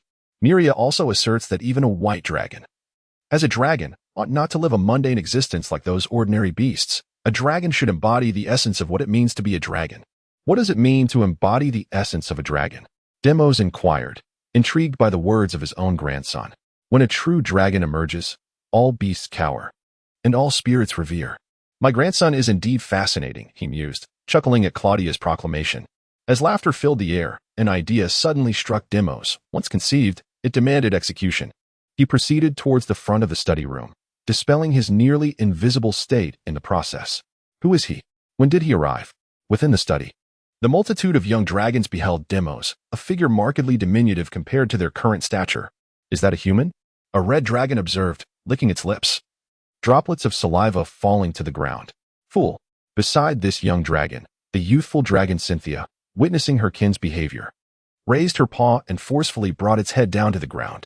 How could there possibly be a human here? Use your brain, and you shall understand. I don't know. I can't tell. Regardless, he's certainly isn't human. If you wish to avoid trouble, best behave. At this moment, Demos approached the forefront of the learning chamber, his presence captivating the attention of all the dragons present. Observing the row of dragons gazing at him, a smile crept across his lips as he contemplated an amusing endeavor. He announced, due to my grandson, Muria, having just entered his slumber phase, I shall assume the role of your spell instructor from today onward. With a grin, Demos articulated his intention. Does anyone have any objections? Young dragon Albert was the first to voice his agreement, clearly expressing his stance. He had just heard Demos refer to Muria as his grandson, indicating that he was indeed Muria's grandfather. Albert recalled encountering Muria's mother, the legendary dragon sorceress, the Golden Dragon Lady, during his visit to the Crystal Castle. If such a formidable daughter existed, one could only wonder about the strength of her father. The recollection of the overwhelming pressure that had nearly terrified him sent a shiver down his spine, and he began to comprehend the magnitude of Demos's power. With Albert leading the way, the other dragons promptly followed suit, for none among them were fools. After years of education at the Chromatic Dragon Fortress, this group of dragons had evolved into a distinctly different entity from their brethren in the outside world. They exhibited decorum and order, exhibiting the capacity for thoughtful consideration rather than reckless impulsivity.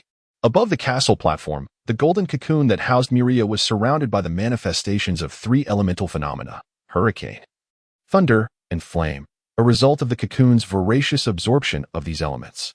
Meanwhile, dozens of cloud giants diligently followed orders, pouring elemental crystals into the golden cocoon, while a number of cloud giant maidens busily cleared away the discarded crystals that had been depleted of their elemental essence. At the periphery stood hundreds of storm giants, clad in armor and wielding an array of heavy weaponry, faithfully guarding the area.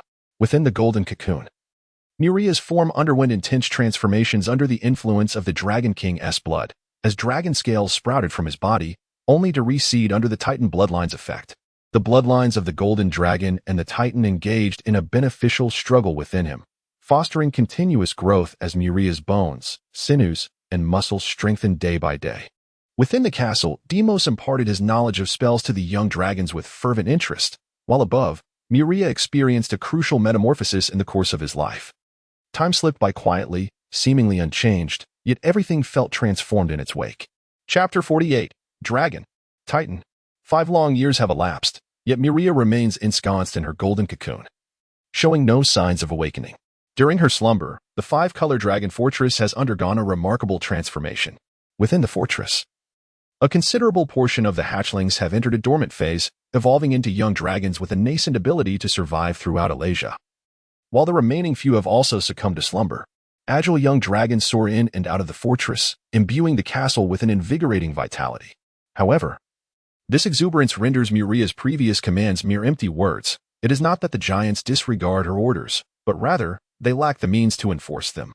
These vibrant dragons boast a formidable ally in their spellcasting mentor, King Demos. With Demos's consent, the young dragons dare to disregard the giants within the castle, freely coming and going, but they remain cautious not to overstep. Initially, when a dragon attempted to exit the fortress, a storm giant would intervene, yet soon after, a dragon would report the incident to Demos. The Dragon King then decreed that dragons ought to soar across the boundless skies, rather than be confined within the castle walls. Thus, the young dragons revel in their newfound freedom, albeit with the understanding that their flights are limited to Tai Chi Island. None have ventured beyond its borders. Within the fortress, one dragon, having borrowed tomes from Muria's mother, a tress, compiled a report titled Analysis of the Age and Species of the Five-Color Dragon Massacre. Upon its release, this document circulated fervently among the five-color dragons, instilling a sense of dread in many, as the statistics revealed that the accidental mortality rate among hatchlings and young dragons was alarmingly high. As dragons aged, their mortality rate diminished. The report's most significant impact was its ability to galvanize numerous red and white dragons, greatly enhancing their motivation to learn. The white dragons topped the list in terms of mortality, with red dragons trailing closely behind.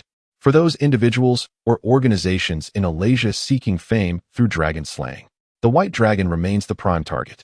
The staggering death toll among red dragons is largely a consequence of their own hubris and avarice, as many young red dragons frequently raid villages and cities, provoking surrounding races to pool resources for dragon hunts, thus contributing to their astonishing mortality rate. Furthermore, this report illuminated the fortunate circumstances of the five-color dragons, who, under Muria's protection, thrive in an environment of absolute safety, free from peril, allowing them to grow without concern. Consequently, no dragon harbors a desire to flee from Tai Chi Island. Life there, though somewhat demanding with daily spellcasting studies, is far safer than the uncertainties of the outside world. The report has brought its author, Bailong Keladia, into the limelight. Her name not only circulates among the five-colored dragons, but her wisdom and intelligence have also garnered the attention of numerous giants. Renata, when do you think Muria will awaken? On the walls of the castle platform, two red-haired, red-eyed Lolas sat together, gazing at the golden cocoon firmly guarded by the storm giants nearby. I have no idea. The dragon girl Renata replied, tilting her head slightly, her expression a mix of concern directed towards the golden cocoon. But it should be soon. Muria has been asleep for 5 years. Yawn. The dragon girl Cynthia opened her mouth wide, letting out a large yawn, appearing quite drowsy. By the time he awakens, we will have almost entered our slumber period again. If Muria wakes up a bit later, we will all have transformed into adolescent dragons. Surely not. I feel that Muria is about to awaken. Renata pondered for a moment before asserting, we should be able to see him before we enter our slumber. How do you know Muria is about to wake? Cynthia inquired curiously.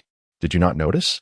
Renata's eyes sparkled with a glimmer as she pointed towards the cloud giant maidens nearby, diligently clearing away the discarded crystals for Muria.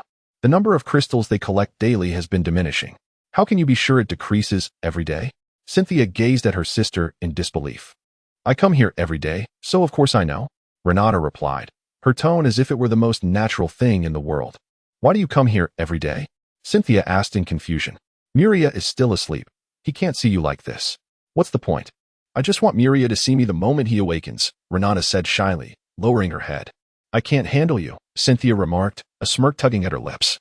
Unable to comprehend her sister's sentiment, she then turned her gaze toward Muria's golden cocoon. But I am genuinely curious about what Muria will look like upon awakening. I share your curiosity, Renata replied. This golden cocoon has consumed so many elemental crystals over these 5 years, continuously growing larger. I truly wonder how powerful Muria will be once he awakens. At that moment, a whirlwind emerged from nothingness, centered around the golden cocoon, which had now grown to a height of 25 meters. A tremendous gravitational force spread across a radius of 1,000 meters around the dragon fortress, drawing in wind, fire, and lightning elements, all rushing into the cocoon. This devouring force also affected the elemental crystals piled around the cocoon. Under the sudden and intensified attraction, the crystals, which had obscured a third of the cocoon, rapidly transformed into discarded crystals. What is happening? The storm giants guarding the cocoon felt a surge of panic at this unprecedented phenomenon. We've never encountered anything like this. Quickly, replenish the elemental crystals. The prince is about to drain them all. In a state of alarm, the cloud giants and storm giants frantically retrieved their storage bags, pouring heaps of elemental crystals toward the golden cocoon. Do not panic. At this moment, a steady male voice resonated among the somewhat flustered giants. Stand down. Upon seeing the figure that appeared suddenly beside the golden cocoon, which exuded no apparent aura, the giants promptly saluted, their anxious hearts instantly pacified. This is the harbinger of my grandson's awakening. His slumber has concluded, and there is no need to add any more elemental crystals. Understood. Upon hearing the words of the emperor, the giants ceased pouring the elemental crystals from their hands, clutching their storage bags and stepping aside. As the emperor had indicated, this was indeed the precursor to Muria's awakening. The powerful suction that had briefly manifested dissipated almost as swiftly as it had emerged, and soon, the extraordinary phenomenon that had lingered above the golden cocoon for 5 years vanished entirely, leaving only the cocoon itself, radiating a golden glow. "His Highness is truly about to awaken," murmured one of the storm giants, observing the scene. "What is happening? What is happening?" The commotion on the platform similarly captured the attention of the surrounding multicolored dragons, who flocked from all directions to alight upon the expansive platform. Gazing at the now tranquil golden cocoon, boom! A sound akin to the resounding beat of a colossal drum echoed, and with it, the golden cocoon, which had been emitting a faint glow, erupted into brilliance. As the sound faded, so too did the radiance. Boom! An even louder heartbeat reverberated, and the dazzling golden light reignited. Boom! Finally, with a deafening heartbeat that echoed, the light emanating from the golden cocoon reached an unparalleled brilliance, causing many giants and dragons to squint against the glare. Rumble! The golden cocoon burst open, and a tall, agile figure surged forth, ascending skyward. Roar! Then, a triumphant dragon's roar resounded through the heavens, reverberating in all directions. "Is that Muria?" On the platform, a dragon turned to its companions, uncertainty flickering in its gaze as it beheld the soaring figure in the sky.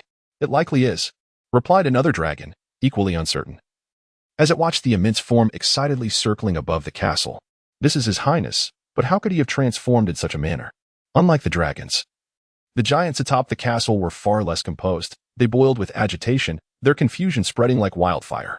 For the figure circling above the castle was no longer the familiar titan form of Muria, adorned with dragon wings, but rather a formidable golden dragon, its human shape entirely unrecognizable. This was a dragon whose appearance and form had never been documented in any tome. The giants had never encountered a creature resembling it, and the multicolored dragons strained their minds, searching through their ancestral knowledge, yet found nothing that matched Muria's current form. Now, Muria possessed 6 dragon horns on his forehead, growing in a highly regular manner, extending backward at 3 distinct angles, resembling a crown. Moreover, like his grandfather, the Emperor, he boasted a remarkably powerful dragon body, covered in golden bony scales, interspersed with fine golden dragon scales, akin to armor upon him. Roar! Muria, with an impressive length of 64 meters, unfurled its unique wings adorned with feathery scales, soaring above the dragon fortress, expressing its exhilaration and reveling in the surging power coursing through its being. "Upon witnessing my current draconic form, do they presume I have forsaken the Titan bloodline? How utterly foolish."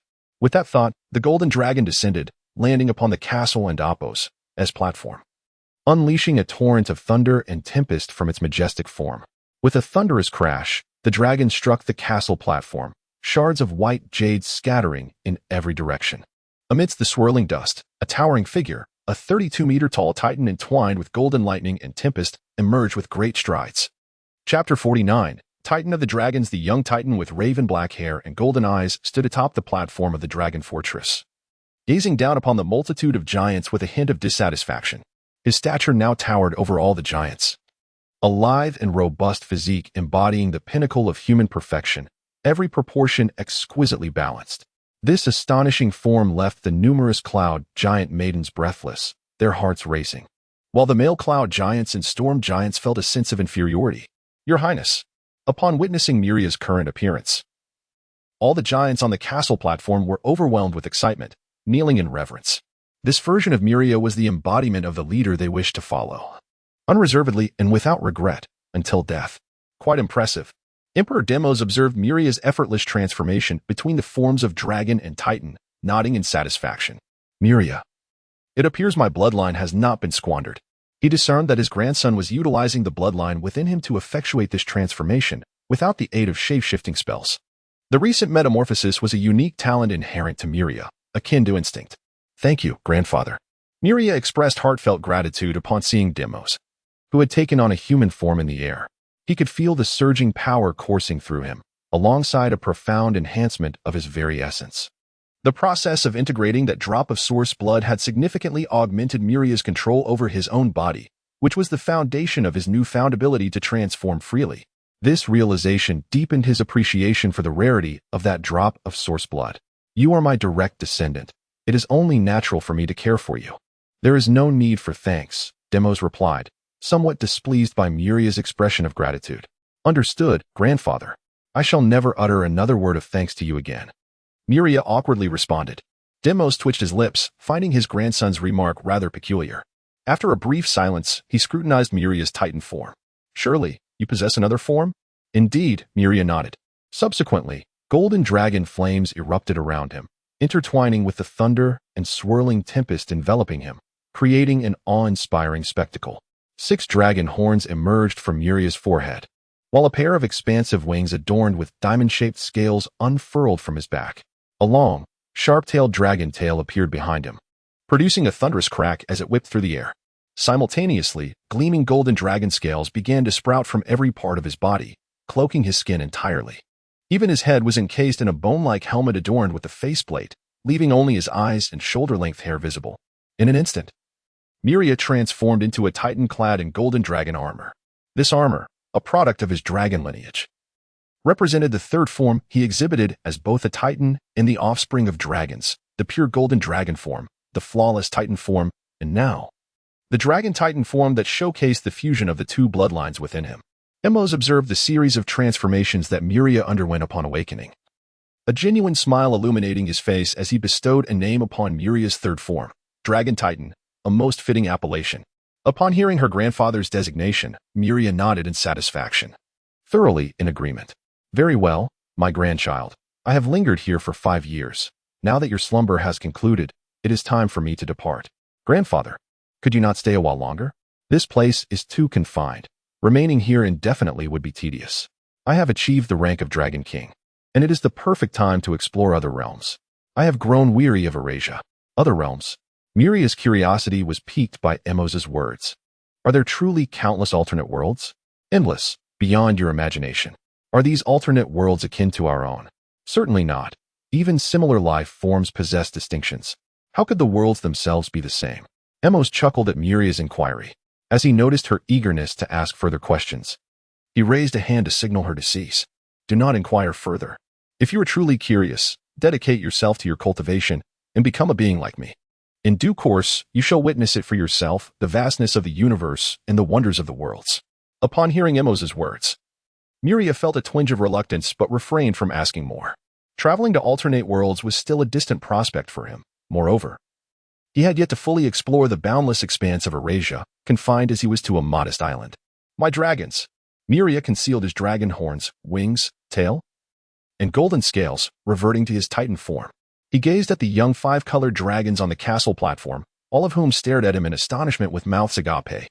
Muria turned his attention to the kneeling storm giants before him, voicing his query. My lord, we wish to execute your commands. But your grandfather has stated that dragons must soar in the skies and cannot be confined within the castle. Therefore, you have forbidden us from obstructing any dragon wishing to take flight, explained the storm giant closest to Muria in a hushed tone. Is that so? Muria squinted at the trembling young dragons under his gaze. Did you enter the castle of your own accord, or shall I instruct the giants to seize you? We will enter on our own. The young dragons complied, one after another unfurling their wings and soaring towards the castle. The magnificent dragon form Muria had displayed upon emerging from his cocoon had deeply intimidated them. However, even in their youth, they were legendary dragons. In other words, Muria now possessed a size comparable to that of the ancient legendary white dragon, a staggering revelation for these young 5-colored giants. And what of the dragons outside the castle? Muria and Apos' golden eyes scanned the area beyond the castle. On Taiji Island, aside from the ever-expanding giant city and 5-colored dragon castle, much of the land was alive with the vibrant wilderness. Amidst the azure sky and the boundless forest, several dragon-like creatures could be seen gracefully soaring through the air.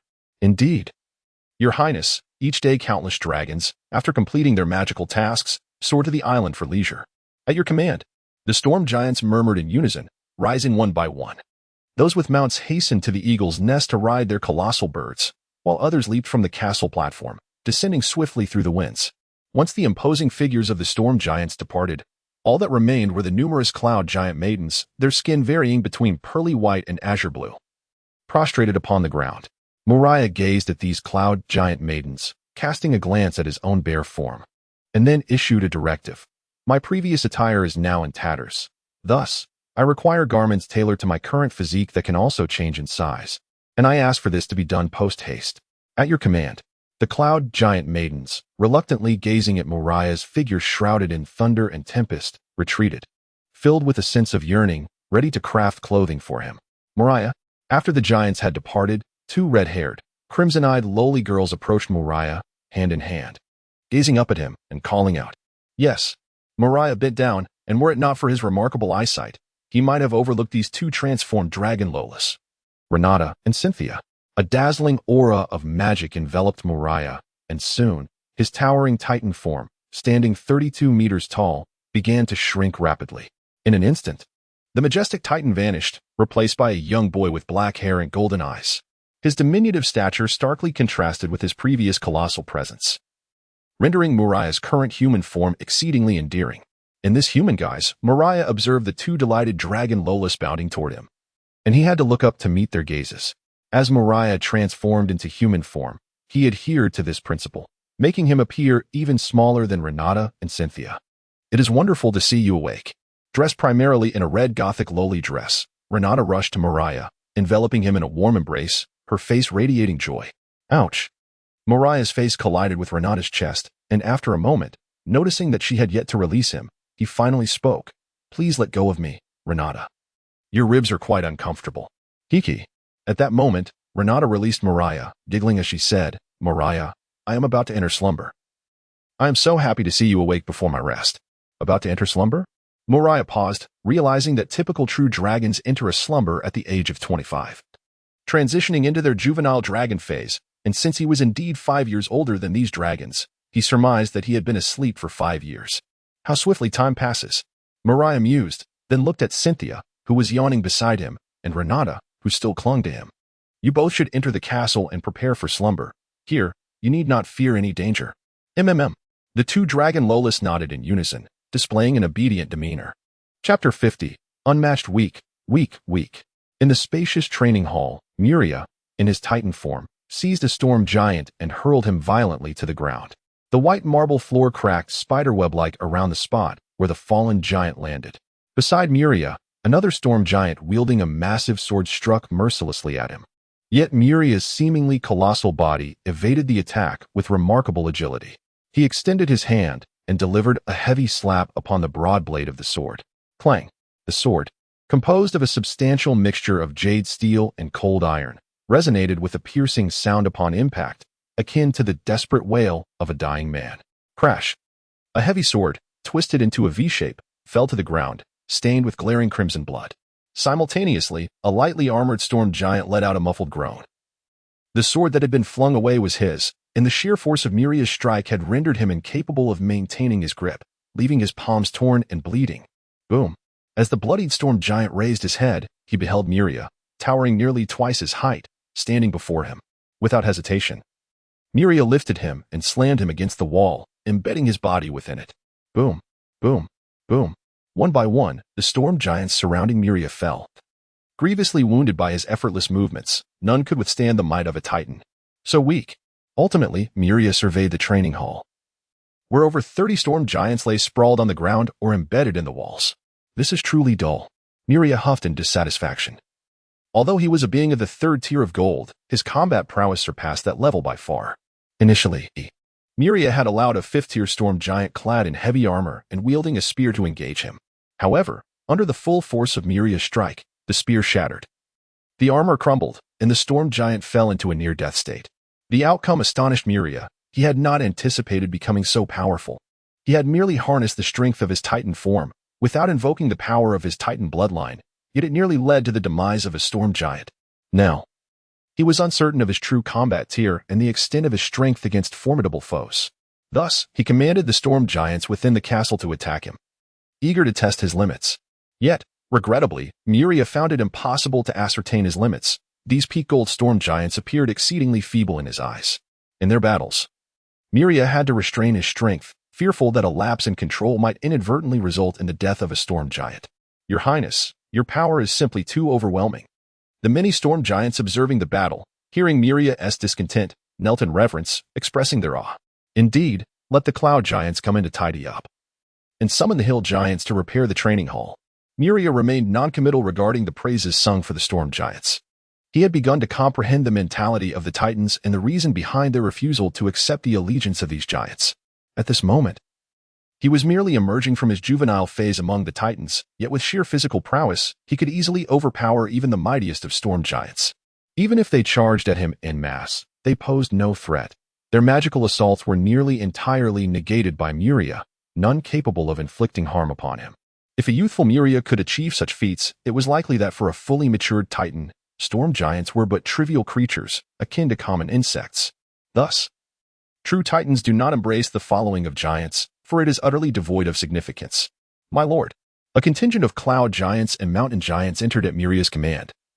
Bowing respectfully before him, their eyes unfazed by the brutal and bloody scene before them, to which they had grown accustomed, ever since Muria's awakening.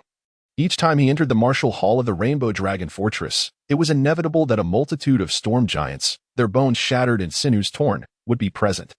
The cloud giants formed pairs to extract the storm giants embedded in the walls, lifting those groaning upon the ground and placing them upon the smooth white marble floor, realigning their fractured and twisted bones, and tending to their wounds. For beings at the pinnacle of golden life, as long as the brain and heart remained unscathed, the condition of any other part was inconsequential. With ample nourishment and time, their injuries would eventually heal. Once the grievously injured storm giants were carried away, the mountain giants approached the damaged areas of the martial hall, utilizing their innate abilities to restore it to its former glory. My lord Muria, here are the spell books you requested, a golden-haired maiden announced as she set several thick tomes before him. Mia, please brew me a pot of red tea. The youthful Muria replied, picking up one of the spell books to peruse its contents. Certainly, the devoted maid Mia said, retreating from the room only to return promptly with a tray bearing a steaming teapot and teacups. My lord, look, should you not consider recruiting some additional maids? It seems rather inadequate for such a vast castle to have but one maid, Mia remarked as she placed the teacup before Muria, pouring the fragrant red tea. Muria lifted the aromatic cup, blowing gently upon its surface before taking a delicate sip, his gaze shifting from the book to Mia. What is it? Do you feel overwhelmed with your duties? Are you seeking assistance? Young master, throughout this entire castle, no one has a lighter burden than I. Mia chuckled in response. Then why do you wish for me to recruit more maids? Muria inquired, puzzled by her request. It is for the cloud giant maidens within the castle. They handle most of the trifling tasks, and considering the labor they undertake, they ought to possess a fitting status. That is indeed a valid point. Muria nodded in response to Mia's words, acknowledging the arduous labor of the female cloud giants within the castle. He had occasionally observed some of them. The grand scale of the castle necessitated a considerable workforce for its upkeep. Such work was undoubtedly both grimy and exhausting. Given this, he assigned the responsibility of recruiting maids to his servant without a second thought. You want me to take charge? Aren't you going to manage it, master? Mia questioned, her expression one of surprise. Do you truly believe I would concern myself with such matters? Muria replied, casting a sidelong glance at the astonished Mia. By the way, the maids you recruit will be under your purview. Very well, I shall take responsibility, exclaimed the golden-haired girl, her fist clenched in excitement. In the days that followed, life continued as usual. Muria dined with the young dragons and then engaged in magical studies. The chromatic dragons, having witnessed Muria in his dragon form, were exceedingly obedient, each more compliant than the last, for together they could not possibly rival Muria's might. During their juvenile phase, the most formidable of the chromatic dragons, the red dragons, barely reached the 5th tier of silver, while the weakest, the white dragon, aside from the academically gifted Clodia, who advanced to silver through sheer effort, remained at the 4th tier of bronze, a level of weakness that left Muria at a loss for words. However, Muria did not insist on daily spellcasting sessions with the chromatic dragons. Now, possessing the strongest combat prowess on Tai Chi Island, he felt significantly more relaxed. His approach to their studies was akin to fishing 3 days and sunbathing for 2, far less stringent than before his slumber. Naturally, the chromatic dragons were elated by this sudden leniency, with not a single one voicing dissent. Your Highness, 6 red dragons have just entered their dormant phase from Lord Atrus's castle, reported 2 cloud giant maids as Muria reclined lazily on his bed, engrossed in a leisurely read. Ah, I see, he acknowledged, and upon learning that the 6 red dragons had succumbed to slumber, his languor deepened. According to the knowledge passed down through his lineage, even in their adolescent stage, the red dragon's strength seemed to plateau at the 5th tier of silver, posing no threat to him whatsoever.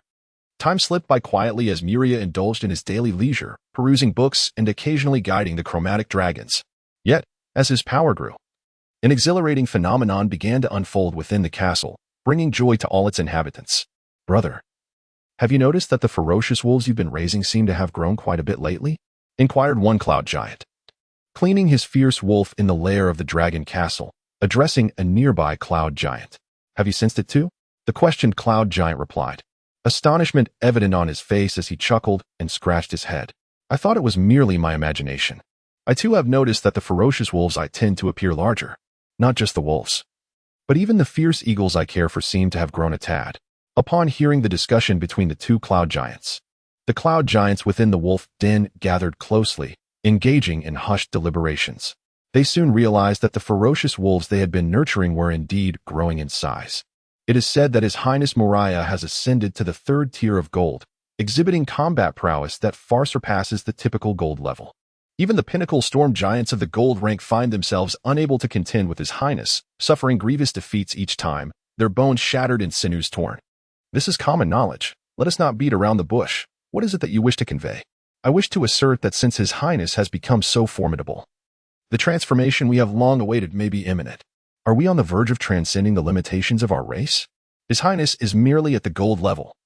It is still far too early," murmured one of the cloud giants under his breath. "Yet, the wolves we have raised have indeed begun to grow larger," exclaimed another cloud giant, his countenance alight with fervor as he bellowed to his companions. Chapter 51. The Phenomenon of Dragon Transformation. Hurry, hurry. Let us make our way to Griffin Fortress. It is said that a dragon-transformed griffin has appeared. Is that true? Why would I deceive you? Shall we go and see? Of course. Within the confines of the 5-colored Dragon Fortress, the supplementary structures built by the cloud giants for their cherished griffins were teeming with onlookers. Among them, the towering figures of mountain giants and storm giants were conspicuous. These giants' attention, however, was fixated on an exceptionally majestic griffin, unlike its trembling counterparts that cowered in the corners. Frightened by the sheer number of giants, this griffin held its eagle-like head high, welcoming the gaze of the multitude with unwavering pride. Such a display captivated the giants. Even the dullest among them could discern the griffin's uniqueness.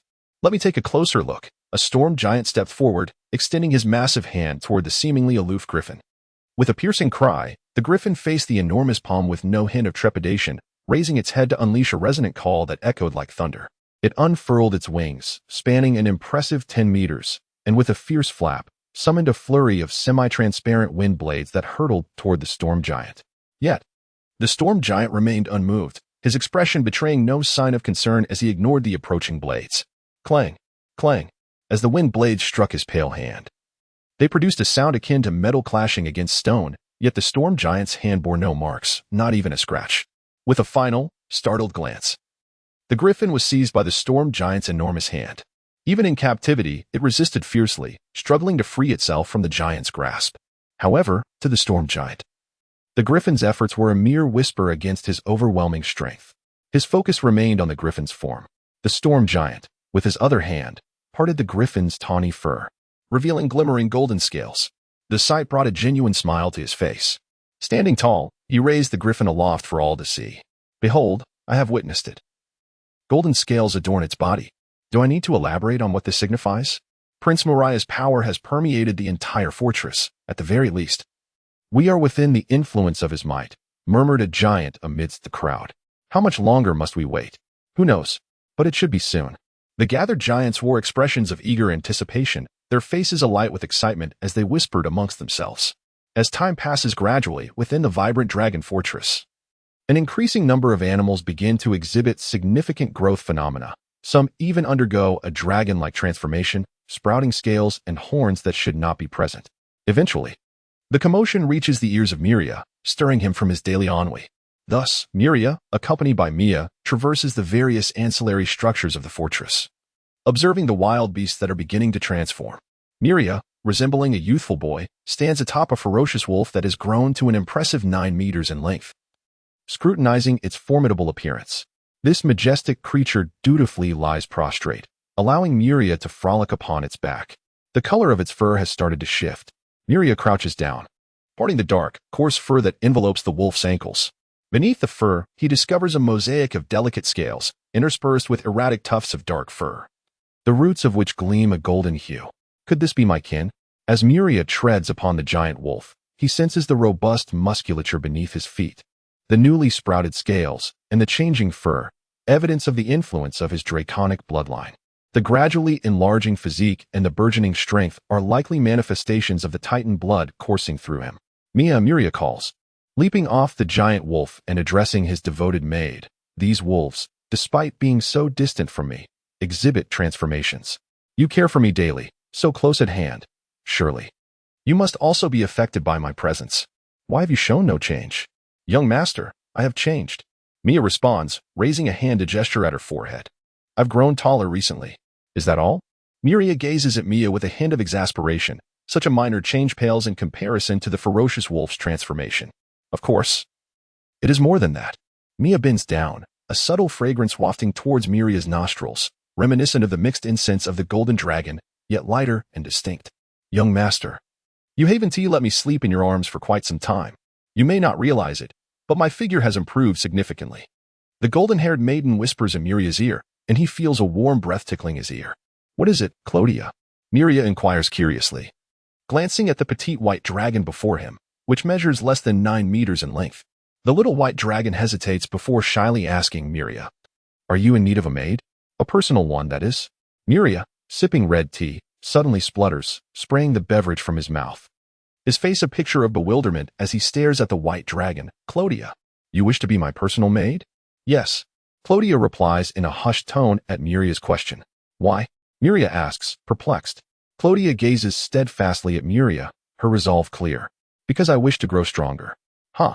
I have sensed it, Clodia explained. My power has been growing abnormally ever since your awakening. But haven't you been meditating daily? Your strength should be steadily increasing. What seems abnormal about it? The surge of my power has surpassed the natural enhancement from meditation. Even in my slumber, I can feel my body growing stronger under a force that permeates the entire castle. Do you believe this is due to my influence? Who else could it be if not yours? Clodia retorted. Then you consider becoming my personal maid, remaining at my closest proximity? Indeed. Being your maid is not out of the question. Muria mused, stroking his chin as he regarded the white dragon before him, but in your current form. That would be inappropriate. Without a word, the white dragon Clodia began to chant a spell, and with a flash of pure white magical light, the elegant dragon vanished, replaced by a small girl of about 5 or 6 years with white hair and white eyes. Upon witnessing Clodia's transformation into human form, Mia exhibited no surprise. It was entirely expected. A silver-tiered being casting a fourth circle spell was hardly remarkable. What truly astonished Muria was Clodia's new appearance. He called out to his personal maid's name, and when the golden-haired girl hurried over, he pointed at the human form of Clodia, measure her dimensions at once, and create a set of garments for her. Yes, Master Muria, Mia replied, initially taken aback by the sight of the small girl in the room, but quickly recovering as she smiled in response. Through her aura, Mia had already discerned the identity of the girl before her. I must ask, is this how you conduct yourself as a maid? Muria questioned, dissatisfied as he gazed at the small white-haired girl seated comfortably in an ornate chair, perusing a spellbook. Is there a problem? Clodia replied, lifting a cup of steaming red tea, exuding a chill, and taking a sip. Muria smirked, although he had prepared himself for such behavior. He found it excessive that the so-called maid indulged in comfort even more than he did. At ice to mine, Muria gestured towards Clodia with his steaming cup of tea. Your control over power is becoming increasingly adept, Muria remarked, observing his iced red tea with a sense of wonder. It was not sorcery, but merely Clodia's innate mastery over cold. Perhaps this is precisely what I ought to be focusing on, Muria pondered, feeling it overly cumbersome. It seemed unnecessary for him to exert precise control over his strength. A mere slap would suffice.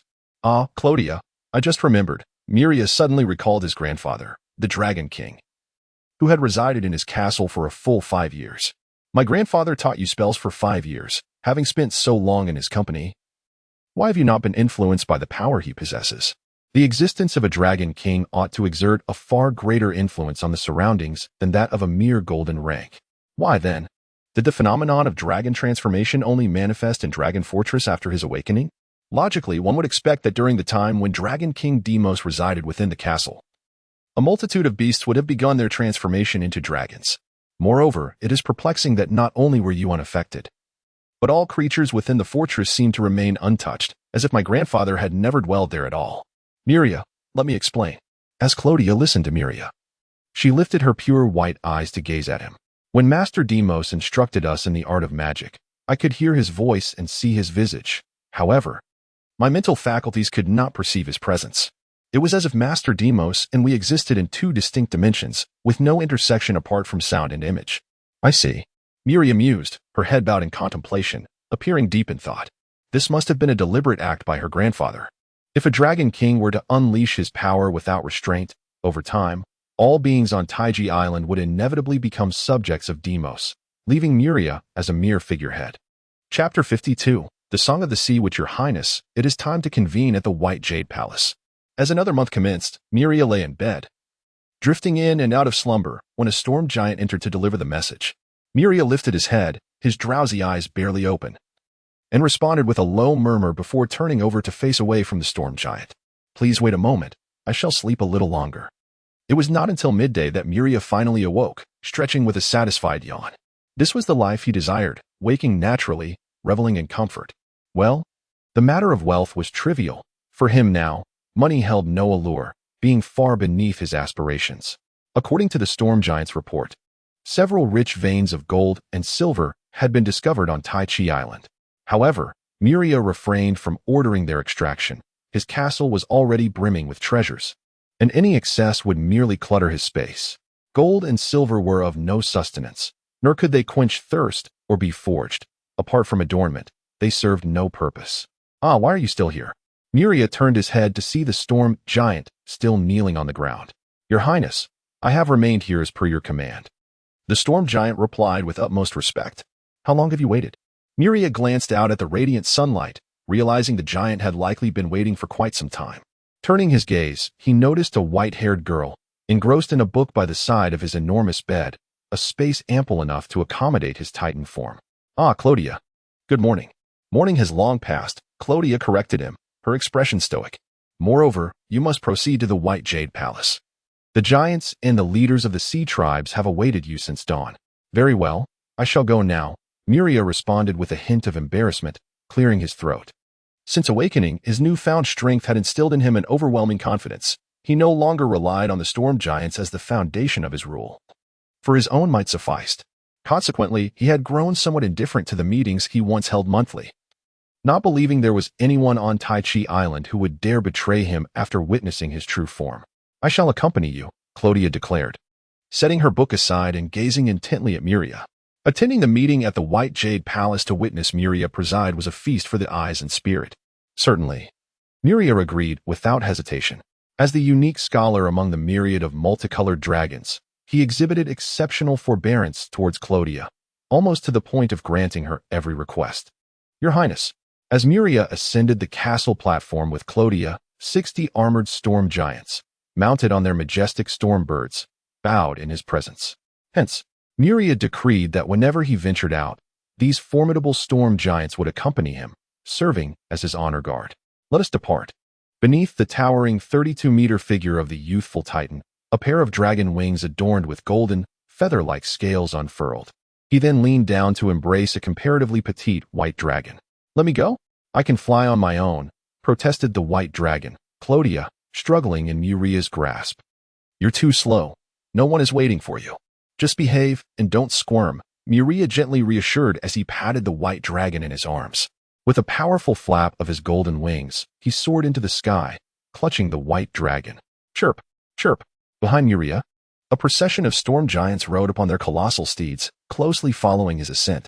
Amidst the vast ocean of treetops, Muria, surrounded by numerous storm giant knights, soon beheld a city of purest white.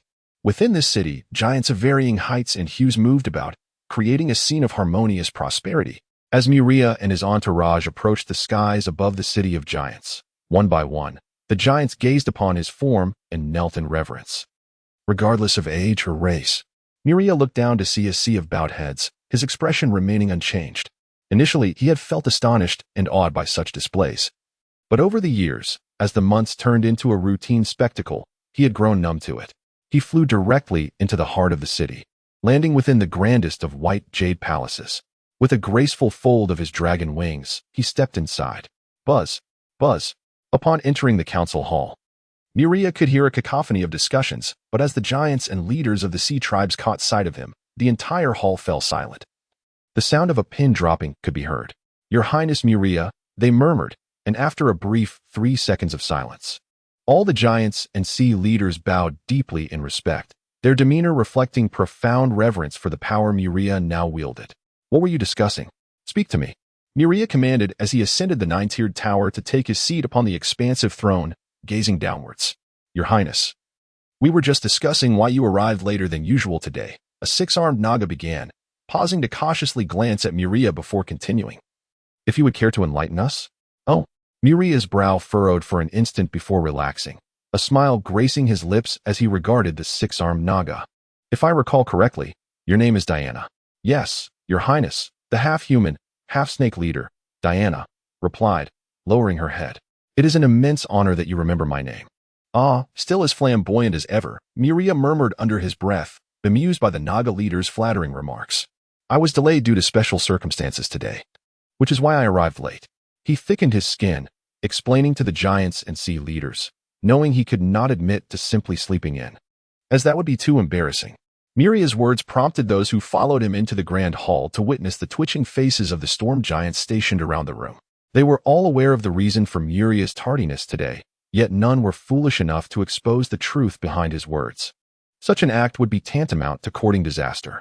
Subsequently, adhering to the procedural flow of the assembly that Muria had previously presided over, he first engaged with all the giants who had arrived at Tai Chi Island the previous month, followed by listening to the reports from the representatives of the giants and the leaders of the sea tribes regarding their activities. Numerous cloud giant leaders continued to inform Muria of the expansions made to the city of giants, while 8 exiled cloud giant chieftains reported on the yield of fruits and meats from the islands they governed. The reports from the tidal giants and the sea tribe leaders, however, rendered Muria increasingly disinterested as they detailed the treasures they had scavenged from the boundless ocean, including crystalline gems. Only the report from the representatives of the hill giants piqued Muria's interest slightly. Years of cohabitation with numerous cloud giants had led many hill giants to abandon their barbaric ways, enabling them to recognize their ignorance and begin to educate themselves actively.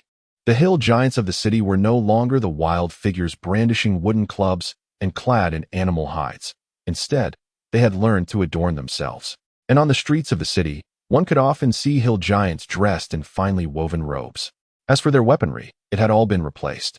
The art of forging giant weapons was not something that could be mastered in a short span of time. So the hill giants had yet to learn how to forge metal arms independently, instead requesting assistance from the cloud giants. Thus, every hill giant who resided in the city for an extended period underwent a profound transformation, a change that left every newly arrived hill giant in disbelief. "I have a question," Muria said, raising his hand to halt the exuberant report from the hill giant representative, whose appearance had been remarkably transformed. "You mentioned that many hill giants are diligently studying in the city. I ask you, if I were to assign you a major construction task, could you hill giants complete it independently?" "Certainly." Muria smiled, having long believed that the hill giants' innate talent lay in construction. He had envisioned establishing a building core comprised of hill giants, but their limited knowledge had delayed this ambition. "Design a road connecting the city of giants to the Rainbow Dragon Fortress. I expect to see your construction blueprints before I depart today," Muria instructed the hill giants. "As you wish, Your Highness," the hill giants in the hall responded as they began to withdraw, eager to discuss and draft the designs before Muria's deadline. "Have all the reports been concluded?" Muria inquired lazily, resting his chin on his hand as night enveloped the surroundings. "All reports have been delivered." "Have the hill giants not yet arrived?" Muria furrowed his brow, then turned his gaze towards the multitude of sea clan leaders gathered below in the grand hall. There, several translucent azure orbs floated in midair, within which resided enchanting mermaids, their upper bodies indistinguishable from those of humans, gracefully suspended in the water spheres. This ingenious method of surfacing was devised by the water-loving mermaids, as they merely intended to attend the assembly, rendering the uncomfortable transformation of their tails into legs unnecessary. Sirens of the sea, beloved by the ocean, mermaids. As Muria observed the distinct mermaids below, a surge of curiosity arose within him. Recalling the memories inscribed in his lineage, "I have heard that the sirens enjoy perching upon rocks, singing melodies that bewitch all nearby creatures, often leading passing ships to run aground and sink. Might I, esteemed siren leaders, experience the enchantment of your vocal prowess? Your Highness, our melodies can indeed mesmerize most beings. Yet singing here may not be appropriate. A curvaceous siren, adorned only by shells, hesitantly responded. Oh, do you believe your bewitching voices can ensnare me, siren leader? Muria narrowed his eyes, his expression impassive as he looked down upon the beautiful mermaid. I had not considered such a notion, Your Highness, the siren murmured. Her demeanor one of trepidation as she lowered her gaze. I shall present my song to you at once. Chapter 53. The soul's intent. Those who find themselves unable to resist the siren leader's enchanting melody should withdraw at once. Muria raised a hand to halt the siren leader, whose crimson lips were poised to sing below. Observing the numerous giant representatives and sea tribe leaders gathered for the council, he thought to himself that they should not blame him if they found themselves in an embarrassing predicament. Upon hearing Muria's well-intentioned warning, only a few of the mist giant leaders discreetly exited the grand hall. No further giants or sea folk followed suit, aside from the mist giants. The least formidable among them was of the third golden tier, all of whom felt quite self-assured. As for the sea tribe leaders attending the meeting, including the siren leader prepared to sing for Muria, they were all at the pinnacle of golden power, exceedingly formidable, and naturally, none would retreat to avoid the siren song of a similarly ranked sea creature. No one is leaving? Do they all believe they can withstand the sea monster's voice? Muria sighed, rubbing his temples. The siren song was well known throughout Alasia. At that moment, a mermaid leader, revealing a generous expanse of fair skin, addressed the 18 cloud giant leaders within the hall. Might I kindly request that you momentarily withdraw? The voice of Leader Diana may be more terrifying than you imagine, and with your current strength, you might find it challenging to resist the allure. Humph. Cloud giant leader Bolton scoffed, perceiving the mermaid's kind caution as an affront. The voice of a mere sea monster? I have heard worse. I am curious to discern just how potent the allure of a pinnacle golden sea monster's song can truly be. Although the other cloud giant leaders remained silent, their displeased expressions betrayed their interpretation of the mermaid leader's warning as condescension. Alas, the mermaid leader sighed softly upon witnessing the cloud giant's reactions, turning away in silence. Kalina, if they wish to listen, let them. Who can stop them from making fools of themselves? The siren leader, observing the dejected expression of the mermaid, scoffed at the earlier remarks of the cloud giant leader. Your Highness Muria, allow me to present you with my humble siren and Apos' melody. Provoked by the cloud giant leader's words, the siren leader resolved to teach these oblivious giants a lesson. Indeed, Muria cast a sidelong glance at the insolent Bolton, responding with a soft affirmation. Upon receiving Muria's consent, the siren immediately cast a second-tier spell, transforming her fins into delicate toes. Subsequently, a stunningly beautiful woman, clad only in shells that barely concealed her modesty, emerged from the water sphere, now fully transformed into human form. The siren leader opened her cherry-red lips and sang with abandon, her melodious voice resonating throughout every corner of the grand hall, as if the very air rejoiced alongside her enchanting song. This voice, Muria, recalling the descriptions of the siren's song from his readings, felt a fleeting warmth course through his body, yet he experienced no adverse reactions. Instead, he found the sound to be exquisitely beautiful, as the melody enveloped him. Muria slowly closed his eyes, listening intently. Indeed, the siren's voice was truly delightful. Commander ABT. Hold on. At that moment, Muria, who had been blissfully enjoying the siren and Apos' song, heard a dissonant sound. He opened his eyes to witness the cloud giant leaders in a state of utter disarray. Each cloud giant leader appeared dazed, their expressions vacant, some even drooled, resembling lovesick fools, utterly enchanted by the siren's alluring melody. What a pitiful sight! Muria gestured toward the storm giants guarding the hall, commanding, knock them all out and take them away, these shameful creatures. And do the same with any giants exhibiting similar behavior. The storm giants, being of the pinnacle of golden strength, were naturally immune to the siren's enchanting song. Following Muria's orders, they swiftly rendered unconscious the cloud giant leaders, who were subconsciously gravitating toward the singing siren, and carried them out of the hall. With a second circle spell, Mechanical Mind, the white dragon form of Clodia, cast a spell to resist the siren's charm. If you cannot endure, then leave. No need to force yourself, Muria said softly. Observing the flickering aura of magic surrounding the little white dragon, feeling somewhat helpless. Listening to the siren sing serves no purpose. Clodia, with her emotionless gaze, regarded Muria briefly before turning to exit the hall.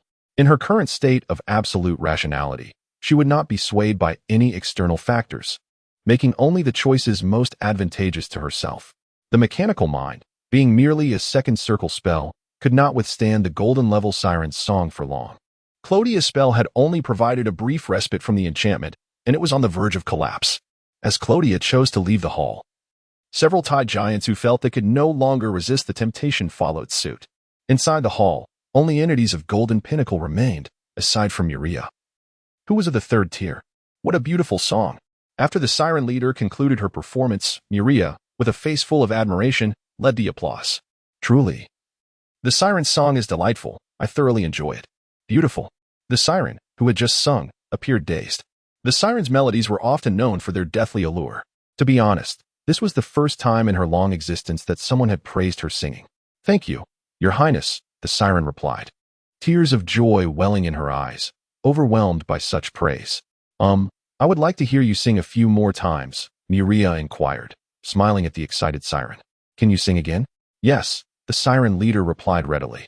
Your Highness, I can sing for you. Your Highness, I sing far better than grace. Please allow me to perform for you. Upon hearing Muria's desire for more siren songs, the other siren leaders grew anxious. They, too, transformed their fins into toes, assuming nearly naked, beautiful human forms, stepping out of the water sphere to approach Muria with their requests. If you wish to sing, then sing. What is there to compete for? Muria gazed down at the sirens below, who were on the brink of conflict, and admonished, I have ample time. You may sing one after another. Within the grand hall of the white jade palace, the enchanting melodies of the sea maidens resonated throughout the entire afternoon. Muria, having listened to the sirens' alluring voices for an extended duration, observed many giants in astonishment, questioning whether such music was truly meant for appreciation. Muria, how long do you intend to indulge in this bewitching sound?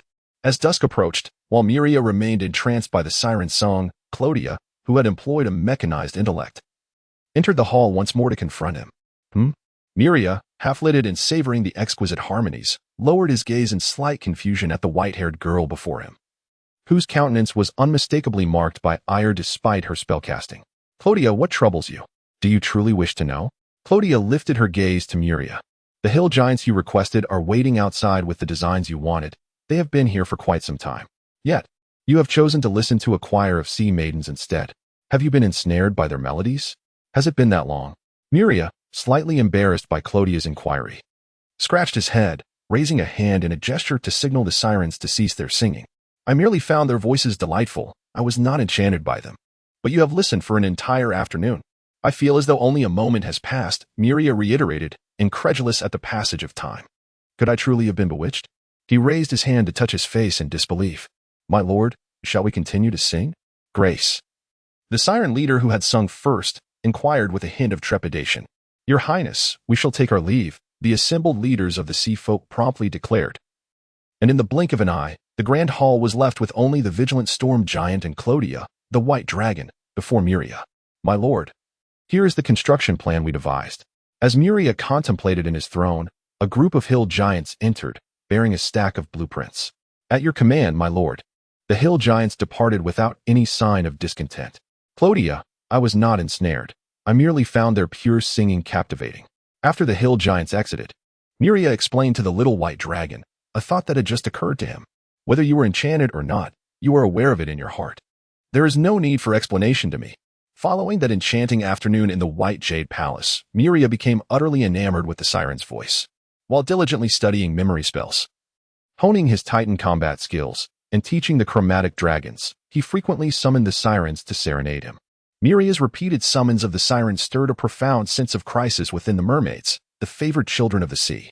These enchanting beings, possessing the alluring upper bodies of women, mirrored the sirens by casting spells to shed their tails, transforming into human form, and captivating him with their graceful dances. The enchanting melodies of the sirens and the graceful dances of the mermaids have become two profound pleasures for Muria, captivating his senses and leading him into a slight state of infatuation. Nevertheless, Muria remains steadfast in his pursuit of spellcasting and the study of magical formations, diligently honing his martial skills, albeit with somewhat diminished time compared to before. As time progresses, Muria's strength continues to grow slowly yet resolutely. while the bloodline within him continues to exert its influence on all creatures that linger nearby.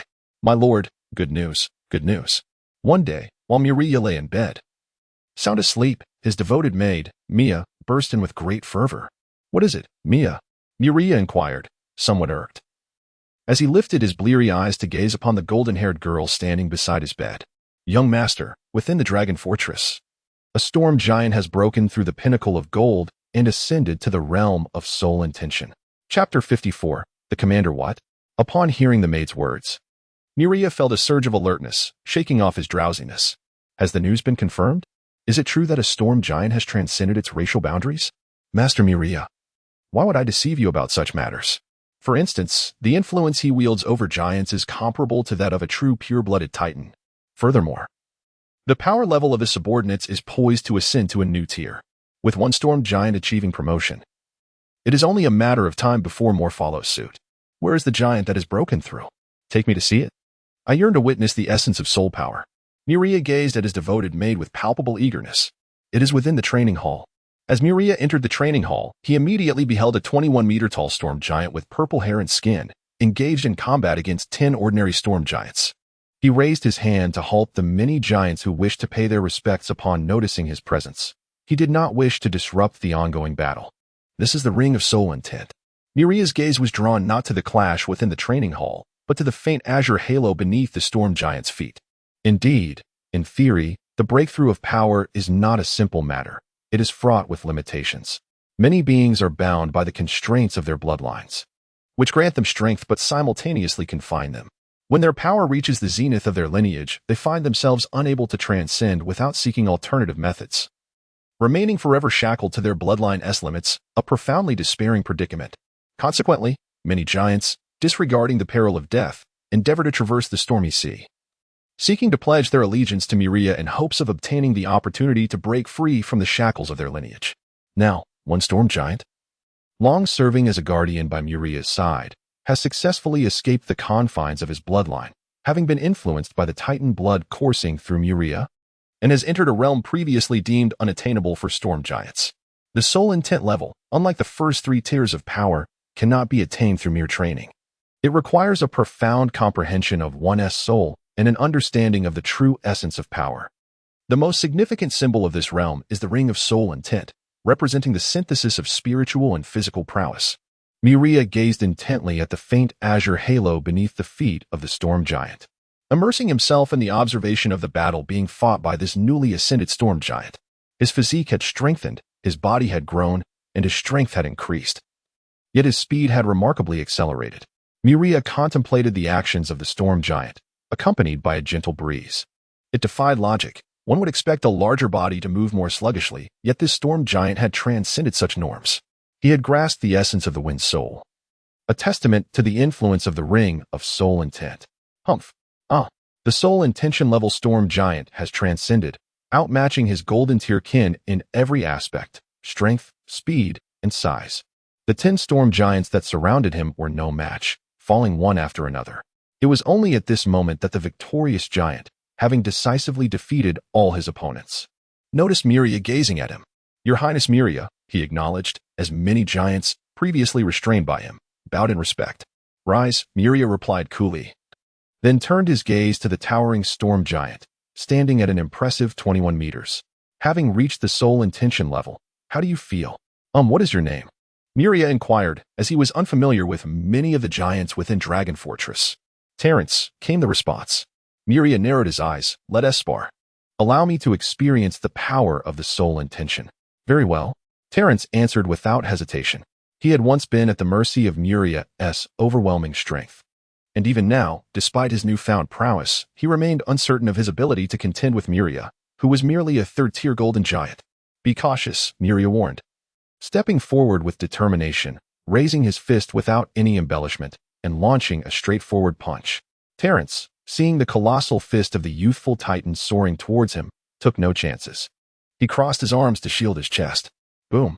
Terrence managed to deflect Muria's strike, yet the force reverberated through his arms, causing him to retreat involuntarily, each step cracking the white marble beneath his feet. Impressive, Muria remarked, observing that Terence had not succumbed like the ordinary storm giants he had previously felled with a single blow. With that, he charged forward again, fists raised. Boom, boom, boom. The spectators, storm giants themselves, stood in stunned silence as they witnessed Muria overpowering the soul intention level Terence, their expressions a mix of astonishment and disbelief. Despite Muria's significantly larger stature, he was ultimately only a third-tier golden giant. How could he dominate someone of the soul intention level? This spectacle shattered their preconceived notions and offered them a newfound appreciation for the might of the Titan bloodline. As the battle between Muria and Terence raged on, the specially reinforced floor of the training hall, enhanced by the mountain giants, erupted in a shower of debris. Large craters capable of engulfing a cloud giant were formed with each clash, leaving the hall's stone slab shattered. The observing giants had no choice but to retreat to the corners of the hall to avoid the fallout from the fierce confrontation, eventually vacating the training ground altogether. With a swift motion, Muria seized Terence, who attempted to evade him using the wind's soul intention to enhance his speed. And with a force unparalleled to anything Terence had experienced, he slammed him into the wall of the training hall. Boom. The nearly 5-meter-thick wall was shattered by Terence. Yet even this only alleviated a fraction of the force exerted by Muria. Undeterred, his momentum carried him forward, allowing him to breach 4 additional walls before he finally embedded himself into the 6th wall crafted of white jade. Soul intent level, Muria mused, observing the makeshift passage of debris created through Terence's brute force. He smacked his lips in satisfaction, noting that it could absorb my punches, at the very least allowing me to employ the Titan's inherited martial techniques. Your Highness, Terence, still dazed from being thrust into the wall, called out to Muria in a disoriented manner. What troubles you? Are you dissatisfied? Muria stepped across the rubble, approaching Terence with a cheerful demeanor. You have yet to harness the true powers of thunder and hurricane wielded by the Titans, and yet I have already been defeated, Terence replied, his gaze vacant as he looked upon Muria. Why is this so? Countless days and nights have I devoted to honing my skills, enduring innumerable trials of life and death. Yet I remain shackled by the limitations of my bloodline. Yet here I am, by your side, following you without a single notable task, merely standing guard within the castle, accompanying you in and out, and despite this, I have ascended to the soul intent level. Yet even so, with this newfound strength, I cannot compel you to unleash the true might of the Titan. Muria regarded the storm giant, whose emotions seemed to teeter on the brink of collapse. He glanced at the other giants nearby, who bore expressions of despondency upon hearing Terence's words, before he spoke, across the entirety of Taiji Island. The number of giants has surpassed 50,000, and you are the first to transcend the limitations of your bloodline. You may attribute your ascension to my bloodline's influence, but there are over 300 storm giants who have closely followed me, yet you stand alone in your breakthrough. Within the castle, the combined number of cloud giant guards and maids exceeds 1,000, yet none have advanced beyond the 2nd tier of gold. You, however, have progressed from the pinnacle of gold to the soul intent level. I had been curious why a soul intent storm giant emerged from my ranks so early. Now I comprehend. The influence of my bloodline served merely as a catalyst. Your breakthrough stems primarily from the sweat you have shed and the trials faced between life and death. The fact that you are the first among all giants in the castle to achieve this milestone speaks volumes. Why do you feel disheartened? You have only just begun to coalesce a wind soul intent. Your journey along the path of soul intent is still long, and beyond that lies the realm of legends. If you remain steadfast in your convictions, it is entirely possible that you may one day stand shoulder to shoulder with the Titans. Your Highness. Terence gazed at Muria, his expression one of disbelief at such recognition. I have spoken all I wish to say, Muria remarked, observing the storm giant, who appeared profoundly grateful. He waved his hand dismissively, preparing to depart, but then recalled something and turned his head. My personal guard has long been in need of a commander. From this day forth, that commander shall be you. Oh, and by the way, Muria surveyed the ruins of the training hall he had reduced to rubble, along with the several walls he had shattered. He turned to a hastily approaching group of mountain giants and instructed, could you kindly restore this place? The workload may be somewhat substantial. Not a problem, Your Highness, the mountain giants replied in unison, accustomed to such tasks since their arrival at the colorful dragon fortress, where repairs had become a regular occurrence. Additionally, please inform the City of Giants to construct a training ground capable of accommodating battles at the soul intent level, as the current training hall at the fortress is no longer sufficient. At your command. Chapter 55. Leisure, no matter how enchanting the melody or how captivating the dance. One inevitably grows weary after prolonged indulgence. Muria sat upon his throne, listening to the harmonious chorus of the sirens below. A group of mermaids, having shed their fishtails, gracefully swayed in rhythm with the song. Would you not agree, Terence? Muria inquired, turning his gaze towards the storm giant commander standing behind him. Your Highness, should you tire of the sirens' serenade, I could summon the cloud giants and my kin to perform for you with their unparalleled instruments. Their music shall not disappoint. Terence replied. Is that so? Muria mused, stroking his chin thoughtfully, then commanded the storm giants stationed in the hall. Venture outside and gather the most skilled cloud giants to perform for me. Additionally, send someone to the chromatic dragon fortress to fetch the most musically gifted storm giant to the white jade palace. Muria gestured towards the grand hall he occupied. A part of the white jade palace, adorned with silver flooring, a golden ceiling, and embellished with various gemstones. Enormous magical crystals, meticulously carved by the artisans among the cloud giants, served as exquisite decorations throughout the hall. The entire space shimmered with the dazzling luminescence of magic, exuding an air of opulence and excess. In truth, this lavish style permeated every structure within the white jade palace, resplendent and magnificent. I do not like it, the white dragon Clodia remarked, surveying the opulent hall, a statement that left Muria utterly astonished. What do you mean? Muria exclaimed, incredulity etched on his face.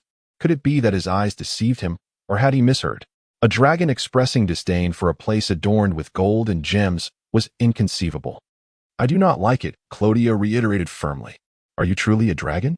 How can you not appreciate this place? Every dragon within the fortress yearns to be here. Muria questioned. What significance does this hold? Clodia challenged, gesturing towards a figurine of a blue wolf sculpted from wind element crystals.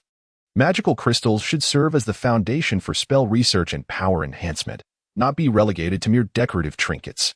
I possess an abundance of such items. Carving a few into ornaments holds no value. Whether stored in a warehouse or displayed here, it is all the same. Muria replied with a hint of resignation as he glanced at the lifelike wolf figurine. Muria, you were not always like this. Clodia expressed her disappointment, gazing at him. Ever since Muria had triumphed over 30 storm giants, he had increasingly indulged in the pleasures of siren songs and mermaid dances. Following his overwhelming victory against the Soltier storm giant Terence, he had become even more prideful, now dedicating time daily to relish in the sirens' melodies and the mermaids' performances. Muria, do you not find the study of spells far more engaging than these trivial displays? Sorcery, could there be anything more tedious and exasperating in this world than the study of spells? Muria gazed at Clodia in astonishment. You actually find the study of sorcery intriguing? Indeed, the intricate models of spells are utterly captivating and alluring, representing the very truths of the universe. Upon mentioning sorcery, Clodia's face lit up with fervor. Truly, Clodia, you are the most extraordinary among all the dragons of Dragon Fortress. You are a one-of-kind scholarly dragon. Muria fixed his gaze upon Clodia. If you do not fancy gold, silver, or gemstones, what then do you cherish? Or rather, what do you deem the most precious on this island? Without a moment and hesitation, Clodia responded. The library within Dragon Fortress, of course. She continued, the library I established using books borrowed from my mother. Muria, upon hearing Clodia's answer, fell into a reverie. He surveyed the opulent hall and chuckled ruefully. In your eyes, is knowledge truly the most precious treasure? Clodia, you are correct. The most valuable thing on Taichi Island is indeed that very library. At this point, Muria lowered his gaze, looking down at Clodia. However, in comparison to those books, I still prefer indulgence. Moreover, Clodia, I am not solely engrossed in learning spells and honing martial skills every day. I have not devoted much time to enjoyment. I need not do anything but wait to achieve legend. Yet, I continue to study diligently and train daily without faltering. It is rather absurd to be judged this way. Muria watched as Clodia took flight, murmuring to himself, I do not comprehend the world of scholars. With that, he lowered his head and resumed admiring the performance of the sirens and mermaids. After a while, upon the entrance of a troop of cloud giants and storm giants bearing instruments, he dismissed the sirens and mermaids to revel in the giants' music. From that day forth, Muria began to pursue greater pleasures during his scant leisure time. He delighted in donning splendid attire, prompting the cloud giants to select over 100 skilled female weavers to toil day and night crafting new garments for him. He encouraged them to prepare similar dishes, and though they might not succeed, it mattered little, for the ingredients were different from those in his former world. Such circumstances inspired many cloud giants to seek out and cultivate more edible plants. Muria's quest for enhanced enjoyment went unchallenged by the giants and sea lords around him. Given Muria's current status, dressing well and indulging in exquisite cuisine was hardly an issue. The shapes of these 8 islands lack regularity. Muria murmured as he stood before a meticulously scaled model, perfectly depicting the island's forms and terrains. Perhaps we should inquire of the mountain giants whether they could reshape the 8 islands surrounding Taichi into uniform rectangles? At last, a storm giant stepped forth to advise against it. Your Highness, is this endeavor not too monumental? To request the mountain giants to alter the islands merely because their shapes are displeasing in the model seems rather inappropriate. Muria inquired whether the mountain giants could accomplish the task. If not, it would be of no consequence, for he did not wish to impose upon them. He addressed the storm giant, explaining his position. Turning to the mountain giants within the hall, he asked, "Can you transform the shapes of these 8 islands into identical, regular rectangles?" His intention was to reshape Taiji Island and its surrounding 8 islands to resemble the Taiji Bagua diagram in his memory.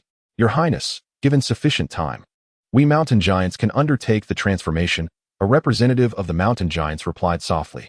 A few days prior, Muria had ordered a dish that his cloud giant chef was to prepare. Remembering this, he inquired of the cloud giant leader beside him. Have they managed to create it? Indeed, Your Highness, it has been made. Then why not present it to me for a taste? Your Highness, there are still some aspects that do not meet your requirements. Bring it forth anyway. I wish to ascertain what does not conform to my expectations. As you command, Your Highness. Soon, a pure white, unadorned porcelain bowl was brought forth, containing trembling, white chunks. Tofu pudding. How nostalgic, Muria exclaimed, gazing at the familiar dish. He then used his transformation spell to assume a diminutive human form. For savoring food necessitated such a change. In his Titan form, everything would vanish in mere bites, rendering the experience of dining impossible. Muria picked up a spoon, scooping a piece of the delicate tofu pudding into his mouth. It melted instantly, and while the texture seemed consistent with his previous life, the flavor was overwhelmingly sweet. How much sugar have you added? Muria smacked his lips. Although he had a penchant for sweets, this bowl of tofu pudding was excessively saccharine, bordering on cloying. No sugar has been added. How could it be so sweet? Your Highness, we have experimented with all the island's plants and discovered only one, called sugar bean, capable of producing this white, tender delicacy you described. Sugar bean? I recall that it is the plant you use to make sugar. Muria tapped his head. Realizing the stark differences from his previous life, there were no soybeans or sugarcane here, yet the sugar bean possessed qualities of both. Indeed, Your Highness, the tofu pudding should be mildly sweet. What you have created is overly sweet. Find a way to reduce the sweetness. Each day, Muria diligently practiced the martial techniques from Titan heritage, the memory construction spells, and the study of magical formations without interruption. He entrusted the task of teaching the 5-colored dragons to Clodia. The current 5-colored dragons had been thoroughly altered in nature by their grandfather, Emperor Moss, each possessing a remarkable ability for autonomous learning, an unexpected gift from the Dragon King to Muria. On days when Muria felt fatigued from his training, he would have the sea nymphs sing melodiously, the mermaids shed their tails to dance for him, and the musically inclined giants perform for his amusement. In his leisure, Muria also had the cloud giants prepare exquisite delicacies for him, and had the cloud giant maidens craft splendidly adorned robes of various designs. As the days passed, Muria's power gradually grew, and the influence of his bloodline over the giants continued to strengthen. Following the storm giant leader, Torrens, yet more giants broke free from the shackles of their bloodlines, and not merely one or two. Like bamboo shoots after a spring rain, giants began to advance in large numbers, no longer confined to their previous ranks. Even the storm giants were no longer represented solely by Torrens at the soul intent level. They began to ascend in pairs and groups as well. Under the influence of Muria's bloodline, the overall martial strength of Taiji Island multiplied severalfold. Chapter 56. The Spring of the Dragon. Your Highness, within the Dragon Fortress, 6 dragons have awakened, 2 of whom are clamoring to meet you. As Muria and the White Jade Palace reveled in the harmonious performance of the Cloud Giant and the Storm Giant, a Storm Giant from the Dragon Fortress approached with news. What dragons? Red dragons? Indeed, 2 female red dragons. Understood. Muria nodded and instructed the Storm Giant. Have them come to the White Jade Palace to see me. If the other 4 red dragons wish to join, they are welcome as well. The White Jade Palace holds a sanctified status among dragons, apart from the unique white dragon. Clodia, no dragon on Tai Chi Island would refuse to visit the White Jade Palace. Thus, Muria soon found himself at the grand entrance, greeted by 6 vividly crimson dragons, measuring between 24 and 27 meters in length. Anyone who dares touch anything here shall face the wrath of having their scales scraped and their skin flayed. Before the 6 adolescent red dragons could fully settle, Muria's calm voice echoed through the hall. Notify all giants within the White Jade Palace that any act of thievery by a dragon must be reported to me immediately. A smirk graced Muria's lips as he gazed at the 6 red dragons. They shall learn the cost of stealing my possessions. At your command, your highness.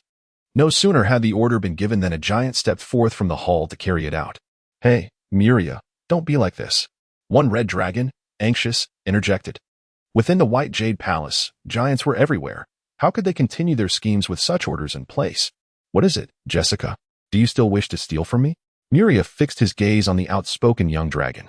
Muria, your gold and gems are so abundant you can hardly contain them. Surely, a small Sherwood and Opos. Matter. Jessica boldly retorted. Try touching anything. If you dare lay a finger on my belongings, I will not hesitate to strip your scales. I won't touch anything, all right? Jessica glanced at the 15 towering storm giants standing in the hall, feeling a mix of dissatisfaction and trepidation. Muria, seated high above, regarded the 6 vividly crimson dragons with a furrowed brow. Transform into your human forms. Unless in battle, it would be wise to maintain that appearance. Upon hearing Muria's words, the 6 dragons promptly employed their shape-shifting abilities. After years of practice, even the magically gifted Austin had mastered the art of transformation, no matter how inept. He remained a top predator in the food chain. Thus, 3 handsome boys, embodying youthful vigor at approximately 13 or 14 years of age, along with 3 equally beautiful girls, radiant and charming, graced the hall. Although the boys appeared young, their bearing was strikingly noble, exuding an air of distinction that set them apart from mortals. The 3 girls, 2 were stunningly beautiful, each possessing the allure of a nascent beauty. This is the Dragon Clan. Regardless of the type of dragon, their humanoid forms are unparalleled in appearance, stature, and charisma, leaving an indelible impression. Muria gazed at the tall dragon youths and the curvaceous dragon maidens below, momentarily silent. Fortunately, he preferred the pleasures of his titan form. His humanoid appearance paled in comparison to these 6 dragons, appearing far too juvenile. Let us find a place to sit. Muria beckoned to the 6 red dragons, adding, in a while, a group of mermaids will perform their newly learned dance for me, and you shall enjoy it as well. A group of mermaids dancing? Renata looked at Muria with curiosity, struggling to comprehend how these half-human beings with fishtails could dance. Indeed, the mermaid dance is quite exquisite. I could revel in it all day long. It is the perfect way to pass the time. Once the 6 transformed red dragons settled beside the grand hall, Muria waved to a nearby storm giant, who approached and bent down to hear Muria's command. Please inform the sirens that they need not sing for me today. Their voices are beyond the appreciation of these dragons. Let the mermaids prepare and summon them to perform the dance they learned 3 days ago. The storm giant glanced at the 6 red dragons, who were eagerly admiring the hall's decorations, and responded in a hushed tone before swiftly exiting to notify the mermaids of Muria's request. How is it? Muria took a sip from the silver chalice filled with fruit wine, crafted by the cloud giant chef, gesturing towards the 9 mermaids gracefully dancing below. Quite splendid. Andre, one of the red dragons, wiped the drool from the corner of his mouth, his eyes fixated on the mermaid's exposed alabaster skin, showering them with praise. Indeed, such beautiful mermaids. The 2 adolescent dragons, Austin and Albert, wore similarly enamored expressions, slightly more composed than Andre, who was practically drooling over the stunning mermaids. What is there to admire? Cynthia, with her crimson hair and red eyes, muttered disapprovingly at the sight of her brother's foolishness. Exactly. Muria is far more captivating. Renata, whose attention had never wavered from Muria throughout the performance, nodded in agreement, her gaze unwaveringly fixed on him. Hey, are you not considering laying eggs with Muria? Are you? Cynthia turned to glare at Renata, her eyes sharp. No, I never thought of such a thing, Renata stammered, her cheeks flushing as she hastily denied the implication. Really? Cynthia, noticing Renata's flustered reaction, grew more suspicious. You were always hovering around him while he slept. I now realize you had feelings for him back then. It's astonishing. You were just a young dragon and already contemplating laying eggs with Muria. I did not. Renata protested, her tone laced with indignation. Cynthia, cease your incessant remarks about Renata. It seems to me that you truly wish to engage in procreation with Muria. Beside her, the similarly crimson-haired Jessica observed Cynthia's relentless teasing of Renata, and could no longer tolerate it. Indeed, I do wish to bear offspring with Muria, Cynthia readily confessed, showing no signs of denial. This is precisely the disposition one would expect of a true red dragon. When did you develop such thoughts? Jessica was taken aback by Cynthia's admission. Just as I had recently awakened.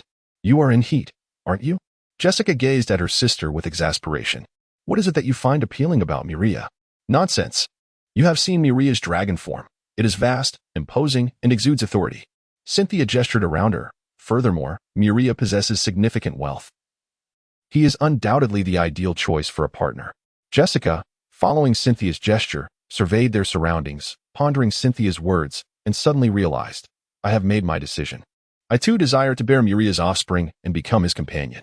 However, we are chromatic dragons, inherently wicked, though Muria is not a golden dragon. He possesses half a lineage of golden blood. We are simply incompatible. Renata timidly interjected. Renata, do not equate us with those foolish brutes outside. Cynthia shot a discontented glance at Renata. We are not like those dragons who only know how to pillage and destroy. Precisely. Jessica, with a serious demeanor, regarded Renata. Although we are chromatic dragons, we have committed no malevolent acts. We are not wicked dragons. We are entirely capable of forming a partnership with Muria. We are true fire dragons, and the golden dragons are also true fire dragons. Titans wield the powers of wind and thunder, resulting in no elemental conflict. Thus, we can indeed bear offspring with Muria. Cynthia added. Yet Muria is still in his juvenile dragon phase. Even if you both desire it, he may not consent. And you would not be able to conceive. Renata weakly protested once more. But when Muria matures, you shall. Before Renata could finish her thought, Cynthia seized a vibrant red fruit from the platter on her desk and popped it into her mouth. Renata, simply consume your food and observe. Refrain from further commentary. Cynthia regarded her youngest sister with impatience. Am I to be treated as deaf? Muria, seated upon the high platform, could distinctly hear the voices of the three red dragon maidens, thanks to his current physical prowess. He glanced at his own form and sighed. Though his Titan shape was considerable, his actual age remained youthful, and whatever he wished to accomplish would require time. Do they truly desire me? Or is it my wealth that captivates them? Muria furrowed his brow, troubled by his thoughts, or perhaps it is both. Never mind. There is nothing I can do at present. Clap, clap, clap. No longer contemplating, Muria noticed the increasingly unruly three male red dragons below. He raised his hand and clapped thrice. When the dancing mermaids glanced in his direction, Muria signaled for them to withdraw. He sensed that if these fair-skinned and beautiful mermaids did not leave soon, the three dragons would be charging forth. It is well known that the mating criteria among dragons are rather lenient, especially for male dragons. They are capable of appreciating any female from any species, leading to an instinctive urge to mate. Calm yourselves. Muria glanced at the three red dragons, who were being restrained in their seats by cloud giants behind them, clearly exhibiting a drastic reduction in their intelligence. Muria, I desire. Austin gazed longingly at the vanishing figures of the mermaids, casting a pitiful look towards Muria, a hint of pleading in his eyes. Regardless of what you desire, it shall not be granted. Muria's expression remained impassive as he turned to the three handsome youths, whose eyes sparkled with anticipation. As for the female beings on Taiji Island, unless they consent willingly, none of you shall lay a finger upon them. Chapter 57, The Succubus. Upon hearing Muria's words, the three young red dragons exchanged glances, pondering the daunting task of persuading the female creatures of the island to volunteer. A feat that seemed rather formidable. Their ancestral memories bore no mention of such matters. Were not these affairs typically resolved through force? Muria. Regarding the female beings on the island, forbids our involvement. What of the creatures beyond the island? Or those from outside the realm of Alashia? And racked his brain. Then turned to Muria with his inquiry. Naturally, that is of no concern to me, Muria replied, frowning at the red dragon consumed by his desires. What are you planning? To summon a demon? Indra exclaimed with fervor, revealing the method that had just occurred to him. I intend to call forth a succubus from the endless abyss to serve me. Muria gazed at the exuberant red dragon, whose excitement had reached a fever pitch, and found herself speechless. To resolve his physiological urges and avoid further interference from her, he truly was exhausting every option. Demons are chaotic and malevolent beings. I cannot offer them my protection. Do you know how to summon demons? Muria inquired. I do not, and replied, his enthusiasm swiftly waning. The legacy of the dragonkin contained no knowledge of such arts, for the proud dragons had no reason to include methods for summoning demons in their teachings, as they had no need to draw upon demonic power. Summoning demons, Muria pondered, stroking her chin thoughtfully. I recall a fifth-tier spell, perhaps the summon quasset. But it is entirely ineffectual. The quasset is the most numerous of demons, mere cannon fodder within the endless abyss, their power woefully lacking. Moreover, this spell requires a golden-tier mage to cast. Summoning 8 bronze-tier quassets? Is this a jest? In battle, typically only 2 of the summoned will heed the summoner's commands, while the remaining 6 will engage in a brawl amongst themselves. In Muria's estimation, this was a thoroughly useless spell. It could not be cast without the proper array. A ritual was necessary to summon demons of sufficient rank. Summoning demons, I believe I can assist you, Muria suddenly announced, observing the 3 young red dragons on the verge of conflict below. Muria, you would aid us in summoning a demon? Austin gazed at her in astonishment, his voice laced with incredulity. It was well known that Muria's mother was a lawful, good gold dragon, and her father a lawful neutral titan. Muria and demons were, by nature, sworn adversaries. Of course, I have yet to encounter a demon. It would be rather amusing to summon a few for entertainment, Muria replied with keen interest, having grown somewhat weary of the songs and dances that had entertained her for so long. Your Highness, this. A storm giant standing beside Muria felt compelled to voice his concerns regarding her actions. Polish your weapons and prepare for battle. Muria cast a glance at the storm giant who had just uttered a few words. It was simply unfeasible to rely solely on the influence of my bloodline to achieve a breakthrough. The optimal method would be to incorporate combat assistance. In the newly constructed arena of the City of Giants, Muria observed the ritual circle drawn with vivid crimson beast blood, and a slight feeling of distaste arose within him. He felt an impulse to destroy this circle that radiated an aura of malevolence. Muria, is this ritual circle truly effective? Can it really summon a demon? The red dragon Albert gazed skeptically at the circle before him. You have drawn this circle using blood extracted from those low-tier monsters nurtured by the cloud giant. Can it genuinely summon a demon? If you doubt it, why don't you give it a try? Muria shot a glance at Albert, raising the dark tome in his hand. The summoning circle I have inscribed is based on the records within this book of demons. It is infallible. Where did you acquire this book? Austin looked at Muria with suspicion. For some reason, he felt that this ritual circle was unreliable. This circle is still not sufficiently tainted. I found it in my mother's library. Did you really follow the summoning methods described in the book to the letter? Not exactly. There were far too many grotesque and repulsive elements described within, so I made some minor adjustments and discarded all of those. Muria stated matter-of-factly. If I had adhered strictly to the methods in the book, I would have been classified as an evil creature. Then how about this? Can you just be quiet? The Titan-formed Muria gently kicked Austin, who had reverted to his true form. Whether or not my modified ritual circle can summon a demon will be revealed through experimentation. There is no need for your incessant chatter. Muria had no desire for those grotesque elements, and employing the knowledge he had acquired regarding ritual circles, he extensively modified the summoning circle, resulting in its current form. Scarlet. Malevolent energies emanated from the patterns inscribed in the circle, casting an eerie illumination that rendered the surroundings as if drenched in blood. Roars of unknown demonic creatures echoed from the circle, causing the giants behind Muria to tighten their grips on their weapons. Hey, Muria. Is this circle really meant to summon a succubus? Something feels off. Aren't succubi merely third-tier demons? Ahem, my circle does not specify the summoning. Muria cleared his throat. Having altered it, it can now only summon randomly. What type of demon will be summoned depends on luck. My knowledge of ritual circles is insufficient for specified summoning. Randomly summoning demons? Jessica, the red dragon, felt a sense of foreboding. Yes, I may summon a horde of timid demons.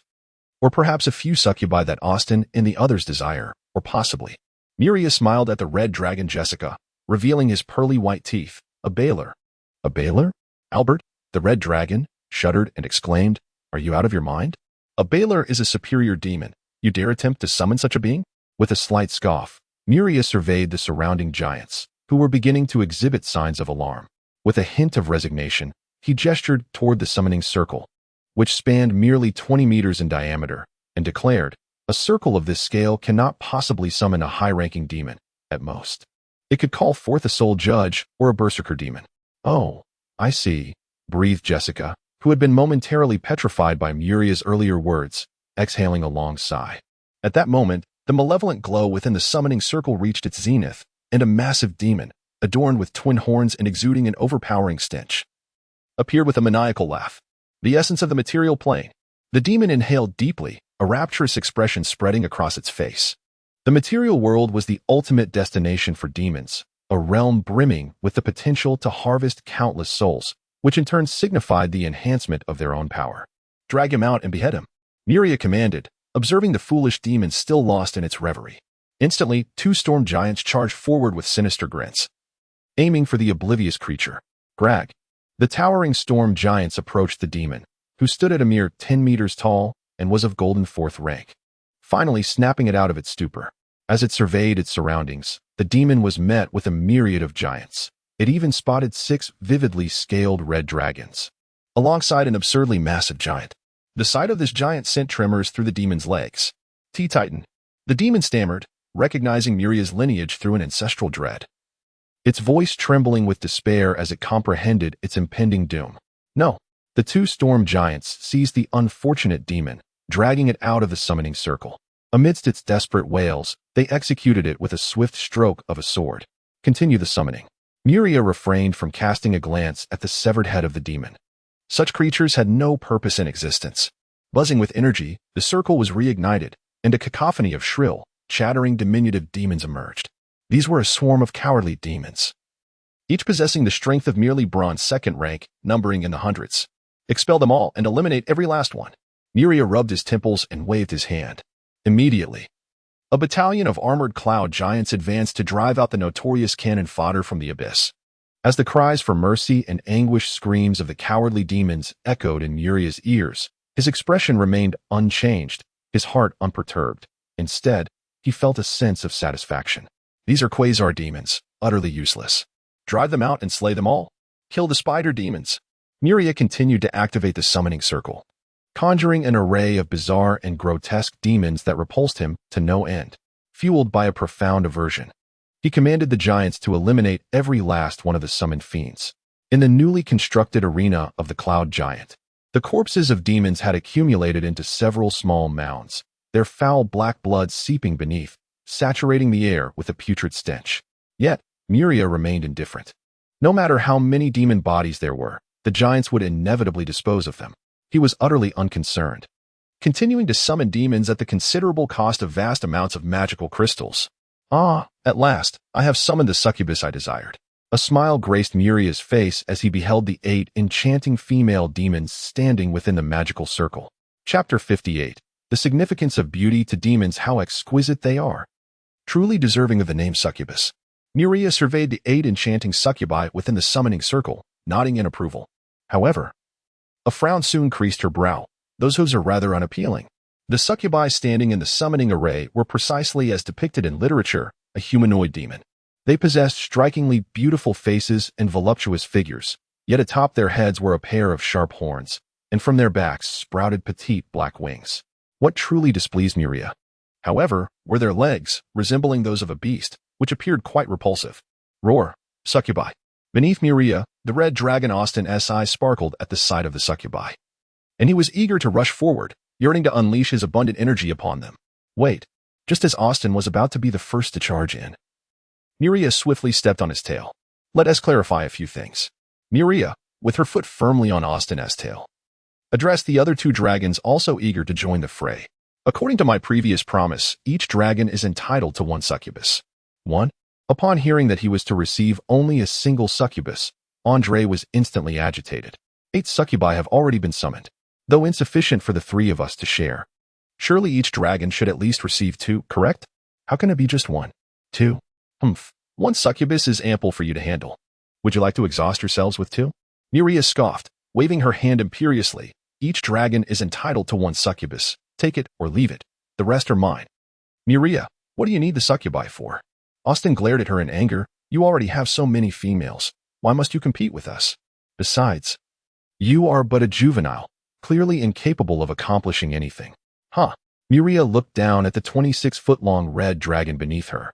I believe I am in need of a succubus dance troupe. Is that so unreasonable? You wish for the succubi to dance for you? Albert stared at Muria in astonishment.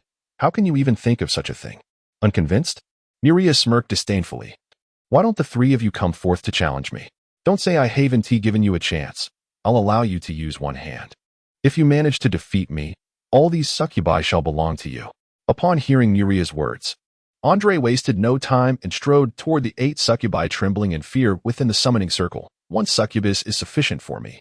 "I concur. That is ample." Albert, displaying his understanding, followed Andre toward the circle. "Muria, let me go. The 2 most beautiful succubi are about to be chosen by those 2 brutes." Seeing his brothers already selecting from the succubi, Austin grew anxious. "What? Do you not intend to challenge me? Even if my mind were engulfed in flames, I would never dare to challenge you again." Austin scoffed dismissively. Muria gazed incredulously at the robed dragon, Austin, as he forcefully pinned a succubus to the ground, his claws tearing at the scanty leather attire of the abyssal beauty, eliciting a piercing scream filled with terror. "You wretched creature," Muria chastised, observing the brazen display of the red dragon, ready to mount his steed.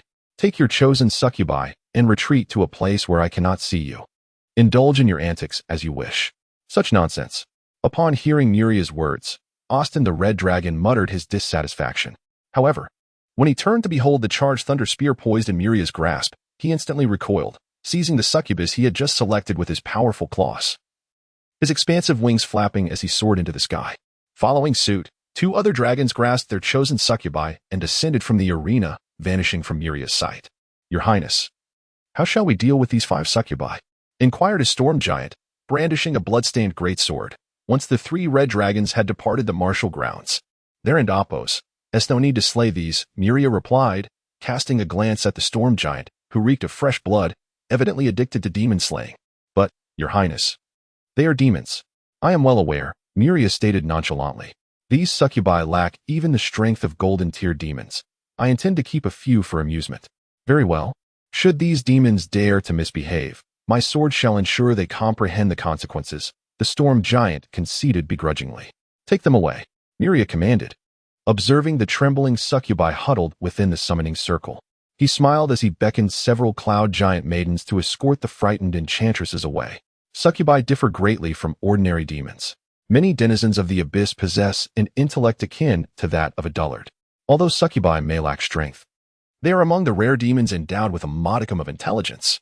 Thus, upon their summoning, the overwhelming presence of the countless giants surrounding them left them utterly petrified.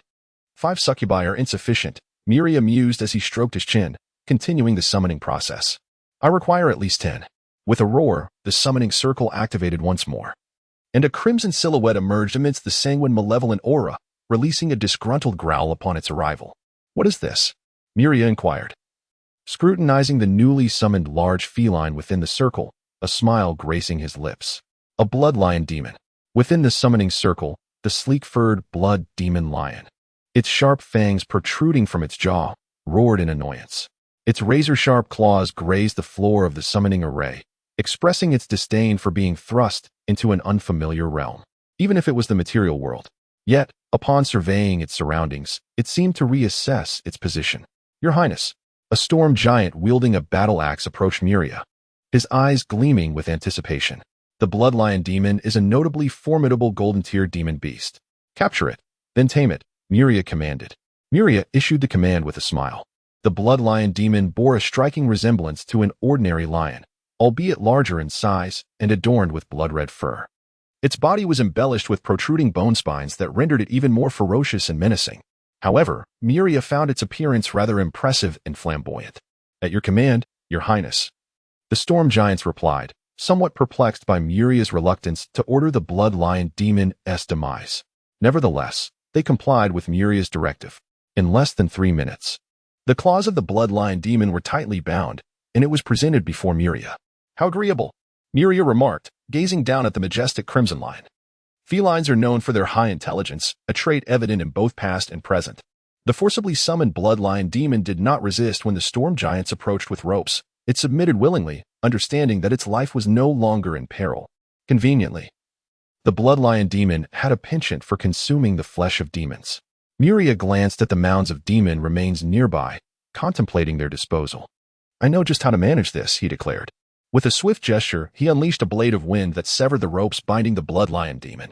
The creature, recognizing its newfound freedom, posed no further need for restraint. Following this, with a look of curiosity, the bloodline demon was directed by Muria towards a heap of corpses. "Go, devour every last bit of them," he commanded, with a low growl of compliance. The bloodline demon rose and hastily made its way to the designated pile of remains. "It appears one bloodline demon is insufficient for this task," Muria mused. "I shall summon several more. This one is too unsightly. Eliminate it. What a foul stench. Get rid of it." Suddenly, Muria's attention was drawn to the summoning array, where several new demons emerged, igniting his interest. These humanoid demons, engulfed in flames, possessed a rather appealing appearance. "No need for their demise. Let them submit to my will," Muria instructed, pointing at the fiery demons. "Yes, Your Highness."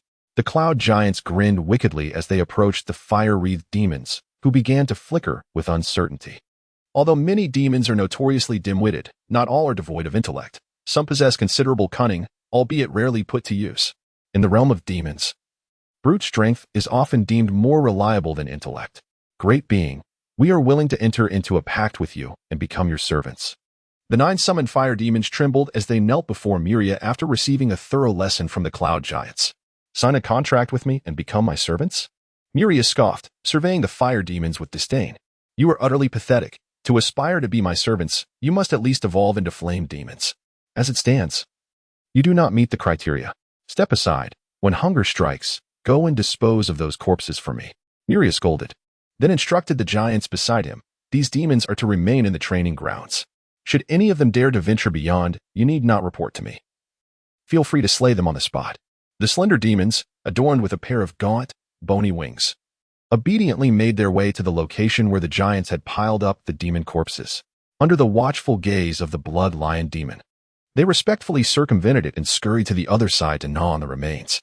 "Continue the summoning," Muria remarked with a glance, choosing to divert his attention elsewhere, seeking amusement instead. As time progressed, the giants and the red dragon discerned which demons Muria would choose to eliminate and which ones could temporarily escape death. The grotesque demons were surely doomed, while only those demons whose appearances pleased Muria and bore no pungent odor stood a chance of survival. Chapter 59. The infernal refinement of demons within the training ground. The corpses of demons amassed upon the ground increasingly, yet Muria grew ever more enthusiastic with each summoning. For he was oblivious to what kind of demon he might conjure next. This sense of uncertainty invigorated him. Muria felt as if he were indulging in a particularly demanding game from his previous life. There, he faced limitations on character summons, but now, he could summon as many times as he wished, with no constraints on frequency. He retained the demons that pleased him and eliminated those that did not, approaching the matter with unyielding decisiveness. Thus far, only 3 types of demons had captured Muria's favor: the succubus, the fire demon, and the bloodlion demon. Among these, the bloodlion demon represented the apex of his summoning prowess, a true high-ranking demon that Muria was not yet prepared to summon, lest he toy with the lives of the storm giants under his command. High-ranking demons were, at the very least, elite beings of the soul essence tier, while Muria commanded only 15 soul essence first-tier storm giants. Should he summon a high-ranking demon, such as the 6-armed serpent demon, it would undoubtedly result in the demise of a significant portion of his storm giants before he could subdue it. Muria had modified the summoning array based on the methods presented in the Book of Demons, creating a permanent summoning array that allowed demons to arrive in Alasia without a time constraint. However, this array bore a significant flaw. It possessed no control over the demons summoned. "My lord, is this not enough?" At that moment, a storm giant, wearing a pained expression, implored Muria. Many giants following him had found no solid ground to stand upon and were forced to levitate using spells. The area surrounding Muria remained pristine, devoid of any bloodshed. Within the training ground, 17 bloodlion demons and over 100 fire demons diligently consumed the demon corpses. As cannibalism was a common practice among demons, especially when the deceased were of a different kind. "How many succubi have I summoned?" Muria inquired of the storm giant beside him. "My lord, excluding the succubi accompanying the red dragon, you currently possess 52 succubi," a storm giant replied respectfully. "That should suffice." Muria nodded, instructing the giants to teach them to dance. "In a month, I wish to see this group of succubi performing in my grand hall, offering their dance to me." "My lord, if you desire to enjoy a dance, both mermaids and sirens are equally capable. And even the cloud giant maidens can dance for you. There is no need to train a group of succubi for this purpose." I have grown weary of the dances of mermaids, sirens, and cloud giant maidens, Muria remarked, turning to the storm giant who had been urging him. I seek something fresh. What? Do you find anything amiss? My lord, they are demons. And so what? They are merely weaklings I could easily vanquish. What is there to fear? Am I to be entranced by them? To fall from grace? Muria chuckled softly. Rest assured, nothing will be amiss. My lord. The storm giant, overwhelmed by desperation, knelt down in an attempt to persuade Muria to reconsider. I not only wish to establish a dance troupe of succubi, but I also desire to summon demons from the depths of hell to serve me. Muria smiled at the kneeling giant, stating, I have yet to encounter the devils of hell. My lord, please refrain from such actions. Several more storm giants fell to their knees. Demons are masters of temptation. Do not underestimate them. Even the gods above have succumbed to their allure and fallen into hell. They are formidable embodiments of evil. Evil? Muria scoffed with a derisive smile. I shall summon a devil right now and reveal to you what you deem as evil. Let us use these remains of demons as sacrifices. From a necklace filled with various tomes hanging around her neck, Muria retrieved a sinister-looking black book, exuding an ominous aura. In the presence of the giants, she opened the tome dedicated to summoning devils. Subsequently, Muria meticulously arranged a black and red summoning circle, steeped in foreboding and eerie energy, commanding the giants to pile the mountain of demon corpses onto the circle. Muria, what caliber of devil do you intend to summon? Cynthia inquired, her eyes wide with terror as she observed the increasing number of demon remains within the circle. Naturally, I aim to summon a substantial one, Muria reassured, glancing at the 3 startled red dragons before him. Do not worry, I shall not summon anything too powerful, merely a soul-grade devil. Soul-grade? Jessica exclaimed incredulously. Do you comprehend what such a devil signifies? How many lives do you wish to claim on this island? None shall perish. Muria raised an eyebrow confidently. Regardless of what I summon, I will subdue it to my will. Just watch. But, Muria, you are only at the 3rd tier of gold, not soul grade. The red dragon Renata timidly remarked. Even at merely gold tier, I can still conquer a soul grade, Muria replied, crouching down to pat Renata's fierce dragon head before rising to direct the cloud giants in their preparations. Muria has grown increasingly arrogant. Cynthia sighed softly as she watched him walk away. What choice do we have? He is the strongest on the entire Tai Chi island. Even a soul-grade storm giant would fall before him. If I were in his position, I would be just as audacious, Jessica remarked nonchalantly. At this rate, Muria will inevitably face repercussions, Renata mused after some contemplation. But this is the domain of the Titans. What misfortune could befall Muria here? If he truly summons a formidable entity, Titans will surely come to resolve the matter, she concluded. Talents, have all the giants retreated? Muria inquired, surveying the summoning circle, which spanned nearly 100 meters and was heaped with demon corpses. He turned to the storm giant leader. Talents, all have vacated the training grounds, as per your instructions. The bloodline and flame demon have also been temporarily relocated, Talons replied. The towering figure of Tolerant reported in a hushed tone. Are you afraid? Muria surveyed the 15 soul intent-level storm giants around him, a testament to the Titan bloodline's influence since his awakening 2 years prior. If you are fearful, speak now. It is not too late to withdraw. Your Highness jests. One of the storm giants declared, brandishing his axe spear, causing the air to resonate with a slight explosive sound. You are merely summoning a soul intent-level demon, not a legendary being. How could we possibly tremble? Indeed, Muria chuckled at the storm giant's words. With unwavering resolve, he extended his mental energy and activated the summoning array before him. Buzz, buzz, buzz. The array sprang to life, emanating a blood-red, malevolent glow that illuminated the demon's remains. The corpses melted away like wax candles exposed to flame, their remnants dissolving into pus that flowed into the array, vanishing without a trace. As the demon bodies disintegrated, the blood-hued light radiating from the array intensified, thickening the atmosphere with an ominous aura that compelled the storm giants to grip their weapons tightly. Ah, what a beguiling essence of the material realm! Accompanied by the increasingly brilliant bloodlight, a colossal shadow wreathed in black mist materialized at the center of the array. It inhaled deeply and spoke in a tone reminiscent of an aria, "Call me forth, you pitiful." Its crimson gaze shifted towards Muria and the others, its words abruptly halting mid-sentence. This was due to the foolishness of emerging without assessing the surroundings. After the shadow completed its initial phrase, Muria unhesitatingly hurled the punch. Enveloped in golden thunder and tempestuous winds, with all his might and no reservations. Titan, The shadow, now filled with dread, stared at the fist hurtling towards it, uttering the two words with infinite fear and reverence. Thud. Blackish-red blood and shattered scales flew as the demon staggered from Muria's strike. No, this is not an adult titan. The demon, whose face had been crushed by Muria's blow, looked in astonishment at its own body, having expected to be obliterated by such a punch. It had previously witnessed the might of an adult titan when it was but a lesser demon. Even now, it believed it could not withstand the force of an adult titan's strike. Contact would surely mean death. A juvenile titan. The massive demon gazed at Muria, who stood merely a head taller than itself, his face alight with surprise. It seems fortune favors me. Muria's lips twitched as he beheld the demon he had summoned. Astonished to have called forth the highest-ranking demon, the Abyssal Fiend. Muria had summoned a 30-meter-tall Abyssal Fiend, engulfed in flames that could sear the very soul, standing upon 27 dark red soul rings adorned with intricate patterns. Your Highness, this must be a demon of the pinnacle of soul intent, one of the storm giants remarked, his voice slightly hoarse. It is the pinnacle of soul intent. Muria squinted at the abyssal demon, whose face had been concaved by his punch.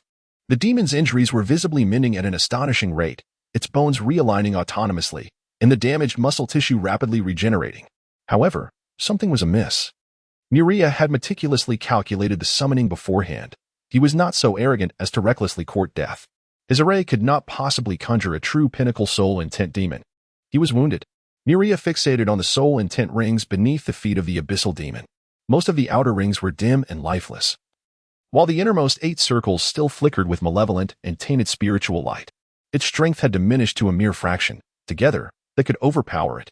Muria led the charge, imbued with the fury of thunder and tempest, rushing forward. Witnessing this, the storm giants raised their heavy weapons in unison and launched their assault. Chapter 60. The disappointed golden dragon lady, do you wish to survive? Muria gasped, surveying the fallen abyssal demon, a creature that had evolved to the pinnacle of its kind and was now gravely wounded, unable to unleash more than half of its power. The abyssal demon, noticing the 8 weapon-wielding storm giants surrounding it, flickered with uncertainty, yet, upon hearing Muria's words, it unhesitatingly revealed its answer. Then let us forge the contract you demons so adore. Muria beamed at the imposing figure of the abyssal demon. The notion of having such a high-ranking demon as his servant was indeed gratifying. What type of contract do you wish to establish?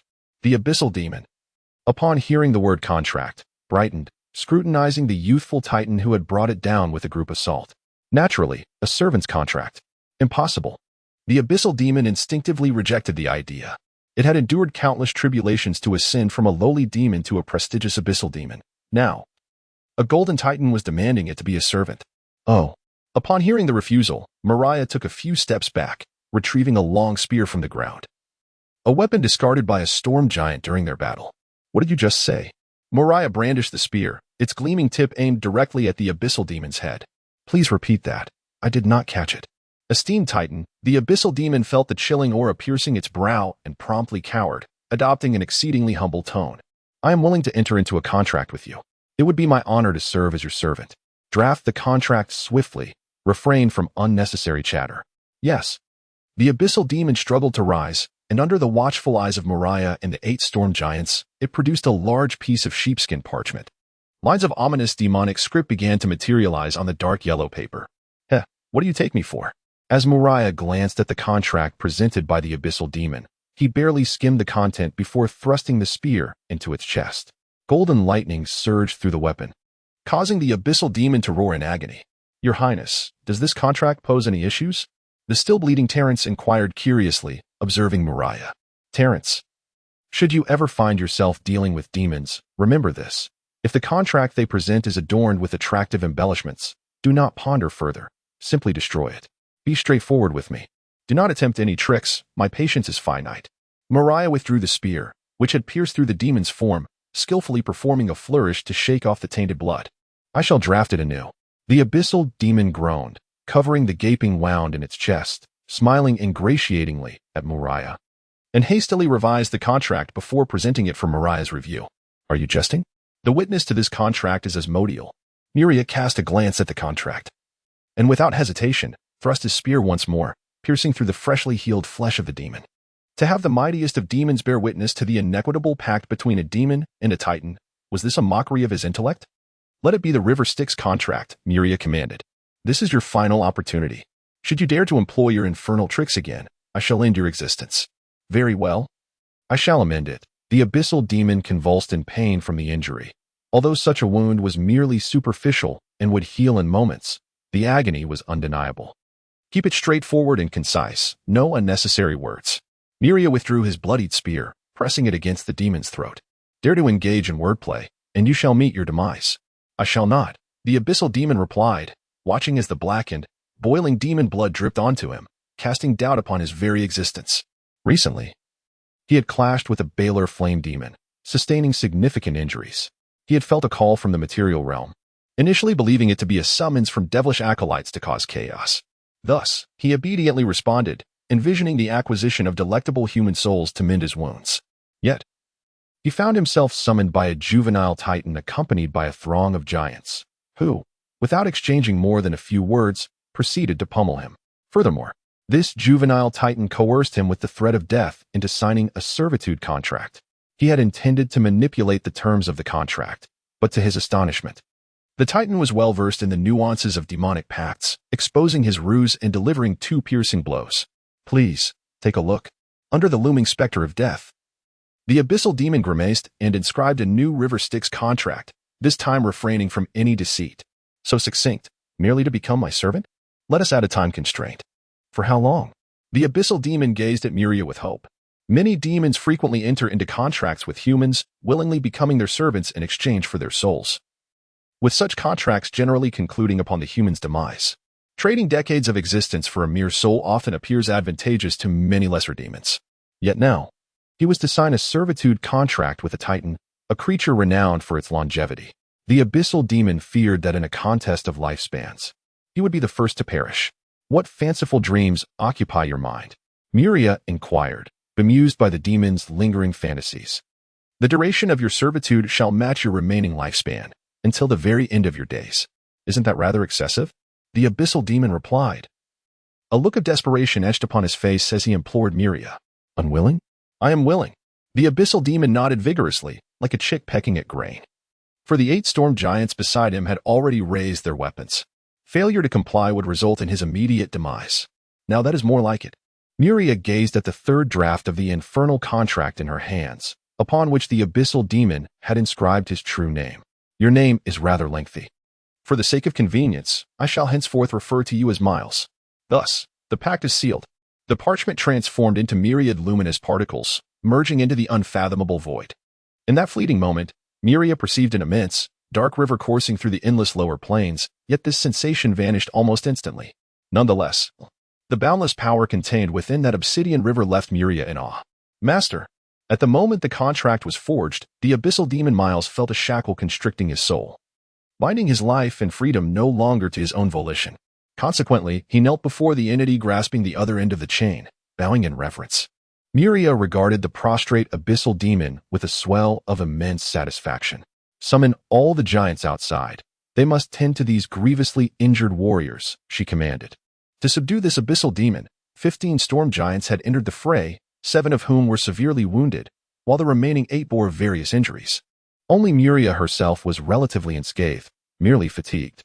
When the giants and demons returned to the training grounds, they were struck with astonishment at the scene before them. The arena appeared as though it had been plowed. What shocked them further was the sight of the formidable demon, exuding an ominous aura, prostrated at Muria's feet. Is this what you deem evil? Muria inquired, placing her foot upon Miles's head, addressing the 2 storm giants who had previously cautioned her. The giants, mesmerized, observed the abyssal demon lying motionless beneath Muria's foot, a myriad of emotions swirling within them. Ultimately, they fell silent, kneeling in acknowledgement. The truth had spoken for itself. Upon her lofty throne, Muria surveyed a group of succubi, their hooves transformed into elongated legs, performing a dance that stirred the blood of the male onlookers. Quite impressive, Miles. I did not anticipate you possessed a talent for dance, Muria remarked, her gaze shifting to a strikingly handsome young man with black hair and eyes standing beside her throne. I once served a hedonistic mage. Thus I possess a modicum of understanding regarding dance and music, Miles replied, transforming into human form, donned in a butler's attire, bowing respectfully. Have you succeeded in summoning a cadre of incubi to teach them the art of dance? Muria inquired. I have summoned 100 incubi, my master, Miles reported. A radiant smile gracing his features. They are currently in training and will soon present you with a visual spectacle. Muria reveled in her newfound servant's enthusiasm. She had a penchant for visual and auditory delights. This was fortuitous, as demons excelled in enticing and indulgent experiences, being true connoisseurs of such pleasures. Within the crystalline castle, a youthful golden dragoness sat upon a throne forged from legendary metal alloys, her brow furrowed as she gazed at the shadowy wall before her. Her countenance marred by displeasure. The image on the shadow wall depicted Muria indulging in wine and revelry, entranced by the enchanting melodies and the mesmerizing dance of the succubus. Young Muria, do you truly believe you are invincible among your peers? The monsters of Elarasia are numerous. Atres let out a sigh, filled with disappointment. Answer, it is time to discipline our young Muria. He has now reached the 3rd tier of gold. It is time for him to step forward. The breathtaking golden-haired maiden lifted her gaze to the valiant young man beside her, with black hair and golden eyes. Introduce Muria to the little ones of your kin's realm. HM. The Titan, now in humanoid form, furrowed his brows as he observed the scene on the shadow wall and responded softly, with a swift motion. Answer tore through the fabric of space as if it were mere parchment, stepping into the rift. I shall make arrangements at once. Humph. The golden dragoness Atres gazed at the now mended rift and then turned her attention back to the reveling Muria, murmuring softly, Young Muria. This is not the time for indulgence. You are about to meet your future companions, and I eagerly anticipate your performance. I hope you do not disappoint me. Your bloodline is certainly as formidable as theirs, if not more so. Chapter 61. Kin Master, are you satisfied? Miles inquired with a calm smile. Recently, he had learned an intriguing piece of information. The seemingly pure-blooded Titan, Muria, was, in fact, a half-breed, possessing a lineage of golden dragon blood. It was well known that dragons harbored a particular desire for female beings. I have little interest, but they seem quite enthusiastic. Muria observed with amusement as he regarded the 3 red dragons and numerous giants within the great hall. The 3 male red dragons had transformed into human forms. Embracing the succubi gifted to them by Muria, their hands wandering over the alluring curves of the succubi, while their gaze remained fixated on the incubi dancing in the hall. Not only the red dragons, but even the storm giants stationed within the hall, along with several cloud giant leaders, hill giants, and tidal giants, were all intently focused on the incubi, their breaths becoming heavy with desire. The incubi, hailing from the depths of hell, possessed an innate allure for all male creatures. And the collective presence of numerous incubi amplified this attraction manifold. Suddenly, Muria straightened in his seat, sensing 2 familiar yet foreign presences encroaching upon the white jade palace. After a brief pause, they advanced with purpose, heading directly towards the hall where he resided. They have arrived. Muria's gaze locked onto the entrance of the hall, watching as the 2 figures entered his white jade palace with an air of ease, the giants patrolling the palace seeming as mere decorations in their presence. Thud, thud, thud. The sound of heavy footsteps echoed within the hall. Whether it was the dancing incubi or the observing giants and red dragons, all eyes turned towards the entrance, feeling the weight of the oppressive presence emanating from outside. This was the first time Muria encountered titans beyond his father. The familiarity lay in the titan essence, while the strangeness stemmed from the fact that he had never laid eyes upon them before. As for their entrance into the white jade palace, as if it were unguarded territory, who among the giants would dare obstruct the titan? Even if these 2 were not yet of age? Indeed, the 2 titans entering the hall were both youthful, mirroring Muria's own appearance. One of the young male titans stood at a height similar to Muria's, with black hair and golden eyes, his chiseled features and robust physique commanding attention. The other titan was somewhat extraordinary. She was a female titan clad in light armor, towering nearly 40 meters tall, her elongated form exuding a remarkable presence. The aura she radiated caused even Miles, who stood beside Muria, to suppress his smile, his expression turning grave. You are Muria? The similarly sized young male titan inquired, his golden eyes surveying the hall with a hint of disdain curling upon his lips. Indeed, I am, Muria replied, rising to his feet. Due to his position, he looked down upon the 2 titans. Then come with us. Where are you taking us? To the ancestral grounds, for training, the young titan stated succinctly. I refuse. Given the tone, Muria had no intention of acquiescing, rejecting the proposal without hesitation. That is not for you to decide. The young titan's eyes gleamed with unrestrained battle intent. If you do not wish to engage, I shall strike until you relent. Strike until you wish to? Muria chuckled, revealing a dazzling smile of 8 gleaming teeth. Then come and try. Very well. The young titan strode forward resolutely, casting aside the multitude of lustful demons paralyzed by his imposing presence with a sweeping gesture. Clear the way. All of you, step back. Muria commanded all creatures within the grand hall, then turned to the rigid figure of Miles at his feet. You too, do not interfere with my battle. My lord. I wish to assist you, yet I find myself powerless. The deep abyssal demon Miles remained silent, his gaze fixed intently on the young titan who had entered the hall. A bead of cold sweat trickled down his forehead. As the creatures within the hall began to retreat, Muria descended the 9-tiered platform with purpose, approaching the young titan, who was enveloped in a tempest of thunder. Both combatants simultaneously unleashed their fists. Bang! As their fists collided, a circular shockwave erupted, sweeping across the hall and scattering its ornate decorations into disarray. Humph! Muria smirked. The titan's strength was on par with his own, and he felt no advantage. The aura exuding from the titan indicated that they were both of the same caliber, both at the golden 3rd stage. Muria, how have you fared in practicing the combat techniques inherited in your memories? The young titan, engaging in the exchange, bore a hint of exhilaration. You will know once you try. Muria raised his hand, employing the martial skills from the titan legacy, and ruthlessly struck toward the young titan's chiseled visage. Smack!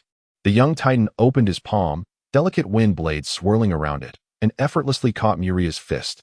Your punch lacks power. Allow me to demonstrate mine, using the same technique. The young titan swung his fist at Muria. Humph! Muria deployed defensive martial arts from his inherited knowledge to intercept the young titan's blow, yet could not suppress a muffled grunt. In a mere contest of brute strength, they were evenly matched, however. Once they began to employ titan martial arts to amplify their power, Muria discovered a disheartening truth. He was outclassed in this aspect by the titan youth before him. Muria struggled to withstand the young titan's retaliatory strikes, while the titan adeptly utilized defensive techniques to neutralize a portion of Muria's force, effortlessly absorbing the impact. Boom! Bang! Crash! The two towering young titans, each standing 32 meters tall, surrounded by golden thunder and swirling winds, exchanged blow after blow within the hall. The aftermath of their battle left the grand hall in a state of chaos, with exquisite decorations ravaged and the floors and walls marred with craters and debris strewn about. Muria, I've heard tales of your mixed heritage of titan and dragon, yet in this form, you are undeniably a titan. What has become of your dragon bloodline? Allow me to witness it. The youthful titan faced Muria with a beaming smile, as he believed he had subdued his opponent, convinced that the outcome of the battle was predetermined. Ha ha, Muria, surely your draconic bloodline cannot be overshadowed by our titan lineage, rendering it completely dormant? He jested with a grin. Humph, if you wish to see, then I shall reveal it. A surge of defiance ignited within Muria. Golden dragon flames erupted around him, incinerating the tattered remnants of his battle-worn garments. Gradually, intricate pieces of golden, bone-like dragon armor manifested upon his well-defined physique, enveloping his tall and robust form. Even his head was encased within a helmet forged from the same formidable dragon armor.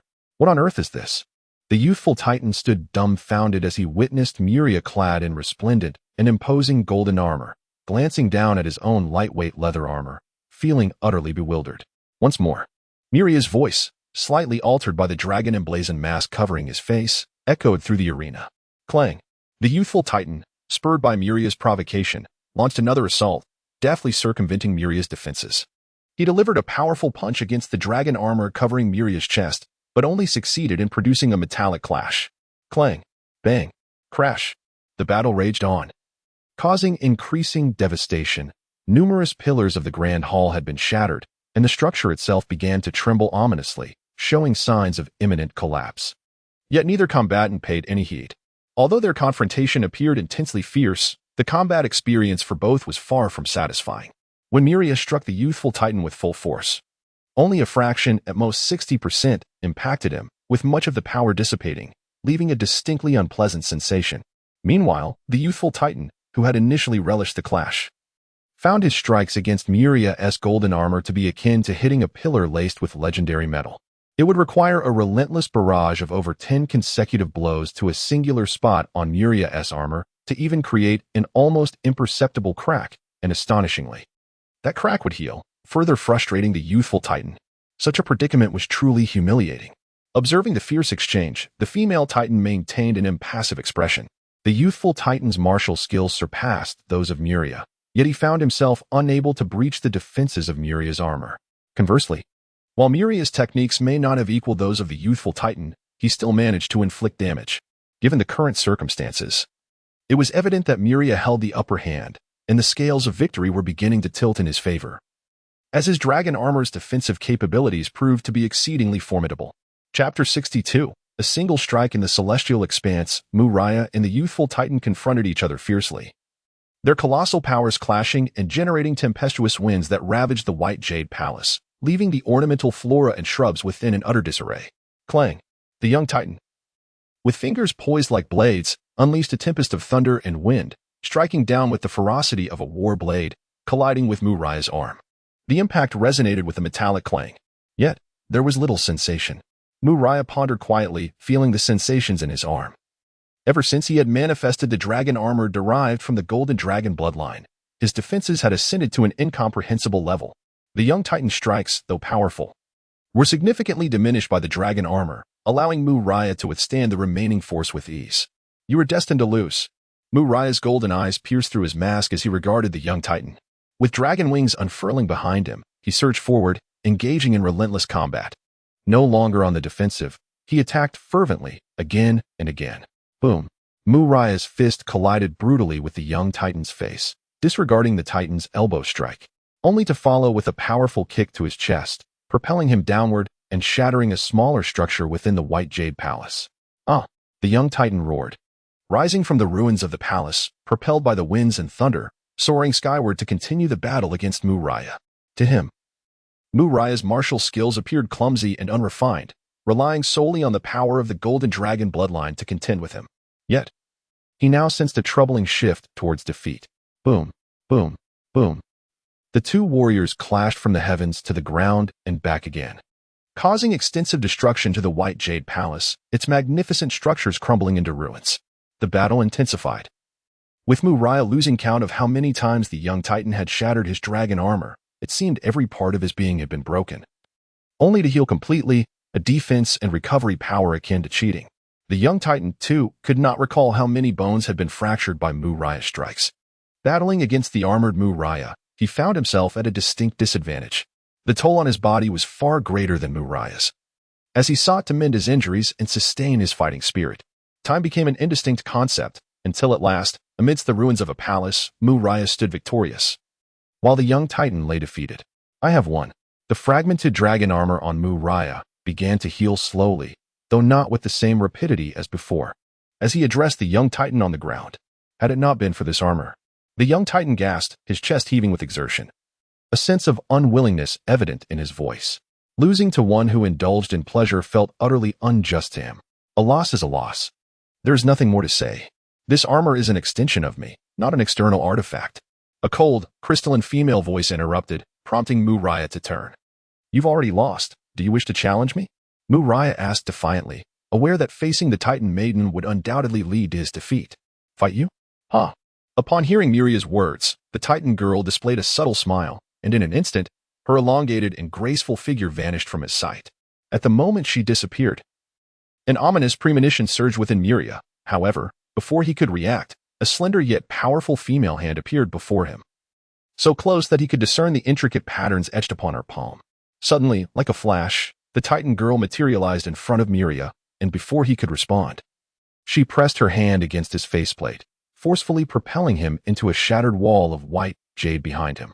Fragments of golden, bone-like dragon armor scattered around him as Muria stared in astonishment at the Titan girl before him. He was utterly defenseless, smashed into the wall by her single blow, and the dragon armor that had shielded his head was utterly obliterated. Remarkably, there was not a single mark upon his face, nor did he feel any pain. Such overwhelming force was entirely contained within the confines of his armor, a testament to the terrifying mastery of her power. Do you truly believe you can contend with me in that armor? You are sorely mistaken, the Titan girl remarked, her expression devoid of emotion as she gazed at Muria. Come with me to the clan grounds for training. Your grasp of power is woefully inadequate. The strength of a Titan is not wielded in such a manner. I lack the strength to move. Perhaps you could carry me, Muria managed to utter, forcing a strained smile. He felt nearly exhausted, yet he could still manage to walk. This statement was merely the last vestige of his pride, a stubborn defiance even in the face of defeat. His once proud spirit, akin to an inflated balloon, was shattered with a resounding pop by the Titan girl and Apos' strike. Now, he yearned to visit the Titan clan and discover the path to becoming as formidable as her. For this, Muria was willing to train and forego leisure.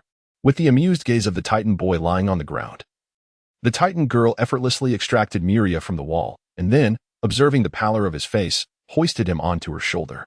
"Put me down. I can walk on my own," Muria protested, struggling to leap from her shoulder. "Humph, unnecessary. I shall carry you." The Titan girl smirked, shaking Muria's arm vigorously, resulting in a series of crisp, cracking sounds echoing through the air. The once struggling Muria promptly succumbed to an utter state of weakness, resembling a limp noodle. "I absolutely cannot afford to lose face," Muria lamented inwardly, powerless to resist. With a single shake from the Titan girl, his entire body felt as though it had disassembled, leaving him devoid of strength, save for the ability to speak. "Indeed, you carry well," the Titan boy on the ground remarked, momentarily dumbfounded, before quickly realizing, "Hi Lois, I too cannot move. You should carry me as well." "Get lost," came the emotionless retort that reached the ears of the Titan boy. The young Titan, with a sly smile, dismissed the situation and staggered to his feet. He gazed enviously at Muria, who was slung over the shoulder of the female Titan, Helios, and thought, "What a fortunate individual, getting so close to Helios. I believe my luck was commendable, being assigned a task with Helios, but alas. Your Highness, how could this happen? Your Highness, have you been defeated?" Muria. As Helios emerged from the ruins, carrying Muria, a cacophony erupted among the giants gathered outside. A crimson dragon surged forward. "Step aside," Helios said, her expression unfazed as she looked down at the imposing red dragon that blocked her path. "What do you intend to do with Muria?" the dragon, Renata, inquired, her voice laced with challenge. "I've already stated, I am taking him for training. Muria can train here just as well. On what grounds do you insist on taking him? There are no worthy opponents here, merely weaklings who could be vanquished with a single blow. How can one grow stronger in such conditions?" Helios retorted, "Moreover, it is the command of Muria's father, Lord Ansar, that he be taken to our ancestral grounds for training. Begone!"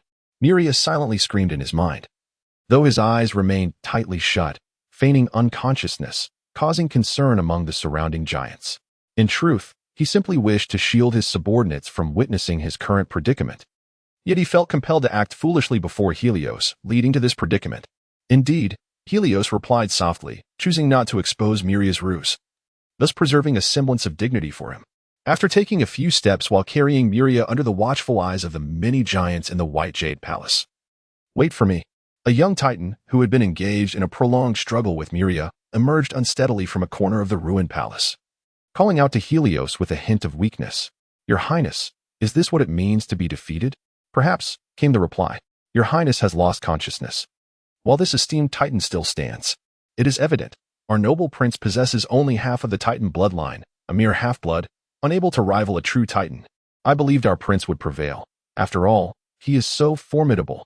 He has never fought us with full strength. Yet the evidence speaks for itself. The prince is no match for a true Titan." Upon seeing the young Titan, the giants gathered around the ruins began to murmur amongst themselves. They had only witnessed the aerial battle between Muria and the young Titan, unaware of the ultimate outcome. Stumbling slightly, the young Titan overheard the whispers and noticed the admiration in the eyes of many giants, causing a flush of embarrassment to rise to his cheeks. Cough. The young Titan cleared his throat heavily, capturing the attention of most of the giants, before he proclaimed, "Though it pains me to admit, I was defeated in my battle against Muria. I am the vanquished. Muria is the victor." A giant then raised a question. "But why are you awake now, while Princess Muria lies in a state of unconsciousness?" "It was she who struck down Muria." The young Titan gestured towards the retreating Helios. "Ah, so that is the case. Given her stature, it is no surprise that Princess Muria was bested," another giant remarked. "This indicates that Princess Muria is not inferior to Titans of her age. Indeed, the esteemed individual who overcame the princess merely relied upon her advantage in age. Once the princess attains a stature comparable to hers, she shall surely not be defeated." Upon hearing the young Titan's words, the onlooking giants began to engage in animated discussions. Chapter 63. The Titan Realm, Are You Still Angry? Helios inquired of Muria as they approached the exit of the White Jade Palace. Muria, feeling somewhat embarrassed, managed to smile. Just moments ago, upon overhearing the discussions among the giants, he had been trembling with rage, yearning to shout, "I have not lost yet." The young titan candidly acknowledged his defeat before the giants. Victory is victory, defeat is defeat. It is as it is, and titans never shy away from their failures. Helois turned to Muria. Moreover, Gerald is a proud titan. Despite his dissatisfaction, he would never deny the truth. His name is Gerald. Muria murmured, I shall remember this favor. If you truly wish to repay me, then practice your martial skills diligently. Your grasp of the titan martial arts is far too shallow. Fighting you is rather uninteresting. Train hard, and eventually, face me in a fair battle. Gerald. Muria made a concerted effort to lift his gaze towards the titan youth beside Helois. Do you realize that today is the closest you have ever been to defeating me? Prepare to be pinned to the ground in the future. Humph, Muria, anyone can boast. Your confidence stems from the armor derived from your dragon bloodline, but do not think I am without means. Once I possess my own unique weapon, you shall be the one to suffer. What unique weapon? Muria keenly noted the term. In his childhood, the Golden Dragon Lady had mentioned something similar when she had seized his precious metal. It seemed quite special. This is a unique weapon forged by our Titan race. Every Titan, upon reaching a certain age, possesses a weapon that is entirely their own, Gerald explained to Muria. Such a weapon is truly special? Muria pondered, somewhat bewildered. Aren't all weapons meant to belong to a single individual? Humph.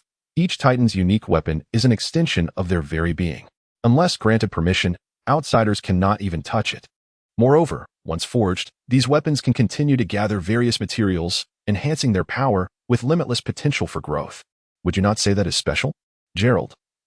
Does that mean I too can possess a unique weapon in the future? Muria listened intently to the young titan's description, nearly salivating at the thought of a weapon with infinite growth potential, akin to a part of his own body, truly a divine artifact. Of course. But you are still too young. You are far from the age of acquiring a unique weapon. It is premature to speak of it. Too young? How much older are you than I? Muria retorted, observing that they appeared to be of similar age. I am 36 this year, and in 64 years, I shall reach a full century. Upon my 100th birthday, I will possess my own unique weapon, Gerald declared with pride. 100th birthday. Muria's lips twitched at Gerald's words. To a Titan, a century merely signifies youth. They remain in their prime, while for humans, reaching 100 often means the grass atop their graves reaches 3 feet high. Two youngsters in their 30s, what do they know about exclusive weapons? Helios interjected, overhearing the lively conversation between the two. You are merely 12 years my senior, yet you too must wait a long time to acquire your exclusive weapon. Gerald muttered in response to Helios' remark. I'm different from you. Helios glanced meaningfully at Muria as she spoke. What makes you so different? I acknowledge your genius. But even you must await your centennial birthday. May I request to be set down now? Muria could no longer contain himself. Upon hearing that one must wait until the age of 100 to obtain an exclusive weapon, Muria's enthusiasm waned. At 33, a century felt exceedingly distant. With a thud, Helios unhesitatingly tossed Muria to the ground. Ah, Helios, I thought you intended to carry Muria straight to the clan and Opos' territory. Why release him so soon? Are you seeking a fight? A brilliant flash of golden lightning crackled around Helios as a warning. Muria, having been thrown down, moved in confusion and immediately discovered that his previously weakened limbs were now fully functional. He had regained control over his body. Get up. We're leaving. Helios called out to Muria, who was still on the ground. Oh, all right, Muria replied, standing to find himself at the entrance of the White Jade Divine Palace. For some unknown reason, perhaps due to Muria's recent battle, there were no giant guards present at the grand entrance. How do we reach the clan territory? Muria inquired curiously, glancing at the two titans before him. We will teleport, Helios said, retrieving a silver, rectangular metal pillar adorned with iridescent patterns from her robe. What is this? Muria asked, intrigued. A disposable teleportation array? He watched in astonishment as Helios casually tossed the silver pillar onto the ground, and upon contact, it instantly disassembled into a swirling circular magical array. Muria was taken aback by the sight. The Titan clan certainly had a knack for sophisticated devices, creating such an advanced disposable teleportation array. Let us proceed. Helios placed her hand on Muria's shoulder, half dragging him into the teleportation array. Once Gerald also stepped into the array. It activated instantaneously, unleashing a torrent of power that tore through the fabric of space, enveloping Muria and the others as they were transported to a pre-established coordinate. In the doorway of the White Jade Divine Palace, only a scattering of silver particles remained, drifting away with the wind. The sky was vast and the land expansive, with towering mountains stretching into the horizon. seemingly endless. Amidst the ancient mountains, which exuded a sense of grandeur, tall and sturdy ancient trees thrived, each appearing to reach out its branches toward the heavens. The vegetation here is more towering and ancient than that on Taichi Island, where Muria hails from. Upon the conclusion of the teleportation, Muria found himself atop a majestic peak, gazing with delight at the scenery before him from a modest courtyard. Is this the land of the Titans? Muria inhaled deeply, noting that the elemental concentration here was several times that of Taichi Island. He then lifted his gaze to the heavens, where a colossal cloud whale gracefully glided between the white clouds, its immense form casting a vast shadow upon the ground. Lowering his head, Muria caught sight of a muscular, thick-furred black giant ape leaping amidst the lofty mountains nearby. The Titan realm, steeped in an ancient and profound aura, was home to many powerful beings whose unabashed presence felt to Muria like a series of erupting volcanoes, strikingly conspicuous. Muria scanned the horizon, directing his attention towards the source of the most potent aura he sensed. It was more vivid in his perception than the sun itself. Suddenly, Muria's body stiffened. How could such a being exist in the Titan realm? There lay a slumbering demon fox nestled among the mountains, its silvery fur dancing amidst purple flames, its elongated and magnificent form exuding a sense of strength, while it trailed 9 colossal tails that spanned over a multitude of rolling peaks. Proud, majestic, imposing, and regal. These were the words that flickered through Muria's mind as he beheld the magnificent demon fox. Yet he felt these descriptors fell short in capturing the essence of the Fox Emperor. Eaming Purple Emperor. A voice filled with complex emotions reached Muria's ears as the Titan youth Gerald approached his side, also gazing at the Fox Emperor engulfed in purple flames. What is this? At that moment, Muria began to recover from the overwhelming shock and impact the Fox Emperor had imparted upon him. The title of the Flame Fox Emperor. We do not know its name, Gerald sighed. How can such an existence be found in our world? Muria continued to stare at the Fox Emperor, distant and beyond his reach, unable to tear his gaze away. My ancestral memories make no mention of this. The Fox Emperor hails from the void, not belonging to our world. I have heard the elders say it is searching for someone, merely weary now, having descended upon Eurasia, pausing here briefly. What about the Purple Emperor? Muria slightly turned his head to listen to Gerald, but when he turned back, the Fox Emperor, resting upon the mountains, had vanished, and he could no longer sense that immense aura that rivaled the sun. Perhaps it has had enough rest and taken on a different form to wander elsewhere in the Titan realm, Gerald remarked. You were quite fortunate to have encountered the Purple Emperor on your very first day here. We rarely see it. Is that so? A profound sense of disappointment surged within Muria, casting a shadow over his spirits. Ding ding dong. At that moment, a melodious and enchanting sound of a harp reached his ears. The elegant and delightful music made Muria feel as if his ears had been cleansed by pure water, slightly uplifting his spirits. What kind of music had I been listening to before? This was Muria's initial assessment, as he contrasted the music he had previously indulged in with the exquisite melodies that now graced him. Is this an angel? Captivated by such divine music, Muria instinctively sought the source of the sound, eventually laying eyes upon a handsome young boy passionately playing the harp, adorned with 3 pairs of snow-white wings. However, the position of this angel while playing was rather absurd. The striking figure sat upon a branch of an ancient tree, glowing softly, just outside Muria's courtyard. Oh, why is he here again? Upon hearing the harp's melody, Gerald let out a sigh, filled with exasperation. Who is he? Muria inquired with curiosity, having not anticipated that after his arrival, he would first encounter a beguiling Fox Emperor, followed by a 6-winged angel playing the harp at someone else's doorstep. Celestial Scion, not an angel. Muria, do not make that mistake again. Gerald emphasized with a tone of importance. They are descendants of the ancient gods, resembling angels but distinctly different, much like our relation to giants. Descendants of the ancient gods. Muria pondered, finding the notion rather impressive. Yet, this celestial scion bore an uncanny resemblance to the angels, making it nearly impossible to discern the difference. In battle, the distinction would be immediately apparent, but in this state, he appeared no different from an ordinary angel, save for his additional wings. So, what is the situation with this descendant of the ancient gods?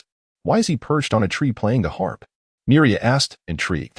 Listen closely to the music he plays, Gerald suggested with a mischievous smile. The music? Muria leaned in attentively, realizing that he had initially been captivated by the Fox Emperor, and even after the fox's disappearance, his focus had not shifted, causing him to overlook the essence of the music. It was an expression of love. Truly. Muria looked at the celestial scion still playing outside the courtyard, feeling somewhat speechless. Then, he surveyed the ancient, unadorned courtyard, pondering whose residence it might be. Who else could it be? It must be Helois and Apos. This fellow is pursuing Helois, and he comes here every day to perform an original composition from that tree without fail. TSK. Upon hearing this, Muria experienced a sudden sense of DJVU. And then, with a hint of gossip, he asked, "What is Helois' attitude towards him?" "I've already mentioned it." Muria felt a moment of confusion, only to comprehend as a spear of golden lightning, over 50 meters long, whistled past him, propelled by a tempest towards the handsome celestial scion. In that moment, Muria witnessed the distinction between the seraphic scion and an ordinary angel. Behind the youthful seraphic scion, 6 snow-white wings ignited with a fierce blaze, tinged with a hint of crimson as the spear of thunder approached. With a resounding boom, the incandescent flames enveloped him, forming a semicircular shield that repelled the thunderous spear. Upon impact, an explosion erupted, scattering the fragmented white flames, the delicate golden lightning, and the minuscule translucent wind blades in all directions, most of which descended upon the verdant ancient tree beneath the seraphic youth. Yet, the ancient tree, caught in this tumult, shimmered with a faint, ethereal green luminescence, absorbing the residual force, not a single leaf falling from its sturdy boughs amidst such a formidable clash. Truly, it stood unyielding against the tempest. Muria observed as the flames upon the youth gradually receded, yet he remained absorbed in his performance, eliciting a heartfelt sigh from her. Muria had discerned the uniqueness of the seraphic scion. The blazing sacred fire possessed an overwhelming might, purging all impurities, a force seemingly rivaling that of the Titans. "Miss Helios, how did you find the piece I played today?" The seraphic scion inquired aloud after concluding his melody, standing and addressing the courtyard. Chapter 64. The Mighty Dragon and the Phoenix. Isn't this incorrect? Muria inquired, pointing to the spot where the celestial scion had vanished, turning to Gerald beside him. "Isn't this the territory of the Titans? How could such a being exist here?" "The celestial scion clan of the boundless celestial realm is a steadfast ally of our Titan race." Eloise emerged from an ancient, stately palace within the courtyard to elucidate. "Recently, the celestial scion clan sent several adolescent scions to our Titan territory to engage in mutual cultivation. The angels you mentioned earlier were brought here to serve them." "Are the celestial scions quite formidable?" Muria asked, a hint of embarrassment coloring his tone, as his inherited memories contained no references to the celestial scion clan. In truth, Muria's current knowledge of dragon lineage was incomplete. His legacy unfolded gradually with age, leaving him oblivious to much knowledge at present. The Titan heritage offered little beyond martial skills, devoid of any supplementary wisdom. The celestial scions are indeed powerful, on par with our Titans. "Those scions are excellent adversaries," Eloise said with a faint smile. "How strong are we Titans?" Muria gazed at Eloise in confusion, lacking a comprehensive understanding of the Titan race's overall strength. He was aware that at least one among the Titans was an epic Titan, comparable to a deity. Upon hearing Muria's query, both Eloise and Gerald exchanged speechless glances. "What are you looking at me for?" "I truly have no idea," Muria replied innocently, observing the two Titans. "I shall escort you to Lord Ansur," Eloise said, exasperatedly rubbing her forehead as she regarded Muria. "Then, allow Lord Ansur to introduce you to the esteemed members of our clan, at which point you will grasp the true might of the Titans." "Visit my father?" Muria felt a wave of discomfort wash over him. He had already surmised that Eloise and Gerald were following his father's directive to bring him to Titan territory. Muria was a stranger to his father, having only encountered him twice since his birth. "Is there a problem? If not, I shall transport you now," Eloise addressed Muria. "There is none," Muria replied, a smile tugging at his lips as he recalled his father's imposing figure, one that seemed to tear through space itself. Number 7. Construct the teleportation array to Lord Ansur's residence. Eloise commanded the empty air. "Please hold for a moment." A gentle, mellifluous voice responded, and soon, a myriad of colors shimmered upon the ground as a large teleportation array began to autonomously take shape. Muria marveled at the ethereal figure of a female Titan, clad in a flowing gown, who appeared beside Eloise, bearing a striking resemblance to her. "What is this?" "I am the spirit that governs this courtyard." Number 7. Akin to the tower spirits within a mage's tower, the appearance of Number 7 bore a striking resemblance to Eloise. Yet her demeanor was a stark contrast to the cold and aloof nature of Eloise herself, as she smiled and introduced herself to Muria. Muria remained silent, surveying his surroundings. This courtyard, devoid of any commendable features aside from its architectural scale, paled in comparison to his resplendent palace of white jade, resembling a mere hovel.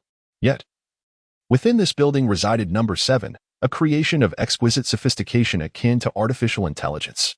In an instant, the presence of this AI-enhanced structure elevated Muria's perception of its worth beyond measure, leading him to deem his own residence as rather inferior. All right, Muria, my task has been fulfilled. I shall not accompany you in your search for Lord Ansur. Gerald patted Muria on the shoulder. Devote yourself to your training. Do not neglect the martial skills of the Titans. When we next meet, I hope to engage in a genuine contest of strength with you. I will. Muria replied with a smile, fully aware that had it not been for the drop of source blood bestowed upon him by his grandfather, he would have undoubtedly succumbed in their previous battle. The underlying principles eluded his understanding, although Eloise's abode appeared austere and lacking in lavish ornamentation. The technological prowess embedded in its construction far surpassed that of his palace of white jade. Construction complete, Master Gerald and Master Muria. You may depart at any time. Number 7 slightly bowed in acknowledgement to her master. Muria did not have to wait long. Within mere minutes, 2 teleportation arrays, one large and one small, took shape before him, leaving Muria utterly astonished by the rapidity of their formation.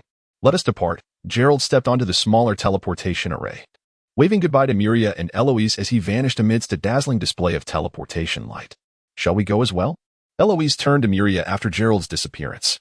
Upon following Eloise through the teleportation, they arrived at the summit of a majestic mountain, standing before an equally grand yet ancient structure. There, a colossal dragon, its scales shimmering brilliantly, lay languidly at the entrance. You seek Ansur? He is not here. At that moment, the languid dragon, with half-closed eyes, twitched its nostrils, suddenly raising its massive head to fixate its translucent gaze upon Muria. What is your relation to that fellow Ansur?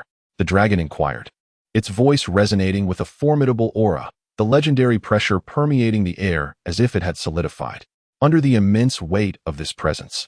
Muria felt his blood begin to boil and his heart race with intensity, producing a thunderous sound. Behind him, a spectral visage of a golden dragon had adorned with 8 majestic horns gradually materialized, standing firm against the legendary might of the dragon. He is my father, Muria declared, his blood surging with fervor as he raised his gaze to meet the towering dragons, his countenance unwavering with courage. Do you intend to strike at us? Eloise spoke calmly, undeterred by the draconic pressure. Ah, a scion of the Dragon King, how intriguing. It seems that Ansur's son is not a pureblood titan. The dragon of power gazed with keen interest at the ethereal dragon head shadow behind Muria, murmuring softly. Subsequently, it gradually reigned in its overwhelming draconic presence. Having merely intended to intimidate them, engaging in combat was out of the question. This was the territory of the Titans, and to strike against their descendants here would be tantamount to courting death. Ansur's progeny, would you like me to be your sparring partner? I could assist you in honing your martial skills. The dragon of power inquired of Muria with a hint of malice, as Ansur frequently sought its company for training. Muria stepped back, maintaining a composed demeanor. The overt hostility was unmistakable, particularly in the last statement that brimmed with resentment. Do you dare disregard me? The dragon of power seethed, its scales bristling as it observed Muria and Eloise preparing to depart. Suddenly, a magnificent avian creature wreathed in crimson flames soared into the sky, its piercing cry resonating through the heavens, igniting half of the sky before Muria's eyes with its burning brilliance. Is that a phoenix? Muria exclaimed, astonished by the divine bird that circled above. This is the companion of a noble in our clan, Eloise explained, her gaze fixed upon the phoenix. Humph. The dragon of power cast its gaze upward at the circling phoenix, feeling a searing sensation within its body, and emitted a cold snort. Aware that the phoenix was fixated upon it, it then glanced at the receding figures of Muria and Eloise before lying back down, closing its eyes to doze. At the moment the dragon of power settled, the phoenix completed its circle and descended, swiftly vanishing from Muria and Apos' view. Muria, since this is your first visit, allow me to show you around our clan's territory, Eloise suggested after the phoenix had disappeared. Certainly, Muria replied, curiously surveying his surroundings. The scenery vastly differed from that of his Tai Chi island. Towering ancient trees, each several hundred meters high, stood majestically, much like the ancient tree at Eloise's doorstep, exuding a gentle glow, each brimming with vibrant life force. Among these extraordinary ancient trees thrived an array of rare and exotic herbs, which Muria, drawing from his draconic heritage, recognized. This is immortal grass. Muria paused in his tracks, observing a patch of grass-like plants beneath him. Upon closer inspection, he discerned that this seemingly common grass was, in fact, a highly valuable plant, the primary ingredient for crafting the elixir of immortality. The potion derived from this plant could preserve the physical form and appearance of humanoid beings in their prime until the very end of their lifespan. Consequently, this plant was fervently coveted in human realms by socialites and melee warriors alike, with even a single leaf being worth its weight in gold. However, this plant, which can drive human women and formidable warriors alike into a frenzy, lay here like mere weeds. Eloise, completely indifferent, trampled over it, prompting Muria to shake his head in disbelief. With one careless step, how much wealth had been squandered? Muria smacked his lips and promptly followed Eloise, equally unconcerned as he stepped over the precious flora. Plants that were exceedingly rare and invaluable outside were as common as weeds here, even more so than the so-called immortal grass. After wandering for quite some time, Muria observed that the Titan territory was sparsely populated, apart from Eloise and Gerald. He had yet to encounter a third Titan. Occasionally, he caught sight of grandiose structures perched upon the high mountains, which, according to Eloise's explanations, served as the residences of other Titans. The expanse of the Titan territory was indeed vast, yet the number of Titans inhabiting it was exceedingly scarce. Muria mused to himself, realizing that it would indeed be peculiar for beings of such stature to exist in large numbers. Suddenly, a resounding clamor erupted in the distance, breaking the monotony of their exploration. The unmistakable sounds of metal clashing and violent explosions reached Muria's ears. Someone was battling. Eloise's golden eyes sparkled with excitement as she turned towards the source of the commotion. Without a moment's hesitation, she grasped Muria's arm and pulled him along, exclaiming, "Let us go and investigate." Chapter 65. Titans and Celestial Beings in the vast expanse of the Titan's territory, where the sky reaches high and the earth stretches wide. Verdant flora flourishes, yet the presence of living creatures is remarkably scarce. Muria accompanied Helois on their leisurely exploration for quite some time, encountering only a handful of beings. Suddenly, the sounds of battle piqued Muria's curiosity. As Muria and Helois hastened towards the source of the commotion, Muria beheld two formidable figures engaged in fierce combat. One was, as anticipated, a Titan wreathed in a tempest of winds and thunder, while the other was a celestial being he had previously encountered. However, this time, the celestial being in combat was not the one who had serenaded in Helois's courtyard, but a more powerful entity enveloped in a blazing, incandescent flame. Muria struggled to discern the celestial being's features amidst the inferno, only catching sight of a six-winged silhouette wielding a battle sword. The atmosphere grew tense as Muria observed the combatants. With each movement, numerous ethereal rings of intent manifested around them. In the distance, the Titan brandished a spear, its movements conjuring 9 azure golden rings of intent around its arms, augmenting the speed of its strikes. Muria could hardly perceive the spear's form through the chaos.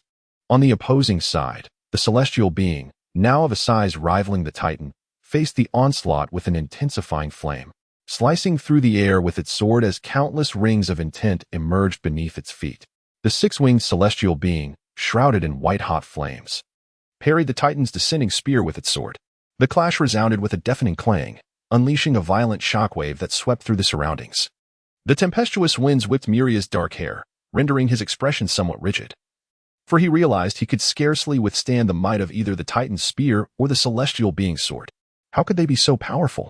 Muria's countenance grew increasingly tense as he observed the celestial being deftly evade the Titan's onslaught, the spear's energy striking the ground with a cataclysmic force. Boom! Muria felt the tremor beneath his feet, incredulously watching as the spear carved a deep trench hundreds of meters long into the earth. Suddenly, a radiant sword beam descended from above, cleaving a hill over 100 meters tall in twain, creating a chasm of unfathomable depth. Coughing, Muria felt an unsettling dryness in his throat. Acutely aware of his own vulnerability, even as an observer, he was at risk of being caught in the crossfire. Is no one going to intervene? He pondered aloud. Why should they? It's merely a spar, Helois replied, her brow furrowed in confusion. Is this truly a spar? Muria gestured towards the devastated landscape before them, incredulous. The land was marred by dozens of intersecting trenches, each stretching over 100 meters. Upon his arrival, Muria had been curious about the origin of these ravines. Now, the answer was unmistakably clear. Their soul rings only reveal a fraction of their true essence, merely showcasing their skills in a friendly contest. This implies they have yet to unleash their full potential.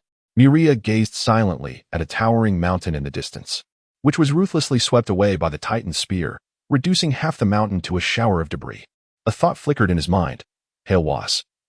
Shall we maintain a greater distance? Muria's lips curled slightly as he witnessed another errant sword ray crash to the ground, carving a ravine less than a kilometer away.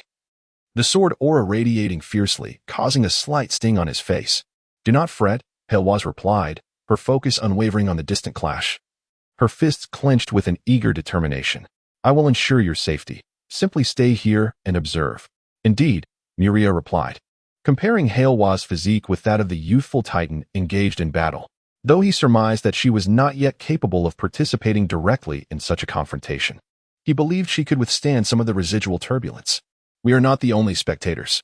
Muria surveyed the surroundings and noticed 7 or 8 other Titans watching the duel. All of them juveniles, none towering like the legendary Titan Ansor from his memories. Why are there so many other beings here? Muria wondered. He spotted not only Titans, but also some extraordinary creatures. Close by, a magnificent white-furred cat with wings sat attentively, fixated on the battle. Further away, perched upon a branch of a towering ancient tree, a majestic azure-scaled rock observed the fray with keen interest. 3 giant wolves, adorned with flowing silver fur, occasionally communicated amongst themselves, while a nearly translucent purple leopard shimmered in the air. A colossal elephant, with 4 curved, knife-like white tusks, added to the array of remarkable beings. Muria even beheld a peculiar giant tortoise, its shell adorned with thorny protrusions resembling miniature mountains, an intriguing sight indeed. Do not let your attention wander, Muria, Helwaz admonished, noticing his distracted gaze. These are the descendants of the companions tamed by the Titans. They reside within our territory. What is so surprising about that? Muria continued to watch the aerial conflict, somewhat bewildered. Whether it was the spear-wielding Titan or the sword-bearing Celestial, their soul rings manifested only during their attacks. Unlike the storm giants of Taiji Island, whose soul rings remained visible as long as they were in combat, confined solely to their feet. The engaged Celestial and Titan exhibited soul rings emerging from any part of their bodies, arms, backs, chests, ankles, freely and at will. Witnessing this scene, Muria realized this was the true essence of utilizing the soul rings.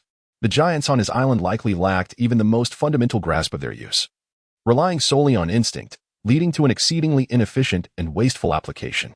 Such strength. Muria gazed at the battle unfolding in the sky, once again murmuring in quiet admiration, devoid of any trace of self-satisfaction.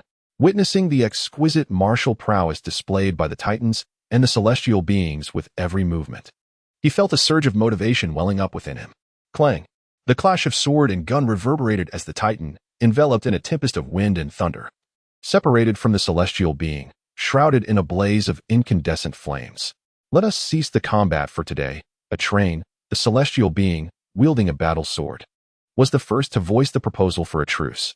The brilliant flames engulfing him gradually dissipated, revealing his tall, armored physique, with a strikingly handsome face and 6 wings adorned with flickering flames. Irvis, you are as tedious as ever. The Titan, armed with a spear, expressed his dissatisfaction upon hearing his opponent's reluctance to continue. Every time, just as I am fully engaged in the fight, you abruptly declare the end. Can't you indulge me in a proper duel? Spare me the theatrics, Atrain. The last time I fought alongside you, it lasted 3 days and nights. Yet you were still unsatisfied. For the sake of our friendship, I have only fought with you this long today. Hee. Atrain, towering at over 60 meters, chuckled awkwardly. Irvis, can you not stay and spar with me a little longer? It's quite lackluster. As he spoke, the celestial being's imposing figure began to rapidly diminish. He had expanded his form through a spell-like ability to match the Titan's size. His true stature was not nearly as grand. Sigh. Upon witnessing Irvis revert to his true height of 10 meters, Atrain understood that his friend was genuinely disinterested in continuing the match today. Off you go then. If you crave more excitement, head to the abyssal training grounds to slay some demons. Irvis waved his hand and unfurled his 6 wings, transforming into a streak of white light, vanishing before the eyes of the many spectators. Slaying demons sounds even less thrilling, Atrain muttered, surveying the surroundings until his gaze fell upon the 2 most conspicuous figures among the onlookers, Helwaz and Muria. Ah, Helwaz. Among the Titans observing the battle, only Muria and Helwaz stood together, making them exceedingly noticeable. Yet, what truly captured Atrain's attention was Muria. Who is this? The Titan, robust and muscled, approached Muria with a speed that surpassed Muria's perception, bending down to curiously examine him. He was acquainted with every Titan in his clan, yet he had never encountered Muria, who evidently was indeed a Titan, igniting his curiosity. An unfamiliar Titan. I have not seen him before. Has anyone else? I have not seen him either. Heloise responded. Who is he? The towering Titan, measuring over 60 meters, commanded the attention of numerous spectators. As Atrain approached Muria, all the formidable beings and Titans who had just been watching naturally turned their focus towards Muria. The creatures of the Titan realm are exceedingly scarce, and the Titans themselves are even fewer in number. Thus, they are largely acquainted with one another. Consequently, the unfamiliar visage of Muria naturally piqued their curiosity. Allow me to introduce to you the offspring of Lord Ansur, Muria. Upon witnessing the gathering of various creatures and Titans, Hylos promptly presented Muria to them. The offspring of Lord Ansur, is he not the grandson of that esteemed individual? Atrain's eyes sparkled upon hearing Hylos' words, yet as he scrutinized Muria, a sense of disappointment washed over him. You are merely at the golden third tier, far too feeble. At that moment, a Titan maiden with a ponytail shyly interjected, her golden eyes observing Muria with curiosity. I have heard that Lord Ansur's companion is not a Titan, but rather a golden dragon. Chapter 66, Monsters Everywhere. I have also heard this rumor. So have I. Nonsense. Look at Muria's current appearance. He is undoubtedly a pureblood Titan. How could he possibly be a half-blood? Clearly, he is a thoroughbred Titan. This implies that Muria's presence here indicates that everything is indeed Titan-related. Witnessing the discourse surrounding the Titans and the strange beasts, Muria's smile faltered, becoming somewhat rigid, while beside him, Heloise displayed a knowing smile, fully aware of Muria's true nature. Roar. At that moment, a large cat with a pair of pure white wings, crouched on the ground, let out a roar, demanding silence. That is not a rumor. It is a fact. Troy, what nonsense are you spouting? Scolded a green-scaled giant eagle perched on the back of a colossal four-tusked elephant. I am not spouting nonsense. The white cat rose, sauntering gracefully towards Muria, sniffing the air around him. The scent emanating from Muria was distinctly different from that of a pureblood Titan, mingled with a very faint fragrance, one that belonged solely to the gold dragon. He is a hybrid of Titan and dragon. Thus, concluded the white cat. Troy is correct. 3 massive silver wolves also approached Muria, sniffing him as well. The subtle scent around Muria bore a striking resemblance to that of the gold dragon, as recorded in our ancestral memories. Impossible. A Titan youth gazed at Muria in disbelief. In what way does he resemble a half-blood? There is no need for your debate. Muria, observing the impending argument among the extraordinary beings before him, could no longer contain his voice, declaring, My mother is indeed a gold dragon. I am a hybrid of Titan and dragon. A hybrid of Titan and dragon? The white cat regarded Muria, a flicker of disdain inadvertently surfacing in its eyes. In the outside world, possessing dragon blood is a matter of immense pride. However, here, dragon lineage is of lesser value, even the most powerful among the metallic dragons. The gold dragon bloodline is no exception. The gold dragon bloodline. Quite weak, indeed. Upon hearing Muria's admission of his heritage, Atrain scratched his head in resignation, stating, But it matters not, Muria. The bloodline of a Titan and gold dragon is sufficient to carry you far. Your ultimate achievements will depend on your own efforts. Bloodline is not the key determinant of final success. Atrain, could you kindly allow me to finish my statement before you speak? Heloise, somewhat exasperated, listened to Atrain's attempts to console Muria before finally interjecting. How could you think that Lord Anseol would choose a mere ordinary gold dragon as a partner? Heloise pointed at Muria. His mother is a dragon, albeit an ancestral dragon. Which of your bloodlines surpasses that level of draconic lineage? Upon hearing Heloise's words, the eyes of the many noble-blooded beasts instantly transformed, filled with reverence. Ancestral dragons, even the white dragon, are not to be underestimated. Thus, even the white cat's gaze lost its earlier disdain. Ahem. Upon hearing Heloise's words, Atrain cleared his throat a few times, feeling a slight flush creep across his face. And do you all recall the epic that intruded upon our Titan Isles 8 years ago? Heloise inquired once more. I heard from my father that it was a dragon king who trespassed, correct? A wave of astonishment swept across the onlookers, their gazes directed towards Muria. The beings present possessed no lack of intellect. They had already begun to connect various dots. For instance, Muria bore the bloodline of a golden dragon. and the epic titan guarding their ancestral land had only struck once before retreating. Ahem, that was my grandfather, Muria said with a shy smile, revealing the existence of his grandfather, Deimos. With a dragon king for a grandfather and an epic titan for a paternal figure, one could only marvel. Who among their kin could rival Muria's lineage? A youthful titan exclaimed in awe.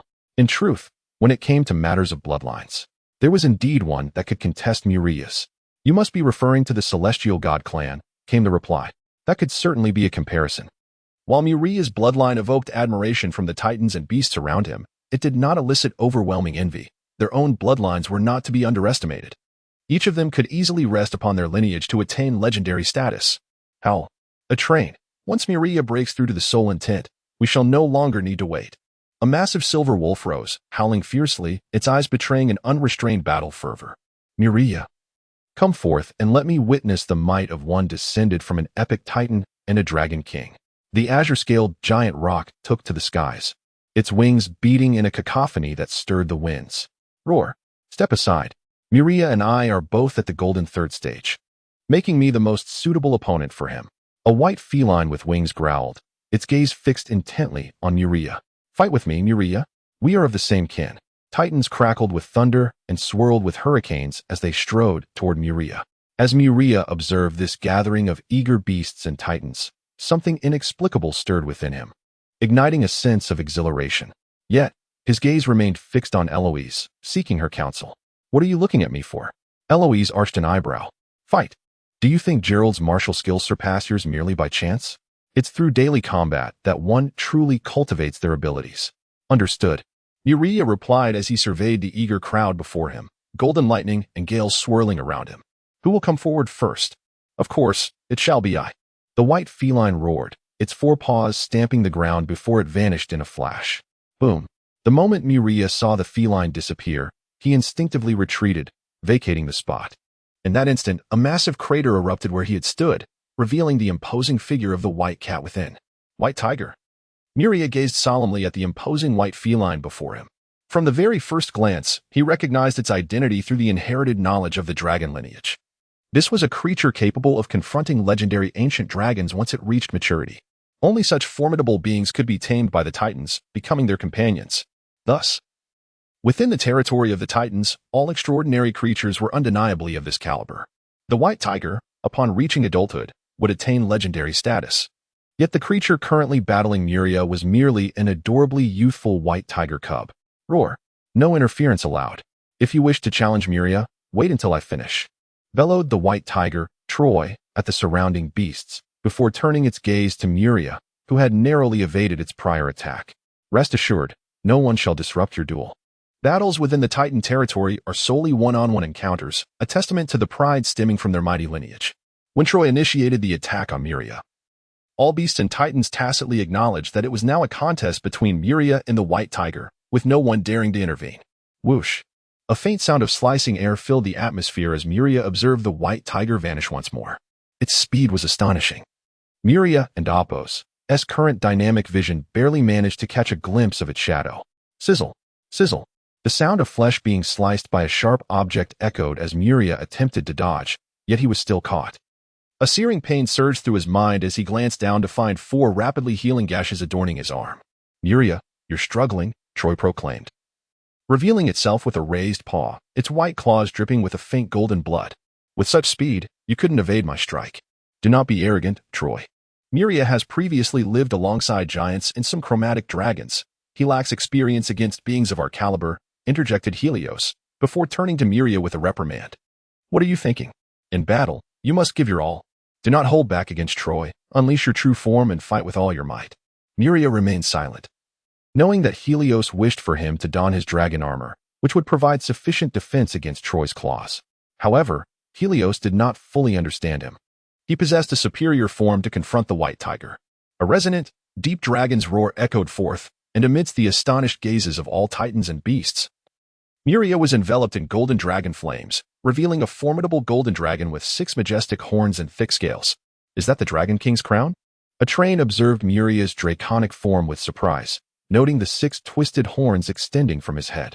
It is not the crown of a king, it lacks some attributes. This signifies the lineage of the Dragon King, remarked a turtle-like creature, its shell resembling a miniature mountain as it scrutinized Muria's dragon form. Wow, Muria truly possesses the bloodline of the Dragon King. Even his appearance can transform so remarkably. It is truly fascinating to possess dual bloodlines, allowing for a seamless transformation between Titan and dragon forms. I am eager to engage in a duel with Muria at this very moment. Muria's draconic form has evoked astonishment among numerous exotic beasts and Titans alike. Those exotic creatures with ancestral lineage are far more knowledgeable than the giants and five-colored dragons found on Muria's Taiji Island. Muria's dragon form not only signifies his potential to achieve legendary status, but also indicates a significant opportunity for him to embark upon an epic journey in the future. Come forth, little kitty. In his dragon form, Muria opened his maw, lined with dragon fangs, taunting the bewildered white tiger, Troy. With a growl, Troy retorted, "From the very beginning, I sensed something amiss in your gaze, so you, scoundrel, have mistaken me for a meerkat. I am the white tiger, a creature of noble blood." With that, Troy vanished once more. This time, Muria did not evade, but instead, a sizzle filled the air, and a sharp sound erupted as Troy's claws failed to tear through Muria's dragon scales, leaving only faint scratches upon their surface. Chapter 67: The Elongated Golden Dragon Tail. Resembling a diamond-edged blade, swept through the air, striking the white tiger Troy, leaving 4 deep gashes upon Muria. The powerful tail carved a long mark across Troy's chest and abdomen, with crimson blood starkly contrasting against his pristine white fur. Yet, due to the white tiger's formidable constitution, the blood began to clot and heal at a visibly rapid pace. Soon, the scab fell away, revealing tender flesh beneath, and white fur began to regrow. Roar! The young tiger lowered its head and let out a furious roar, unleashing a barrage of wind blades that sliced through the air towards Muria, who retaliated with another assault. The elite bloodline bestowed upon him immense physical prowess, rendering the white tiger unafraid of engaging in close combat with any creature. Ack! Muria opened his mouth and let out a thunderous dragon roar, shattering dozens of wind blades that were aimed at him. The remaining blades struck his dragon form, akin to blows against steel, sending sparks flying. Muria roared defiantly, unfurling his expansive dragon wings and taking to the low skies to confront Troy. He refrained from employing magical attacks against the white tiger, as it would prove futile. Their kind possessed an exceptionally high immunity to elemental magic. Low-tier spells were completely disregarded, just as Troy's magical-like abilities had failed to inflict any damage upon him. Engaging in melee combat seemed far more straightforward. Roar! Ack! Gur! A golden dragon and a pure white giant tiger clashed fiercely. Though their battle lacked the grandeur of the earlier confrontation between the Titan Atrus and the Seraph, it was nonetheless intensely competitive. The already ravaged ground bore the brunt of their ferocious exchanges, becoming further scarred under the onslaught of the golden dragon and white tiger, while no flora remained intact in the vicinity.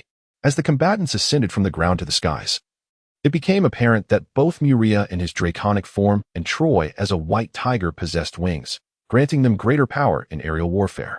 Bloodied tufts of white fur occasionally fell from the sky, while shards of golden dragon scales took much longer to descend. Hiss, what an astonishing defense. Indeed, Troy's claws could not penetrate Muria's dragon scales. Only his teeth could manage to break a few of the smallest scales. Troy found himself at a significant disadvantage. Was the defense of the Dragon King's descendant truly this formidable? Observing the aerial skirmish, the beasts and titans whispered amongst themselves, astounded by the seemingly unbeatable defense of Muria's dragon scales. In the sky, the white tiger Troy clamped his jaws onto Muria's dragon arm. Clang! For sharp. Snow-white fangs barely pierced Muria's thick and resilient scales. Roar! Muria's other claw seized Troy's furry head, intent on tearing him away. His equal, the Titan Gerald, had previously shattered Muria's scales, so if Troy persisted, he too could potentially breach the dragon's formidable armor. Release me, Muria demanded, struggling against the tenacious grip of the biting Troy. The golden flames and thunder surged over Troy's form, scorching its pristine white fur and leaving behind charred marks. Crack! Fine fissures appeared beneath the young tiger's gleaming white fangs. Splurt! Pale golden blood gushed forth, yet Troy held fast, ultimately piercing through Muria's draconic armor. Boom!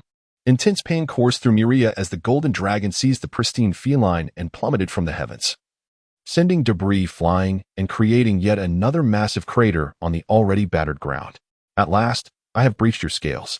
In that crater, the white tiger Troy released its grip after enduring the immense impact. Gritting its teeth, Muria bowed his head, his 4 dragon claws firmly restraining the white cat and limiting its movements. The 4 bloody bite marks on his injured left forepaw had ceased bleeding, the flesh healing, and the pierced dragon scales slowly regenerating. Surrender. You cannot contend with me. Roar. Were it not for your scales, you would be no match for me. You couldn't even perceive my initial assault. Great cat, it is not that my defense is too formidable, but rather that your claws lack sharpness. Muria recalled how Helios had nearly shattered his head with a single slap, and, with a teasing demeanor, lowered his head to Troy and spoke. The white tiger Troy fell silent for a moment before reluctantly confessing, in this battle, I have lost. Then prepare for a blood-soaked earth. Rising from the 20-meter deep pit, the blackened fur of the white tiger shed, revealing tender flesh beneath, soon followed by the growth of new fur. I shall be ready, Muria replied with a smile, already bracing for the inevitable injuries. In similar circumstances, lacking a suitable opponent, Muria's training in Titan martial arts paled in comparison to Gerald, who was merely 3 years his senior, leaving him with a bitter sense of dissatisfaction. Muria had vanquished Titan Gerald only by awakening the dragon bloodline bestowed by his grandfather, leading to the evolution of his draconic scales that ultimately defeated the white tiger Troy. Muria understood well that this was the influence of the Dragon King's bloodline. Upon reaching the legendary realm, he knew his draconic defenses would likely grow even stronger. However, his opponents would no longer be as easily vanquished as Gerald and Troy had been. The gifts granted to Muria by the Dragon King's bloodline would inevitably diminish in efficacy as his power increased, a predictable outcome. Thus, for the future, Muria must diligently practice the martial arts contained within the Titan legacy. You are inferior to other Titans. The white tiger Troy staggered out of the pit, approaching Muria, who had donned a robe, sniffing the air. It is not that your physique is lacking compared to the Titans, if not for your scent. I would surely believe you to be a pure-blooded Titan. In what ways do you find me lacking compared to the other Titans? Muria crouched down, reaching out to stroke Troy's fluffy head, feeling a desire to pet the tiger that had arisen during their earlier battle. Your reaction speed and your martial arts training do not measure up to the other Titans. Troy bared his teeth, swatting away the hand that Muria had placed on his back. I have never encountered a creature of your caliber before. Your attacks are rather disconcerting, Muria conceded.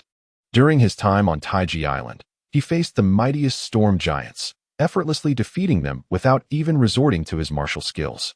This very fact rendered Muria's combat techniques inferior compared to those of his peers, as Helios remarked, on Taiji Island. He lacked a suitable opponent who could compel him to engage with full force. However, upon arriving at the Titan realm, everything changed. Here, monsters imbued with legendary bloodlines abound, each capable of standing as a worthy adversary for a Titan. Titans nurtured in this land never fret over the absence of worthy challengers to hone their skills. Have you finished your chatter? At that moment, a young Titan in the crowd spoke up. Troy, you have lost. Step aside. It is my turn to face Muria. Humph. The white tiger, Troy, snorted in discontent, casting a glare at the young Titan before gracefully stepping aside, allowing Muria to confront the eager challenger. Wait a moment, Barnett. Just as Muria prepared to accept the challenge once more, Helios interjected, halting the impetuous Titan youth. Let's call it a day. Muria has only just arrived in our territory, and I still need to show him where he will reside. Once he is settled in, you may engage him. For now, take the opportunity to get acquainted. There will be ample time for future exchanges. Just arrived in our territory? How fortuitous. I shall welcome Muria with a thrilling battle. Upon hearing Helios's words, Barnett, the Titan youth, showed no sign of relenting. Rather, his enthusiasm for combat intensified. You wish to greet me with your fists? My Titan kin truly are spirited. Muria noted with a wry smile. It seemed that every Titan he encountered harbored a desire to engage him in physical confrontation. I have already fought Troy once. Fighting me again is no issue. Barnett, brimming with fervor, was resolute in his intention to duel Muria, undeterred by Helios' admonitions. Helios, her expression devoid of emotion, regarded the defiant Titan youth Barnett, her fingers gradually curling into a fist, golden lightning crackling around her. With a resounding thud, the lithe and athletic Titaness propelled herself forward, her left foot driving into the ground with such force that it created a massive crater. In an instant, she transformed into a mere flicker of light, hurtling toward the spirited Titan youth. Crack! Just as Helios vanished from sight, Barnett crossed his arms defiantly before him, the sharp sound of bones cracking echoing in the air. Heloise delivered a powerful blow that shattered Barnett's arm, her formidable strength propelling the Titan youth's colossal frame of over 30 meters into the air. To Muria's astonishment, Barnet soared away, vanishing from her sight, only to collide with a mountain that had lost its upper half. Indeed, Lord Onsur's words proved to be true. Heloise murmured to herself after sending a Titan youth flying with a single punch, then turned to Muria with a serious expression. Let me impart a lesson. Matters that can be resolved with a fist should never be addressed with words. If action can be taken, refrain from mere comparisons. In an instant, Muria grasped the essence of her statement, while the nearby Titans observing the scene nodded in agreement. Who among them would dare to challenge Muria now? Heloise, with her fist clenched, surveyed her surroundings with an indifferent gaze. The various beasts that met her eyes uniformly shook their heads. None wishing to be struck down by a Titan of a superior caliber, they relished battle, yet abhorred being vanquished.